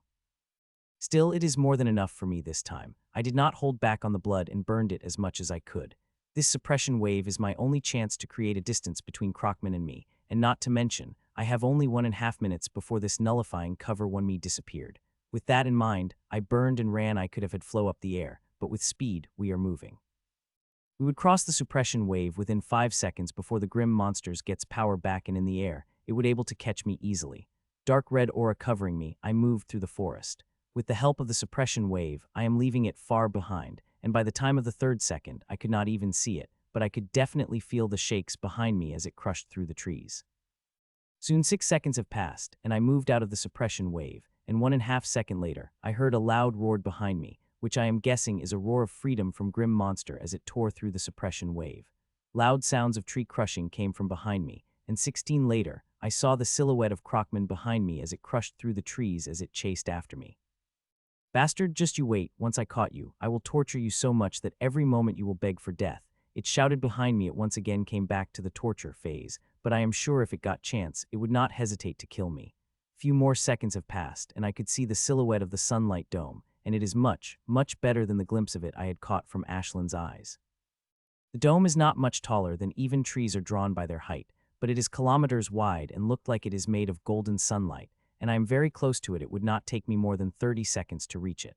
I move through the forest fast, red blood, zigzagging through the huge trees, while the Crocman is a dark boulder that is chasing me, crushing everything that came in its way. And now we have reached so close to the sunlit dome, the trees have grown very strong that Crocman had to spend quite an efforts to crush them, which is slowing it down further, not to forget the suppression is getting stronger, which also weakening it. Human bastard, it would be a great shame of this row if I did not catch you. It roared from the abode and came crashing toward me. Now that we are so close to the sunlit dome, it did not worry about those things. I did not panic seeing it crash toward me. I continue moving toward a zigzag pattern through the trees. The soul sense makes a lot of things easy with it. I could easily track my way. Bang! I heard a loud bang a few meters behind me as the grim monster crashed on the ground. The crash was so powerful that the ground caved, and I had to fly for a second as tress around me began to collapse due to cave-in. A second after the crash, the Crockman rose in the air again and came down again. Its speed is great, and if I am not burning as much as I am burning for such speed, there would have been no chance I would have been able to dodge the attack. Bang, bang, bang. One after another, Crockman crashed on the ground. For a moment, I couldn't help but laugh at its crude way of attacking me. It is my luck that I came across such a dumb tyrant. If I had been in its place and would have dealt with someone like me, I would have already captured it by now. Tyrants were supposed to be smart. Nobody reached this height of power with dumbness, but it looked like the exception does exist, and I am glad that I am being chased by such exception. If there had been someone smart, I would have been caged or in storage in pieces. The suppression here extremely strong, so strong I will be incapable of twitching the fingers of mine. I will not die though. I would have died an hour ago before the breakthrough, but now the suppression here could crush me, not kill me. Bastard. The Crockman shouted as I made my way toward the sunlit dome, but suddenly I felt my back go cold. A powerful feeling of danger spread through my body. I saw Crockman above me with red eyes this time. It did came at me, but instead stared as dark runes climb on its axe from its hand, and within a second, every inch of axe filled with dark runes. It knows it is the last attack it could launch, and it is making it count, and seeing that, my heart couldn't help but beat in trepidation as I inherently know this attack of it going to be dangerous, the most powerful attack it had launched at me. Death, it shouted and threw its huge box axe at me. Seeing it coming, horror couldn't help but dawn on my heart as I know this attack is undodgeable. The attack is too powerful and fast. I had not expected this dumb bastard to have an attack as powerful as this. It looked like I had underestimated it too much, but I am blaming myself. I did everything I could to survive, and Ashlyn also helped. But now, just when I was reaching my goal, this bastard revealed its trump card. I had really thought I would survive this. It barely took a moment axe to arrive next to me. The axe had cut everything one its way, without losing an inch of its moment before arriving before me, and now, its blade is inches away from me. Time seemed to have slowed down when the axe was inches away from me. I found its blade slowly inching toward me, until there is barely finger distance between the meter-long curved blade and my head. I wanted to close my eyes so desperately, but I did not. Instead, I kept them open forcefully to watch my death. Finally, the axe reached me, and its hot blade touched my skin and about to pierce through it into two, cut my head into two when something amazing happened. Bang. The protection amulet inside me activated, and the blue energy layer covered my skin instantly and repelled the axe at double speed. I am shocked to see that happened as I had not expected it to happen. The suppression here is too powerful for the protection amulet to activate here. Just then, I remember that I am not under suppression. The silver field covering me is repelling the suppression, thus, it could not suppress the protection amulets I had. While I was shocked by surviving, I did not let this shock stop me, nor did I care about the repelled axe, which is going back to grim monster at double speed. I moved toward the sunlit dome with the blurring speed, as I do not have much time. Either the nullifying shield will go out within a few seconds. It took me less than a second to cross the kilometer, and now in front of sunlit dome, my heart is beating loudly. I don't know whether this very thick, solid-looking sunlight would let me pass through it, but I have no choice but to try, as the other option is death, and with that thought, I took a step inside the sunlit dome, where none or fabled few emperors able to reach. The solid surface of the sunlight did not stop me. It felt like I am passing through the barrier of paper, which I could easily pass through. Wow, came out of my mouth as I stepped into the other side of the barrier. In front of me is a huge garden filled with the most beautiful flowers I had ever seen. Not only flowers, but also herbs and other precious stuff. Beautiful walkways made of golden sunlight bricks could be seen all around the garden. There are also small ponds all over the garden filled with golden liquid with a mix of shining purple. In the center of the garden is a huge stele made of golden purple sunlight. On it, something is written in an unfamiliar language. I look all the garden in before, took a step on a walkway and begin to walk toward the huge golden stele, which about 20 meters long and 4 meters wide. I felt like it is the most important part of this huge garden. As I walked, I looked at things around me, especially plants and ponds. They barely have any aura, and one might think of them as show plants, but when one concentrated on them and catch the faint whiff of aura they produced, they would be shocked. Each and every plant here tyrant-grade material, and not a simple tyrant-grade material, but a powerful one. Even normal grass here is a powerful resource that even tyrants would salivate after. The liquid in ponds is especially shocking. It is not liquid sunlight as I had usually assumed. though it contains a huge amount of liquid sunlight, it is not all there are powerful herbal essences in it. As I had observed the ponds, I had noticed that some of the flowers and blades of grass would fly by gentle wind and mix with the pond. I had gone to the many ruins and saw many things but never saw something as wonderful as it.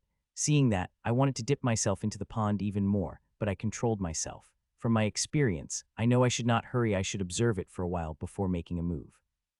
Ashlyn seemed to think that as well she had come out, but she did not fly out of my shoulder. Like me, she's just looking around with obvious greed in her eyes, seeing all those precious things around. With Ashlyn on my shoulder, I walked toward the center of the garden while drinking the sights of the garden. Whoever designed the garden must be absolutely generous of landscape design. The way they placed everything is simply amazing. Seeing such a beautiful garden, I wanted to something this grand in the academy. I will try to make it. It will be incredible if an academy has a tenth of something this beautiful. An hour later, I reached the garden center and looked at the stele, which had something written in a beautiful language that oozed ancientness. I wish I could read this language. It would be amazing to know what the text means. Buzz. I was staring at the stele when suddenly it buzzed and started to shine in golden purple light. I took a couple of steps back as I saw the stele glowing and text moving. Though I do not sense any danger, it is always better to be careful against such a powerful thing. The shine on the stele got brighter, and text on the stele formed the humanoid shape, which is quite surprising as I had thought something else might with those unknown texts. I was observing the humanoid shape of the text on the stele had formed when I got shocked by my life. The humanoid-shaped text shone and transformed into a real humanoid that walked out of the stele. I always find it amusing how people get surprised to see me walking out of stele despite getting a forewarning, said the being in an amused voice as it walked out of the stele as I rapidly took the steps back. Calm down, little human, I am going to hurt you, said the being seeing the sword appearing in my hand and with me standing in a battle-ready position. I thought about its words for a moment before I put down my sword. I can't sense any aura from this being, but I am very sure it's very powerful, and killing me would not be a problem for it. With the sword put down, I looked at this alien humanoid being in front of me. This being in front of me is not a human. It is also not a grim monster or any other race I had heard or read about. It bore 80 similarities to humans. It is male and little over 6 feet tall, and wearing a dark robe with extremely beautiful designs of celestial bodies, with special, focused on a different type of sun. From what is not hidden in the robe, I could see it had brown skin, which is not flesh, and on it, beautiful golden runes are drawn. The thing that makes it different from humans are his horns. There are 2 beautiful horns on its forehead, and like its eyes, they are golden and purple in color with ancient runes drawn on them. I am most surprised by this being's age. It is young, about my age. One does not expect to find such a young person in a mysterious place like this, which is usually associated with old geezers. Who are you? I asked before I could stop myself. This one is a piece of soul, belonged to Supreme Archiver of the Great Sun World, Ilhan Methizan. The being introduced itself grandly. You are not a real person, I asked again before I could stop myself. This being in front of me looked too real. I could not spot any flaw in it, which tells me it is a fake person. No, this one is just one of the tiny pieces of soul released by the Grand Archiver into the universe, it explained with a laugh. An earthquake couldn't help but spread in my heart what it said. The information it had given me with a small round of words is earth-shaking and couldn't help me make me excited. Why have you come to our world? I asked. There is no way a powerful soul would have sent its piece of its soul here for nothing. The intention is not as nefarious as you think, little human. The intentions of Grand Archiver are noble. He just wanted to guide and help those world who were fighting the spawns of abomination, and for that, he even sacrificed part of his soul, the being replied. You might not know it, but in the past 1,500 years, over 100 humans have come here and benefited from the grace of this one, it said grandly before its eyes became sharp. It had said there are more than 100 people have entered here, which is quite shocking news. I had seen the suppression and know how strong it is, and had not thought there would have been more than 100 people able to enter the sunlit dome throughout the 1,500 years. You, on the other hand, little human, quite special of all the people that had come here, only you had the celestial inheritance, it said, bringing me out of my thoughts. A shock again couldn't help but spread through my heart, seeing it casually mentioning my inheritance. It is very hard to detect my inheritance, and before I revealed it in front of the whole world, nobody had guessed that I have it, but this being seen through it in a single glance. Don't be a surprised, little human. Even if I am just speck of Supreme Archiver, I am far more powerful than you can imagine, it said, and purple and golden sun-like eyes begin to shine intensely that I had unconsciously taken a step back. Don't be afraid, little human. You having a clear heart inheritance is a good thing. You might be elated to know that Grand Archiver created his own path through the clear heart inheritance, it informed. This had helped me quite a bit in calming down. This past few minutes had been quite intense. Now let's sit and exchange the knowledge. The Grand Archiver spent his whole life collecting knowledge. One of his greatest pride is holding the discussion with Titan of Life Yggdrasil itself, it said, and its eyes became a little misty. When he said the word Yggdrasil, his voice turns very respectful as it is speaking about someone great, while I became shocked hearing the Titan. This word had great meaning. The being inside me had also referred to itself as Titan with annihilation as its Titan, and I have no fucking idea what to think about it. Supreme Archiver said that every being has some knowledge to offer. Even ants can teach you something new if you observe them, it said and moved its hand in a flourish. And as it did that, 2 sofas with a table between them had appeared. Take a seat, little human, it said as it took a seat opposite of me. Michiel, my name is Michiel, I said as I took a seat. It was really irking me hearing it call me little human, seeing it does not much older than me. There are many humans who have come here, and I held a discussion with every one of them. Some discussion lasted for hours, while others lasted for days. It said, those who kept me occupied for the most time had got the greatest benefits, but even those who lasted for mere hours had also gone back with great benefits. It added and again moved his hand with a flourish. As it did, 2 beautiful empty teacups appeared on the table in front of us, but they did not remain empty for a long while as tea leaves came gently floating from the garden, and behind it came some flowers and grass and water from small stream behind the steel. The stream water felt slushed into cups without spilling on the table. Tea leaves dropped their green essence. It mixed well with water, as it did a couple of flowers, and started dropping their essence into the last. The last flower to drop its essence is a dark red flower, and just it drop its essence, the tea begins to boil. It boiled for a few seconds before stopped, giving a light green golden tea. The whole process of tea making is very soothing just watching it. I felt like my mind is getting calmer by the second. Give it a sip. This recipe of Arma tea obtained by Supreme Archiver in his younger days. He has very fond memories of tea. So it said and took a sip of tea, seeing that I hesitantly took the cup.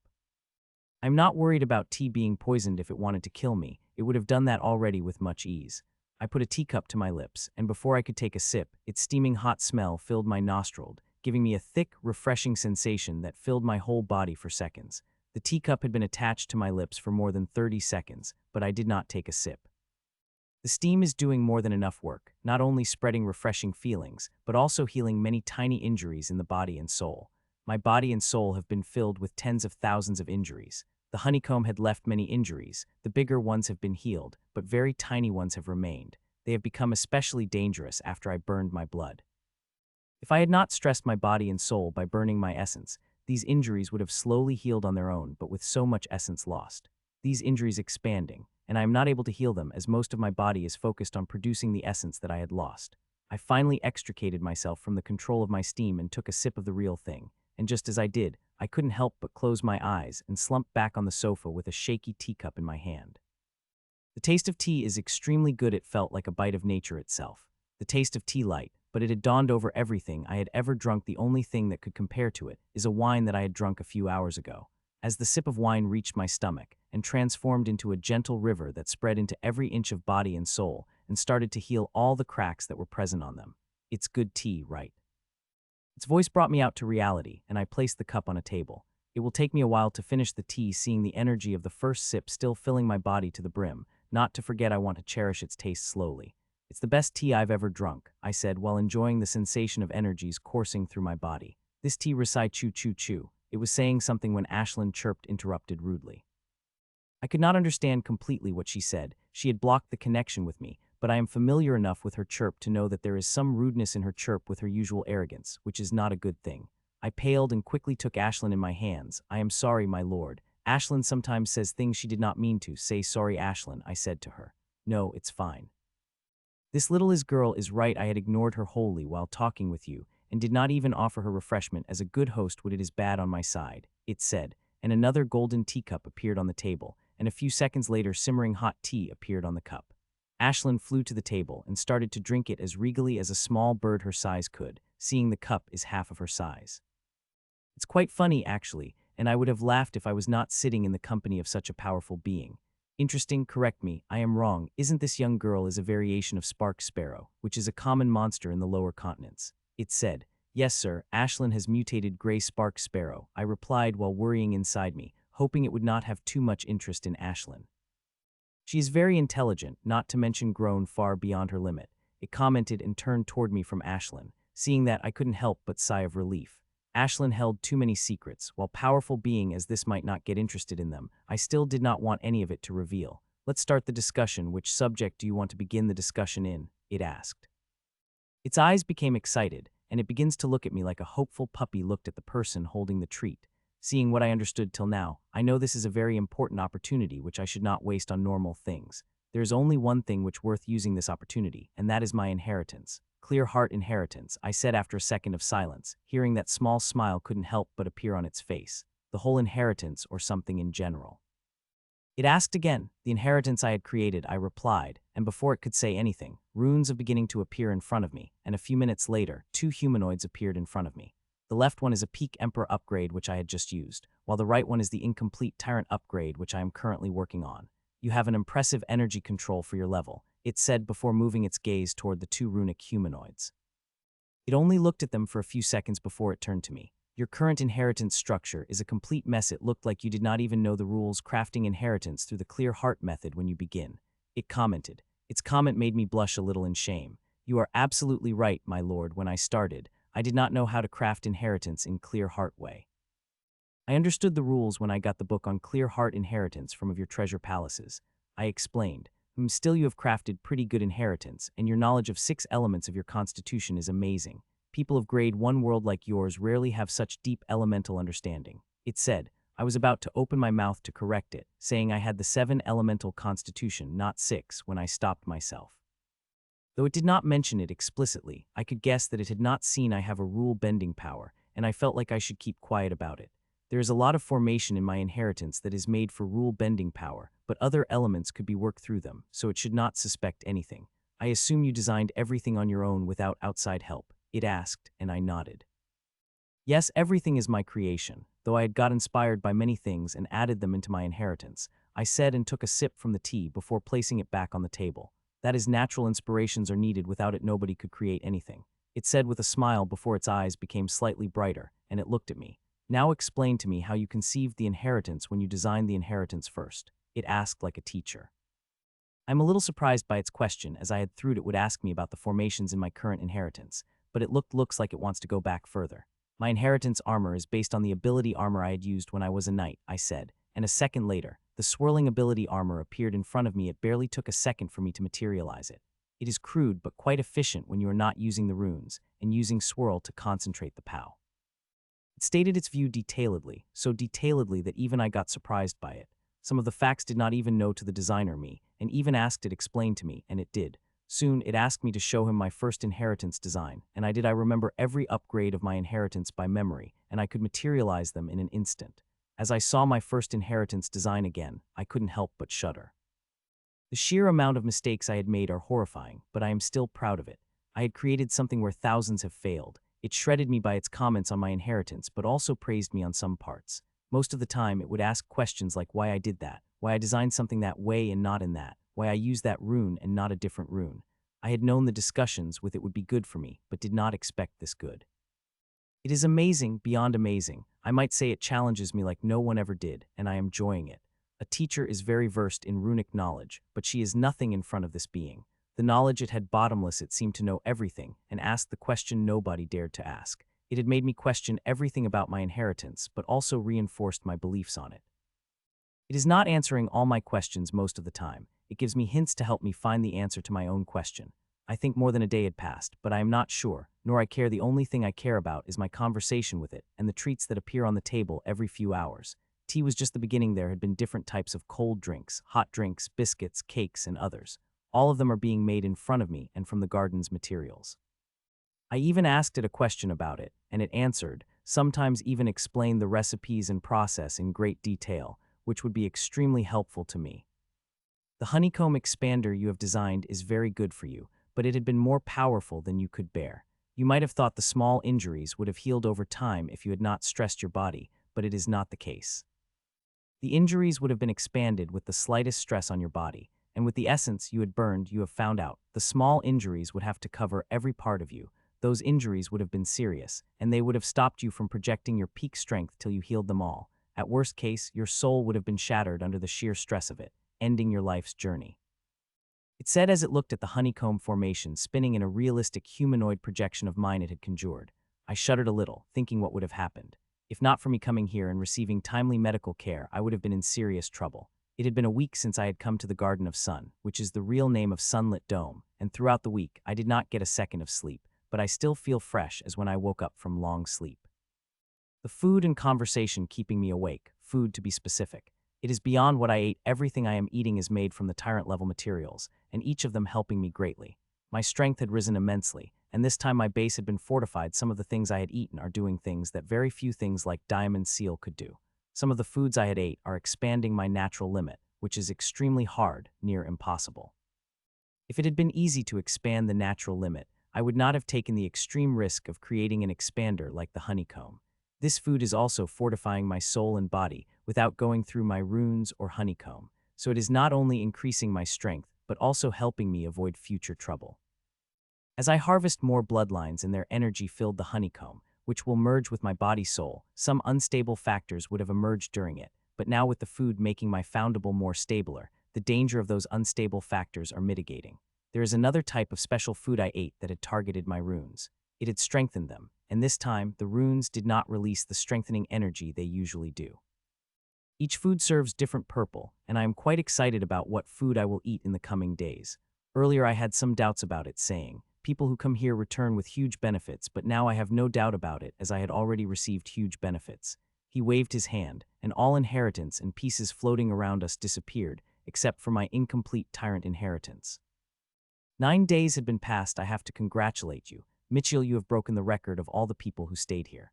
Lord Al said, catching me off guard. Hun, came out of my mouth before I could stop myself. In the 1,500 years, nobody was able to keep me entertained for more than 9 days, and even those who were able to keep me entertained for 9 days were in the minority. The latest were 2 sisters named Hera and Vivian. I am sure you must have heard about them.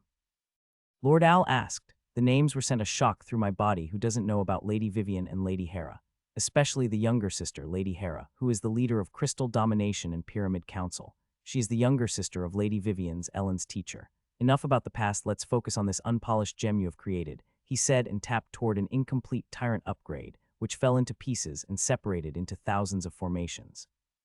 You have created a gem, but it is full of flaws. It is not only incomplete, but it is also very unrefined. The biggest flaw is that there is too much influence of foreign concept here. As I had explained to you when forging your path with celestial inheritance, it is very important that the path must be yours and yours alone. Keep the concepts of others to a minimum, he said. Hearing that, a wry smile couldn't help but appear on my face. I know that, but till a few months ago, I don't even know how to use clear heart method to forge my inheritance. It is due to the book I got in Treasure Palace, which gave me an idea and influences me most, I said. He nodded in understanding, and the next second, 3 books appeared in his hands. These 3 books are considered best books to refer to when constructing the nascent path through clear heart method. Many of insights here are from high titans themselves. He said and put the books on the table. Seeing the books, my eyes started to shine like suns, and I immediately took them in my hands and started to flip through them. One of them written by you, Lord Al? I asked in surprise as the 3rd book noted him as the title. Yes, the main soul wrote it after he had a discussion with High Titan, he said with little misty eyes as if remembering a very old memory. As days passed, it became he, and I even addressed him in his original name, which he declined to be addressed as it is the name of the main soul, and asked me to refer as Al, which is short of Soul Original Soul's name. With 3 new books, our discussion has become even interesting. These new 3 books are much better than the one I had obtained in the Treasured Palace. With concepts that are both simple and complicated, I had got completely immersed in them. Days passed by, but I do not care about them. The amazing food is keeping my mind fresh and making me powerful at the same time. If one could imagine what heaven is for me, I would reply, the Garden of the Sun. The intellectual conversation that makes one mind stretch to the limit and delicious food made by such a powerful being. If this is not heaven, then I don't know what is. You should understand that space is limited when you craft your path nascent stage. You should think about every rune 100 times, work on the formation till it became more efficient. Efficiency is one of a key to forging a great path, and I hope you work rigorously on making your formation powerful and efficient at the same time, Lord Al said as we walked through the garden with hundreds of formation floating around us. Yes, I will try, I said as we walked toward the center of the garden and took seats on the sofas. We have been roaming around the garden for few hours, and it is again time to sit on the sofas again. Mitchell, it will be the last day of discussion according to rules set by the main soul. I could not hold the discussion for more than a week time of solar realm, which is equal to the 3 weeks of your world. Lord Owl with a hint of regret. I couldn't help but feel surprised hearing that, and sadness couldn't help but well up in my heart. I knew that discussions would not last forever, but I hoped they would last at least a month, but it looks like that is not the case. You said 3 weeks, which means we have 2 days, not one, I said after I got my emotions under control.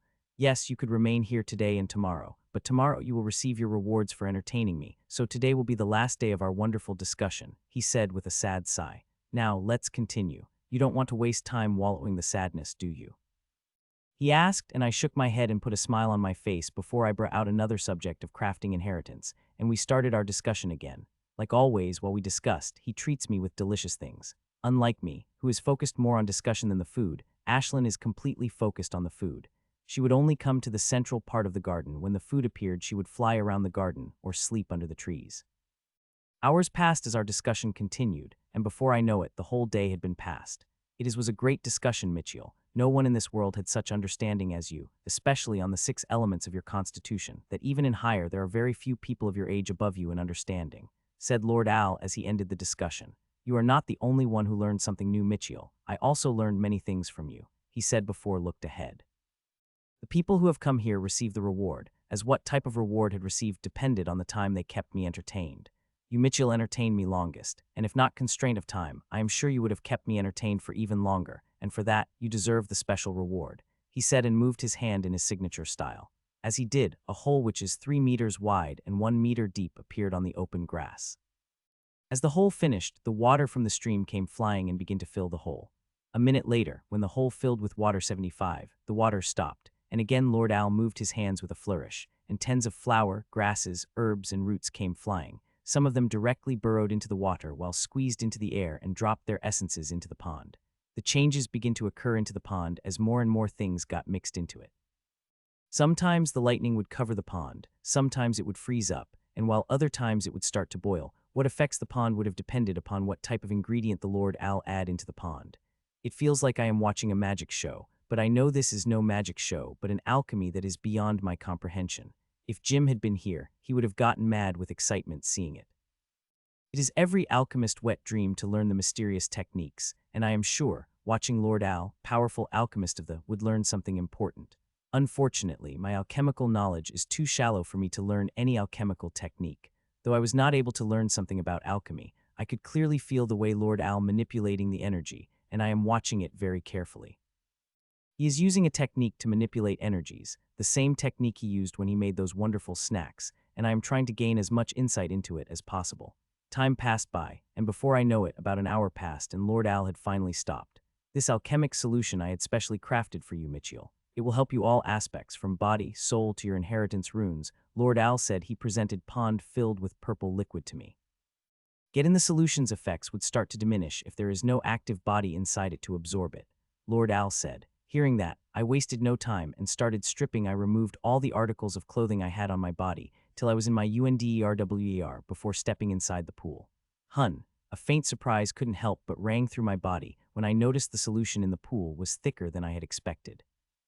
Lord Owl had used only 97 ingredients, including the huge amount of water from the spring. It is alchemy, I should not be surprised by it.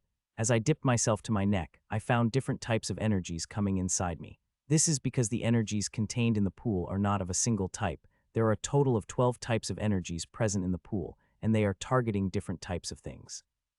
Some parts are being targeted by more than one energy, like my runes, which had been targeted by 4 types of energies, which they are gladly sucking up with all their might.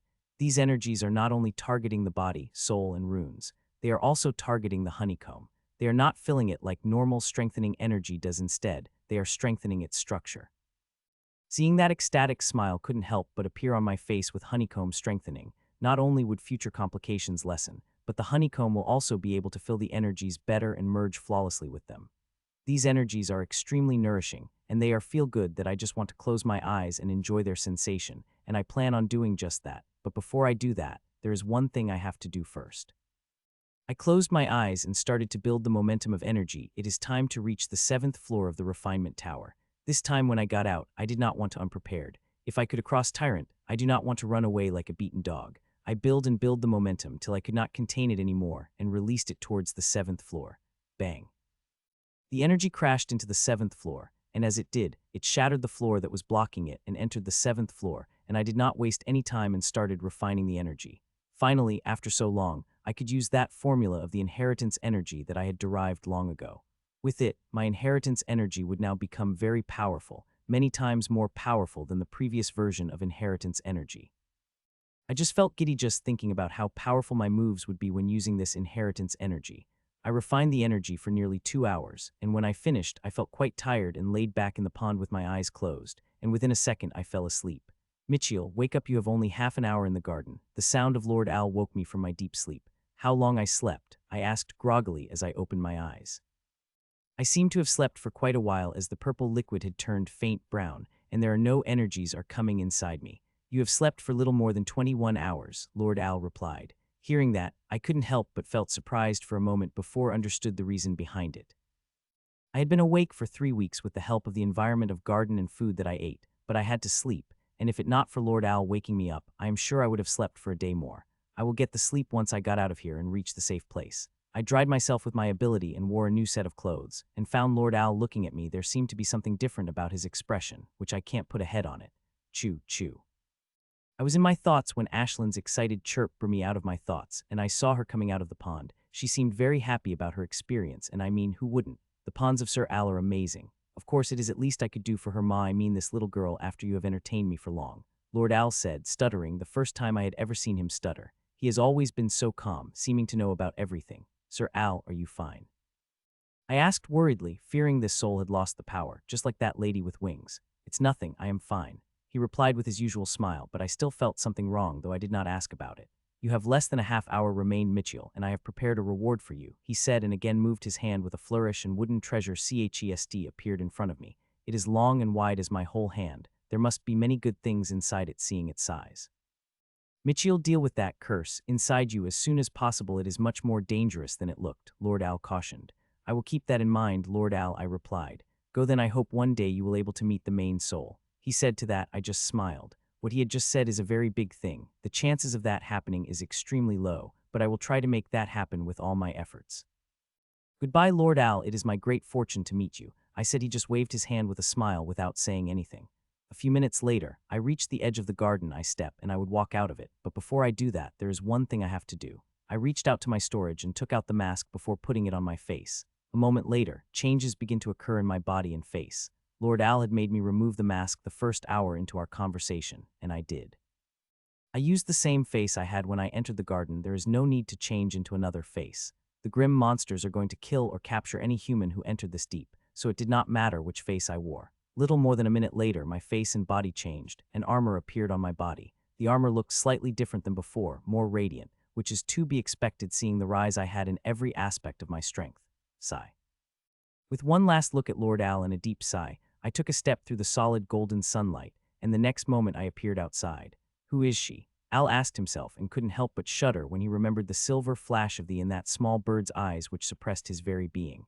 It made him feel the danger it had felt a few times, and know that even his main soul is not a match of whoever it is.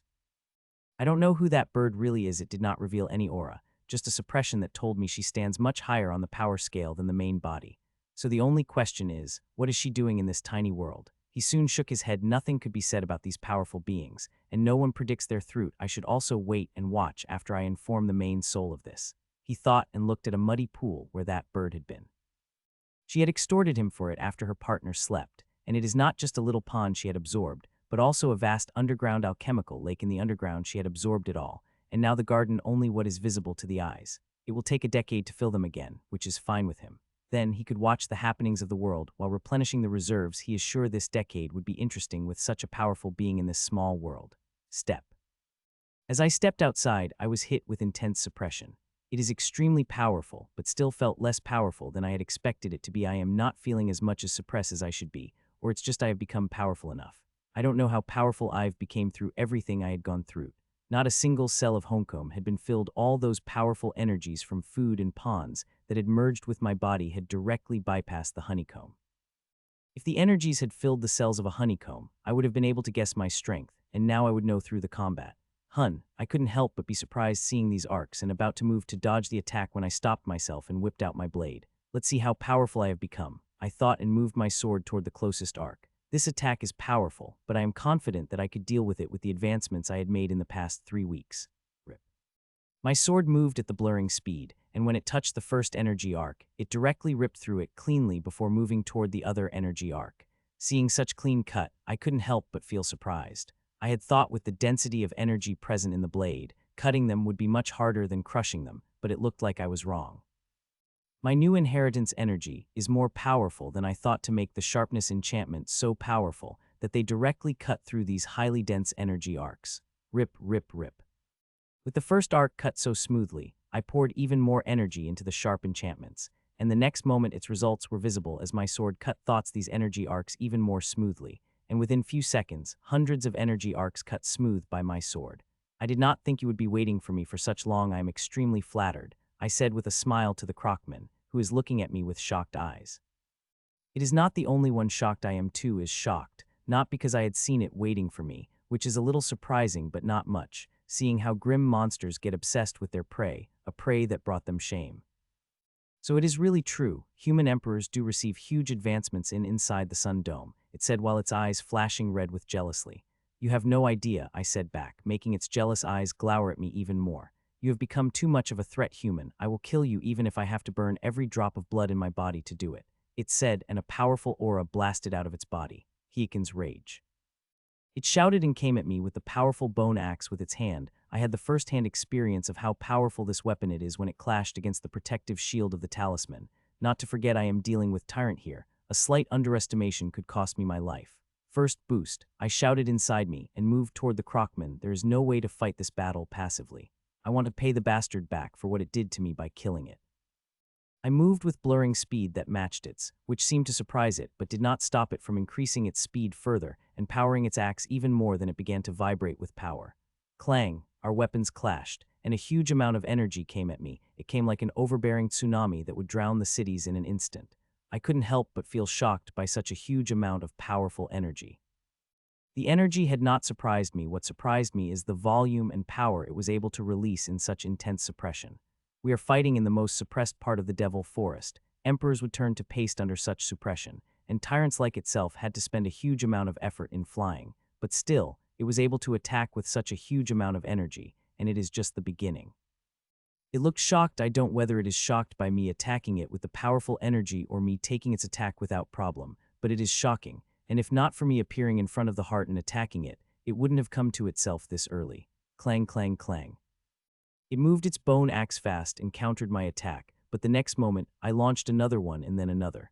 I kept attacking one attack after another, attacking from all sides, not giving a second to counterattack. My attacks are extremely fast, and each and every one of them targets its weakness. If a single one of them landed, this bastard would be a goner. Regretfully, it is Tyrant I am dealing with. Not only do they have immense fighting experience, but also huge strength that even with such rise, I don't know whether I would be able to defeat it or not. Enough, you bastard. It roared, and an even more powerful aura flared from its body. This aura is thick and powerful, and I did not dare to underestimate it. Second boost. I activated it immediately and moved my sword to defend against the huge bone coming at me. Clang. Our weapons clashed, and again powerful energy came at me, intending to vaporize me, and unlike before, it is more powerful, but I do not fear it. I let it come while I moved my sword at it for the attack. Clang. We begin to attack each other like crazy, using every trick we have on our sleeve. Especially me, I am using every trick I have under my hat. To be honest, I had imagined my first Tyrant fight would be different. Each attack would release a powerful shockwave that vaporized everything around, and the sounds of it made people deaf by listening that they have no choice but to cover their ears. Nothing of that sort is happening right now. We are the most suppressed area of the Devil's Gate, and here even trees are powerful enough that they could bear the shockwave of Tyrant's attack without breaking, much less vaporizing under it. Unless one attacked these trees with Tyrant-level strength, there is no breaking it, and as for the sounds of a fight, those who are not in our immediate range will not be able to hear it. Not to forget, we both did not want to attract the attention of others for our purposes, which is why we are fighting on the ground and had not taken the air. You must have obtained really good things from there, right? The grim monster asked suddenly as we fought. Its question had caught me a little off guard, seeing at this stage grim monsters mostly focused on cursing and describing the things they would do to me once they caught me, and it had been doing the same for the past few minutes. Yes, I had obtained a big wooden box with many great things inside, I replied, and its eyes flared with greed again. This muscle-brained bastard had been looking at me greedily since the battle begins, salivating about the loot he will get after it killed me. Good, and next minute, everything you have got will be mine, it said with confidence, and next second, an aura like never before released from its body. Even when chasing me, it had never revealed such powerful aura. Human, I should be thankful to you. The shame of my failure to not able to catch you made me dig into my inheritance and unearth this amazing move, it said as all of its aura covered into the runes which had covered its huge body and axe that is present in its hands. Gulp. I gulped down my saliva as I looked at it. It looked very dangerous. Not only it looked dangerous, but it also feels dangerous, that every part of my body made me want to run away from it. I steeled my heart and stayed in my place. It may have got powerful, but so am I. I am not the same person anymore who had run for his life when I saw it. This time I have the confidence to fight it, and if a little bit of luck is on my side, I will kill it. Humans shudder under Heikin's wrath. It roared and came at me. Its speed is so fast that it appeared in front of my instant and swung its axe at me. Seeing it, I did not hold back either. I also swung my sword at it, using every bit of power I could from first boost plus second boost plus everwings. I will fight this bastard with every bit of energy I have. Escalating, our weapons clashed, and I felt a powerful shock running through my body. This shock is powerful enough already, and behind it came scythe-like inheritance energy, which wants to shred me to the pieces. Step, step, step. This opportunity is used by the Crockman as it had launched another attack as it had finished with first, wanting to finish me off before I stabilized myself.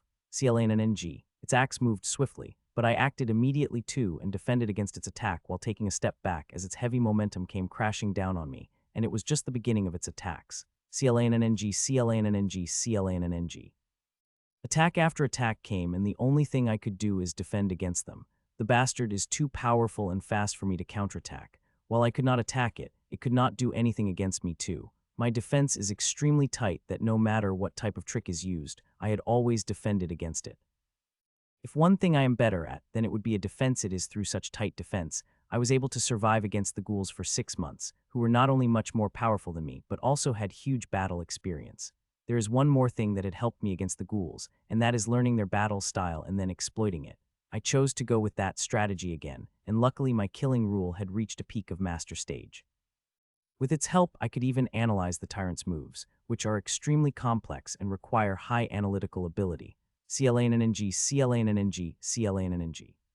Time passed by as its attack continued. With time, it became more ferocious with its attack. Slowly, it begins to lose caution and started with more daring attacks to pierce my defense, and when it's unable to do that, it would get even angrier and its attack would become even more ferocious. The cycle kept going, and more gaps began to show in its defense, but I did not act on them, as I know I had not analyzed it enough. It is a tyrant I am dealing with. Even if this bastard has muscled for brains, it is still a tyrant with vast battle experience. An unprepared strike would be easily dealt with, and then it's my life that would be in danger. An hour passed, then 2, and then 3. Before 4 hours had passed, it had been 4.5 hours since our battle had begun, and it had grown extremely angry. Its anger reached near insanity. Die, you bastard, why don't you just die? It shouted ragingly as it attacked. It had been shouting madly at me for little more than an hour, attacking me crazily. It is quite a wonder that no tyrant had got attracted hearing its crazy roars. Seeing it raging like a common grim monster, I had become quite surprised at first. It is noted that the higher level of power the grim monster reaches, the less they lose control, and among the tyrants, it rarely happened. But it is too much to hope from this brain for a muscle idiot who started to show signs of losing control just after 2 hours into the battle. It is likely due to the shame last time. It was unable to capture, and now even after nearly 5 hours, it was unable to kill this puny emperor. Any self-respecting grim monsters would get mad if such things happened to them. In the past 6 hours, I had collected all the data I needed and analyzed it. The analyzed data had made me confident that I could defeat it. If I had not got that answer after fighting for 6 hours, I would have run away. There is so much analysis that could help in filling the gap between the difference in strength. If this gap could not be breached by data, I would have left. I would have just needed few weeks and a couple of bloodlines of Emperor Grim monsters before I became confident of killing this bastard or tyrant of similar prowess. But now I do not have to think about this choice, as data I had analyzed telling me I could defeat it, and data is never wrong. I had acquired all data I need, and I am sure I could kill it, but I am in no hurry to act. I want to make sure when I attack I am successful, and for that I would need a perfect chance, which is not hard to find. I will just have to wait for a few minutes max. I could still attack and have a chance to kill it, but I wanted my attack to be sure to kill. If I miss, I would have to wait for an hour or more. I really did not want to wait for more. I am already lucky enough that no grim monster or human has discovered us fighting, but this luck will not last long. Ashlyn had seen a couple of humans and grim monsters coming close, some even had come really close. So I want to finish it as soon as possible. I just have to wait for a little for the perfect chance. First boost plus second boost plus Everwings plus third boost. I did not have to wait for less than a minute later. I found a perfect chance, and just as I did, I activated the first boost, which trigger I had been holding on to. My blood begins to burn, and strength like never before begin to course through my body. The two aspects that received the most advancements in the garden were body and soul. Their advancements were much more than other aspects. Half of the food I had ate worked on strengthening them. So when I burned my essence, I found more strength coursing through my body than I had expected, and I had used it all. As the power of essence burned course through me, I stopped taking steps back and disappeared from my spot. It got extremely surprised seeing that as for more than 5 hours, I had been on the defensive, taking steps back with each of its attacks, and now I burst out with great strength that I disappeared from its sight. I appeared behind and moved my sword to pierce its chest from behind, and it reacted immediately. It moved its axe at its back without moving. It had performed such a move flawlessly. One could not see the slightest friction in its movements. It's defended against my attack, hee human. It's not it said when its words cut of mid-air, and a look of shock appeared on its face, and as I directly appeared in front of it and my sword is now moving toward its chest. I had deliberately attacked it from behind at first. I wanted to defend it, so I could attack its axe with power. So when I appeared in front of it, its axe would be a fraction of seconds later, and that is all the time I needed to finish it off. Suddenly, the look of shock it had on its face has vanished, and a bright, teasing smile appeared on its face. The runes that covered its body have brightened up, and a powerful aura burst out of them. Axe, which was slow, appeared in front of it as if it is teleported and moved toward my sword, which going for its chest. CLLANNG, bang, our weapons clashed, and I was sent back with a huge force that I had clashed against the huge tree, carving the figure of myself on it. How idiot do you think I am, human? I know you had been hiding something, and for that I waited, even when I wanted to use every bit of power I have and shred you to pieces. It said while laughing loudly, no matter how much blood you burn, human, you will never be able to defeat me, it declared while gloriously spreading its arms. You have already been defeated, you idiot, I said as I gently got up. The crash had been too hard. If not for my armor protecting me, I would have already turned into the bloody paste by such a powerful crash. Ha ha ha ha, it looked like the shock of the crash had done something to your brain, human. The grim monsters laughed as it said it, but suddenly the laughter disappeared from its face, and a look of confusion appeared on it. Rose domain, I said in my mind, and 9 roses came out of the ground around it. At the same, really thin strings that were invisible till now became visible around its body and started to grow madly. Human, what is it? I asked as a powerful aura flared around it, but just it flared. Nearly half of the power of it's been suppressed by the domain of 9 roses that is covering it, and strings flared up as bound it even tighter. I am not an idiot to fight it like it is emperor from the moment the battle begins. I understood I am fighting a tyrant. Even if it is muscle for the brain tyrant, it is still a powerful tyrant, which I could not underestimate. So I planned and perfected that plan with the data I had collected from it. I had to thank Lord Al for this victory in the discussion we had. We have had not only discussed the creation of my inheritance, but also discussion, how my moves could be used optimally. The discussion had given me a lot of ideas, and this result is a product of those ideas. I walked toward the roses and placed my palms on the field they have created, and poured my energy into it. As I did, the energy became the field have become even stronger, and strings begin to grow at even greater speed, and soon they have covered it heavily. You are him, aren't you, the one that defeated the champion of the Scarlet Flame tribe in the arena? It said with real horror on its face. Yes, I am him, and now I am going to harvest you, I said while bringing out my most villainous smile. It is not easy to kill me, human. I am tyrant, not some puny emperor, it declared loudly, and the runes on its body behind shined brighter as it tried to move, but no matter what it does, my roses and strings would not let it move even an inch. Suddenly, a resolute expression appeared on its face, and the next moment a powerful aura shot out from its body. This aura is so powerful that it was able to move its body slowly. It had started to burn its core, and seeing that, I did not get alarmed. Instead, I am happy as this is the moment I had been waiting for. The second it started to burn its core, hundreds of fine strings separated from its heart and merged, forming a sharp spike, and seeing the spike, even Grim Monster's eyes widened in shock, and before it could do anything, the very sharp spike moved toward its chest. Puchai. The spike pierced through its heart with some difficulty, and as it did, it again separated into hundreds of fine strings which immediately covered its core, which it had started burning. The moment they covered the burning core, the explosive growth of the strings have begun, not only outside of Crockman, but also its inside. The strings begin to grow madly. Within 10 seconds, 75 of it got covered in the strings, and 5 seconds later, its whole body covered in strings that now looked like a huge ragged doll without any expression. I could feel the aura of Crockman flaring up, but that just made the strings grow faster. They begin to form layer over a layer of strings for the Emperor. A single layer of strings is enough, but it is Emperor I am dealing with, and I do not want to take any chances. As the strings growing outside, they are also growing inside. They are filling every inch of the Crockman, and they are growing faster with time as the Crockman is burning its core faster and faster. It is quite a smart move. It needs great power to break free of the shackles my strings have created. Regretfully, my strings are extremely good. They are sucking nearly all power coming out its core, barely leaving anything for its body. Few seconds later, it seemed to understand the futility of its action and accepted it is going to die. Like that moment, its core begins to burn like blazing sun instead of a forest fire.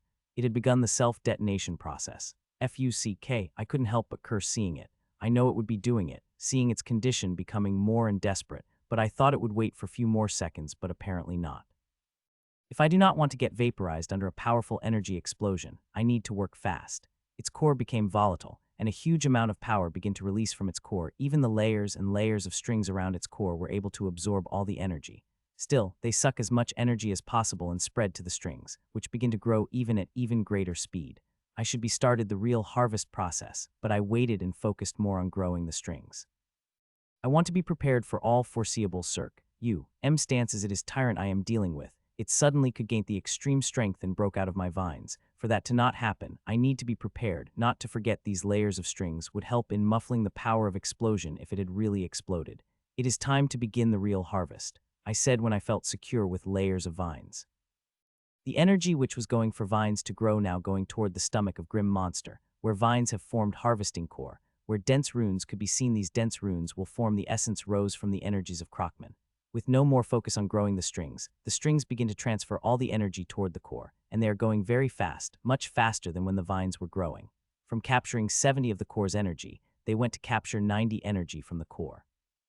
Not only that, but also the vines spread into every part of Grim Monster had also started harvesting, that any energy able to escape. Controlling such energy has put immense strain on me. Then blood begins to leak from my nose, but I did not care about that as I am harvesting a tyrant. A freaking grim tyrant that many emperors would piss their pants at their glance. There is so much energy coming from the monster, and I could barely imagine how energy-dense the essence rose would be. I had already collected more than 10 times the energy I would collect from the emperor, and there is much more. Time passed by, and I got much better at handling energy that I made the strings thorns on strings outside and pierced them into Crockman's powerful hard shell, and started harvesting energy from them.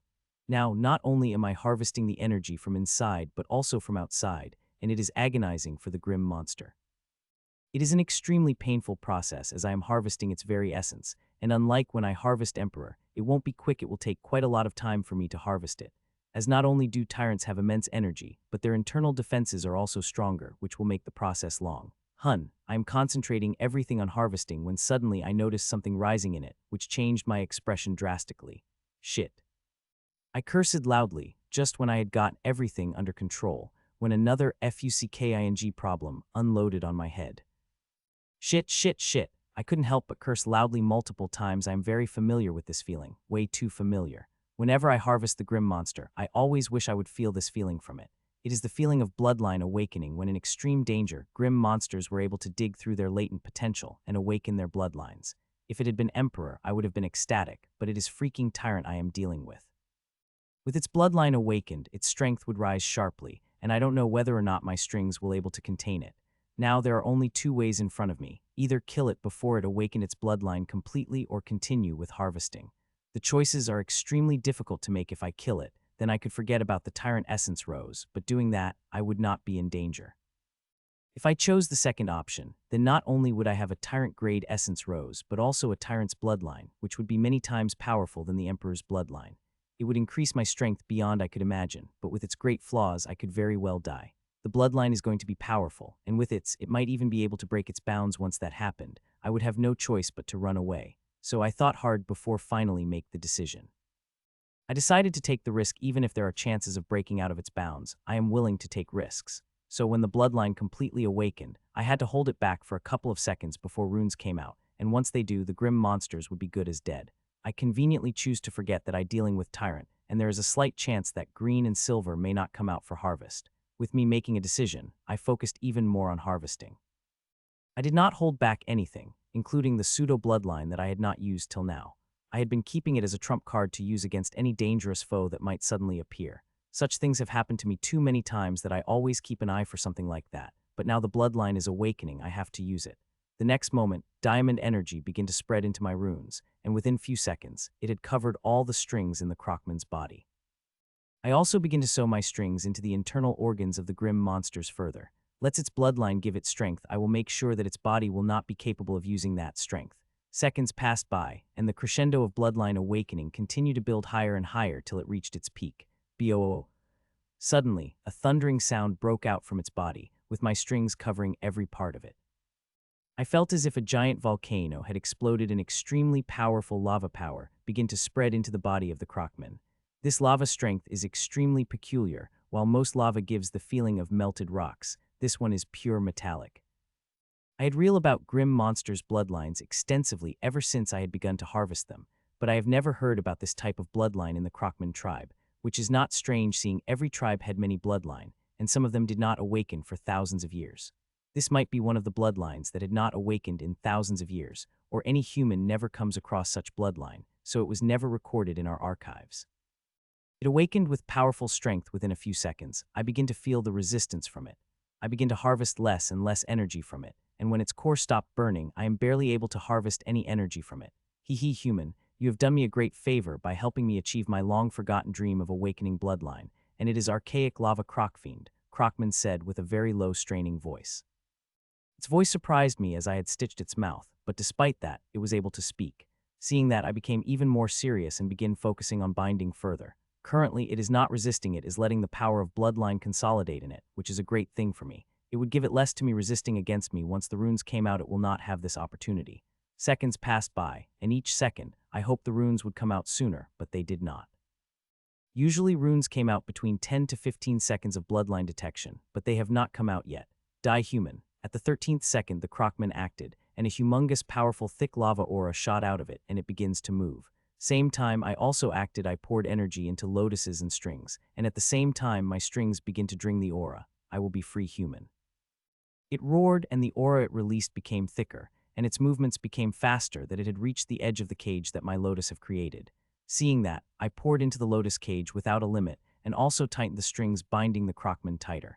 There is no way in hell I am going to let this bastard break this lotus cage. It will remain there till I harvest its essence and bloodline. Break, it shouted and moved its aura-covered arm back, stretching the strings further before shooting it forward toward the cage created by the lotus. Its speed is not that fast, but the power contained in the attack is huge. Even my strings from inside and outside, of trying their all to suck the power of this attack, they are not doing that great job. The power of the attack is too great that what they are sucking is a drop in a jug of water. Bang. The fist landed out the energy field of lotuses, and a ripple is created, which quickly disappeared as all the energy in the attack was quickly sucked by the lotuses and refined to be used in defenses of the cage. There is no expression of happiness on my face seeing its attack failed, as I know this is just a beginning. Its bloodline is still consolidating inside it every second. Its strength increases immensely. The coming attacks would be very powerful. Bang, bang, bang.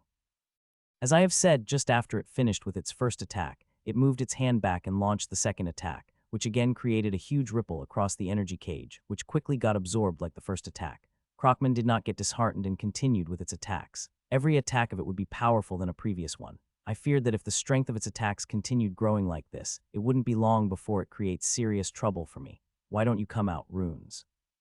I asked as I waited for the runes. It had been more than 30 seconds since its bloodline had awakened, and still there is no sign of the runes.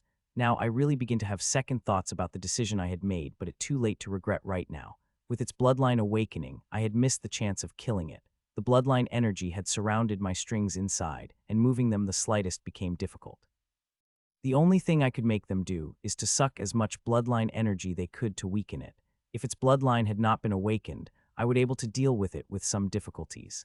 Now, my strings are barely able to suck the bloodline energy, and whatever they such is beginning to get replenished 10 times next second.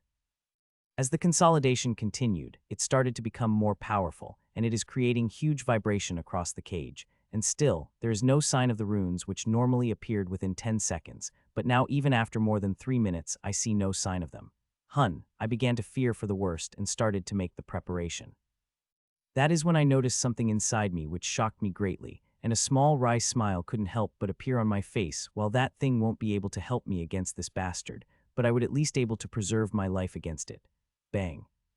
Crag. As the attack landed, the cracks begin to appear on the shield. Not only the cracks appeared, but they also begin to spread with ripple. I increased the energy I poured into the lotuses, which slowed down the cracks, but still, the cracks able to spread nearly a meter around the point of impact before I was able to stop it. Bang, crack. The cracks had just begun healing when another punch landed on the cage field, and cracks begin to spread out further at a greater speed. Fuck it. First boost plus second boost plus Everwings plus third boost. I was already using my power amplifying moves when I begin to burn my blood again. I have no other choice. If this bastard continued to rain down such powerful blows, it wouldn't take long for it to blast this cage apart. It is a dangerous plan, and I would not have dared to even think about it if not for seeing those things inside me which somewhat guarantee my life. As for runes, I stopped hoping they would come out, seeing they have not shown after so much time. Bang bang. With me pouring my blood energy into the energy cage, the cage begins to heal rapidly. That there are no cracks had remained when the next attack had stuck. The attack was more powerful than the attacks before and even cracks, but these cracks began to heal before they could even spread further. A minute more had passed, and my condition has become worse than I had expected. Its strength had increased further than I had expected, and now even my blood energy was able to completely stop those cracks from spreading further. Bang, crack. Another attack landed on the field, and within a second, the cracks had covered more than half of the cage, and before I could even stop the cracks from spreading further, I saw another attack coming to the field. Bang, crack. Seeing the state of my cage, I know it is over. In the next attack or the attack after that, the cage would collapse, and I won't be able to do anything against it. Call APSC. It shouted and raised its dense aura-filled arm to attack when it stopped for a fraction of a moment, continuing with its attack. I caught that faint movement, and I know the reason behind it. Its bloodline had finally consolidated, and I begin to prepare to burn my blood at a greater intensity to heal the damage of the cage. Buzz. Its fist was bare inches away from the energy field, when suddenly, I heard the familiar buzz from inside me. Hearing that bright smile couldn't help but appear on my face. Bang, its arm crashed against the cage and cracked begin to fill an already crack-laden cage, but I did not care. Hell, I even stopped supplying it the energy as all focus is on the green and silver runes that begin to come out. It immediately started to spread to the outer strings covering the Crockman, and it won't be long before they covered it fully, and by the time it even break the cage, I do not care. I am confident in dodging its attacks till then. Seeing the cage not broken, it again charged its arm with an aura, but suddenly, in the mid-attack, its arm stopped. Human, what are these runes? Crockman asked, and its voice is filled with panic. I am sure it could sense the danger from the runes, otherwise its voice would not be as this panicky as it is right now. Your doom, I replied with as much flair as I could. I always wanted to use this line ever since I heard from the movie. Saying it did not felt tacky at all. I felt quite good saying this, like, to be honest. Bastard, I have awakened the lost archaic bloodline of my tribe. You will never be able to kill me with whatever it is. It roared, and its armor moved again, flaring with an aura like never before. Boo! I've destroyed your cage, and now it is time to destroy you, die human. It roared and moved its fist at me. I also took out my sword and moved toward it. Buzz. Its fist and my sword moved closer and closer, and when they were inches away from each other, when I heard a loud buzz from the runes, which finished spreading, and Crockman just stopped. Not only its attacking arm had stopped, but also every other part of its body. It is like it was a marionette, and someone had pulled its strings. Not a single movement could felt from it. The next moment it let out a blood-curdling scream. The scream is loud and emotion-inducing that even I felt pity for it. But the next second, I forget everything as purified bloodline essence, and this is not bloodline essence of the Emperor, but of the Tyrant. Thick purified bloodline essence came inside me. It is extremely thick and hot like lava, and not only is it thick, there are even crystallines dust inside it. If I am not wrong, our concentrated bloodline essence, and seeing that a bright smile couldn't help but appear on my face, it seemed like the bloodline of Tyrant is much stronger than I had initially thought. The way my runes are guzzling it, I had never seen guzzle any bloodline essence. A few seconds after my runes begin guzzling the bloodline, the change begins to occur in them. The faint golden specks present in diamond runes begin to get denser and brighter slowly. Soon 5 minutes passed by, and the bloodline essence is still coming at me with the never-ending stream. Hell, its quantity had increased instead of decreasing. It had been quite a while since any harvest process lasted more than 5 minutes usually, runes finished within 2 minutes no matter how powerful the Emperor is, but it is Tyrant I am harvesting, and it is going to take time. There is not the only bloodline that is getting harvest its essence, is also getting harvest and the place of harvest in its own body. In its huge stomach, a blob of dark essence is forming. This blob is very dense, and it is growing every minute. Seeing it, my eyes couldn't help but shine up as this blob will turn into the first essence rose of Tyrant grade that I am going to harvest. Time passed by and more than 10 minutes passed, and harvesting still continuing strong, and it remained strong till mid of 12th minute when suddenly, the quantity of purified bloodline essence started reducing rapidly that it stopped altogether after 7 seconds. My runes had absorbed their share of the bloodline essence, and change in it is quite visible. The golden red part had covered about 5 of each rune from barely 1. This change may be small, but it is actually quite big at the stage my runes are. It is very difficult for any change to occur in it. Buzzz. I was observing the change that had occurred in my runes when they buzzed loudly and lighted up, and with it they released a sea of strengthening energy. As strengthening energy hit me, I stagged, nearly fall to the ground. It is so pure and powerful that my mind wasn't able to comprehend it for a moment. It is really beyond what I had thought, and it made me ecstatic. The strengthening energy filled me before it begins to fill the hexagonal cells of honeycomb, which merged into my body and soul, giving a sensation that I had drank euphoria. Seeing I will not be able to control myself in this euphoric feeling, I sat down on the ground and enjoyed the euphoric filling while watching hexagonal cell after hexagonal getting filled with the strengthening energy before merging. Each second hundreds of cells would be filled, and as the time passed, they got filled at greater speed, and the euphoric feeling inside me became even denser. I don't know how much time it passed when the last of the energy filled the hexagonal cell, and it merged inside me, making me feel the strength I had never felt before. I looked up into the sky, roared as the strength had filled me. My strength had never risen to such degree before. I feel powerful, extremely powerful, that I felt like I could tear the mountain with my bare hands. I could do that, just the mountain had to be small, and it would take me quite time if I used my bare hands, but still, I could do it. The power of Tyrant's bloodline is too powerful. It had filled above 200,000 hexagonal cells of a honeycomb, which is 10 times more than what most powerful Emperor-level bloodline had given me. This bloodline was just newly awakened, barely consolidated, did not get a chance to grow. If it had been old bloodline, I could have gotten more, but with my strength, I would not have been able to defeat someone that powerful. I am barely able to last for a few minutes after its bloodline had awakened. If runes had come a minute late, I would have been in quite a bad condition. I shook my head of those thoughts and concentrated inside my body, looked at my cells, check if there no imbalance in them as hexagonal cells merge into them, but everything seemed perfect. I could not spot the slightest problem inside me. Seeing that, a smile couldn't help but appear on my face. Lord Al had really helped me a lot with the things he had fed to me, strengthen my body and soul in the honeycomb. I don't think I would have to worry about the imbalance for quite a while. As I finished checking myself, I looked ahead of me. There is Crockman standing. It is completely dead. What is in front of is a drained husk of it. D-Hub, I touched it lightly, and it collapsed into the dusk, revealing the most beautiful essence rose I had ever seen. The essence rose is adult palm size, a little bigger than the Emperor-grade essence rose, and has 24 petals as opposed to the 16 petals. The most striking thing about this essence rose that it looked real, very real, that even tyrants would consider it a real rose if they did not sense the energy from it. The Emperor-grade essence rose also looked quite real, but tyrants could tell it is not real with just a single look. But this rose, unless they sense its aura, it looked like a real rose of some novel variety. The essence of Grim Monster had completely solidified in it, which makes this thing very precious. I wonder how the teacher would react when she sees it. With essence rose safely stored in my storage, I picked the things of Crockman with my strings, including its axe and storage. I looked at its storage for a few seconds before placing in my storage, as usual. It is sealed, which is not surprising seeing nearly all the storage from King Stage are sealed. But formations carved in my storage ring are quite special. They could unravel the hardest seal within seconds. I have no doubt they will unravel the seal on the Tyrant storage too, and they already started working on it, and taking quite a lot of energy from me to do that.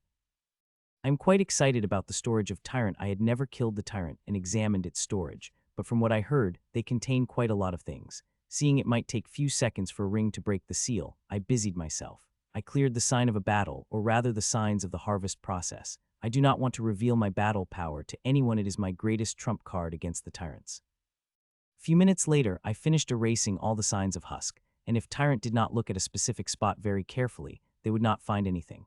The signs of huge battles are everywhere, and they could not be erased, and nor I want to. Let them know there had been a Tyrant-level battle. Here I even conjured a fake Tyrant aura, and spread it thickly around the battlefield for those who became curious. This thick tyrant aura masks my real aura for a while before it disappeared. My aura is very special. I had designed it in such a way that it will get erased on its own. It is one of the many benefits of designing one's own inheritance. With everything done, I moved few kilometers rapidly before stopped a few minutes later and finally looked inside Tyrant's storage, which had been sealed quite a while ago. Gasp. As I looked inside it and scanned it with my soul sense, I couldn't help but gasp in wonder and horror. The sheer number of things inside is amazing, and the number of human bodies is horrifying. I had never seen such amount of human bodies in single storage of the grim monster. There are over 1,000 of them, neatly packed in a container. Some container only has a human body dipped in liquid, while other contain have many pieces of monster and vegetable pieces around it. There are some containers that even have neatly chopped parts of humans dipped in many types of flavorful sauces. Bile couldn't help but rose in through seeing such a scene. It looked like the Crockman had gone its own version of supermarket and brought loads of human mean, as we do with monster meat. Farmed humans, I muttered in horror, looking at all these bodies. There are billions of humans in grim territories which they raise as livestock. Looking at the color of bodies and the way they are packaged, they are farmed humans for sure. Bang! My angry first crashed on the huge tree, instantly breaking it into two. A second later, upper part of the tree on the ground. I felt a little better after punching the tree. Seeing the human bodies in the storage have made me extremely angry. It is a good thing there is no grim monster around me, or I would have attacked it. My rage, no matter how powerful it would have been. I took a couple of deep breaths to calm myself further. Seeing thousands of farmed humans packaged neatly in preservative packages is too much for me. My angel still bubbling like lava, and if any grim monster appeared in front of me, it would explode. A few minutes later, I finally calmed down a little and again looked inside the storage. Seeing the bodies again, my anger started to flare, but I quickly controlled it and moved them into the morgue. Farmed or not, they are still human and deserve the respected berries. After I moved everybody and body part of human into the special morgue in my storage, I looked at the storage of Crockman, and it is huge, filled with so many things that for a moment I forget the human bodies I saw. As I begin to look at the things in Grim Monster's storage, the rational part of me took over. I looked at each of the things, assessed them before moving toward another. The difference between the storage of Emperor and Tyrant's storage is too great. The grade of things Tyrant has is much higher. A few seconds into looking around, my eyes started to shine brightly. There were way too many things that are useful to me, especially the collection of herbs it had. It is too huge. It had taken me nearly half an hour to access all the things, and I am quite satisfied with the things I have found inside it. What should I do now? I asked myself before I began to move. I wanted to fight the Tyrant once more, but I soon discarded that thought. I want to fight the Tyrant, but I will do that when I am mentally and physically prepared. I was moving toward the city, and anyone that looked at me would see me as a green beam. My speed is too fast. Even I am not able to believe I am moving this fast, and the thing is, it is not even my greatest speed. It is the fastest I could go while not crashing into any of the trees. I am using the full power of my killing rule to analyze everything that my soul sense sent me at an extremely fast speed, and as I became more proficient in it, my speed became greater. The increase that Grim Monster gives me is really huge. I am now powerful as it, and if I fight it again, even with bloodline, I will able to defeat it. Even though my strength had increased, I am still incapable of facing most of the tyrants. The Crockman is one of the below-average tyrants, and I was quite lucky it was Crockman who chased me. If it had been any other grim monster, I would not have been alive today. While I could not face most of the tyrants, there are still some I could face. When the city was locked down for a month, I had seen a couple of grim monster tyrant with below-average strength, which I am sure I could kill. I am going to leave the Devil's Gate soon. I had fulfilled all my targets. I had gone to the sunlit dome and reached the peak of Emperor Stage, and most importantly, got the strength to face the tyrants. With all my goals fulfilled, it is time to leave. But not before I could fulfill my gift, though for something I did, a teacher would be pretty angry. Some tyrant-grade essence roses would be great to soothe her anger, and I will gain experience fighting tyrant, not to forget bloodline if I am lucky. With Ashlyn as a guide, it took me barely 2 hours to reach the boundary of the forest, which sick compared to 4 times more I used to need, and it is not even my greatest speed. On the way to the forest, Ashlyn had given some good news and things. She had dug out 71 Emperor-grade roses and even informed me of 8 live grim monsters that had been captured into the seeds. As I reached the boundary of the city, I had intentionally slowed down my speed and moved toward with normal Emperor's speed, which seemed like the speed of a snail to me comparing to the speed I had traveled through. Soon, I reached the city gates, and the familiar soul sense came over me. "Mr. Duffy, meet me at the administrative offices." A telepathic voice rang out in my brain. Hearing that, I put up an expression of surprise on my face for a second before having the look of understanding appear on it. "Why, Yes, sir, I replied with the fearful stutter as I should in these circ.U.M. stances before flying toward the administrative office where Tyrant had asked me to. I am surprised the Tyrant had called me. I would have been surprised if they did not. I had stayed in the forest for nearly a month, and I have to explain my reasoning for it. If it had been before, I would have been scared of such a thing, but now I am not. Even a tyrant as powerful as Miss Mars could not see through me.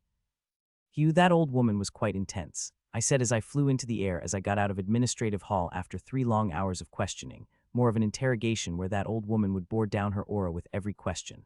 Soon I reached my home, and it is just as I left it. There is not the slightest change in it.